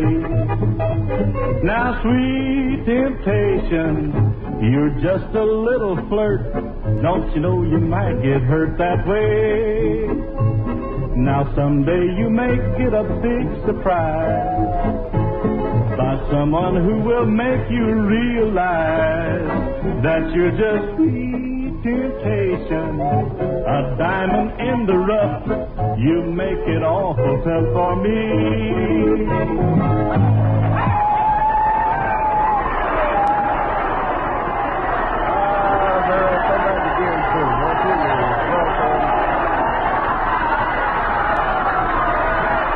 There's another little fellow that's always welcome here week after week. He's Hornwall, Tennessee's pride and joy, Rod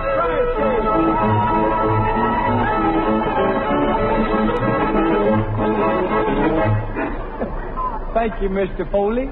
And hi, dear friends. I'm glad to be here tonight. It ain't so hot tonight, eh? I've got a little cold tonight. I can't hardly talk. I've got a little cold. I slept in the barn last night and woke up this morning a little hoarse.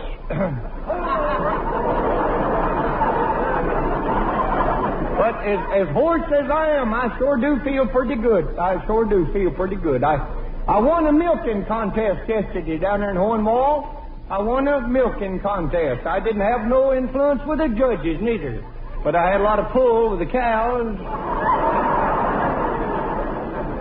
I had a lot of trouble when I got up here in town today. I went over to the Clarkston Hotel to get me a room.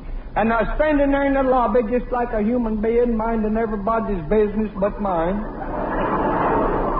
And I was talking to Mr. Gossett. He's the clerk over there. He's the feller behind the thing there in the hotel. That's the one tells you can or you can't. You know what I'm talking about. Well, see, while I was standing there talking to him, there was a man and his wife walked down the stair steps there, and Mr. Gossett handed them a bill for $35. And the feller just nearly had to fit. He just nearly had to fit. He says, "Do you mean to tell me it's going to cost me $35 to stay in this hotel 5 days?" Mr. Gossett says, "Well, now, that included your meals. That there was your meals, too." And the feller says, "Well, we didn't eat here, though." Mr. Gossett says, "Well, that wasn't my fault. The meals was right here for you." So the feller says, "Well, if that's the case, you owe me $35 for kissing my wife." Gossett says, "What do you mean kissing your wife? I didn't kiss your wife." The feller says, "Well, that ain't my fault, brother. She was right here for you."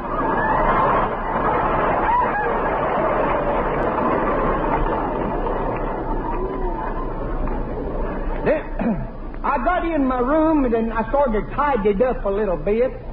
And I needed a haircut, so I went over to the YMCA barber shop there to get me a haircut. And I don't know what in the cat hair was the matter with that barber. But he was without a doubt the slowest barber I ever seen barber. I got in his chair, and I just sat there and sat there and sat there and sat there and sat there. And finally he got through, and he says to me, he says, Rod, did you know your hair was turning gray? I says, no wonder, Bud, I've been here long enough. Why, it made me so mad I could add a banana, I'm telling you the truth. But I just says to myself, while I'm here, I'm just going to buy me a store-bought shave. So I told him, I says, I'd like to get a shave too, please, sir. Well, he was shaving me there, and I don't know what was the matter with him. He must have been sort of nervous or something, because he cut a big chunk out of my chin right there, and it started bleeding, and then he got some paper, a cigarette leaf there, and put on it to stop the blood.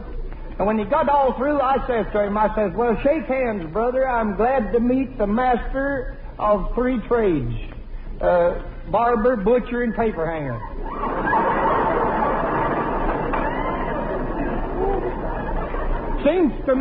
It just seems to me like I have trouble every time I come up here. Now, you take today, when I left home, I brung our old grandfather's clock. We've got one of them old big grandfather's clocks, and it got out of whack, and I brung it up here to get it fixed, and I was walking down the street with it, and it's so big I was holding it like this, I couldn't see around it, and run right smack dab into a lady there and just knocked her flat as a flitter there, right on the sidewalk. And I looked around this clock, and I says, oh, pardon me, ma'am, I'm awful sorry. She says, why in the world, boy, don't you wear a wristwatch like everybody else does?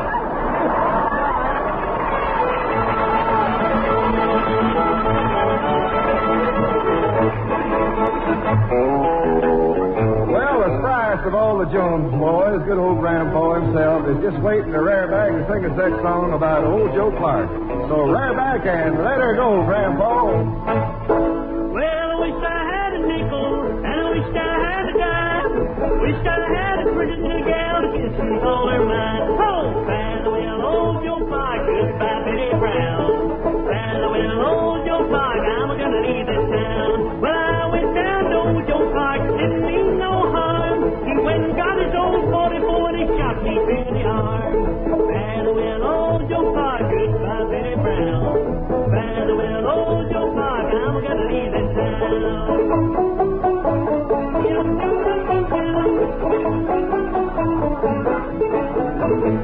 Old Joe Clark's a mean old man, to tell you the reason why. He has so many poking folks to make my biscuit fly. Oh, farewell, old Joe Clark, goodbye, Betty Brown.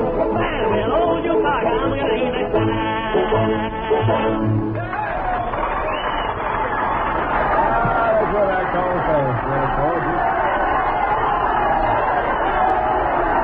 I'm sure this gang around me is none other than Wally Fowler. And tonight, Wally and his Oak Ridge Quartet plan to take us all down on the Jericho Road. As you travel along, on the Jericho Road, does the world seem all wrong, and heavy your load, just bring it to Christ, your sins all confess, on the Jericho Road, your heart he will bless, on the Jericho Road, there's room for just two, no more, no less. Just Jesus and you. Each burden he'll bear. Each sorrow he'll share. There's never a care. For Jesus is there. On the Jericho Road. There's room for just two. No more, no less. Just Jesus and you. Just Jesus and you. Each burden he'll bear. Each sorrow he'll share. There's never a care. For Jesus is there. For Jesus is there.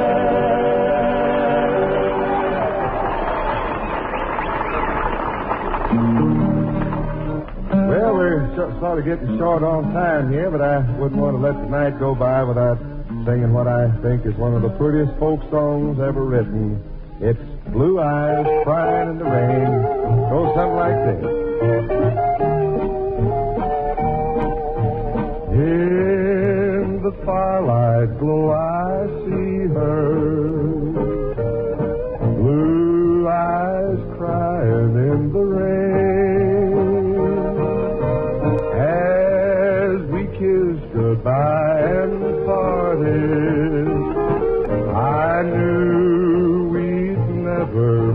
again. Love is like a dying ember, only memories remain. Through the ages I'll remember blue eyes crying in the rain.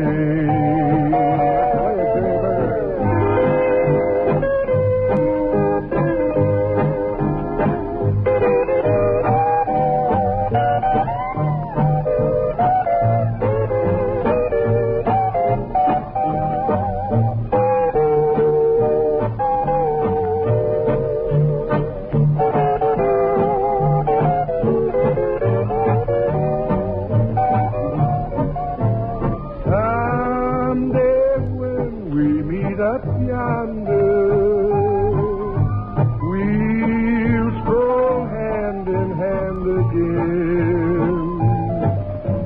in a land that knows no parting. Blue eyes crying in the rain.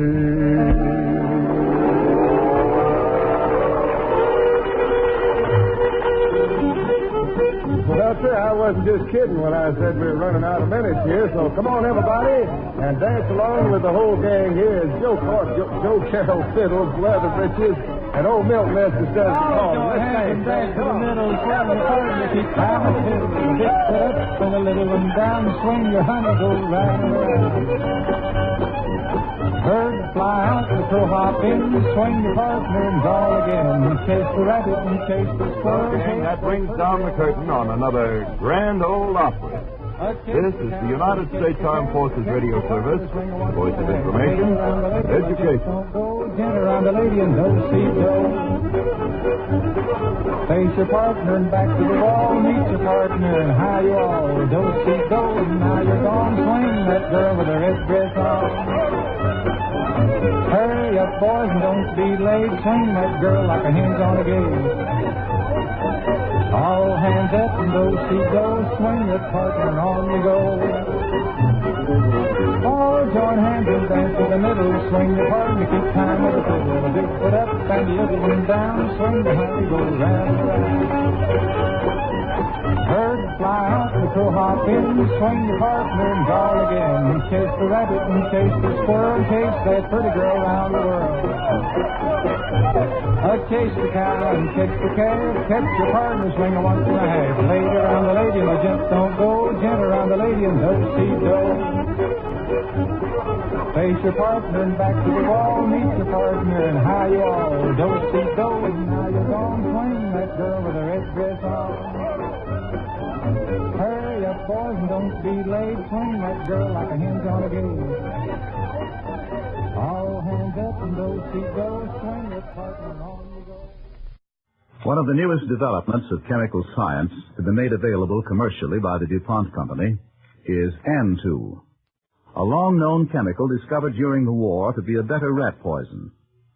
Now it is available in branded compounds for your use. N2 is so powerful that a few 10,000ths of an ounce will kill a rat. It is easy to use in a bait or as a tracking powder. While N2 is a special poison for the common rat and is not as dangerous as most rat poisons, it is a poison, and pets and animals should be kept away from it. Your local dealer probably sells a rat poison containing N2, one of the DuPont Company's better things for better living through chemistry.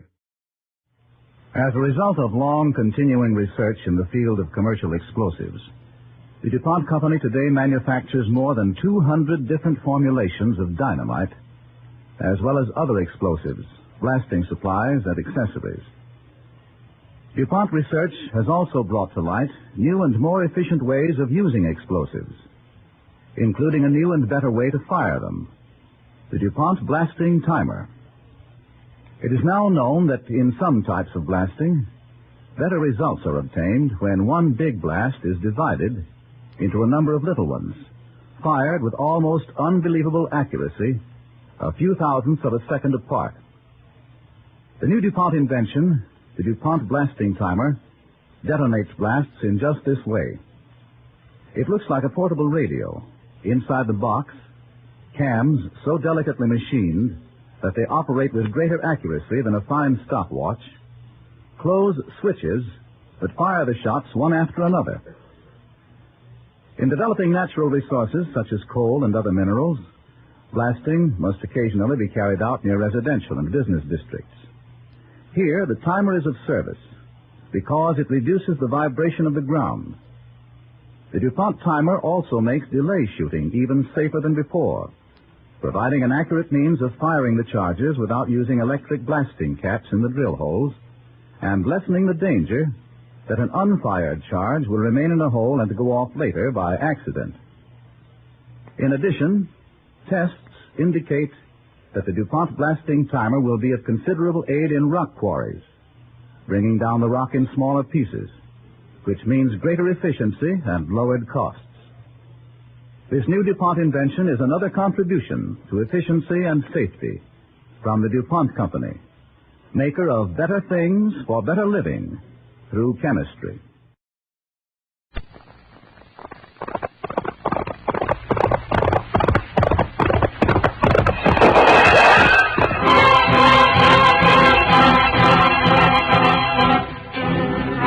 Around Dodge City, in the territory on West, there's just one way to handle the killers and the spoilers, and that's with a U.S. Marshal and the smell of Gunsmoke.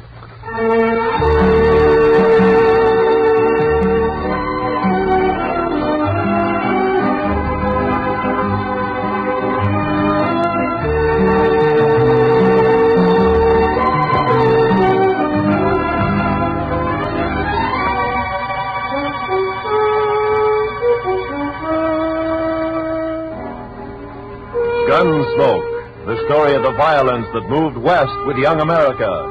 The story of a man who moved with it. Matt Dillon, United States Marshal.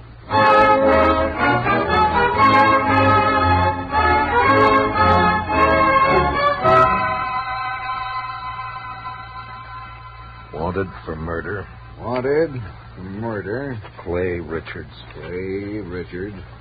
Age 31. Height 6 feet. Eyes brown. Hair red. Eyes brown, hair red. Hey, how'd you like me to print his picture on these notices? I got a woodcut. Well, let me show you. Ernie! Yep. That's your Marshal a copy of that front page. Interviewing Clay's wife yesterday, I noticed a tintype on the mantel, their wedding photograph. So, first thing you know, I snitched it. It's very thoughtful. Yeah, I'll take it, Ernie. And then I propped it up in front of me and carved me this woodcut. Ain't she prime? Ain't she just elegant? Real elegant. Good likeness, don't you think? Of course, he was 7 or 8 years younger with the tintype. Yeah, it's a good likeness. That's his hair shorter. Doesn't show what makes a law-abiding man like him try to rob a bank. Doesn't look like a man who murdered an old cashier and a Chinese cook who just happened to be there. But it's a good likeness. Yes, sir, it is. A picture like this sure dresses up the front page, don't it? Yeah, it's a little masterpiece, Mr. Hightower, a notable contribution to the culture of Dodge City. Well, thank you, Marshal. Does fetch the eye, don't it? I'm printing an extra 500 copies of the weekly, and I bet I sell them all. Too bad the cashier's shot went wild.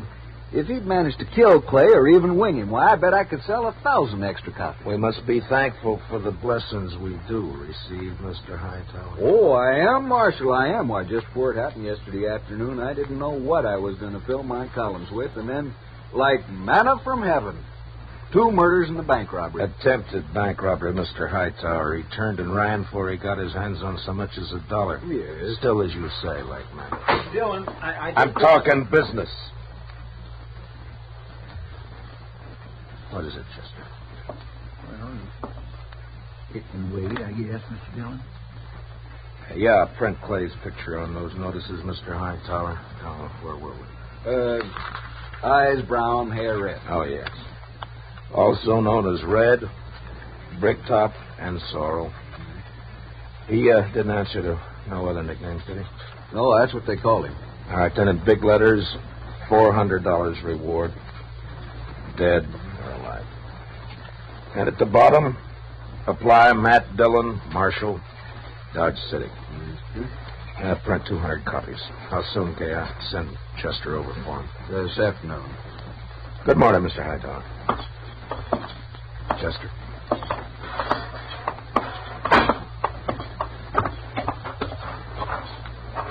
Think those posters will do any good? Richards is probably over the line into Oklahoma or Colorado by now. That strawberry roan of his is the fastest in the county. He has no money. He panicked and ran out of the bank before he got a penny. I think he'll try to get help from his wife or brother or a friend the first chance he has, maybe tonight. I say he's around here somewhere.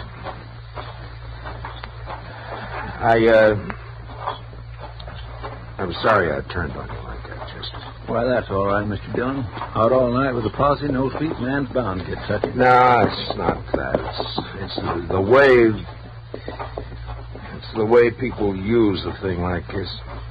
The men riding posse last night, they enjoyed it as though they were hunting fox or possum. Hightower back there, he acts like it was a birthday treat, specially gotten up for him. Everybody finds a way to use it. What was it you wanted to tell me? Oh, I got a kid, a little boy locked up in the cell. Run away from home back in Cottonwood. Ed Slade turned him over to me when he come through on the stagecoach just now. Kid about 12 years old. Whose is he? Widow woman, Miss Bonnie. She runs a boarding house in Cottonwood. Ed says kid's always running away a little while, I guess. He flagged Ed for a ride on the road halfway between there and here. Soon as Ed seen him stand there with his bundle on his shoulder, he knowed what he was up to. So he told the kid he'd help him and then turned him over to us when he got here. All right, we'll send a telegram to the mother to come fetch him. Well, come on in, Chester, and shut the door. Mr. Dillon? You're letting in every horse fly in Kansas. Mr. Dillon, I think you better cancel the order for them notices. What? The Dutchman's coming up the street, and he's leading a strawberry roan, and Clay Richards is draped across his back. Like a sack of wheat across the saddle. Last time I saw him, 2 days ago, he was standing at the bar laughing his head off. A sack of wheat across the saddle. And followed by half the saloon bums and loafers in town. All right, Chester, make him keep back. All right, now stand back, you fellas. Come on now, back. Stand back. Ziegler? How did it happen, Ziegler? My goat, my old billy goat, he pushes open the fence last night and runs away. Forget your goat. What about Clay? Yeah, I tell you. This morning I go to look for the goat. I walk here, there. Near the river, I see Clay. He sits there. I say, hello, Clay. Wie geht's? You dirty Dutchman. You know the dog. Clay was your best friend. He helped you buy your farm, so you killed him. All right, all of you. Take back, everybody. Clay? Me? No, my brother, he was like... We was in the war together. Peter, listen. You killed him for the war. Not so. I kill nobody. Not since Gettysburg. Clay is dead already when I find him. I don't even own a pistol. Ziegler, inside, quick. Yeah. Chester, give me a hand with Clay. All right, all of you. Listen up.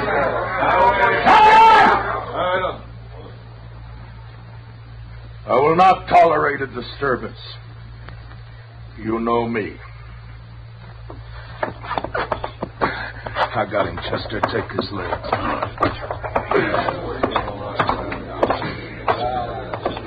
All right, kick the door shut. Marshal, I don't kill Clay. On this table, Chester.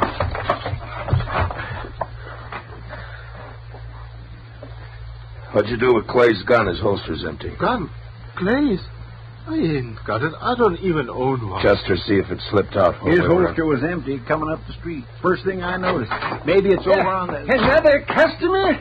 Why, that's 3 in less than a day.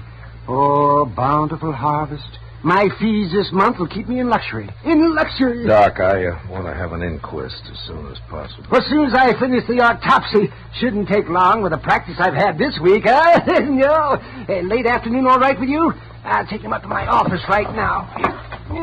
No, thank you, Chester. I can carry him all by myself here. You just open the door there like a good fella and... Yeah, Marshal, tell the city fathers I'd like to make a deal when the corpses are as famous as this one. Back in 53 in San Francisco, a fellow I knew earned a fortune exhibiting the head of Joaquin Murrieta. Tell them if they'll let me keep the remains, I'll do the autopsies for nothing. Shut the door, Chester. Ziegler, where is it you met Clay on the river? By the fort. This side by the fort. Ride out there, Chester, and see if you can find Clay's gun. Maybe he dropped it when he was shot. I did not shoot Clay. Sure. I did not. I had no reason to. I did not. Now, you listen to me. Maybe you think Dodge has got so big I don't know about everything that goes on here. Well, if you do, you're wrong. If you think I don't know about the bank having an overdue mortgage on your farm, you're wrong. $400 is reason enough for a struggling farmer like you. No. I could not do such a thing. I am a human being. To a peace officer, Ziegler, that's enough grounds for suspicion. But whether you did it or not will be decided at your trial. In the meantime, you just stop yammering about it. Trial? Me? Even when I shoot somebody, I stand trial if they find it's justifiable homicide. And they probably will. Clay being a wanted man, then he'll let you off. And if not... Please, I am permitted to go now. Go. Are you crazy? My farm, the stock, I must look after it. You sit right down. You want to be lynched? You're trying to get yourself murdered if you've forgotten about Clay's brother, Adam? Adam would not believe I shot him. What difference does it make whether he believes it or not? His brother's been killed. Everybody's looking to him to do something about it, and he knows it. You want me to guess where he is right this minute? He's in one of them saloons lapping up courage to come in here and ask me to give you to him for a present. You want to know who's with him? Ever loafer, ever bum, ever slob in town. Slapping him on the back and telling him what a shame it is. Taking him on to kill you so that they can have some excitement and some fun. Well, maybe you deserve killing, but it's my job to uphold the law, and I'm not letting you out of here. What? You might spend your time trying to think up a better story. That is, if you intend to stay in this town. All right, now think back. Didn't Clay go for his gun before you shot him? I tell you, I didn't. If I'm not under arrest, you have no right to keep me here. I got to look after my farm. I go. All right, Chester, lock him up. Yes, sir, Mr. Dillon. Come on now, Ziegler. Step out, Sonny. This cage is bespoke. Who's in there, Chester? Yeah, that little old runaway from Cottonwood. Oh. Yeah. Come over here, son. Come over here to me. I know who you are. You do you? You bet. You're Matt Dillon. I'm guilty. I knowed you right off. You just pointed out to me one day back home. Filler says you was the fastest gun thrower in Kansas. Wyatt Earp wouldn't be awful interested to hear that, I'm afraid. Filler says you was faster than Older. Faster than Wild Bill Hickok in Hay City and Fat Masterson or any of them. How many fellas have you killed? You don't keep score, son. It's something you try to forget. Not me. Someday I'll be famous like you, and for every feller I kill, I'll put a notch on my gun. People see those notches, and they'll know they better not try. Why'd you run away from home, bub? Don't you know your mother's likely to worry about you? Oh, she won't worry. She's too busy working. You ain't gonna make me go back, are you? You wouldn't do that, would you? Well... Because it wouldn't stop me for long. I'd only run away again. Oh, where are you off to in such a sweat? Oh, Texas, California, Mexico. A fella can accomplish things there, not like living in old Cottonwood. If you let me go, someday when I'm famous, you can tell people you helped get me started. Well, that's a pretty strong inducement. I'll have to think about it for a while. And, look, while I'm making up my mind, I want you to give me your word. Word of a man who'll be famous someday that you won't try to run away from me. Otherwise, I'll have to have Chester lock you up again. Oh, I'll shake on that. Good. Chester, I want you to go look for Clay's gun. Yes, Mr. Dillon. And on the way, stop off and send that telegram. You know? Hmm? Oh, that telegram. Yes, sir, Mr. Dillon. Where's Ziegler? It's all right, Chester. Go ahead. Yes, sir, Mr. Dillon. Where's that murdering dog? Oh, there you are, you... Not a single step further, Adam. I want him, Dillon. He murdered Clay, shot him down without giving him a chance. How do you know? Because Clay wouldn't have let anyone catch him off guard except a friend. A friend. And now, Dillon, give me that Dutchman. Try to take it. It's like that? It's like that. And it's true what the fellas say. You made a deal with the Dutchman to give him the reward and protect him if he killed Clay for you. That was the deal, was it? Yeah. The fellas say why I'd make such a deal? Dillon, it ain't no longer a secret around town that you and Francie warned each other. But Clay was in the way. You had him killed so you could get his wife. Do you deny it? No. No. It'll serve as well as any other crazy story. It'll work you up. You think you're safe behind that star, don't you? Well, Clay had friends, lots of them. I'm coming back with them friends, and we'll get the Dutchman and you and anyone else who tries to stop us. All right, Adam. I'll be waiting. Yeah. You wait.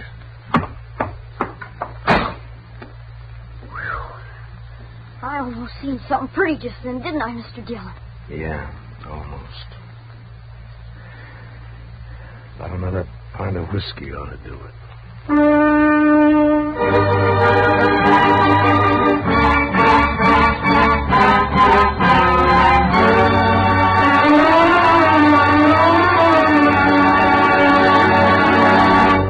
We will return for the second act of Gunsmoke in just a moment, but first, many radio shows win high popularity with the prizes and cash they give away, but there's one show that's tops because the head man gives away as little as possible. What other radio program could it be but the Jack Benny Show? So be listening.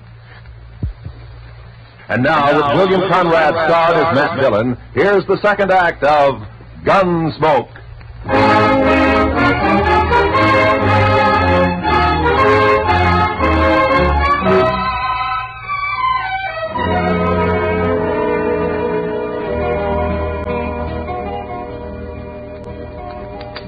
Son?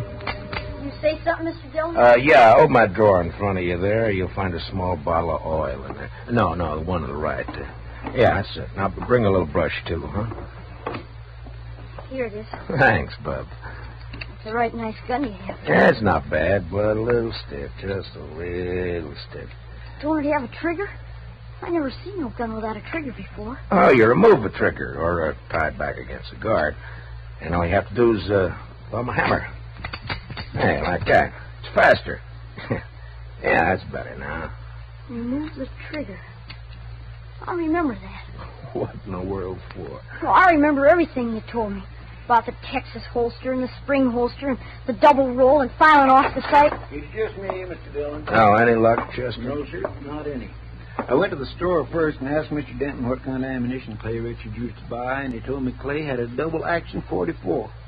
I scoured that riverbank a half-mile each way from the ford, and not a sign of it. I got that telegram off. You know who ought to be here pretty soon. It's only 7-8 miles from... Is there a fire in town? Funeral services for Mr. Grinnell, the cashier. So soon? It's awful hot weather.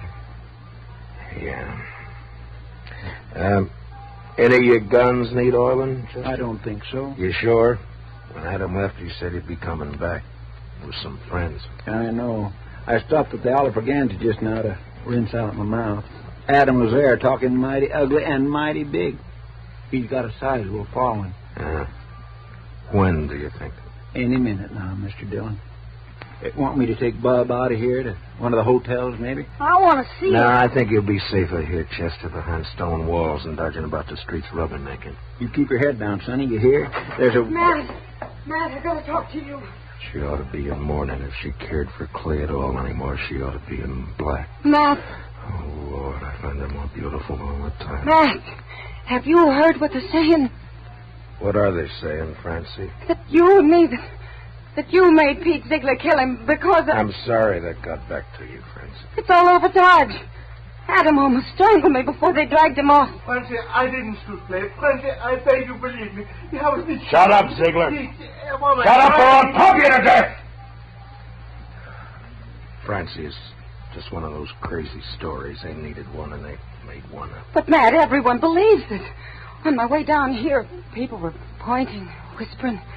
Old women clucking their tongues at me. They believe it. They'll forget it as soon as this is over. They'll remember that even if we once did go with each other, it was finished and done with even before the war ended, before you even met Clay. No, they won't forget it. For the rest of my life, as long as I stay here. Hold it a minute, Francie. Yeah, Doc, what is it? Oh, am I interrupted? What is it, Doc? Our Tops is finished. I examined his liver and lights his... This is Mrs. Richards, Doc.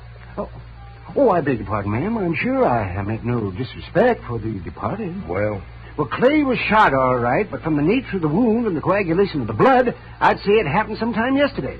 I'd say the cashier's bullet didn't go wild after all. how could a dead man gallop away? But the wound wasn't what killed Clay. The ball hit the rib case and bounced off. 22 caliber it was. What did kill him was the stab in the back, right through the spine, inflicted sometime this morning. Now, near as I can judge, by a small blade, 2 or 3 inches long. It could have been a Barlow knife. Thanks, Doc. Please accept my condolences, Mr. Ritchie. You call the inquest anytime you're ready, Marshal. Chester, close the door. You see, I didn't do it. I didn't shoot him. All right, then you stabbed him, maybe. You said you never carried a gun. Look, Francie, go home and give matters a chance to simmer Matt, down. I'm going to ask you for something. Yeah? Turn Pete Ziegler out into the street. What?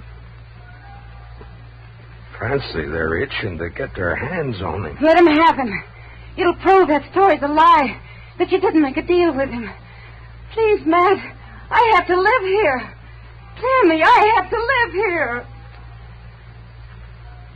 Matt? Matt. Don't look at me like that. Go home, Francie. Go home or leave town or hang yourself or anything you like. Just go away. Away! Right now.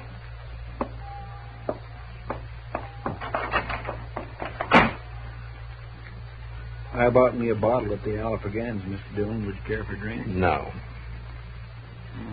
Guess the funeral's over. There'll be others. Funny. No, I missed that bell. Awful quiet, ain't it? It's just Just about on schedule. Are you ready, Chester? Yes, sir, Mr. Dillon. I use a shotgun if I were you. It's more effective when there's a mob to be dealt with. Oh, yes, sir, I aim it. Ziegler, and you too, son. If trouble starts, lie down flat on the floor and keep your head down all the time. Don't gawk to see what's happening. You understand me? Yes, sir, Mr. Dillon. All right. Dillon! Come on, Dillon! Come on! Chester, I want you to stand here in the doorway after I go out, where you can cover the back door and me at the same time. Yes, Mr. Dillon. All right, Chester. Open the door. Come on now. It's my duty to warn all of you that you're in the breach of the peace. I've sworn to uphold the law. I've killed men in order to do it, and I'm prepared to do so again. Give us a Dutchman, Dillon. I ask you to be sensible and to leave quietly. But if you refuse to listen to reason, if you insist upon being fools, if you've already decided to act like wolves instead of humans, then there's nothing I can say to make you change your minds. All right, you want Peter Ziegler? Well, he's not more than 20 feet behind me, so come on and get him, any of you. One at a time or all at once. Come on! Which one of you wants to die first? You? You? You, Adam?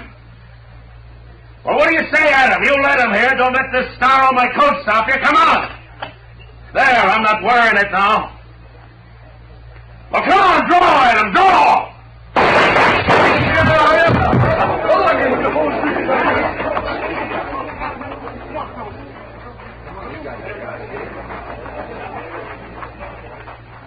You all right, Mr. Dillon?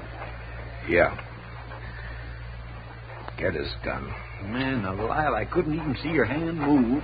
Marshal! Oh, don't tell me. Don't tell Doc, me. you make one single funny remark and I'll knock you down. You just take him to your office and get to work. Well, I never do mean to offend, Marshal. In my line of work, well, bodies, they're just so much lumber. Make all the jokes about him you please, but not to me and not in my hearing. In my line of work, there's nothing humorous about death. Give him a hand, Chester. No, I can handle it, Marshal. Thank you. Thank you. Just the same. Can you direct me to the marshal's office? Yes, ma'am, right here. I'm Marshal Dillon. Well, I left Cottonwood as soon as I got your telegram. I'm Miss Bonnie. Where's my boy? Oh, we have him, ma'am, safe and sound. Here, let me help you down. It's that horse, Chester. Right this way, ma'am. Oh, I'm so sorry he put you to all that trouble, Marshal. The truth of the matter is he's a wild one and no mistake. Takes after his father, one scrape after another. He was no trouble at all. I enjoy children. I like to have them around. Bub, your ma's here. Son? Chester, where's the boy? Did you let him slip past you? No, sir, Mr. Dillon. He never got past me. Look, the back door's open. He seen me and he hightailed it, the devil. We'll round him up for you, ma'am. Don't worry. Oh, I don't know why I bother hauling him back. If he's run away once, he's run away 1,000 times. This time he ran because I wouldn't buy him a gun. He wanted a real one. That boy's just gun crazy, I swear. I got him a nice Barlow knife instead. Barlow I knife? reckon it didn't signify, and off he runs. Barlow knife? A kid. Chester finds that kid. Marshal, has he done something bad with it? I told him to use it careful. He promised he'd use it careful. No, never mind, Chester. He's got Clay's strawberry roan. We'd never catch up to him. I try to bring him up right. I tell him to be good, but he don't listen. He just don't listen. Now, calm yourself, ma'am. Just calm yourself. Here's his little bundle, Mr. Dillon. What? Yeah, give it to me. That's pretty heavy. You're better at knots than I am. Open it, will you? From the moment he was born, he's been nothing but tribulation to me. Now, please, ma'am. What's he got in it, Chester? Shirt, stockings, piece of sausage, and this. 44 double action. Yes, sir, Mr. Dillon. That's Clay's gun. Sonny didn't manage to keep it long, did he? Well, if he wants a gun that bad, he's bound to get hold of another one somewhere, somehow. Chester, call Mr. Hightower over. Hey! Hey, Mr. Hightower! Oh. Come on over. Mr. Dillon wants you. Marshal, could I have at least a drink of water? What? Oh, Ziegler, I forgot all about you. Chester, where are the keys? Yeah, right there on the desk.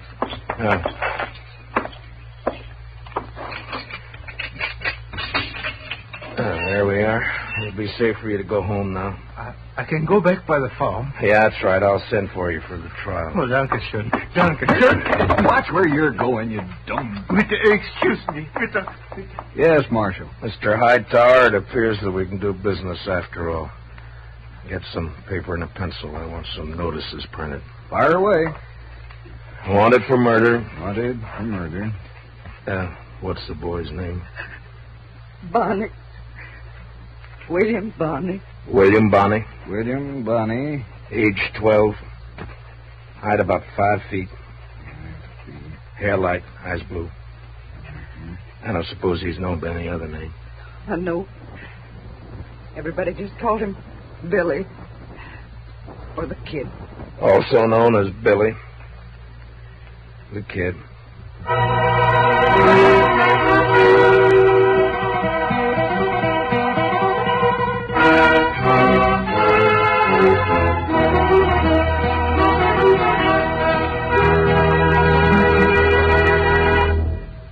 Gunsmoke, under the direction of Norman MacDonald, stars William Conrad as Matt Dillon, U.S. Marshal.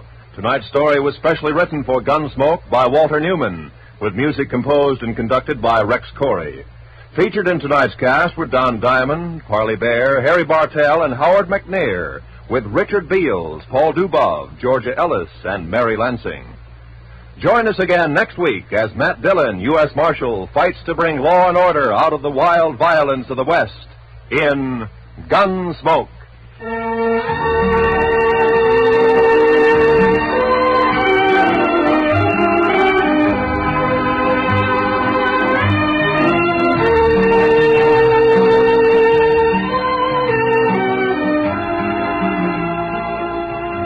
Those longtime favorites, Amos and Andy, are rising to new heights in their CBS radio series on Sunday nights. Heard on most of these same stations, Amos and Andy find trouble as constantly as ever and make it just as funny and as human as they have for more than 20 years. Be sure to hear Amos and Andy this Sunday, won't you? Right after the Jack Benny Show. This is Roy Rowan speaking. And remember, there's fast, funny quizzing on The Bob Hawk Show every Monday evening. This is the CBS Radio Network.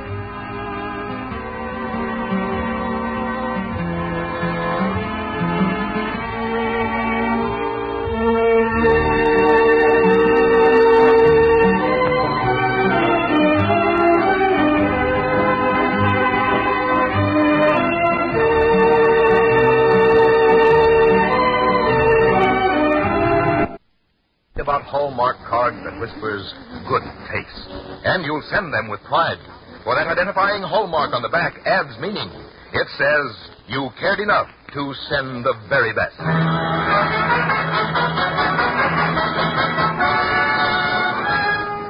Hallmark Playhouse presenting James Thurber's You Could Look It Up, starring William Frawley.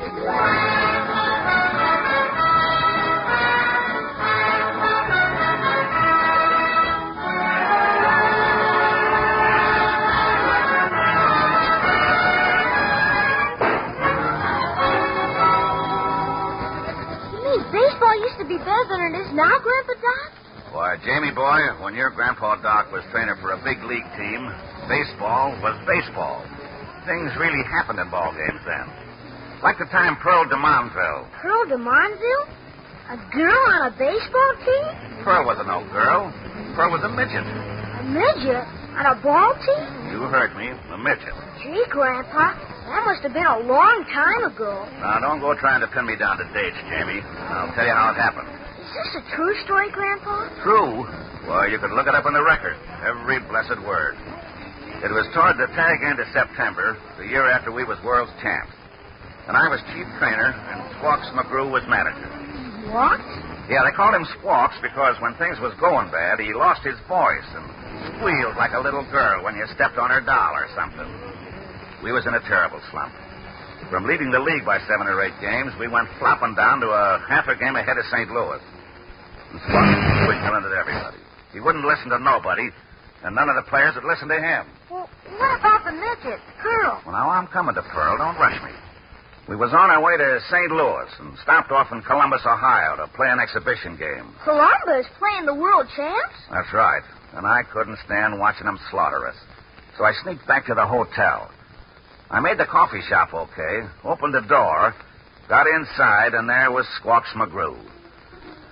So I sits down beside him, and there we are like a couple of stiffs waiting for the coroner. Oh, how I pity me, Doc. How I pity me. Well, maybe this is the end, McGrew, the end of the losing streak. I'll never smile again, Doc. Never so long as I live. Who cares, McGrew? What was that? I don't know. It sounded like a horse laughing into a tin can. Oh, it's a kid. Run along, Sonny. Come, Sonny, Junior. Hey, waiter, get this kid out of here. I seen that ball game today, McGrew. You know, you ain't got no ball club. What you got there is a stage show. I say, I'm sorry, Mr. McGrew. Now, leave Mr. McGrew alone. He don't mean no harm. Beat it, kid. Don't call me kid, Junior. Who are you calling Junior, you little... All right, that'll be enough. Come on. He don't mean no harm by that. He calls everyone Junior, because it always turns out that he's a year older than them. Now, come on. Wait a minute. How old are you, Sonny? How old are you, Junior? 53. I'm 54, Junior. Now give me a light. A midget? Why, I don't believe it. He got you, Junior. A midget with a cane, a straw hat, and a cigar.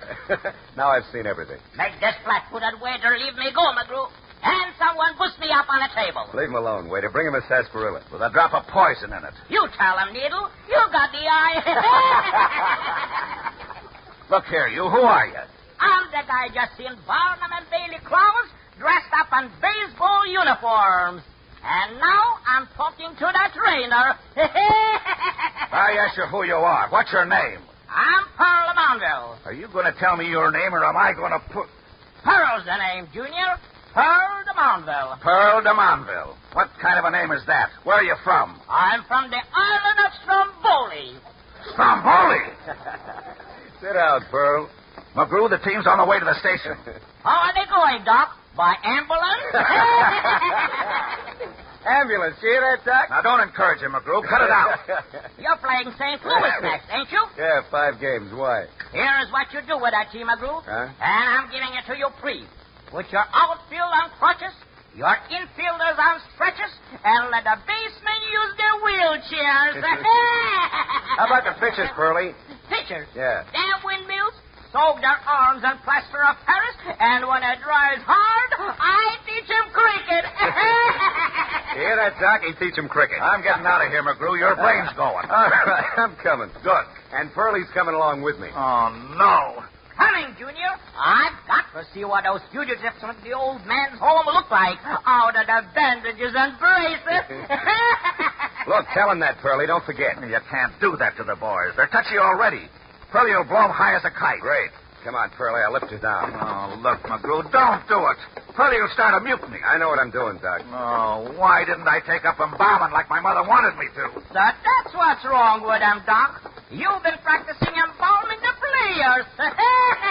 Shut him up, McGrew, or I'm committing mayhem. Now, wait a minute. Pearl's the answer we've been looking for, Doc. Yeah. The team's in a slump, overconfidence. They've turned into a gang of prima donnas. They won't listen to anyone, not even to me, the manager. Little Pearl's going to get through their thick hides with his insults. You watch. Pearl, a midget telling off the world's champs.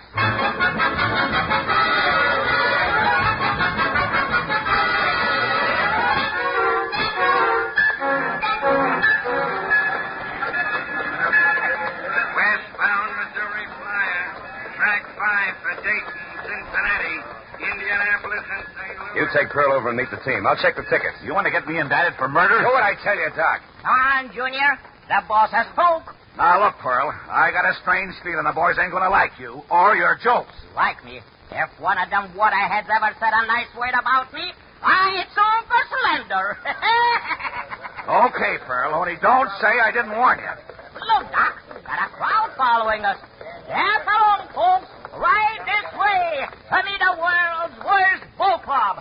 That's along now. You better give me the name of your closest relative, Pearl. Oh, hello, boys. Hi, Doc. How are you, Klinger? Hey, what's the idea of bringing a parade with you, Doc? Yeah, who's your little friend, Doc? Whitey Cop, this is, An old friend from McGrew's. Buddies. Yeah, a pal of McGrew's. Pearl de Monville. Pearl, yeah, that boy's pal of McGrew. Oh, yeah. Now, look here, boys. McGrew wants you to treat Pearl nice-like. Cop, shake hands with Pearl. This is Whitey Cop, one of the league's greatest catchers. Sorry. Okay, Pearl, shake. Don't try shaking hands with me, Junior. Because if you do, those short fingers of yours will break right off. Pearl, cut it out, you hear me? Look, what is this, a gag? Gag, nothing. I got a pitch to cut. Pearl's telling the truth. Cut it out, Klinger. Look, I'm taking just about enough from you, Klinger. That's enough, Cut. You too, Klinger. If I was you, Cut, I'd retire. One more word out of you, Klinger, and I'm going to pin you. Yeah, you and who else? Just wait out here in the station. What's going on here? Let me through. Cut. Klinger, stop it, will you? Rastlers. That's what I got for a ball club, and not good rastlers at that. The police. Stop them, McGrew. You're the manager. Why should I? Let them murder each other. Ladies and gentlemen. Get down off of that baggage truck, Pearl. All right, break it up. Come on, break it up. Right this way. Step up and see the wrestling baseball player. Stop them, will you? Louder, Pearl. Louder. Right this way. See Glassarm Klinger, the pitcher. Bushel basket Cobb, the catcher. All right, that's enough, Sonny. On to the train with you. Come on, all of you. He started. That midget started. Oh, Pearl, come on, we'll miss our train. Left I told you, McGrew, you better apologize and send Pearl back to Columbus. Pearl's coming with us to St. Louis. No, you can't. You heard me. Pearl's coming to St. Louis. He's our new mascot. Not me. I'm not masquerading for no bunch of feeble-minded wrecks. They'll kill him, McGrew. They'll push him out a train window. Come on, Pearl. I'll lift you down. I got no toothbrush. No extra suit. Come on. Let me go, McGrew. Oh, put him down, McGrew. You'll be arrested for kidnapping. Let me go. Help, help. Police, police. Somebody's trying to steal a kid. Quit your squirming, Pearl. You're coming to St. Louis and help me knock the overconfidence out of this ball club. No. Leave me down. Come on. Kidnappers. Cut it out. Kidnappers.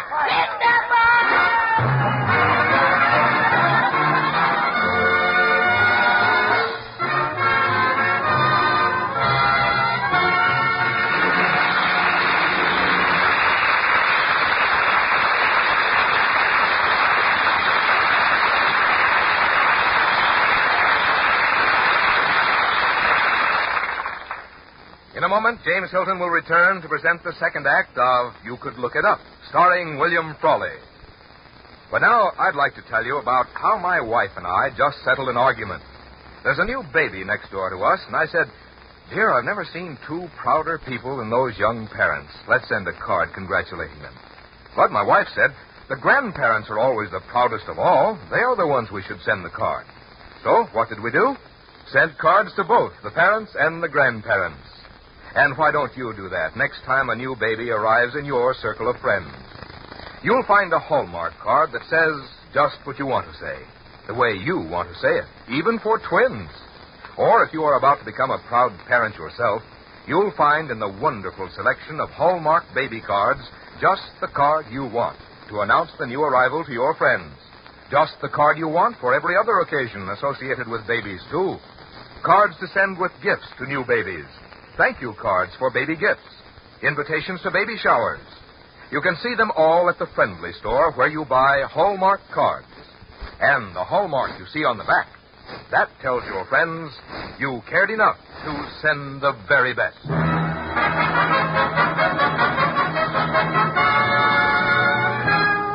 Now we present the second act of James Thurber's You Could Look It Up, starring William Frawley, with Jerry Austin as Pearl Dumont.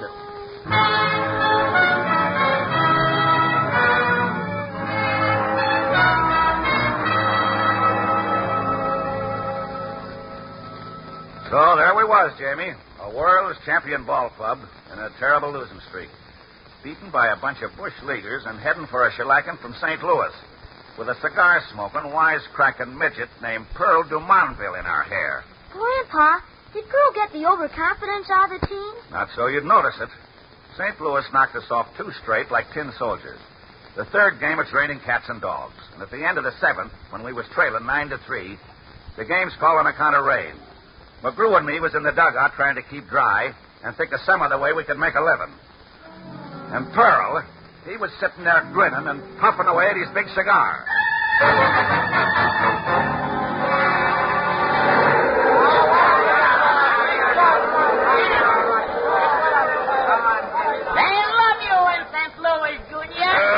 I was manager of a ladies' sewing circle. You are, Junior. You are. No, I can't take no more, McGrew. Pearl ain't doing us no good. The team's never been this bad before. A World Series slipping out of our hands. World Series? These bums can't even play pinochle. You know why? Yeah, because all the cards are in St. Louis. So long, Doc. Where do you think you're going? To the lawyers again. Again? I never even knew you'd been to the lawyers once. It goes to show you how much you don't know. That's the team. You've got to do something. Come on, Pearlie. See you tomorrow, Doc.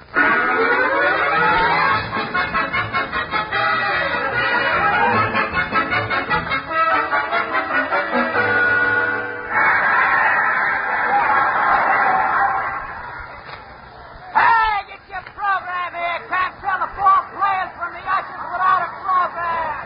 Hey, get your program. What you got there, McGrew? A portable radio. McGrew, not in the dugout. The boys are touching them. They're broadcasting our disgrace to the whole country. Pearlie thought the boys would like to hear it. A beautiful day for a ball game, folks. The stands are packed to see St. Louis make it 4 straight games and head for the World Series. Turn it off. That guy's got to speak before the game starts. He's seen us play yesterday. Something's got in the crowd, folks.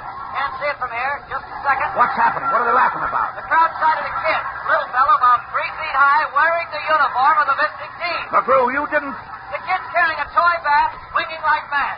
Turning handsprings now. And listen to that crowd. Get him off the field, McGrew. Whitey Cott will kill him. The first guy that lays a hand on Pearl is through with baseball. Wait a minute. What is this? He's lighting up a big cigar. No, I'm wrong. It's not a kid. It's a midget. McGrew, you did this. Yes, it is a midget. Whitey Cott, the catcher's walking up to him now. Oh, you should have seen that. Cott pulled the stogie out of the midget's mouth and stamped on it. Now the whole visiting team is converging on the little fellow. He's running. They're after him. He's heading for the visitor's dugout. But I've lost him. He's disappeared behind the wall. Just a minute. I'll switch you to Jack Collins down on the field with a microphone. Take it, Collins. This is Jack Collins. The midget has gotten away from Cott. Billy Klinger's climbing up after him. The rest of the team is going over after McGrew. Now here's McGrew coming up out of the dugout with his trainer, Doc. And here's the midget. He jumped down from the wall. He's hiding between McGrew's legs now. Whitey Cott's reaching for him. Hey, you guys. McGrew says leave Pearlie alone. Wearing that uniform on the field. Disgracing the whole team. Let me take him to the shower. Later on in our uniform. Who put him up to That this? uniform means something to us, making a mockery out of the uniform. It might surprise you, pack of fumbling idiots, to know Pearl ain't making no mockery of no uniform. Pearl de Monville has been made a regular member of this so-called ball club. Now get out there and warm up with your new teammates, Pearl. All right, we'll warm up. I don't believe it. I fixed it up at the front office by long-distance telephone. Play ball! Who you kidding, McGrew? I can just see our owner saying to you exactly what we need, Mr. McGrew. A cigar-smoking midget. I'm telling you, Doc, our owners okayed it. Mr. McGrew, just exactly what did you tell the owners on the telephone? Dear owners, I said, I want to sign up a new player that no living pitcher in the whole league can strike out. And did you tell the people who own this ball club what size man this new player, Pearl de Monville, is? Never mind about that.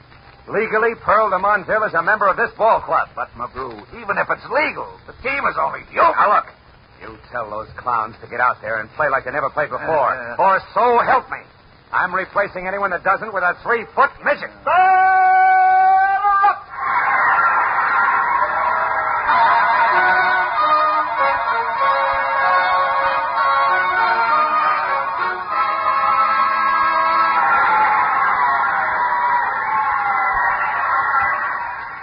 McGrew, open your eyes. They're walking another man. I don't believe it. Ball 3!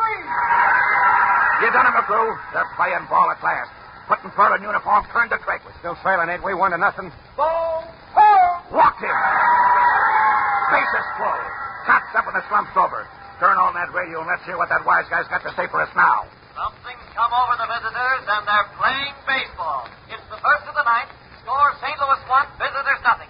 With the bases loaded and Whitey Cott, their strongest hitter, coming up. Looks like this ball game's going to be tied up or perhaps won in the next couple of minutes. See? Even he's saying the slump's over. All Cott's got to do is let that pitcher walk him, and we tie him up. Just a second. Cott, hold it.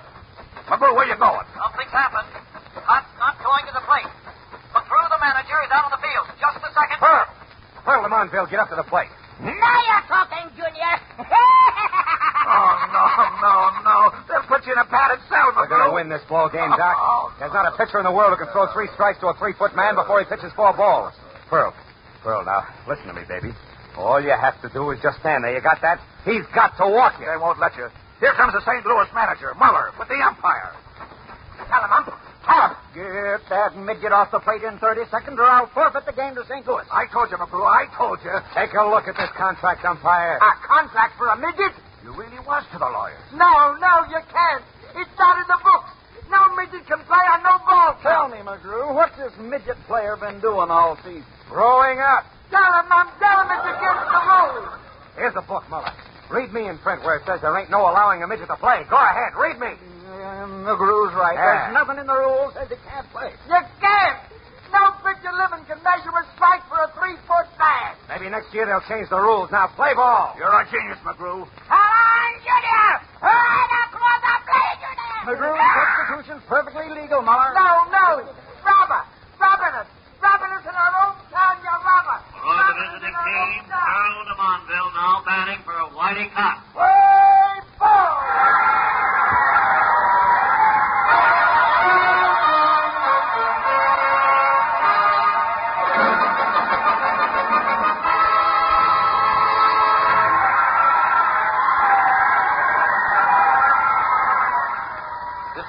Collins talking to you from the playing field, standing between home plate and the visitor's dugout. After a big argument, the umpire has ruled Pearl de Monville can pinch hit for Whitey Cott, and the 35-inch tall player is up at bat with the bases full, waiting to be walked to force in the run that'll tie up the score.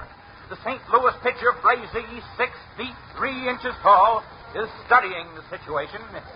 He's crouching low, measuring the batter. No, he's standing up now, on his tiptoes. He's going to lob the ball to the batter. And there goes the pitch. Ball 1. Oh, way off. No, 2 feet over Pearl's head. Now, here comes the second pitch. Ball 2. Frazee bowled that one along the ground, and Pearl had to jump it. The pitcher talking to the St. Louis catcher. There goes the catcher back, and... No, I don't believe it. Yes, he is. That big St. Louis pitcher, Frazee, is lying down on the ground now, on his stomach, his right arm up, trying to heave the ball toward the plate, and there it goes. Ball 3.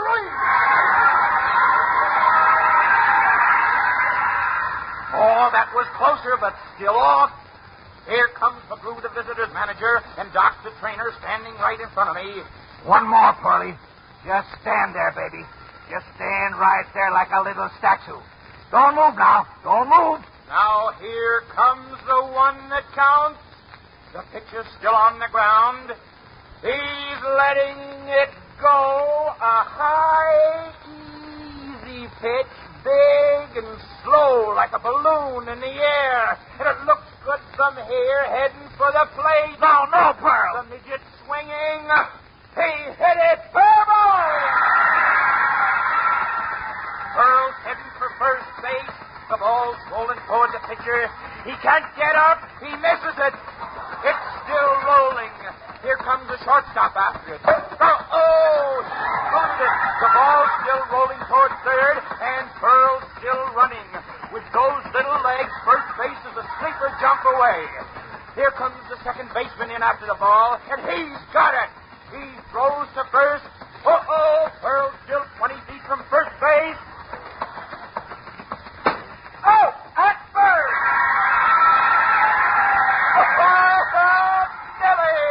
There goes your ball game.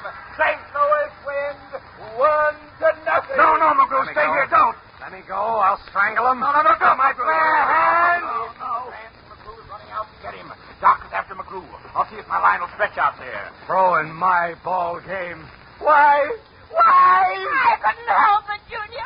I'm only human.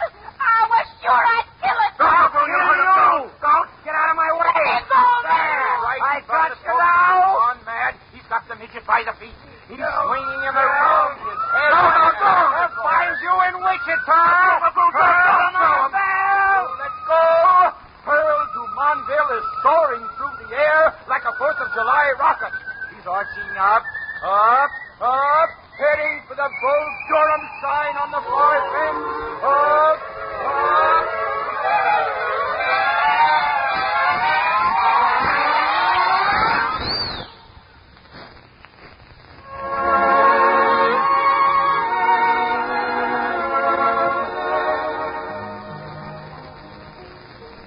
What happened to Pearl, Grandpa? Was he killed? Nope. Not a scratch on him. Just as we thought he was going to clear the Bull Durham sign, he starts cutting the narc down, slow like a high fly. And in comes the St. Louis right fielder, moving under him for the catch. Grabbed Pearl right out of the air. Boy, then what happened to Pearl? Pearl? Well, he just sort of vanished in thin air like our losing slump. After that, Jamie, when the team saw what McGraw made a fool out of to the whole world, they felt sorry for him and busted out of their swell heads and played like demons. We hit Chicago for 5 straight games and sailed on to our own home like a lot of dynamite to win the pennant. And then the World Series. Well, what about St. Louis? Well, after that game with Pearl, St. Louis was so shook up they never hit their stride again. Their best pitcher, Frazee, the one who got Pearl to bite on that slow ball, he kept shooting everything too low. And the infield took to misjudging everything that came their way. When did you say this happened, Grandpa? What year? Now, you know my mind ain't what it was for dates, Jamie boy. But it's all in the record, just like I told you. You could look it up.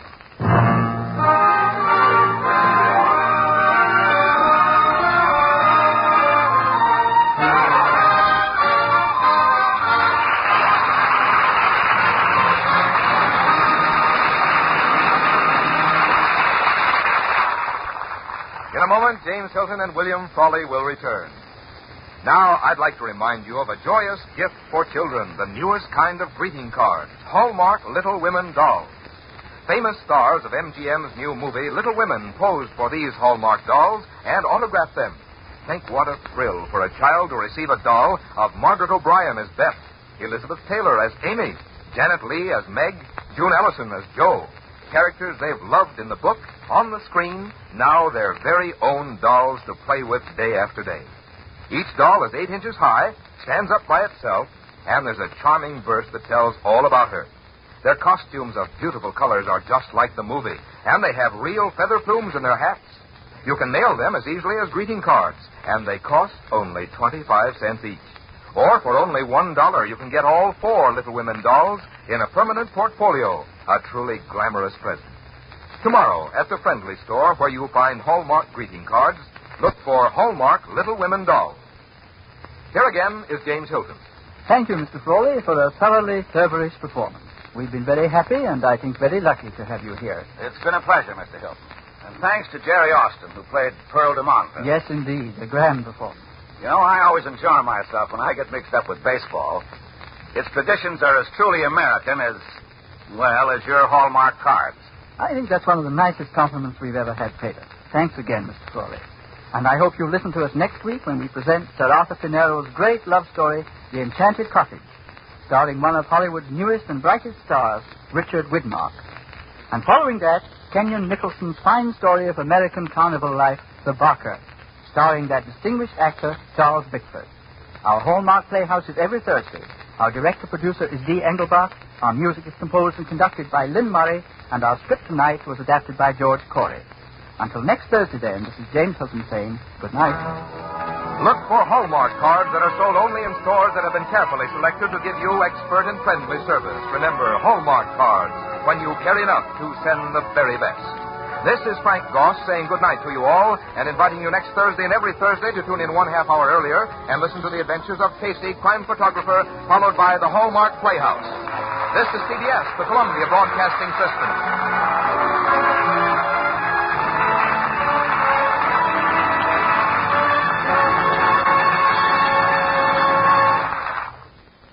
And there is the Hallmark Playhouse, a broadcast from almost 50 years ago, May 12th of 1949, starring William Frawley, who himself was a big baseball fan and certainly must have enjoyed participating on this broadcast, which was a couple of years before I Love Lucy. But a couple of years before this, William Frawley was a major supporting actor. He didn't have a gigantic part, but he had a very good part in what has become a classic movie.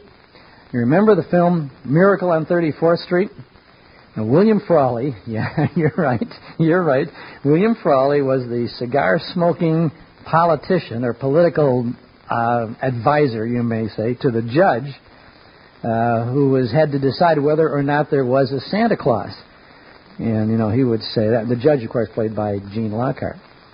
And he would say, oh, you're going to go out and declare that guy is not Santa Claus, right? He says, oh, you're going to make an awful lot of kids unhappy. He says, with a Santa Claus on every corner. He says, and not only that, he says, you got the AFL and the CIO to contend with. And he says, you say that he's not Santa Claus. He says, the only votes you're going to get, he says, are your own and the DA out there. And the judge says, no, the DA's a Republican. William Frawley had a great role in that movie. He did a real nice job in that. And he did a nice job in this Hallmark Playhouse, too. Stick around. We got some more good entertainment coming up for you this afternoon. We got the Comedy Caravan with Jimmy Durante and Gary Moore. And then we'll be talking with the man who was the producer and director of that program and also the Jimmy Durante Show, Mr. Phil Cohan, as he talks about his broadcast career. Then we will hear a Jimmy Durante Show from 1947 with Schnazzola's guest, Mr. Boris Karloff. And then a little later on, Recollections at 30. Next Saturday afternoon, and those were the days, we'll spend the afternoon saying happy birthday to actor Les Tremayne, who will be 86 years old on the 16th of April.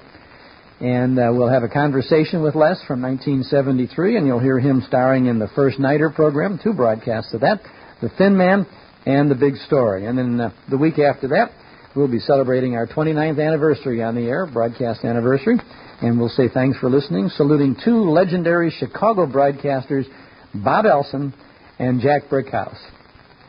Hello, fans. That's what Bob Elson used to say, and Jack Brickhouse, hey, hey, right? You'll hear lots of very interesting things, so many, many things coming up ahead of us here. Our complete Those Were the Days program schedule is listed in detail in every issue of our Nostalgia Digest. You'll find a directory of the old-time programs we play here on Saturday afternoon in the order in which we play them. You get original broadcast dates, titles of stories, names of stars and supporting players, even a line or two describing each show, plus network and sponsor identification. A 1-year subscription is still just $15, 2 years only $25, and you can subscribe right now when you call our studio at 312-629-6030. That's 312-629-6030. Now, if you've been thinking about becoming a subscriber, yet haven't gotten around to it, listen to what you've been missing. In the last year alone, the Digest has featured articles about Deanna Durbin, Kukla, Fran and Ollie, the Cavalcade of America, Old Time Chicago Radio, Henry Morgan, Jerome Kern, Bing Crosby, Walter Tetley, Kay Kaiser, the WLS Prairie Ramblers. Light up a Cremo, a mellow, mild Cremo, a winning smoke by far. You can search every clime, but at 3 for a dime, you can't beat a Cremo cigar.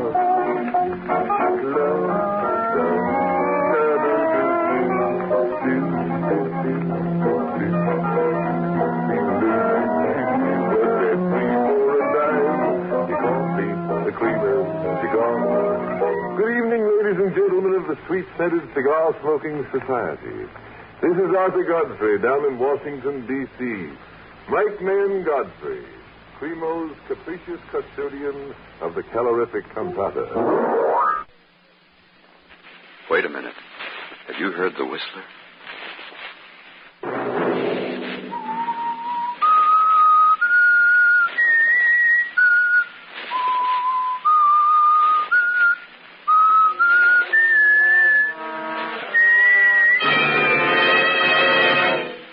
I'm the whistler.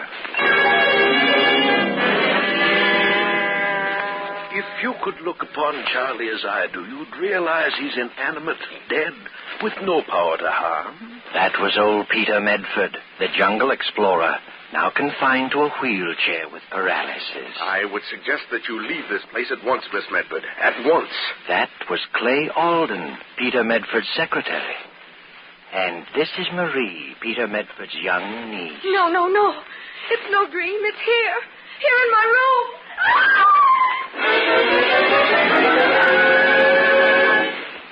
Saturday night, and CBS presents another in the new mystery series, The Whistler.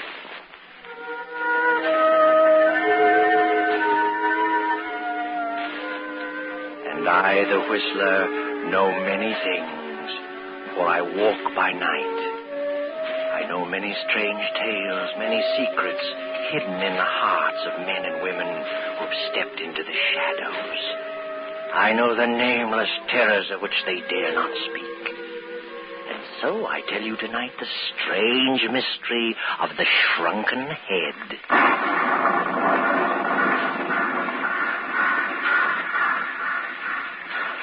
In the quickening darkness of a stormy fall evening, a young girl paces the deserted platform of a small suburban railroad station. From her anxious attitude, we know that she's waiting for someone. But just be patient, Miss Medford. There is someone coming to meet you.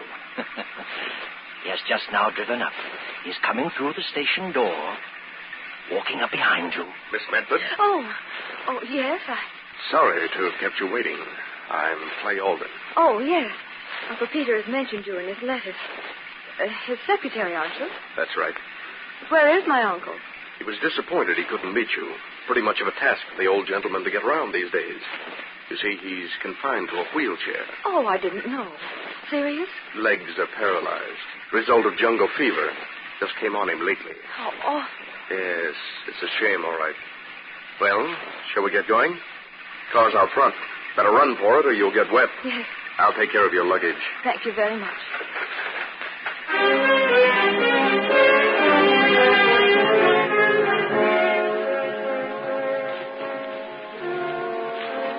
Rather a disappointing reception, Marie Medford, wouldn't you think?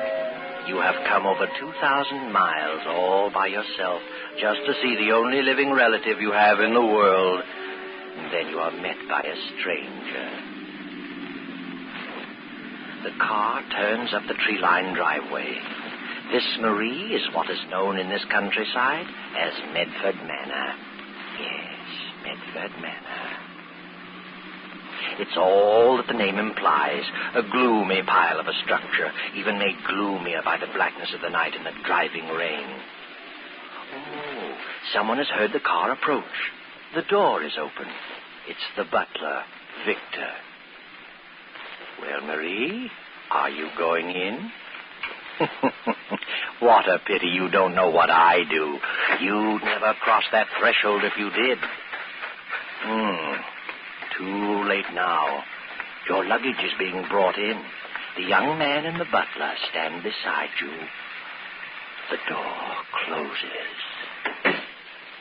Victor? Yes? Take Miss Medford's luggage upstairs to the south corner bedroom. The south corner bedroom, sir? Certainly. Why not?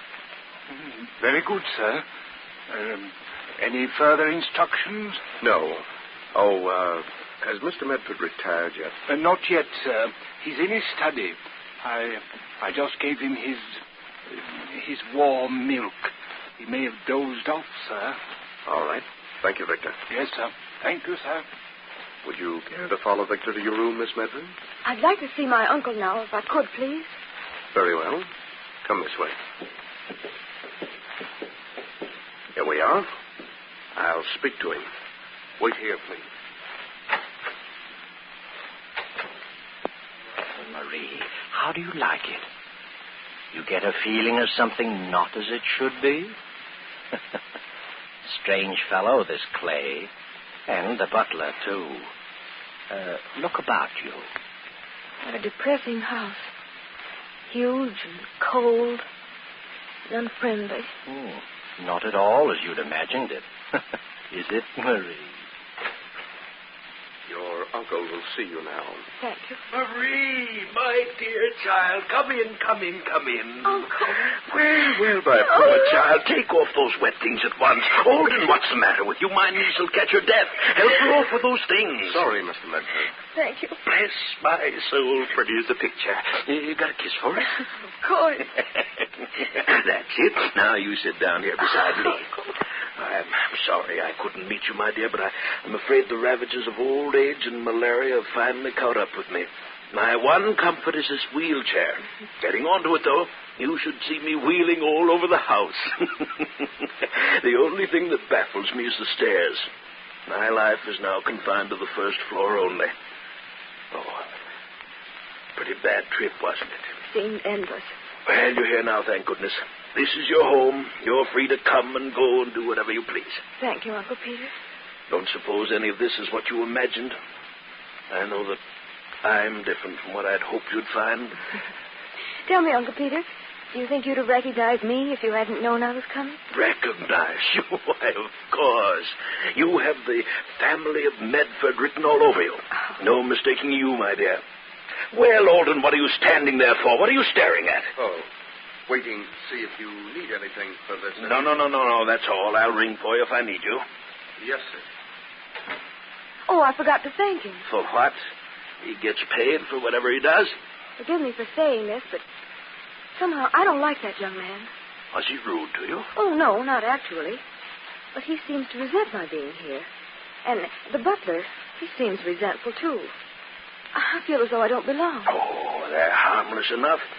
But getting back to you, I was so sorry I was in South America at the time it happened.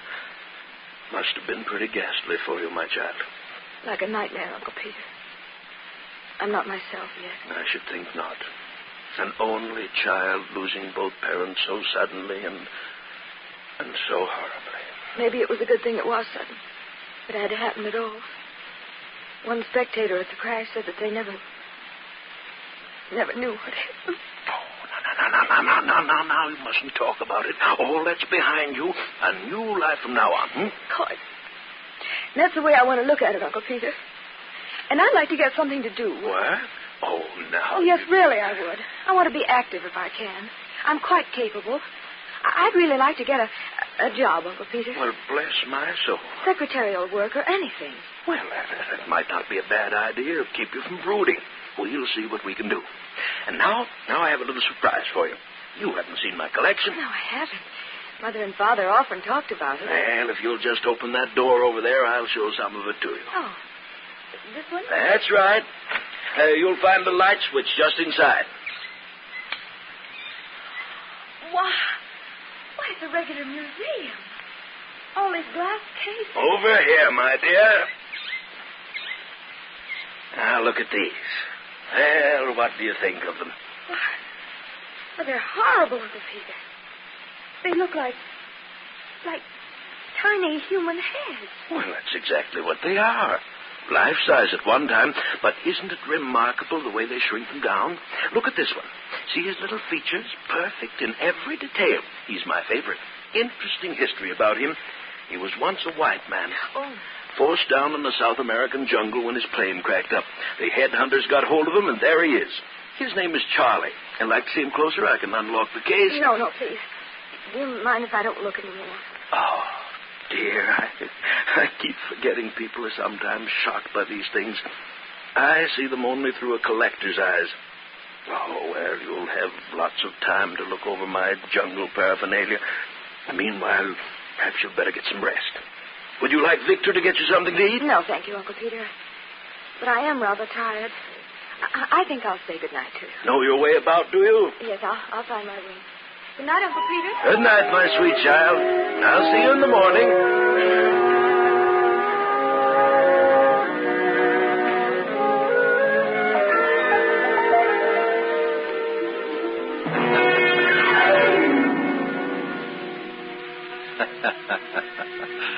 Poor Marie. Know something? You're going to have dreams tonight. Unpleasant ones, too.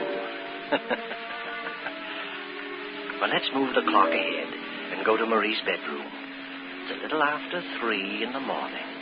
She's asleep now. The rain's still coming down. The wind moans outside. Hear it? Yes, Marie's asleep.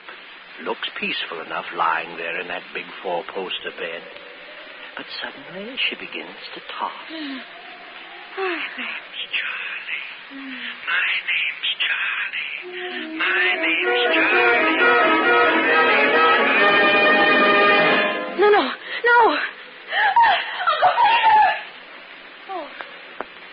Oh, how foolish. Only a dream.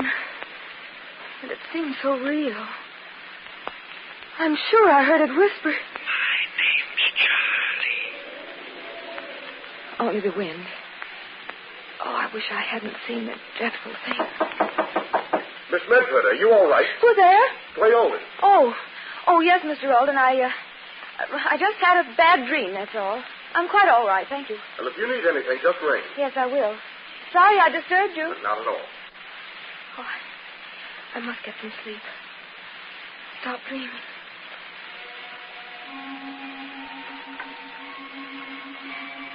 But little sleep for you, Marie.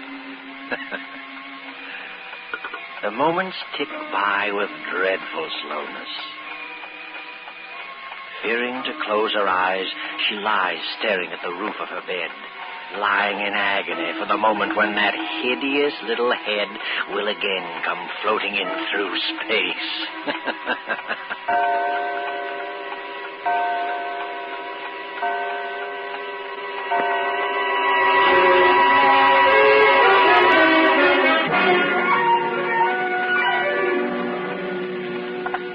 It is morning now. A dreary fog still hovers depressingly over the old house, a cold clamminess which only adds to Marie's sensation of uneasiness. In the dismal morning room, Victor is serving breakfast to Clay, Alden, and Marie. Shame you didn't rest well last night, Miss Medford. It's just the newness of everything. I'll get used to it, Victor. I hope you will, miss. Of course you will. Oh, and Mr. Alden, don't mention anything to my uncle about that silly dream I had last night. Oh, of course not. Did you have a bad night, miss? Yes. The daytime makes such a difference in things. Even you seem different, Mr. Alden. For the better, I trust. Oh, sorry. That wasn't very complimentary. Oh, here comes Uncle. Well, good morning, you two. Good morning, Mr. Medford. Morning, Uncle Peter. You look quite fit this morning, sir. Feeling splendidly. Had the best night's sleep, and I don't know how long.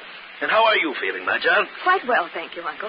Oh, you remember our conversation of last evening? I mean, about you wanting to do something? Yes? I think I've got it for you.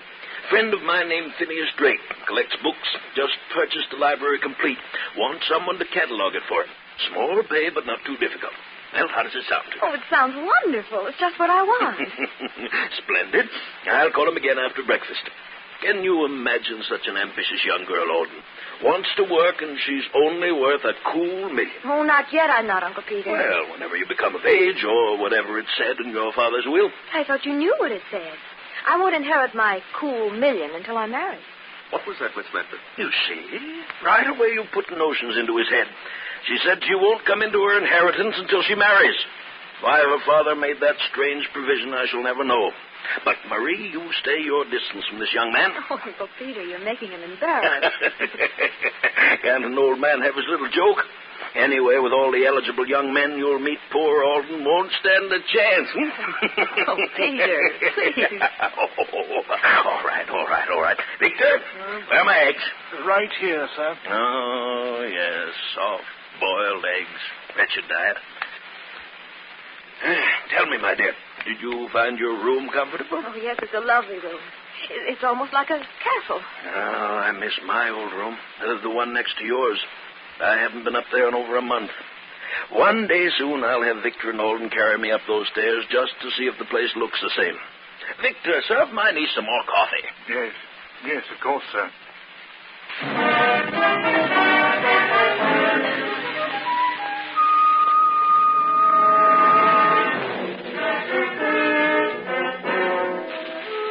So, Marie, you're going to have something to do, eh? Well, you're an intelligent girl. Should do well at your new assignment. It's harder work than you thought, though. Hours of scanning small print and copying down the individual histories of countless books.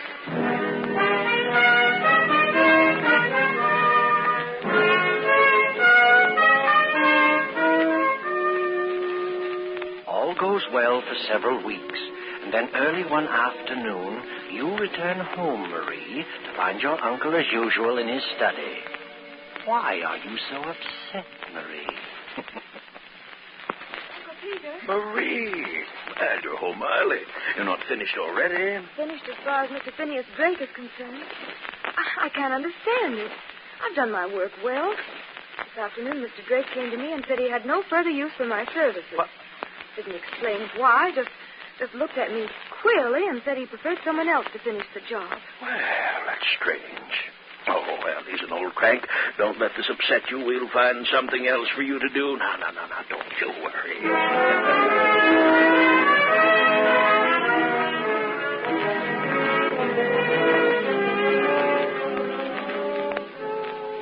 But what's wrong with my work, Mr. Palando? Surely it's been satisfactory. Well, you see, because of the peculiar nature of my profession, I must have someone more experienced. I'm sorry, Miss Medford.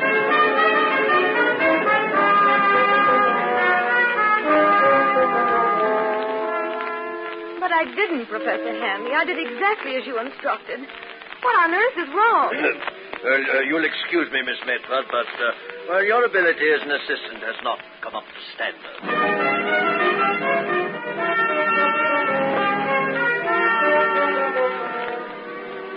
Please listen, Dr. Humphrey. I've studied botany, and I've checked this manuscript most carefully. There's not a single mistake. Very sorry, Miss Medford, but they're not all acceptable. Have to get someone else.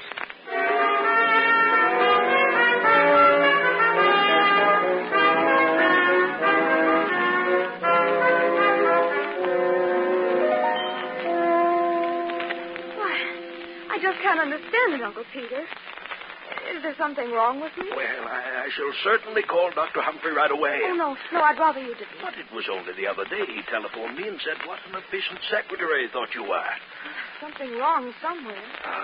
You know, Marie, I think I'd give up this idea of wanting to work. I haven't mentioned it to you, but you're really not looking your best lately.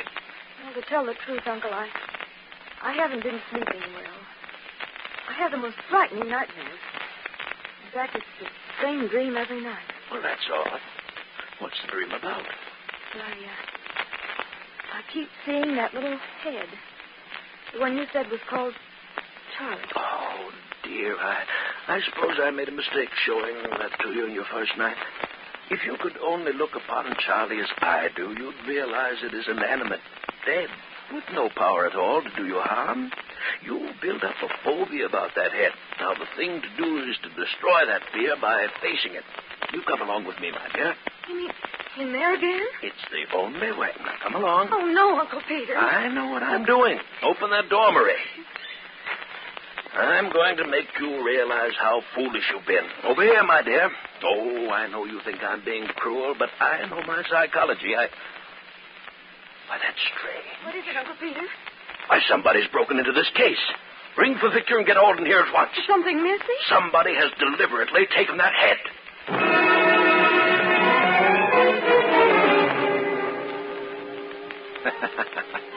So Charlie is missing, eh? Wonder who could have broken the lock and lifted the little head from its black velvet pad. I wonder. But now, several nights have passed. Still, the head called Charlie has not reappeared. Marie has just taken a sedative her Uncle Peter gave her and is now lying on her bed, tossing fretfully, praying for sleep. Sleep, Marie, tonight? Oh, dear heaven. No dreams tonight. Let me get some sleep. My name's Charlie. No. My name's Charlie. No. My name's Charlie. No. Yes, Marie. Open your eyes and look at me. No. You're No. holding me in your hands, Marie.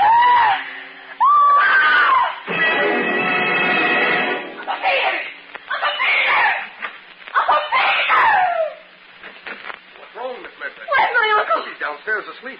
Well, you're frightened out of your wits. Another of those dreams? It was no dream this time. The head. It's there in my room. What? It told me to open my eyes and look at it. And there it was in my hand. I was so frightened I threw it to the floor. Oh, I know dreams can seem terribly Oh, real. it was no dream, I tell you. It's there now in my room. When I threw it on the floor, it rolled at the foot of my bed. Oh, don't look at me as though I'm insane. Come look for yourself if you don't believe me. Just as you say. It's right here. I'll turn on this lamp, sir. Now, it's gone. It was here. It was. I saw it as plainly as I can see you. Oh, I know you think I'm crazy. But I saw it. I saw it. I tell you, I saw it. Medford, please. I thought I heard you scream. It's your uncle. Are you all right? I'm coming down, Uncle Peter. I must talk to you. Now, you must get hold of yourself, my dear. Oh, you won't think I'm crazy. But I really did see it. I touched it. And it was nestled like an orange in my hand. I woke up and threw it on the floor. And when Mr. Alden and I came back to the room, it was gone. Oh, you don't believe I actually saw it. Do you? Now, compose yourself. I want to ask you some questions. First of all, in this dream, do you hear a voice of any kind? Yes. A voice that whispers, my name is Charlie, over and over. But tonight it said something different. Now, you needn't go on, my dear. I had hoped and prayed with all my heart that this wouldn't happen to you. But I'm afraid it has. What are you trying to tell me, Uncle Pete? You've heard me go on about the fine old Medford stock. Well, it so happens our branch isn't so fine. There's been something wrong with us. You mean insanity? Oh, well, if there is insanity in the family, why haven't I heard of it before? Because, my dear, it's the Medford secret. Oh, Peter, I'm frightened. Whatever you do, Marie, you must not let go of yourself. But it's not easy being told you're mad. Uncle Peter, if I am afflicted, then all those people must have known. That's why they discharged me. But how did they know? What did I do that would give evidence? Perhaps you do things you're not aware of. Maybe I do. Seems the only logical answer. Oh, Uncle Pete. What's to become of me? Now, we'll work this out together, my dear child. No one will ever know. You can depend upon me. I won't leave you. From tonight on, I shall be taken upstairs, and I'll stay near you. Knowing that which afflicts us gives us a weapon with which to fight it. Just you rely upon me, my dear. Uncle Pete. Uncle Pete.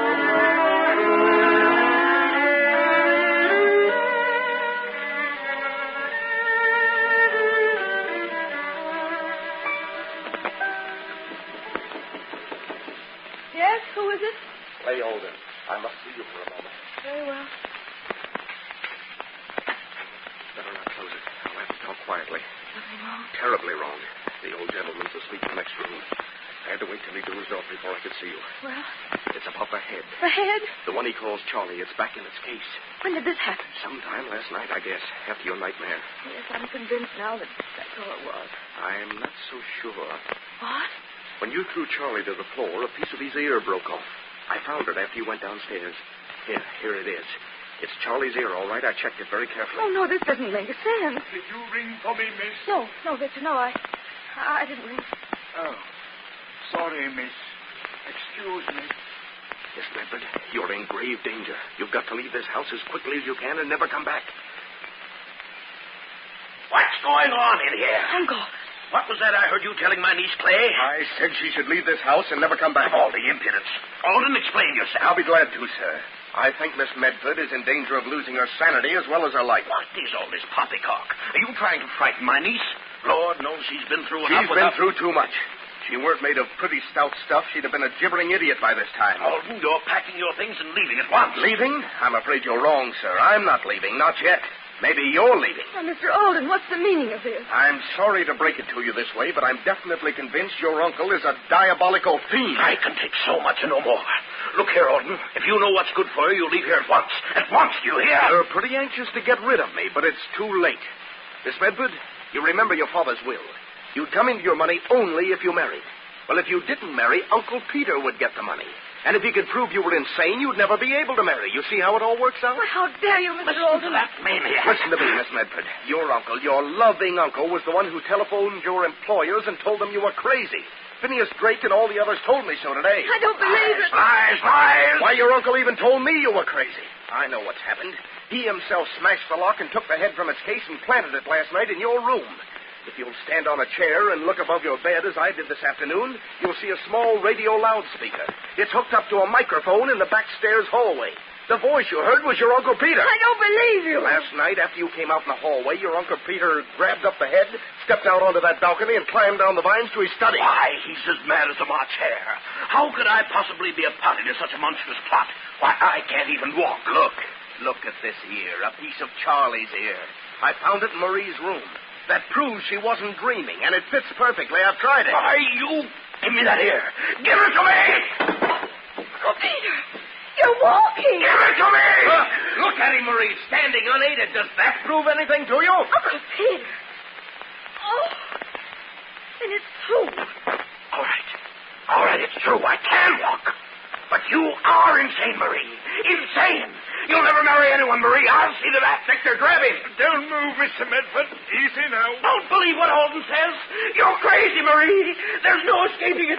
You'll have those dreams, and Charlie will visit you every night. You'll hear him saying, "My name's Charlie. My name's Charlie. My name's Charlie." Hold him, Victor. Got him, sir. I think you're the one who's crazy, Medford. Maybe that could be proved. Take your hands off me. Take it easy now, Mr. Medford. Take it easy. There's nothing wrong with me. You know it. Is the car ready, Victor? Yes, it's ready. Come in, gentlemen. These are the officers. Then you'd better take him away. Yes, sir. Please come quietly, Mr. Medford. I'm not crazy. I'm not. Hello. You're lying on me. Lying. Lying. You hear? You're lying. I'm terribly sorry about this, Marie. Terribly sorry. But it's all for the best. How can it be for the best? But think what this means. He's my father's brother, and if he's insane, then it means that I might be too. From the parents. No, don't worry, Marie. Don't worry. You're safe. You're perfectly normal, I know. No? Yes. You see, he wasn't your real uncle. He was your father's foster brother. I found proof. So you see, you've nothing in the world to fear. How do you know that? Someday, Marie, I'll tell you all about it. Tomorrow, maybe. Why don't you tell her now, Clay? Tell her why you were working as Peter Medford's secretary. Because your father was Peter's partner, his partner. That your father was ruined in business by Peter and killed himself in disgrace. That you suspected him of having cheated your father. That you came to find the evidence and discovered in time Peter's diabolical plan to prevent Marie from ever marrying. Better tell her, Clay. I would.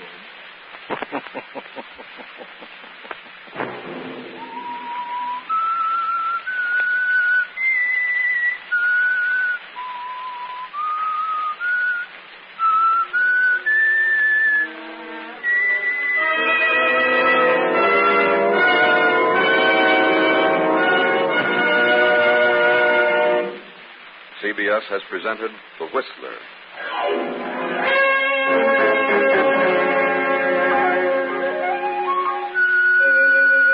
Original music for this production was composed and conducted by Wilbur Hatch. Tonight's Whistler story was written by Joseph Kearns, directed by J. Donald Wilson, and originated from Columbia Square in Hollywood. Next week, same time, I, the Whistler, will return to tell you the strange story of the curse. Good night. This is the Columbia Broadcasting System.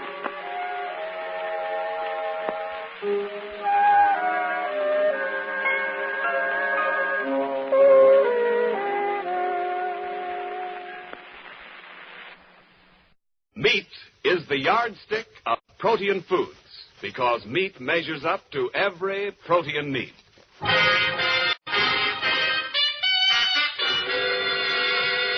The American Meat Institute presents The Life of Riley, a half hour with radio's friendliest family, and starring William Bendix as Riley.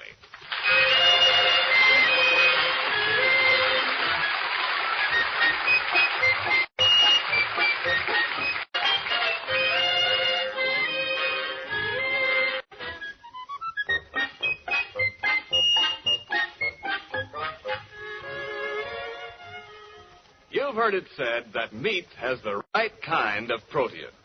Now, what does this mean? Well, simply this. Meat contains all 10 of the essential protein substances which the body must have for growth and tissue repair, and all the other purposes for which the body needs protein. Meat is called the yardstick of protein foods because meat measures up to every protein need. And now, The Life of Riley.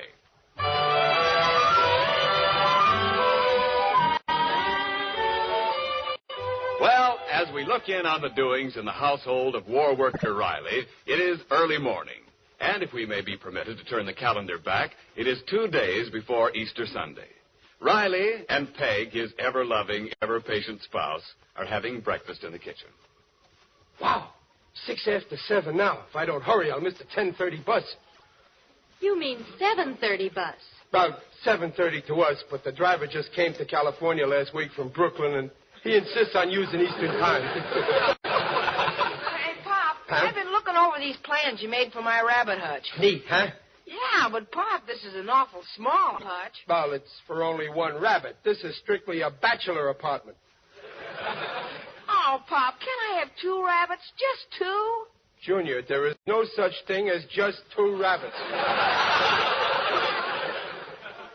Oh, I'm going in the yard and build part of it before school. I want to have it ready by Sunday. Riley, we'll have an early dinner this evening. Don't forget, we have to do a little Easter shopping. You know something, Peg? I don't think this Easter we ought to spend money on clothes we don't need. If people go around throwing their dough away on stuff they don't need, then the first thing you know, everybody in this country will be inflated. No, I guess you're right, dear. But don't forget, Dumpling, you're getting a new hat. Oh, no, Riley, I could make the old one do. Ah, no, you can't. Them cherries on it are getting pretty worn out. The pits are beginning to show. Well, don't worry. I'm taking the cherries off and putting on some flowers. Use flowers with short stems. Last night in the movie, I sat behind a lady with a hat that looked like a victory garden. The only thing missing was a gopher. Well, good morning, my dear Riley. Good morning, my dear Margaret. Uncle Baxter up at 7 o'clock? Pinch me, Peg. I must be asleep. Oh, you're awake, Riley. It is Uncle Baxter. Then pinch him. He must be asleep. No, I assure you, my dear nephew, I'm fully awake. I've got a busy day ahead of me. Since Easter Sunday is almost upon us, I must procure my regalia. Top hat, cutaway, striped trousers, ascot. Riley, hurry or you'll be late. Oh, I got plenty of time. Naturally, these clothes cost a bit of money. Riley... You're right, Mom. I'm late. I got to be going. No, wait, Riley. If I can make the sacrifice of getting up at this ungodly hour, the least you can do is to listen to me. I have a plan. Okay, I'm listening with an open mind and a closed pocket. What's it all about, Uncle Baxter? Well, the Inglewood Tribune is having a roving photographer on the boulevard on Sunday. He will snap the best-dressed man in the Easter parade, who will receive a prize of $200. I will be that man. Fat chance. With a million other guys walking down the boulevard at the same time. Oh, it's inevitable that I win, because with my new outfit, I will naturally cut the most striking figure. Besides, I shall bring pressure to bear on this photographer. I'll cut him in for 10% of my winnings. Well, it would be nice if you could win $200. Oh, that's only the beginning. Having been selected best-dressed man, I will be on the threshold of a lucrative career, posing for advertising. In every magazine, you'll see my photograph. Yeah, and underneath it'll say, this old man didn't eat vitamins as a boy. Riley, by investing a paltry sum, you'll be able to see me staring up at you from the pages of every magazine. You'll see Turnbull in morning clothes, Turnbull in afternoon clothes, Turnbull in evening clothes. Uncle Baxter, I worked too hard for my dough. And I ain't spending any of it to make you a pin-up boy. Very well. If you want to wreck my entire career, so be it. Oh, come on, Uncle Baxter. Eat some breakfast. No food, please. I shall go to my room. Before I go, I want to say one thing. I am hurt. Oh. Riley, he must be hurt. He refused breakfast. He loves breakfast. Don't worry, Dumpling. Before I'm gone 5 minutes, he'll surrender. And the white flag he'll wave will be a napkin.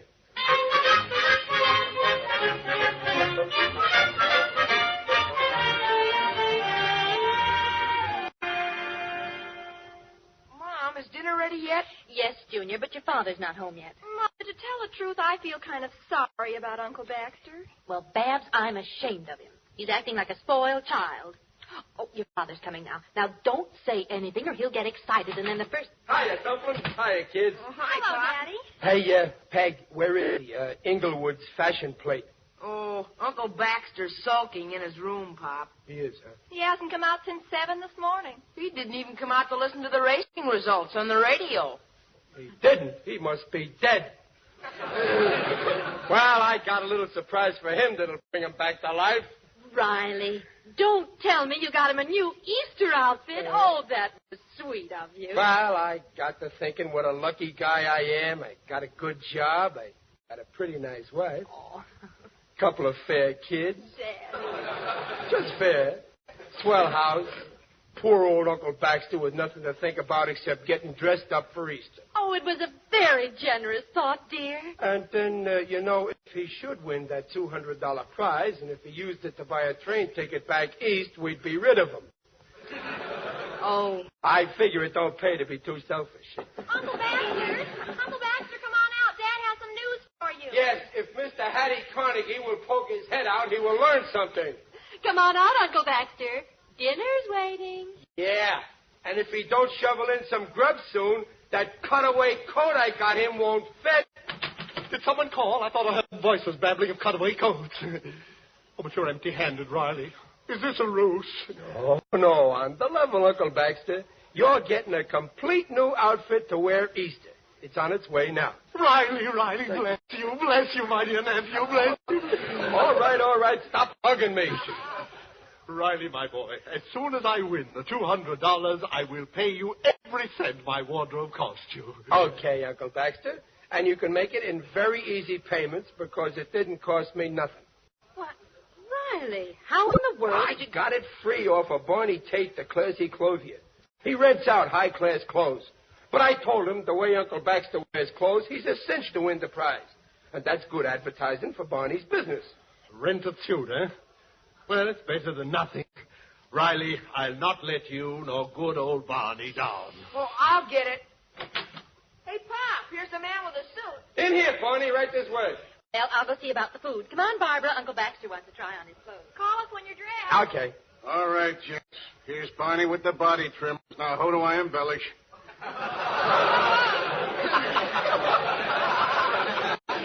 Barney, I want you to meet Mr. Turnbull. Charmed, Barney, charmed.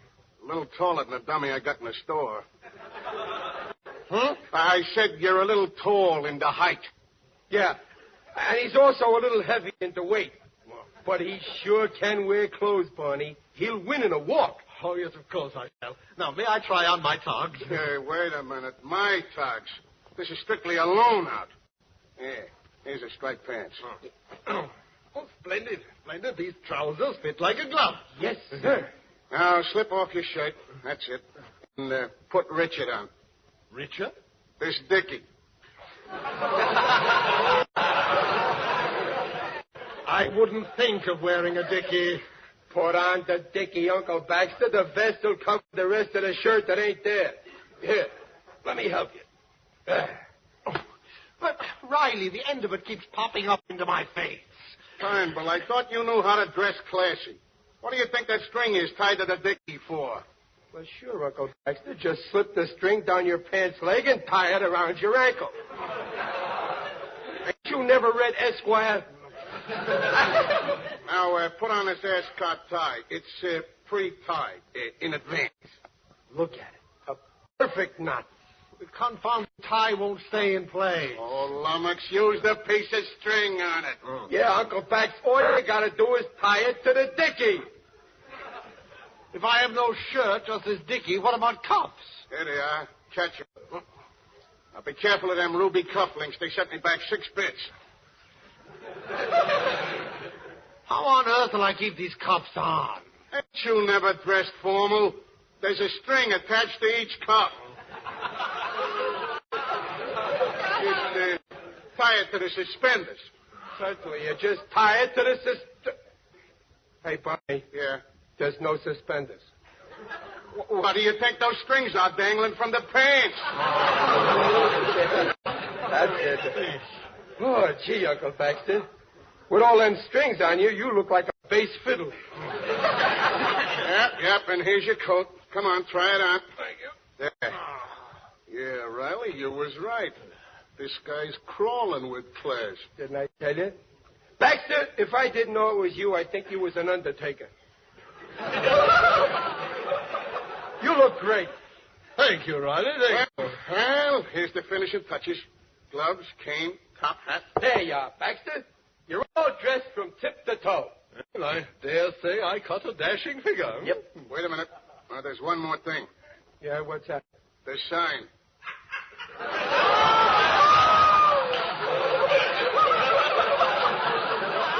Sign? What sign? This oilcloth sign which goes on your back. Wait, I'll unroll it. See? Classy, huh? Read it. Barney style sure are nifty. Look like this for $13.50. Hey, concise, ain't it? Yeah. Turn around while I print it on your back. This is preposterous. Riley, I never thought you'd sink so low as to rent out your poor old uncle's back as a billboard. Now, wait a minute, Baxter. I didn't know about the sign. Barney, you never said nothing about no sign. You said if I loaned this suit, I'd get advertising, didn't you? To me, that sign is advertising. And no leaning against walls, Turnbull. Keep walking, and not round-shouldered, neither. What I want is visibility. Baxter Turnbull, a sandwich man for a second-hand store. Never! Just for that crack, I'm blackballing you permanent in the outdoor advertising profession.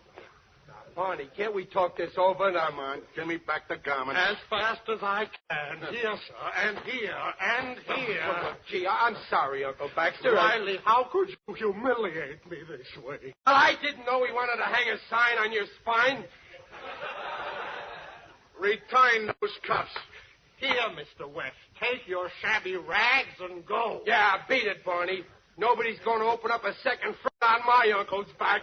Oh, no? Well, I'm going, sports.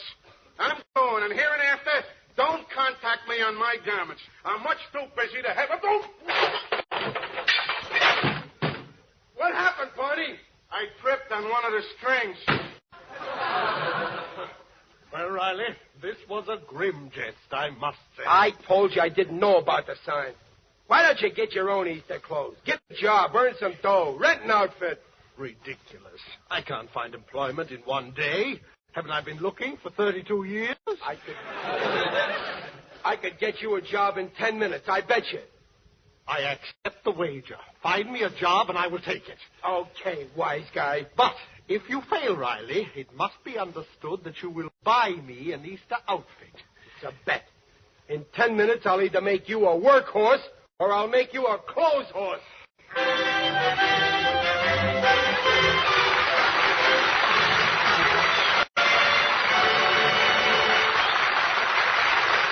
While Riley sets out to achieve the impossible, namely getting a job for Uncle Baxter, this is Ken Niles.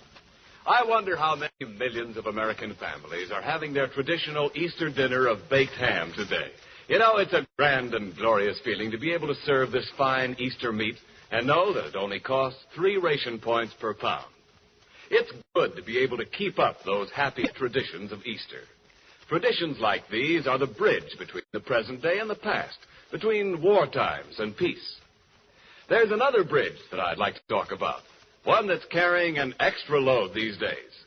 In fact, during the first quarter of 1944, the extra load carried by this bridge was nearly double the average for the first quarter in the 5 years prior to 1940. This bridge is your meat industry. You, our armed services and friendly allies, are at one end of it, each with an appetite for meat and a need for the right kind of proteins that meat supplies so generously. At the other end of the bridge are millions of farmers and ranchers, livestock men who raise and fatten fine meat animals.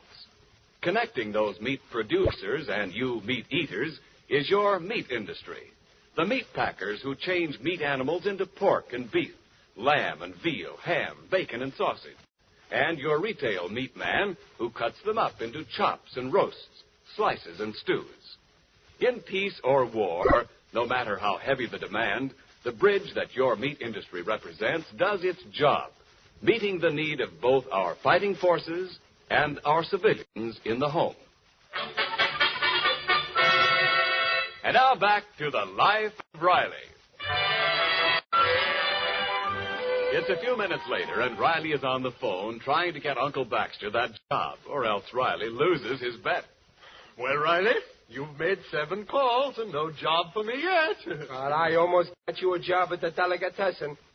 Only Mr. Greensprickle said he wouldn't hire any clerk. He'd have to weigh every time he wanted to take inventory. Time is fleeting, Riley. Why not admit you've lost? You owe me my Easter tong. I ain't licked yet. There must be somebody in town who would hire you. Somebody who don't know you. Pardon my coming right in, Mr. Riley, but I got too much work and no time to do it in. Well, it's Sam Graham, the cleaning man. Yeah. Is that my wife's dress she had cleaned? Yeah, take a look at me. Established 22 years, same location, and I got to do all of my own delivering. I can't get no help. You hear that, Baxter? Surely, Riley, you don't think that Listen, Sam. Yeah? You got a lot of stuff to deliver for Easter, and you need help, right? Yeah. You gotta have help. Yeah. In fact, you're desperate for some help. Yeah. How about hiring Uncle Baxter? No, sir. Now, wait a minute, Sam. Riley, this is nonsense. I, a delivery boy? You said if I got you a job, you had to take it. Now, look, Sam, don't be hasty. You need help bad. Well, I know, but... Uncle Baxter is a working fool. Look at him. Look at his arms. Like buggy whips, ain't they? I mean, they're long, see? Why, with arms that long, he could deliver 10 coat hangers full all at once. Yeah, but how about his legs? Can they take it? Legs? Why, just come over here and feel the muscles in his legs. Wait a minute now. There's got to be muscles here someplace. Riley, don't pull up my trouser leg. I refuse to be haggled over. Well, Mr. Riley, I'll tell you, he ain't no bargain, but like you say, I'm up against it, so... Okay, so I'll take him on for one day till Easter. That's the stuff, Sam. This is high bindery. Uncle Baxter, leave me congratulate you. For one day at least, you have retired from unemployment.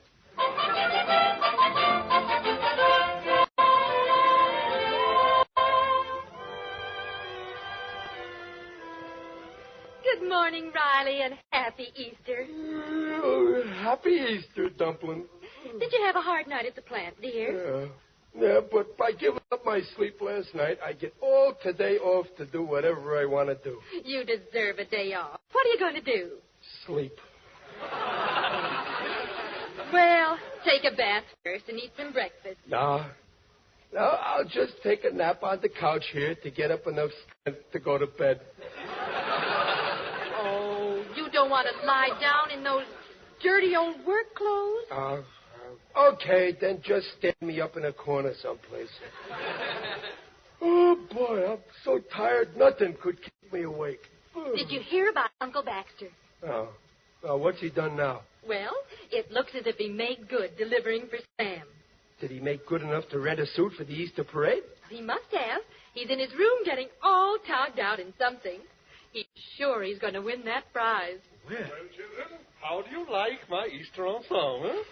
Oh, it's lovely, Uncle Baxter. That cutaway coat and those striped trousers. Riley, how do you like this yellow vest? Oh, fine. It's the first time I ever seen a double-breasted sunset.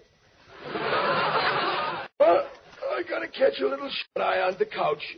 Well, I'm off to give the populace a sartorial thrill. Go out and win, Uncle Baxter. A biento, Riley. A biento, eh? Good luck, Uncle Baxter. Good luck. Oh, goodness. He's asleep already.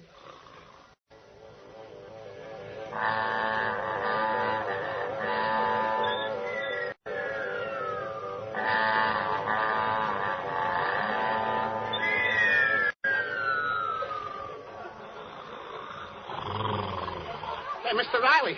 Mr. Riley, wake up, Mr. Riley. It's Sam Graham, the cleaning man. I'm pleased to meet you. Come back next week. Mr. Riley, I gotta see you, Mr. Riley. Riley? Oh, I think he's here someplace. Riley? That's me. Mr. Riley, this morning I wake up, my doorbell starts ringing. A client. He wants his cutaway coat. Then my doorbell starts ringing again. Another client. He wants his striped pants. Somewhere lately I seen striped pants and a cutaway. Yeah. Then my doorbell rings again. Another client. Where is his yellow vest? A yellow vest? Yeah. It's all coming back to me now. You mean Baxter delivered them clothes to himself? Mr. Riley, if them clothes are lost... Now, wait a minute, Sam. They ain't lost because I know just where they are. Where? On Uncle Baxter. Riley, I'm holding you responsible. You made me hire him. Sam, you got a car out there? Yeah, my delivery truck. Then deliver me down to the boulevard. I'll get them clothes back for you, Sam. And when I get through, Uncle Baxter will finish the Easter parade in his union suit.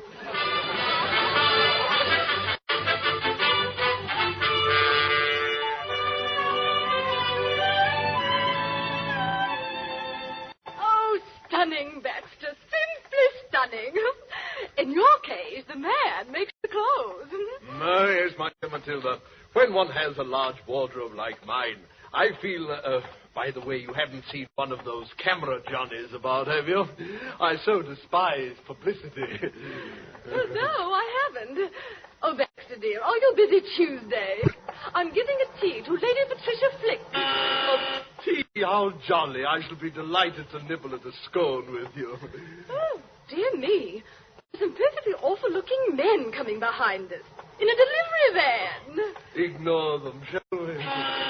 I think they're following us. The idea, in a dry cleaner's van. What? A dry cleaner? Let's walk a little faster, shall we? Hey, wait a minute. Baxter, is that person in those greasy overalls addressing us? Let's hurry on. Hey, wait a minute. Wait a minute, Mr. Yellowvest. I would like to have a few words with you alone. Run along, my poor fellow. I'll see you later. You'll see me now. If you don't, my uncle's gonna be in very big trouble. Get the coat! Get the coat!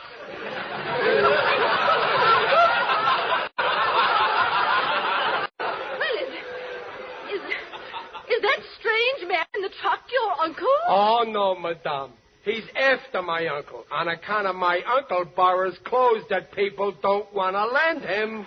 I'm sure if you give your uncle a chance, he'll return the clothes shortly. Come along, Matilda. Get the bed! Get the bed! Okay, Uncle Baxter, you can't take a hint, so take off them clothes. Uncle Baxter? Mercy, are you the one they mean? Certainly not. Don't forget the pants! Don't forget the pants! Take them off, Baxter. Riley, please, I beseech you, in the street. Give me a Riley? little time. Riley? Oh, you do know him. Well, never mind Tuesday's tea, Mr. Turnbull. You'd feel out of place. The guests are wearing their own clothes. Hey, Riley, get him into the truck. Don't grab the lapels. Riley, how could you disgrace me like this? Come on, Baxter, or do I have to drag you? Get his feet, Sam. Oh, wait, stop. Here comes the cameraman. I can still win the prize. Riley, take your hands off me. Okay, but just for the picture. Oh, boy, this is the picture of the day. Hold it, gents. I'm ready. Smile, Baxter. He got it. I sure did, mister. And if you want to see it, buy the next edition of the Inglewood Tribune.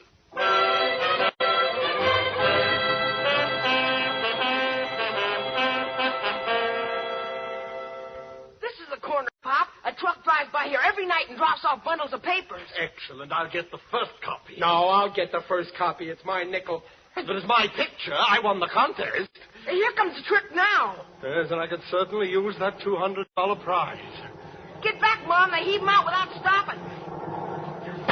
There's the bundle. And there's my picture right on the front page. Wait a minute. I'll cut the string. Yes, sir. There's your picture, all right. And here's the story beside it. Hey, wait a minute. Look, I'm in the picture, too. Yes, you might have ruined everything, Riley. As it is, you mar the effect of my appearance, standing there in front of me in your shabby work clothes. Read what the story says, But Brad. it says, picture at left shows this Easter's best-dressed man. The winner of the Tribune's $200 prize is a man in overalls. If this war worker will call at the Tribune office, he will receive his check.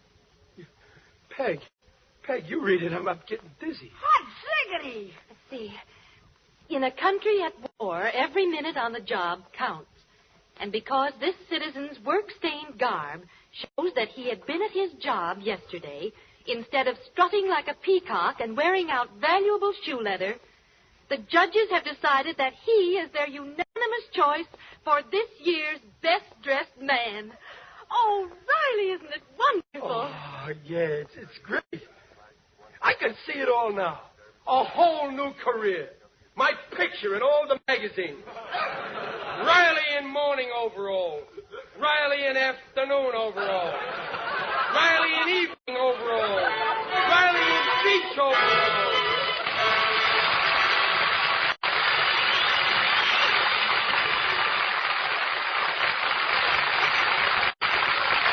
Well, don't go away, folks. The Rileys will be back in just a moment. Here is a message regarding the food on your table that the American Meat Institute is glad to bring you at the request of our government. Your today's dinner was made possible by the skill and labor of men and women on American farms. Much of this is year-round labor, feeding and caring for meat animals, tending dairy herds, keeping the land in shape for the growing season. But as the sun creeps steadily farther north and the days warm, the routine of planting, growing, and harvesting begins again throughout the land. The 30 million men, women, and children regularly living and working on farms, no matter how great their devotion to their country and their calling, can't do the job alone. 4 million extra workers, 500,000 more than last year, will be needed to lend them extra hands at some time or other in this 1944 growing season. So when the call comes from your county extension agent for high school boys and girls to enroll as Victory Farm volunteers, for women who will train and enroll as members of the Woman's Land Army, or when a friend or relative on a farm asks your help for a week or for the summer, be sure that your community and you are ready to do your share in helping to meet the nation's wartime food goals. Feed for farm animals, food for your table, food for our fighters depend on this year's crops. All statements regarding the nutritional value of meats made on this program are accepted by the Council on Foods and Nutrition of the American Medical Association.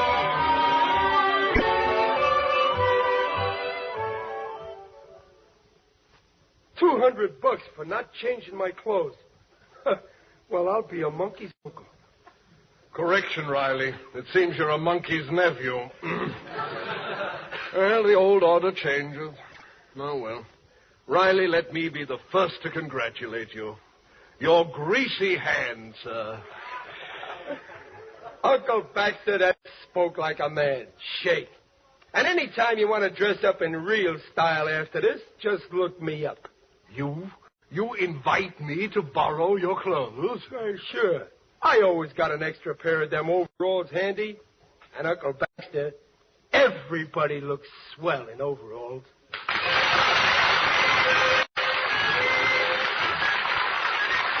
The Life of Riley, starring William Bendix and sponsored by the American Meat Institute, will be back next week at this same time. William Bendix appears on this program by arrangement with Hal Roach. The Life of Riley was directed by Don Bernard with music by Lou Kozloff and came to you from Hollywood. This is Ken Niles saying, see you next week. Now, here's a real solution to many of your Christmas shopping problems. If your friends smoke a long cigarette, give the best of long cigarettes, Fatima. Give Fatima for quality. The name Fatima has always stood for the best in cigarette quality. Give Fatima for flavor. Fatima has a much different, much better flavor and aroma than any other long cigarette. Give Fatima. They're extra mild. Yes, Fatima is the long cigarette which contains the finest Turkish and domestic tobaccos superbly blended to make Fatima extra mild. Yes, extra mild. So give Fatima for Christmas in the attractive golden yellow carton. It's the long cigarette that has doubled and redoubled its smokers. Yes, more and more smokers every day agree Fatima is the best of all long cigarettes. If you want a long cigarette, smoke the best of long cigarettes. Smoke Fatima. Fatima is the long cigarette which contains the finest Turkish and domestic tobaccos superbly blended to make Fatima extra mild. And that's why Fatima has a much different, much better flavor and aroma than any other long cigarette.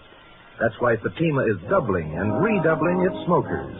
So, if you want a long cigarette, smoke the best of all long cigarettes. Smoke Fatima. If you want a long cigarette, smoke the best of long cigarettes. Smoke Fatima. Fatima is the long cigarette which contains the finest Turkish and domestic tobaccos superbly blended to make Fatima extra mild. And that's why Fatima has a much different, much better flavor and aroma than any other long cigarette. That's why Fatima is doubling and redoubling its smokers. So, if you want a long cigarette, smoke the best of all long cigarettes. Smoke Fatima.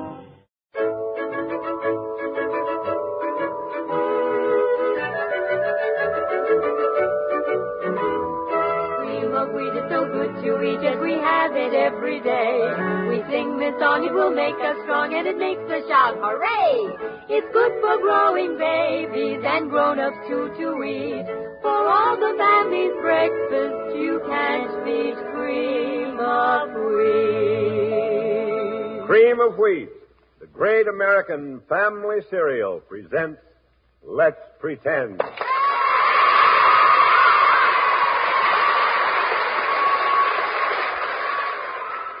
Thank you for that nice reception, audience, and welcome to Let's Pretend.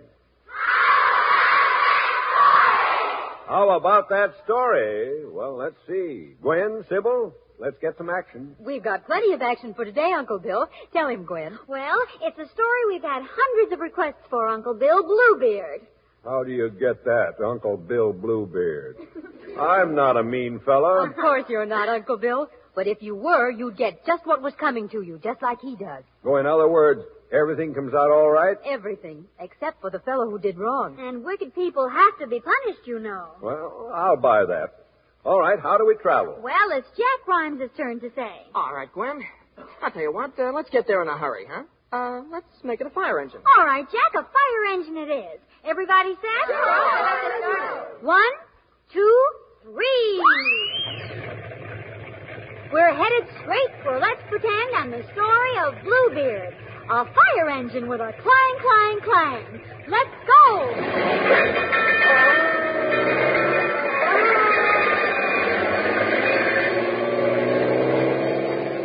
Hold on to your hat, Uncle Bill. We're out to set a new speed record.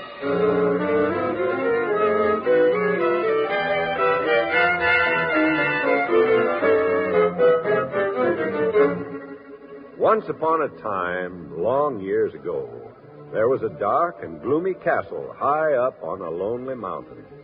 In it lived a mysterious man named Bluebeard. No one knew much about him. Most of the villagers feared him and went out of their way to avoid him. Just recently, they had heard he had returned from a journey, bringing a new wife with him, but no one had seen her. As our story begins, Bluebeard and his bride are looking through the many rooms of the castle. Now you've seen your new home, Lady Nydia, and if you are a nice, obedient wife, I dare say you'll be very happy here. Oh, my dear husband, with all this luxury and beauty around me, I'm sure I shall be. What does this door lead to? That leads to the room furnished in solid gold. Oh, how lovely. And this door, what is in it? To the room of precious stones. Diamonds are in that room in large silver baskets. Rubies, too, that overflow their urns of bronze. Oh, I have never known such wealth. Oh, that room at the far end of the hall, Bluebeard? That I cannot tell you. And listen to me well, Nydia. You must never, never enter that room. Every other room in the castle is open to you. All except that one. But why, my lord? That is my business. Only obey me if you know what is best for you. And now say goodbye to me, for I must leave you for a short while. Oh, you are going away so soon? I cannot let a new wife stand in the way of business adventures. Here are the keys to all the rooms. Each one is marked. Take them. Enter whenever you will or whatever room you choose. All but this one. Now, don't hope to deceive me, for I shall know if you disobey. And I warn you, you will pay dearly for it. And now, farewell. Farewell, my lord. I wonder where he's going. Oh, well, there's plenty to do while he's away. This is the key to the gold room. This one to the silver. That's the key to the diamond room. And this one must be to the forbidden room. I wonder what's in the forbidden room. Oh, but I mustn't disobey my husband. No, I won't go in. What's that? Well, I hear a sound. Did it come from the forbidden room? Oh, it couldn't. Oh, it did come from behind that door. Oh, I can't pass by. But I must know. I shall open the door and see for myself. Oh, how dreadful. Oh, heaven help me. Oh, Bluebeard, you faint, you faint, you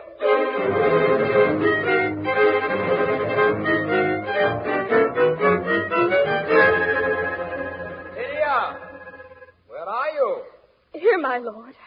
Welcome home. And have you been a sweet, obedient little wife while I've been gone? You remembered all that I told you? Yes, my lord. Good. And now, dear Nydia, give me the keys that I left with you. Yes, Bluebeard. Here they are. Thank you. Now, let me see. What's this? What do I see? What do you see, Bluebeard? Have you disobeyed me? Have you gone to the forbidden room? No, Bluebeard, of course not. What makes you ask? And why is the spot of blood on the magic key? Magic key? You didn't know that, did you? You didn't know that when the door was opened, a spot of blood appeared on the key. You thought to fool me, Bluebeard. I told you I'd know. Now then, Nydia, prepare to meet your doom. Like all the others who have disobeyed me. Oh, you fiend! You wicked fiend! Let me go! Let me go, you fiend!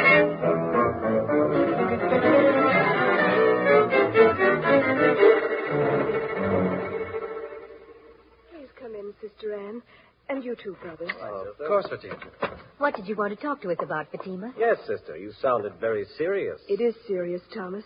And I want you and you, Frederick, to advise me. Oh, then it evidently doesn't concern me. Oh, but it does, Anne. Very much. Well, then, tell us, sister. Well, as you know, of course, Bluebeard seems to be very much in love with me. He certainly seems to be, Fatima. You couldn't mistake it. Couldn't you? Sometimes I do. What do you mean, sister? He's been charming, I know, and while I like him very much, there are times that something about him frightens me, too. I don't understand it, and I don't know what to do. Well, until you're quite sure, Fatima, I'd do nothing. But that's why I wanted to talk to all of you. You see, he's coming for his answer today. Well, I don't see how you can hesitate. The richest man in the country, attractive. He can give you everything you want. What more can you ask? Anne, if I consent, will you come and live with me, at least for a while? In that beautiful castle with all the luxury that goes with it? I should say I would. And Frederick and Thomas, if I'm ever in danger, will you come to me? What a strange request. But of course we will, Fatima. How would our brothers know? Well, that's simple, Anne. If at any time you need us, Fatima, place a mirror in the tower window where the sun's rays will strike it. A mirror? Yes, we'll see it. And don't forget, we have the fastest horses in the country. We'll come to you immediately. Well, that must be Bluebeard now. I'll go. How do you do, Anne? Good afternoon, Bluebeard. Come in, please. Thank you. How do you do, sir? Oh, good afternoon. Won't you sit down, Bluebeard? Thank you, Fatima. How lovely you look today. I'm glad you think so. Thomas. Yes? Frederick, let's make some tea. Help me, won't you? Since when have you needed help for that? Ever since I found I have two such dumb brothers. Oh, yes, of course. Excuse us, won't you, Bluebeard? Yes. So sorry you must leave us. You look it. Come, boys.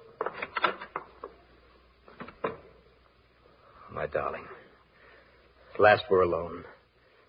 You know, of course, why I've come. Yes, Bluebeard. And what is my answer? Oh, Fatima, dearest one, make me the happiest man in the kingdom. Say you will be my wife. Do you really love me so very much? How could I help it? So young, so beautiful. Say you will be mine. Yes, Bluebeard. I will be your wife. Fatima, my dear. No. Please don't kiss me yet. My timid little dove. Very well. It shall... What are you looking at? Your hair, Fatima. What? Those long black braids around your head like a crown. When you let it down, it must hang nearly to the floor, doesn't it? Yes, almost. Bluebeard. Yes, Fatima. I have a favor to ask. Anything, my dear. When we are married, do you mind if my sister Anne visits with us for a while? Any particular reason, Fatima? Why, only that I've never been away from my home before, and it would seem less strange But if she... you'll have plenty of company. Very soon. Why should I? I don't know anyone in your village. But I'm sure you will. Soon. But my sister... Why not? In the quarters where you will spend a great deal of your time. There will be room for Anne, too.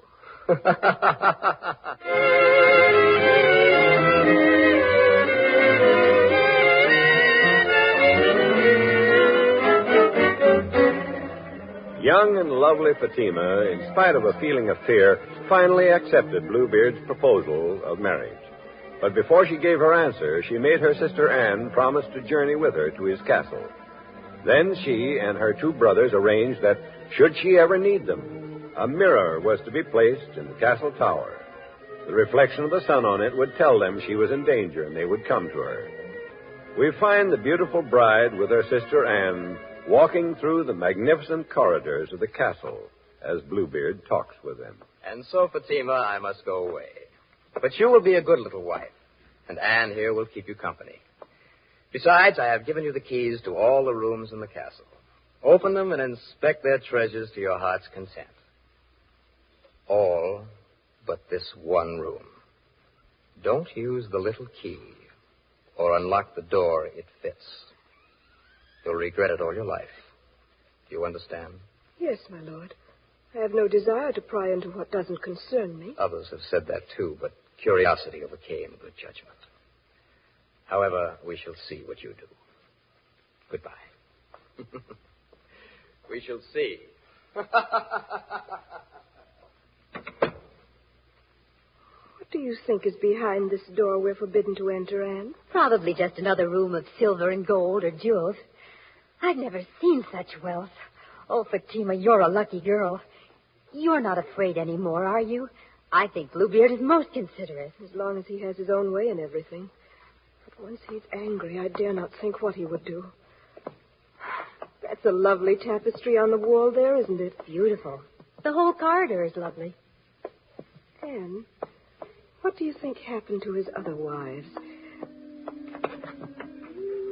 What's that? I hear nothing. Probably the wind. I think Thomas was wrong. I don't believe he's been married so many times. Listen. I hear groans. Don't you hear them? Yes, I do. Fatima, they come from behind the forbidden door. His other wives. He's holding them prisoners. That's what's happened to them. They're locked in there, and I have the key. Come, Anne. We mustn't be afraid. I shall open the door and release them. This is the key to it. There. Merciful heaven. Oh, my sister Fatima, don't faint. Pull yourself together. Everything's going black. I can't see. Get me out of here. Oh, Anne. Anne, what shall we do? Get help as quickly as possible and release those poor women before Bluebeard returns. We can't manage it alone. Where are the keys? Oh, Fatima. There's a drop of blood on the one that unlocks this door. Take your handkerchief. Wipe it off quickly. It won't come off. Look. What shall we do? Go to my room and scour it. And put the signal in the window for our brothers to come to us. Upstairs. Quickly, sister. Oh, the beast. What if he should return before our brothers get here? Oh, Anne. Don't give way. Bluebeard must not know. You must be calm and act as if nothing had happened until help arrives. The signal. What if they don't see it? Quick, Anne, to the tower. Hurry.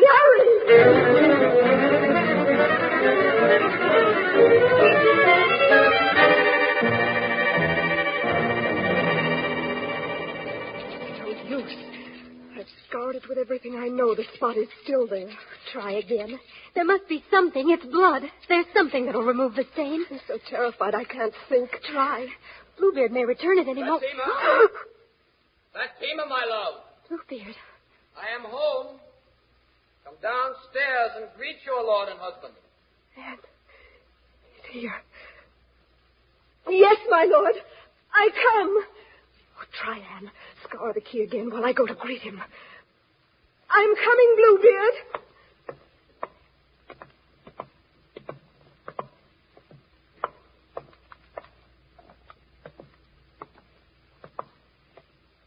Greetings, my lord. You are pale, Fatima. Is anything wrong? Oh, no, Bluebeard. My head aches a little, that's all. Well, I can cure that. Give me the keys. There is a special herb in the silver room that will cure you immediately. Oh, no, I don't need it. My head will be all right soon. Silly wife. You are quite pale. You need some medicine, and I'll get it for you. Give me the keys. There they are, Bluebeard. Thank you. What's this? Fatima, one key is missing. Where is it? One key is missing, Bluebeard. Oh, which one? The one to the forbidden room. Where is it? Oh, it must have dropped in my room. I'll run upstairs and get it. Excuse me. Make haste. I want all the keys. Yes, my lord. I'll get it. Oh, Anne, is the spot of blood still on the key? Heaven help us, it is. Oh, what shall we do? Give me the key, and then stay there by the window to tell me when our brothers are in sight. Perhaps I can delay until... Fatima, I am waiting. I'm coming.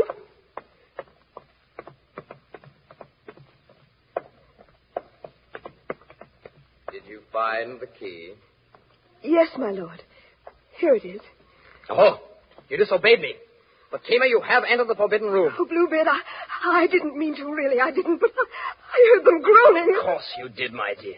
They were calling you. They're waiting to welcome you. Pity, Bluebeard. What for? Go to your room. Say your prayers. Be ready to come down to join my other wives when I call.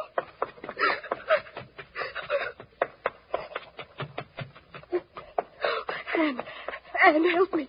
Help me. Fatima, oh, how white you are. He's going to kill me. I know he will. Oh, heaven help me. Did you put the mirror in the sun? Yes. Then stay by the tower. Tell me what you see. Fatima, I'll give you a moment to say your prayers. Sister Anne, do you see anyone coming? I see nothing but the sun on the grass. Fatima, say all your prayers. The time is near. A moment, my lord. Another moment of prayer. Sister Anne, do you see anyone coming? I see nothing but the sun on the road and the green grass. The time is up, Fatima.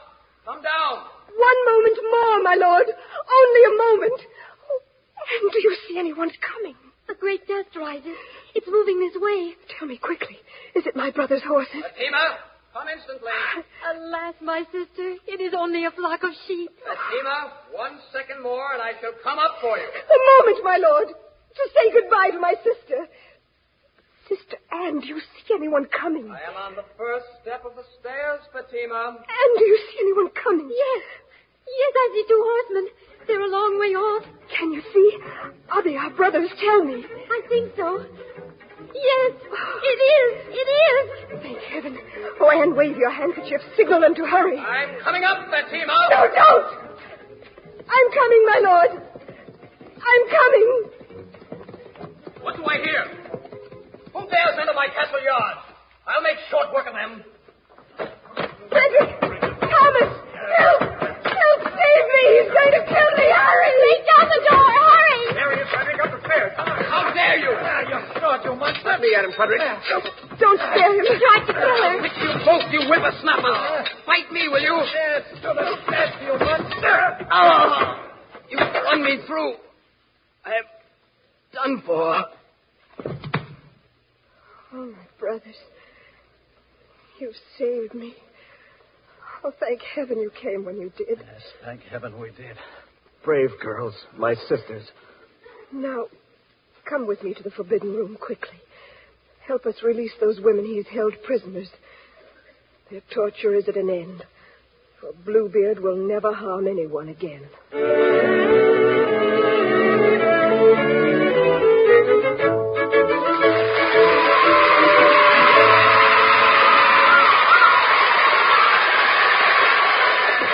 The pretenders for today were Gwen Davies. Jack Grimes. Bluebeard, Bob Reddick. his wife Nydia, Anne-Marie Geyer. Fatima, Miriam Wolfe. her sister Anne, Sybil Trent. her brother Frederick, Albert Alley. her brother Thomas. Arthur Anderson.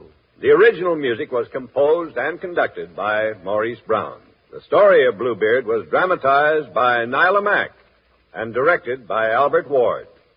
If you live in or near New York, and you'd like to see a broadcast of Let's Pretend, drop a postcard to Cream of Wheat, CBS, New York, for your free ticket.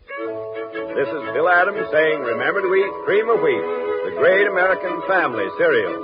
This is CBS, the Columbia Broadcasting System.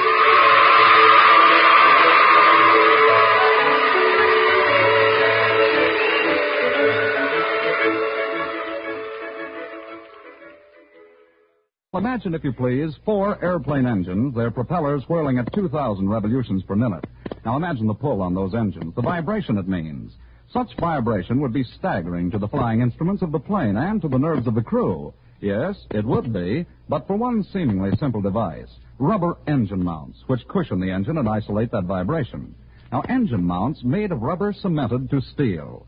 Some time ago, a cement was developed to do that job. It was a cement made of natural rubber. But recently, with natural rubber so scarce, a cement made of synthetic rubber had to be developed. So Goodyear, with 20 years' experience in synthetic rubber, took the job on itself. It wasn't easy. Many had failed before. It took months of experiment. It meant going the long way around, making synthetic rubber, turning it into powder, then turning the powder into a liquid of amazing adhesive power. But as has happened so often before, Goodyear leadership in rubber research led to success.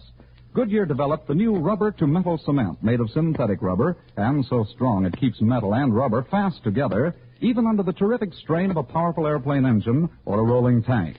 Thus, another achievement of Goodyear rubber research for the benefit of the public. And this achievement is but one of many even greater public benefits still to come from Goodyear's magnificent new research laboratory. For here it's the law that every Goodyear product must be better today than it was yesterday, better tomorrow than it is today.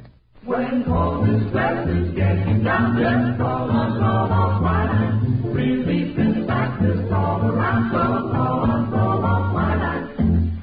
Famous now for years and years. Forget those seasoned sniffle fears. When cold and stress is getting down, just call on quinine. Lucky beer, premium beer, lucky premium beer. So lively, get lucky, swing to exciting beer flavor. Finest ingredients, aged for flavor. That's Lucky Lager, flavor that's entertaining, enthusiastic, a very exciting beer. Lucky beer, premium beer, lucky premium beer.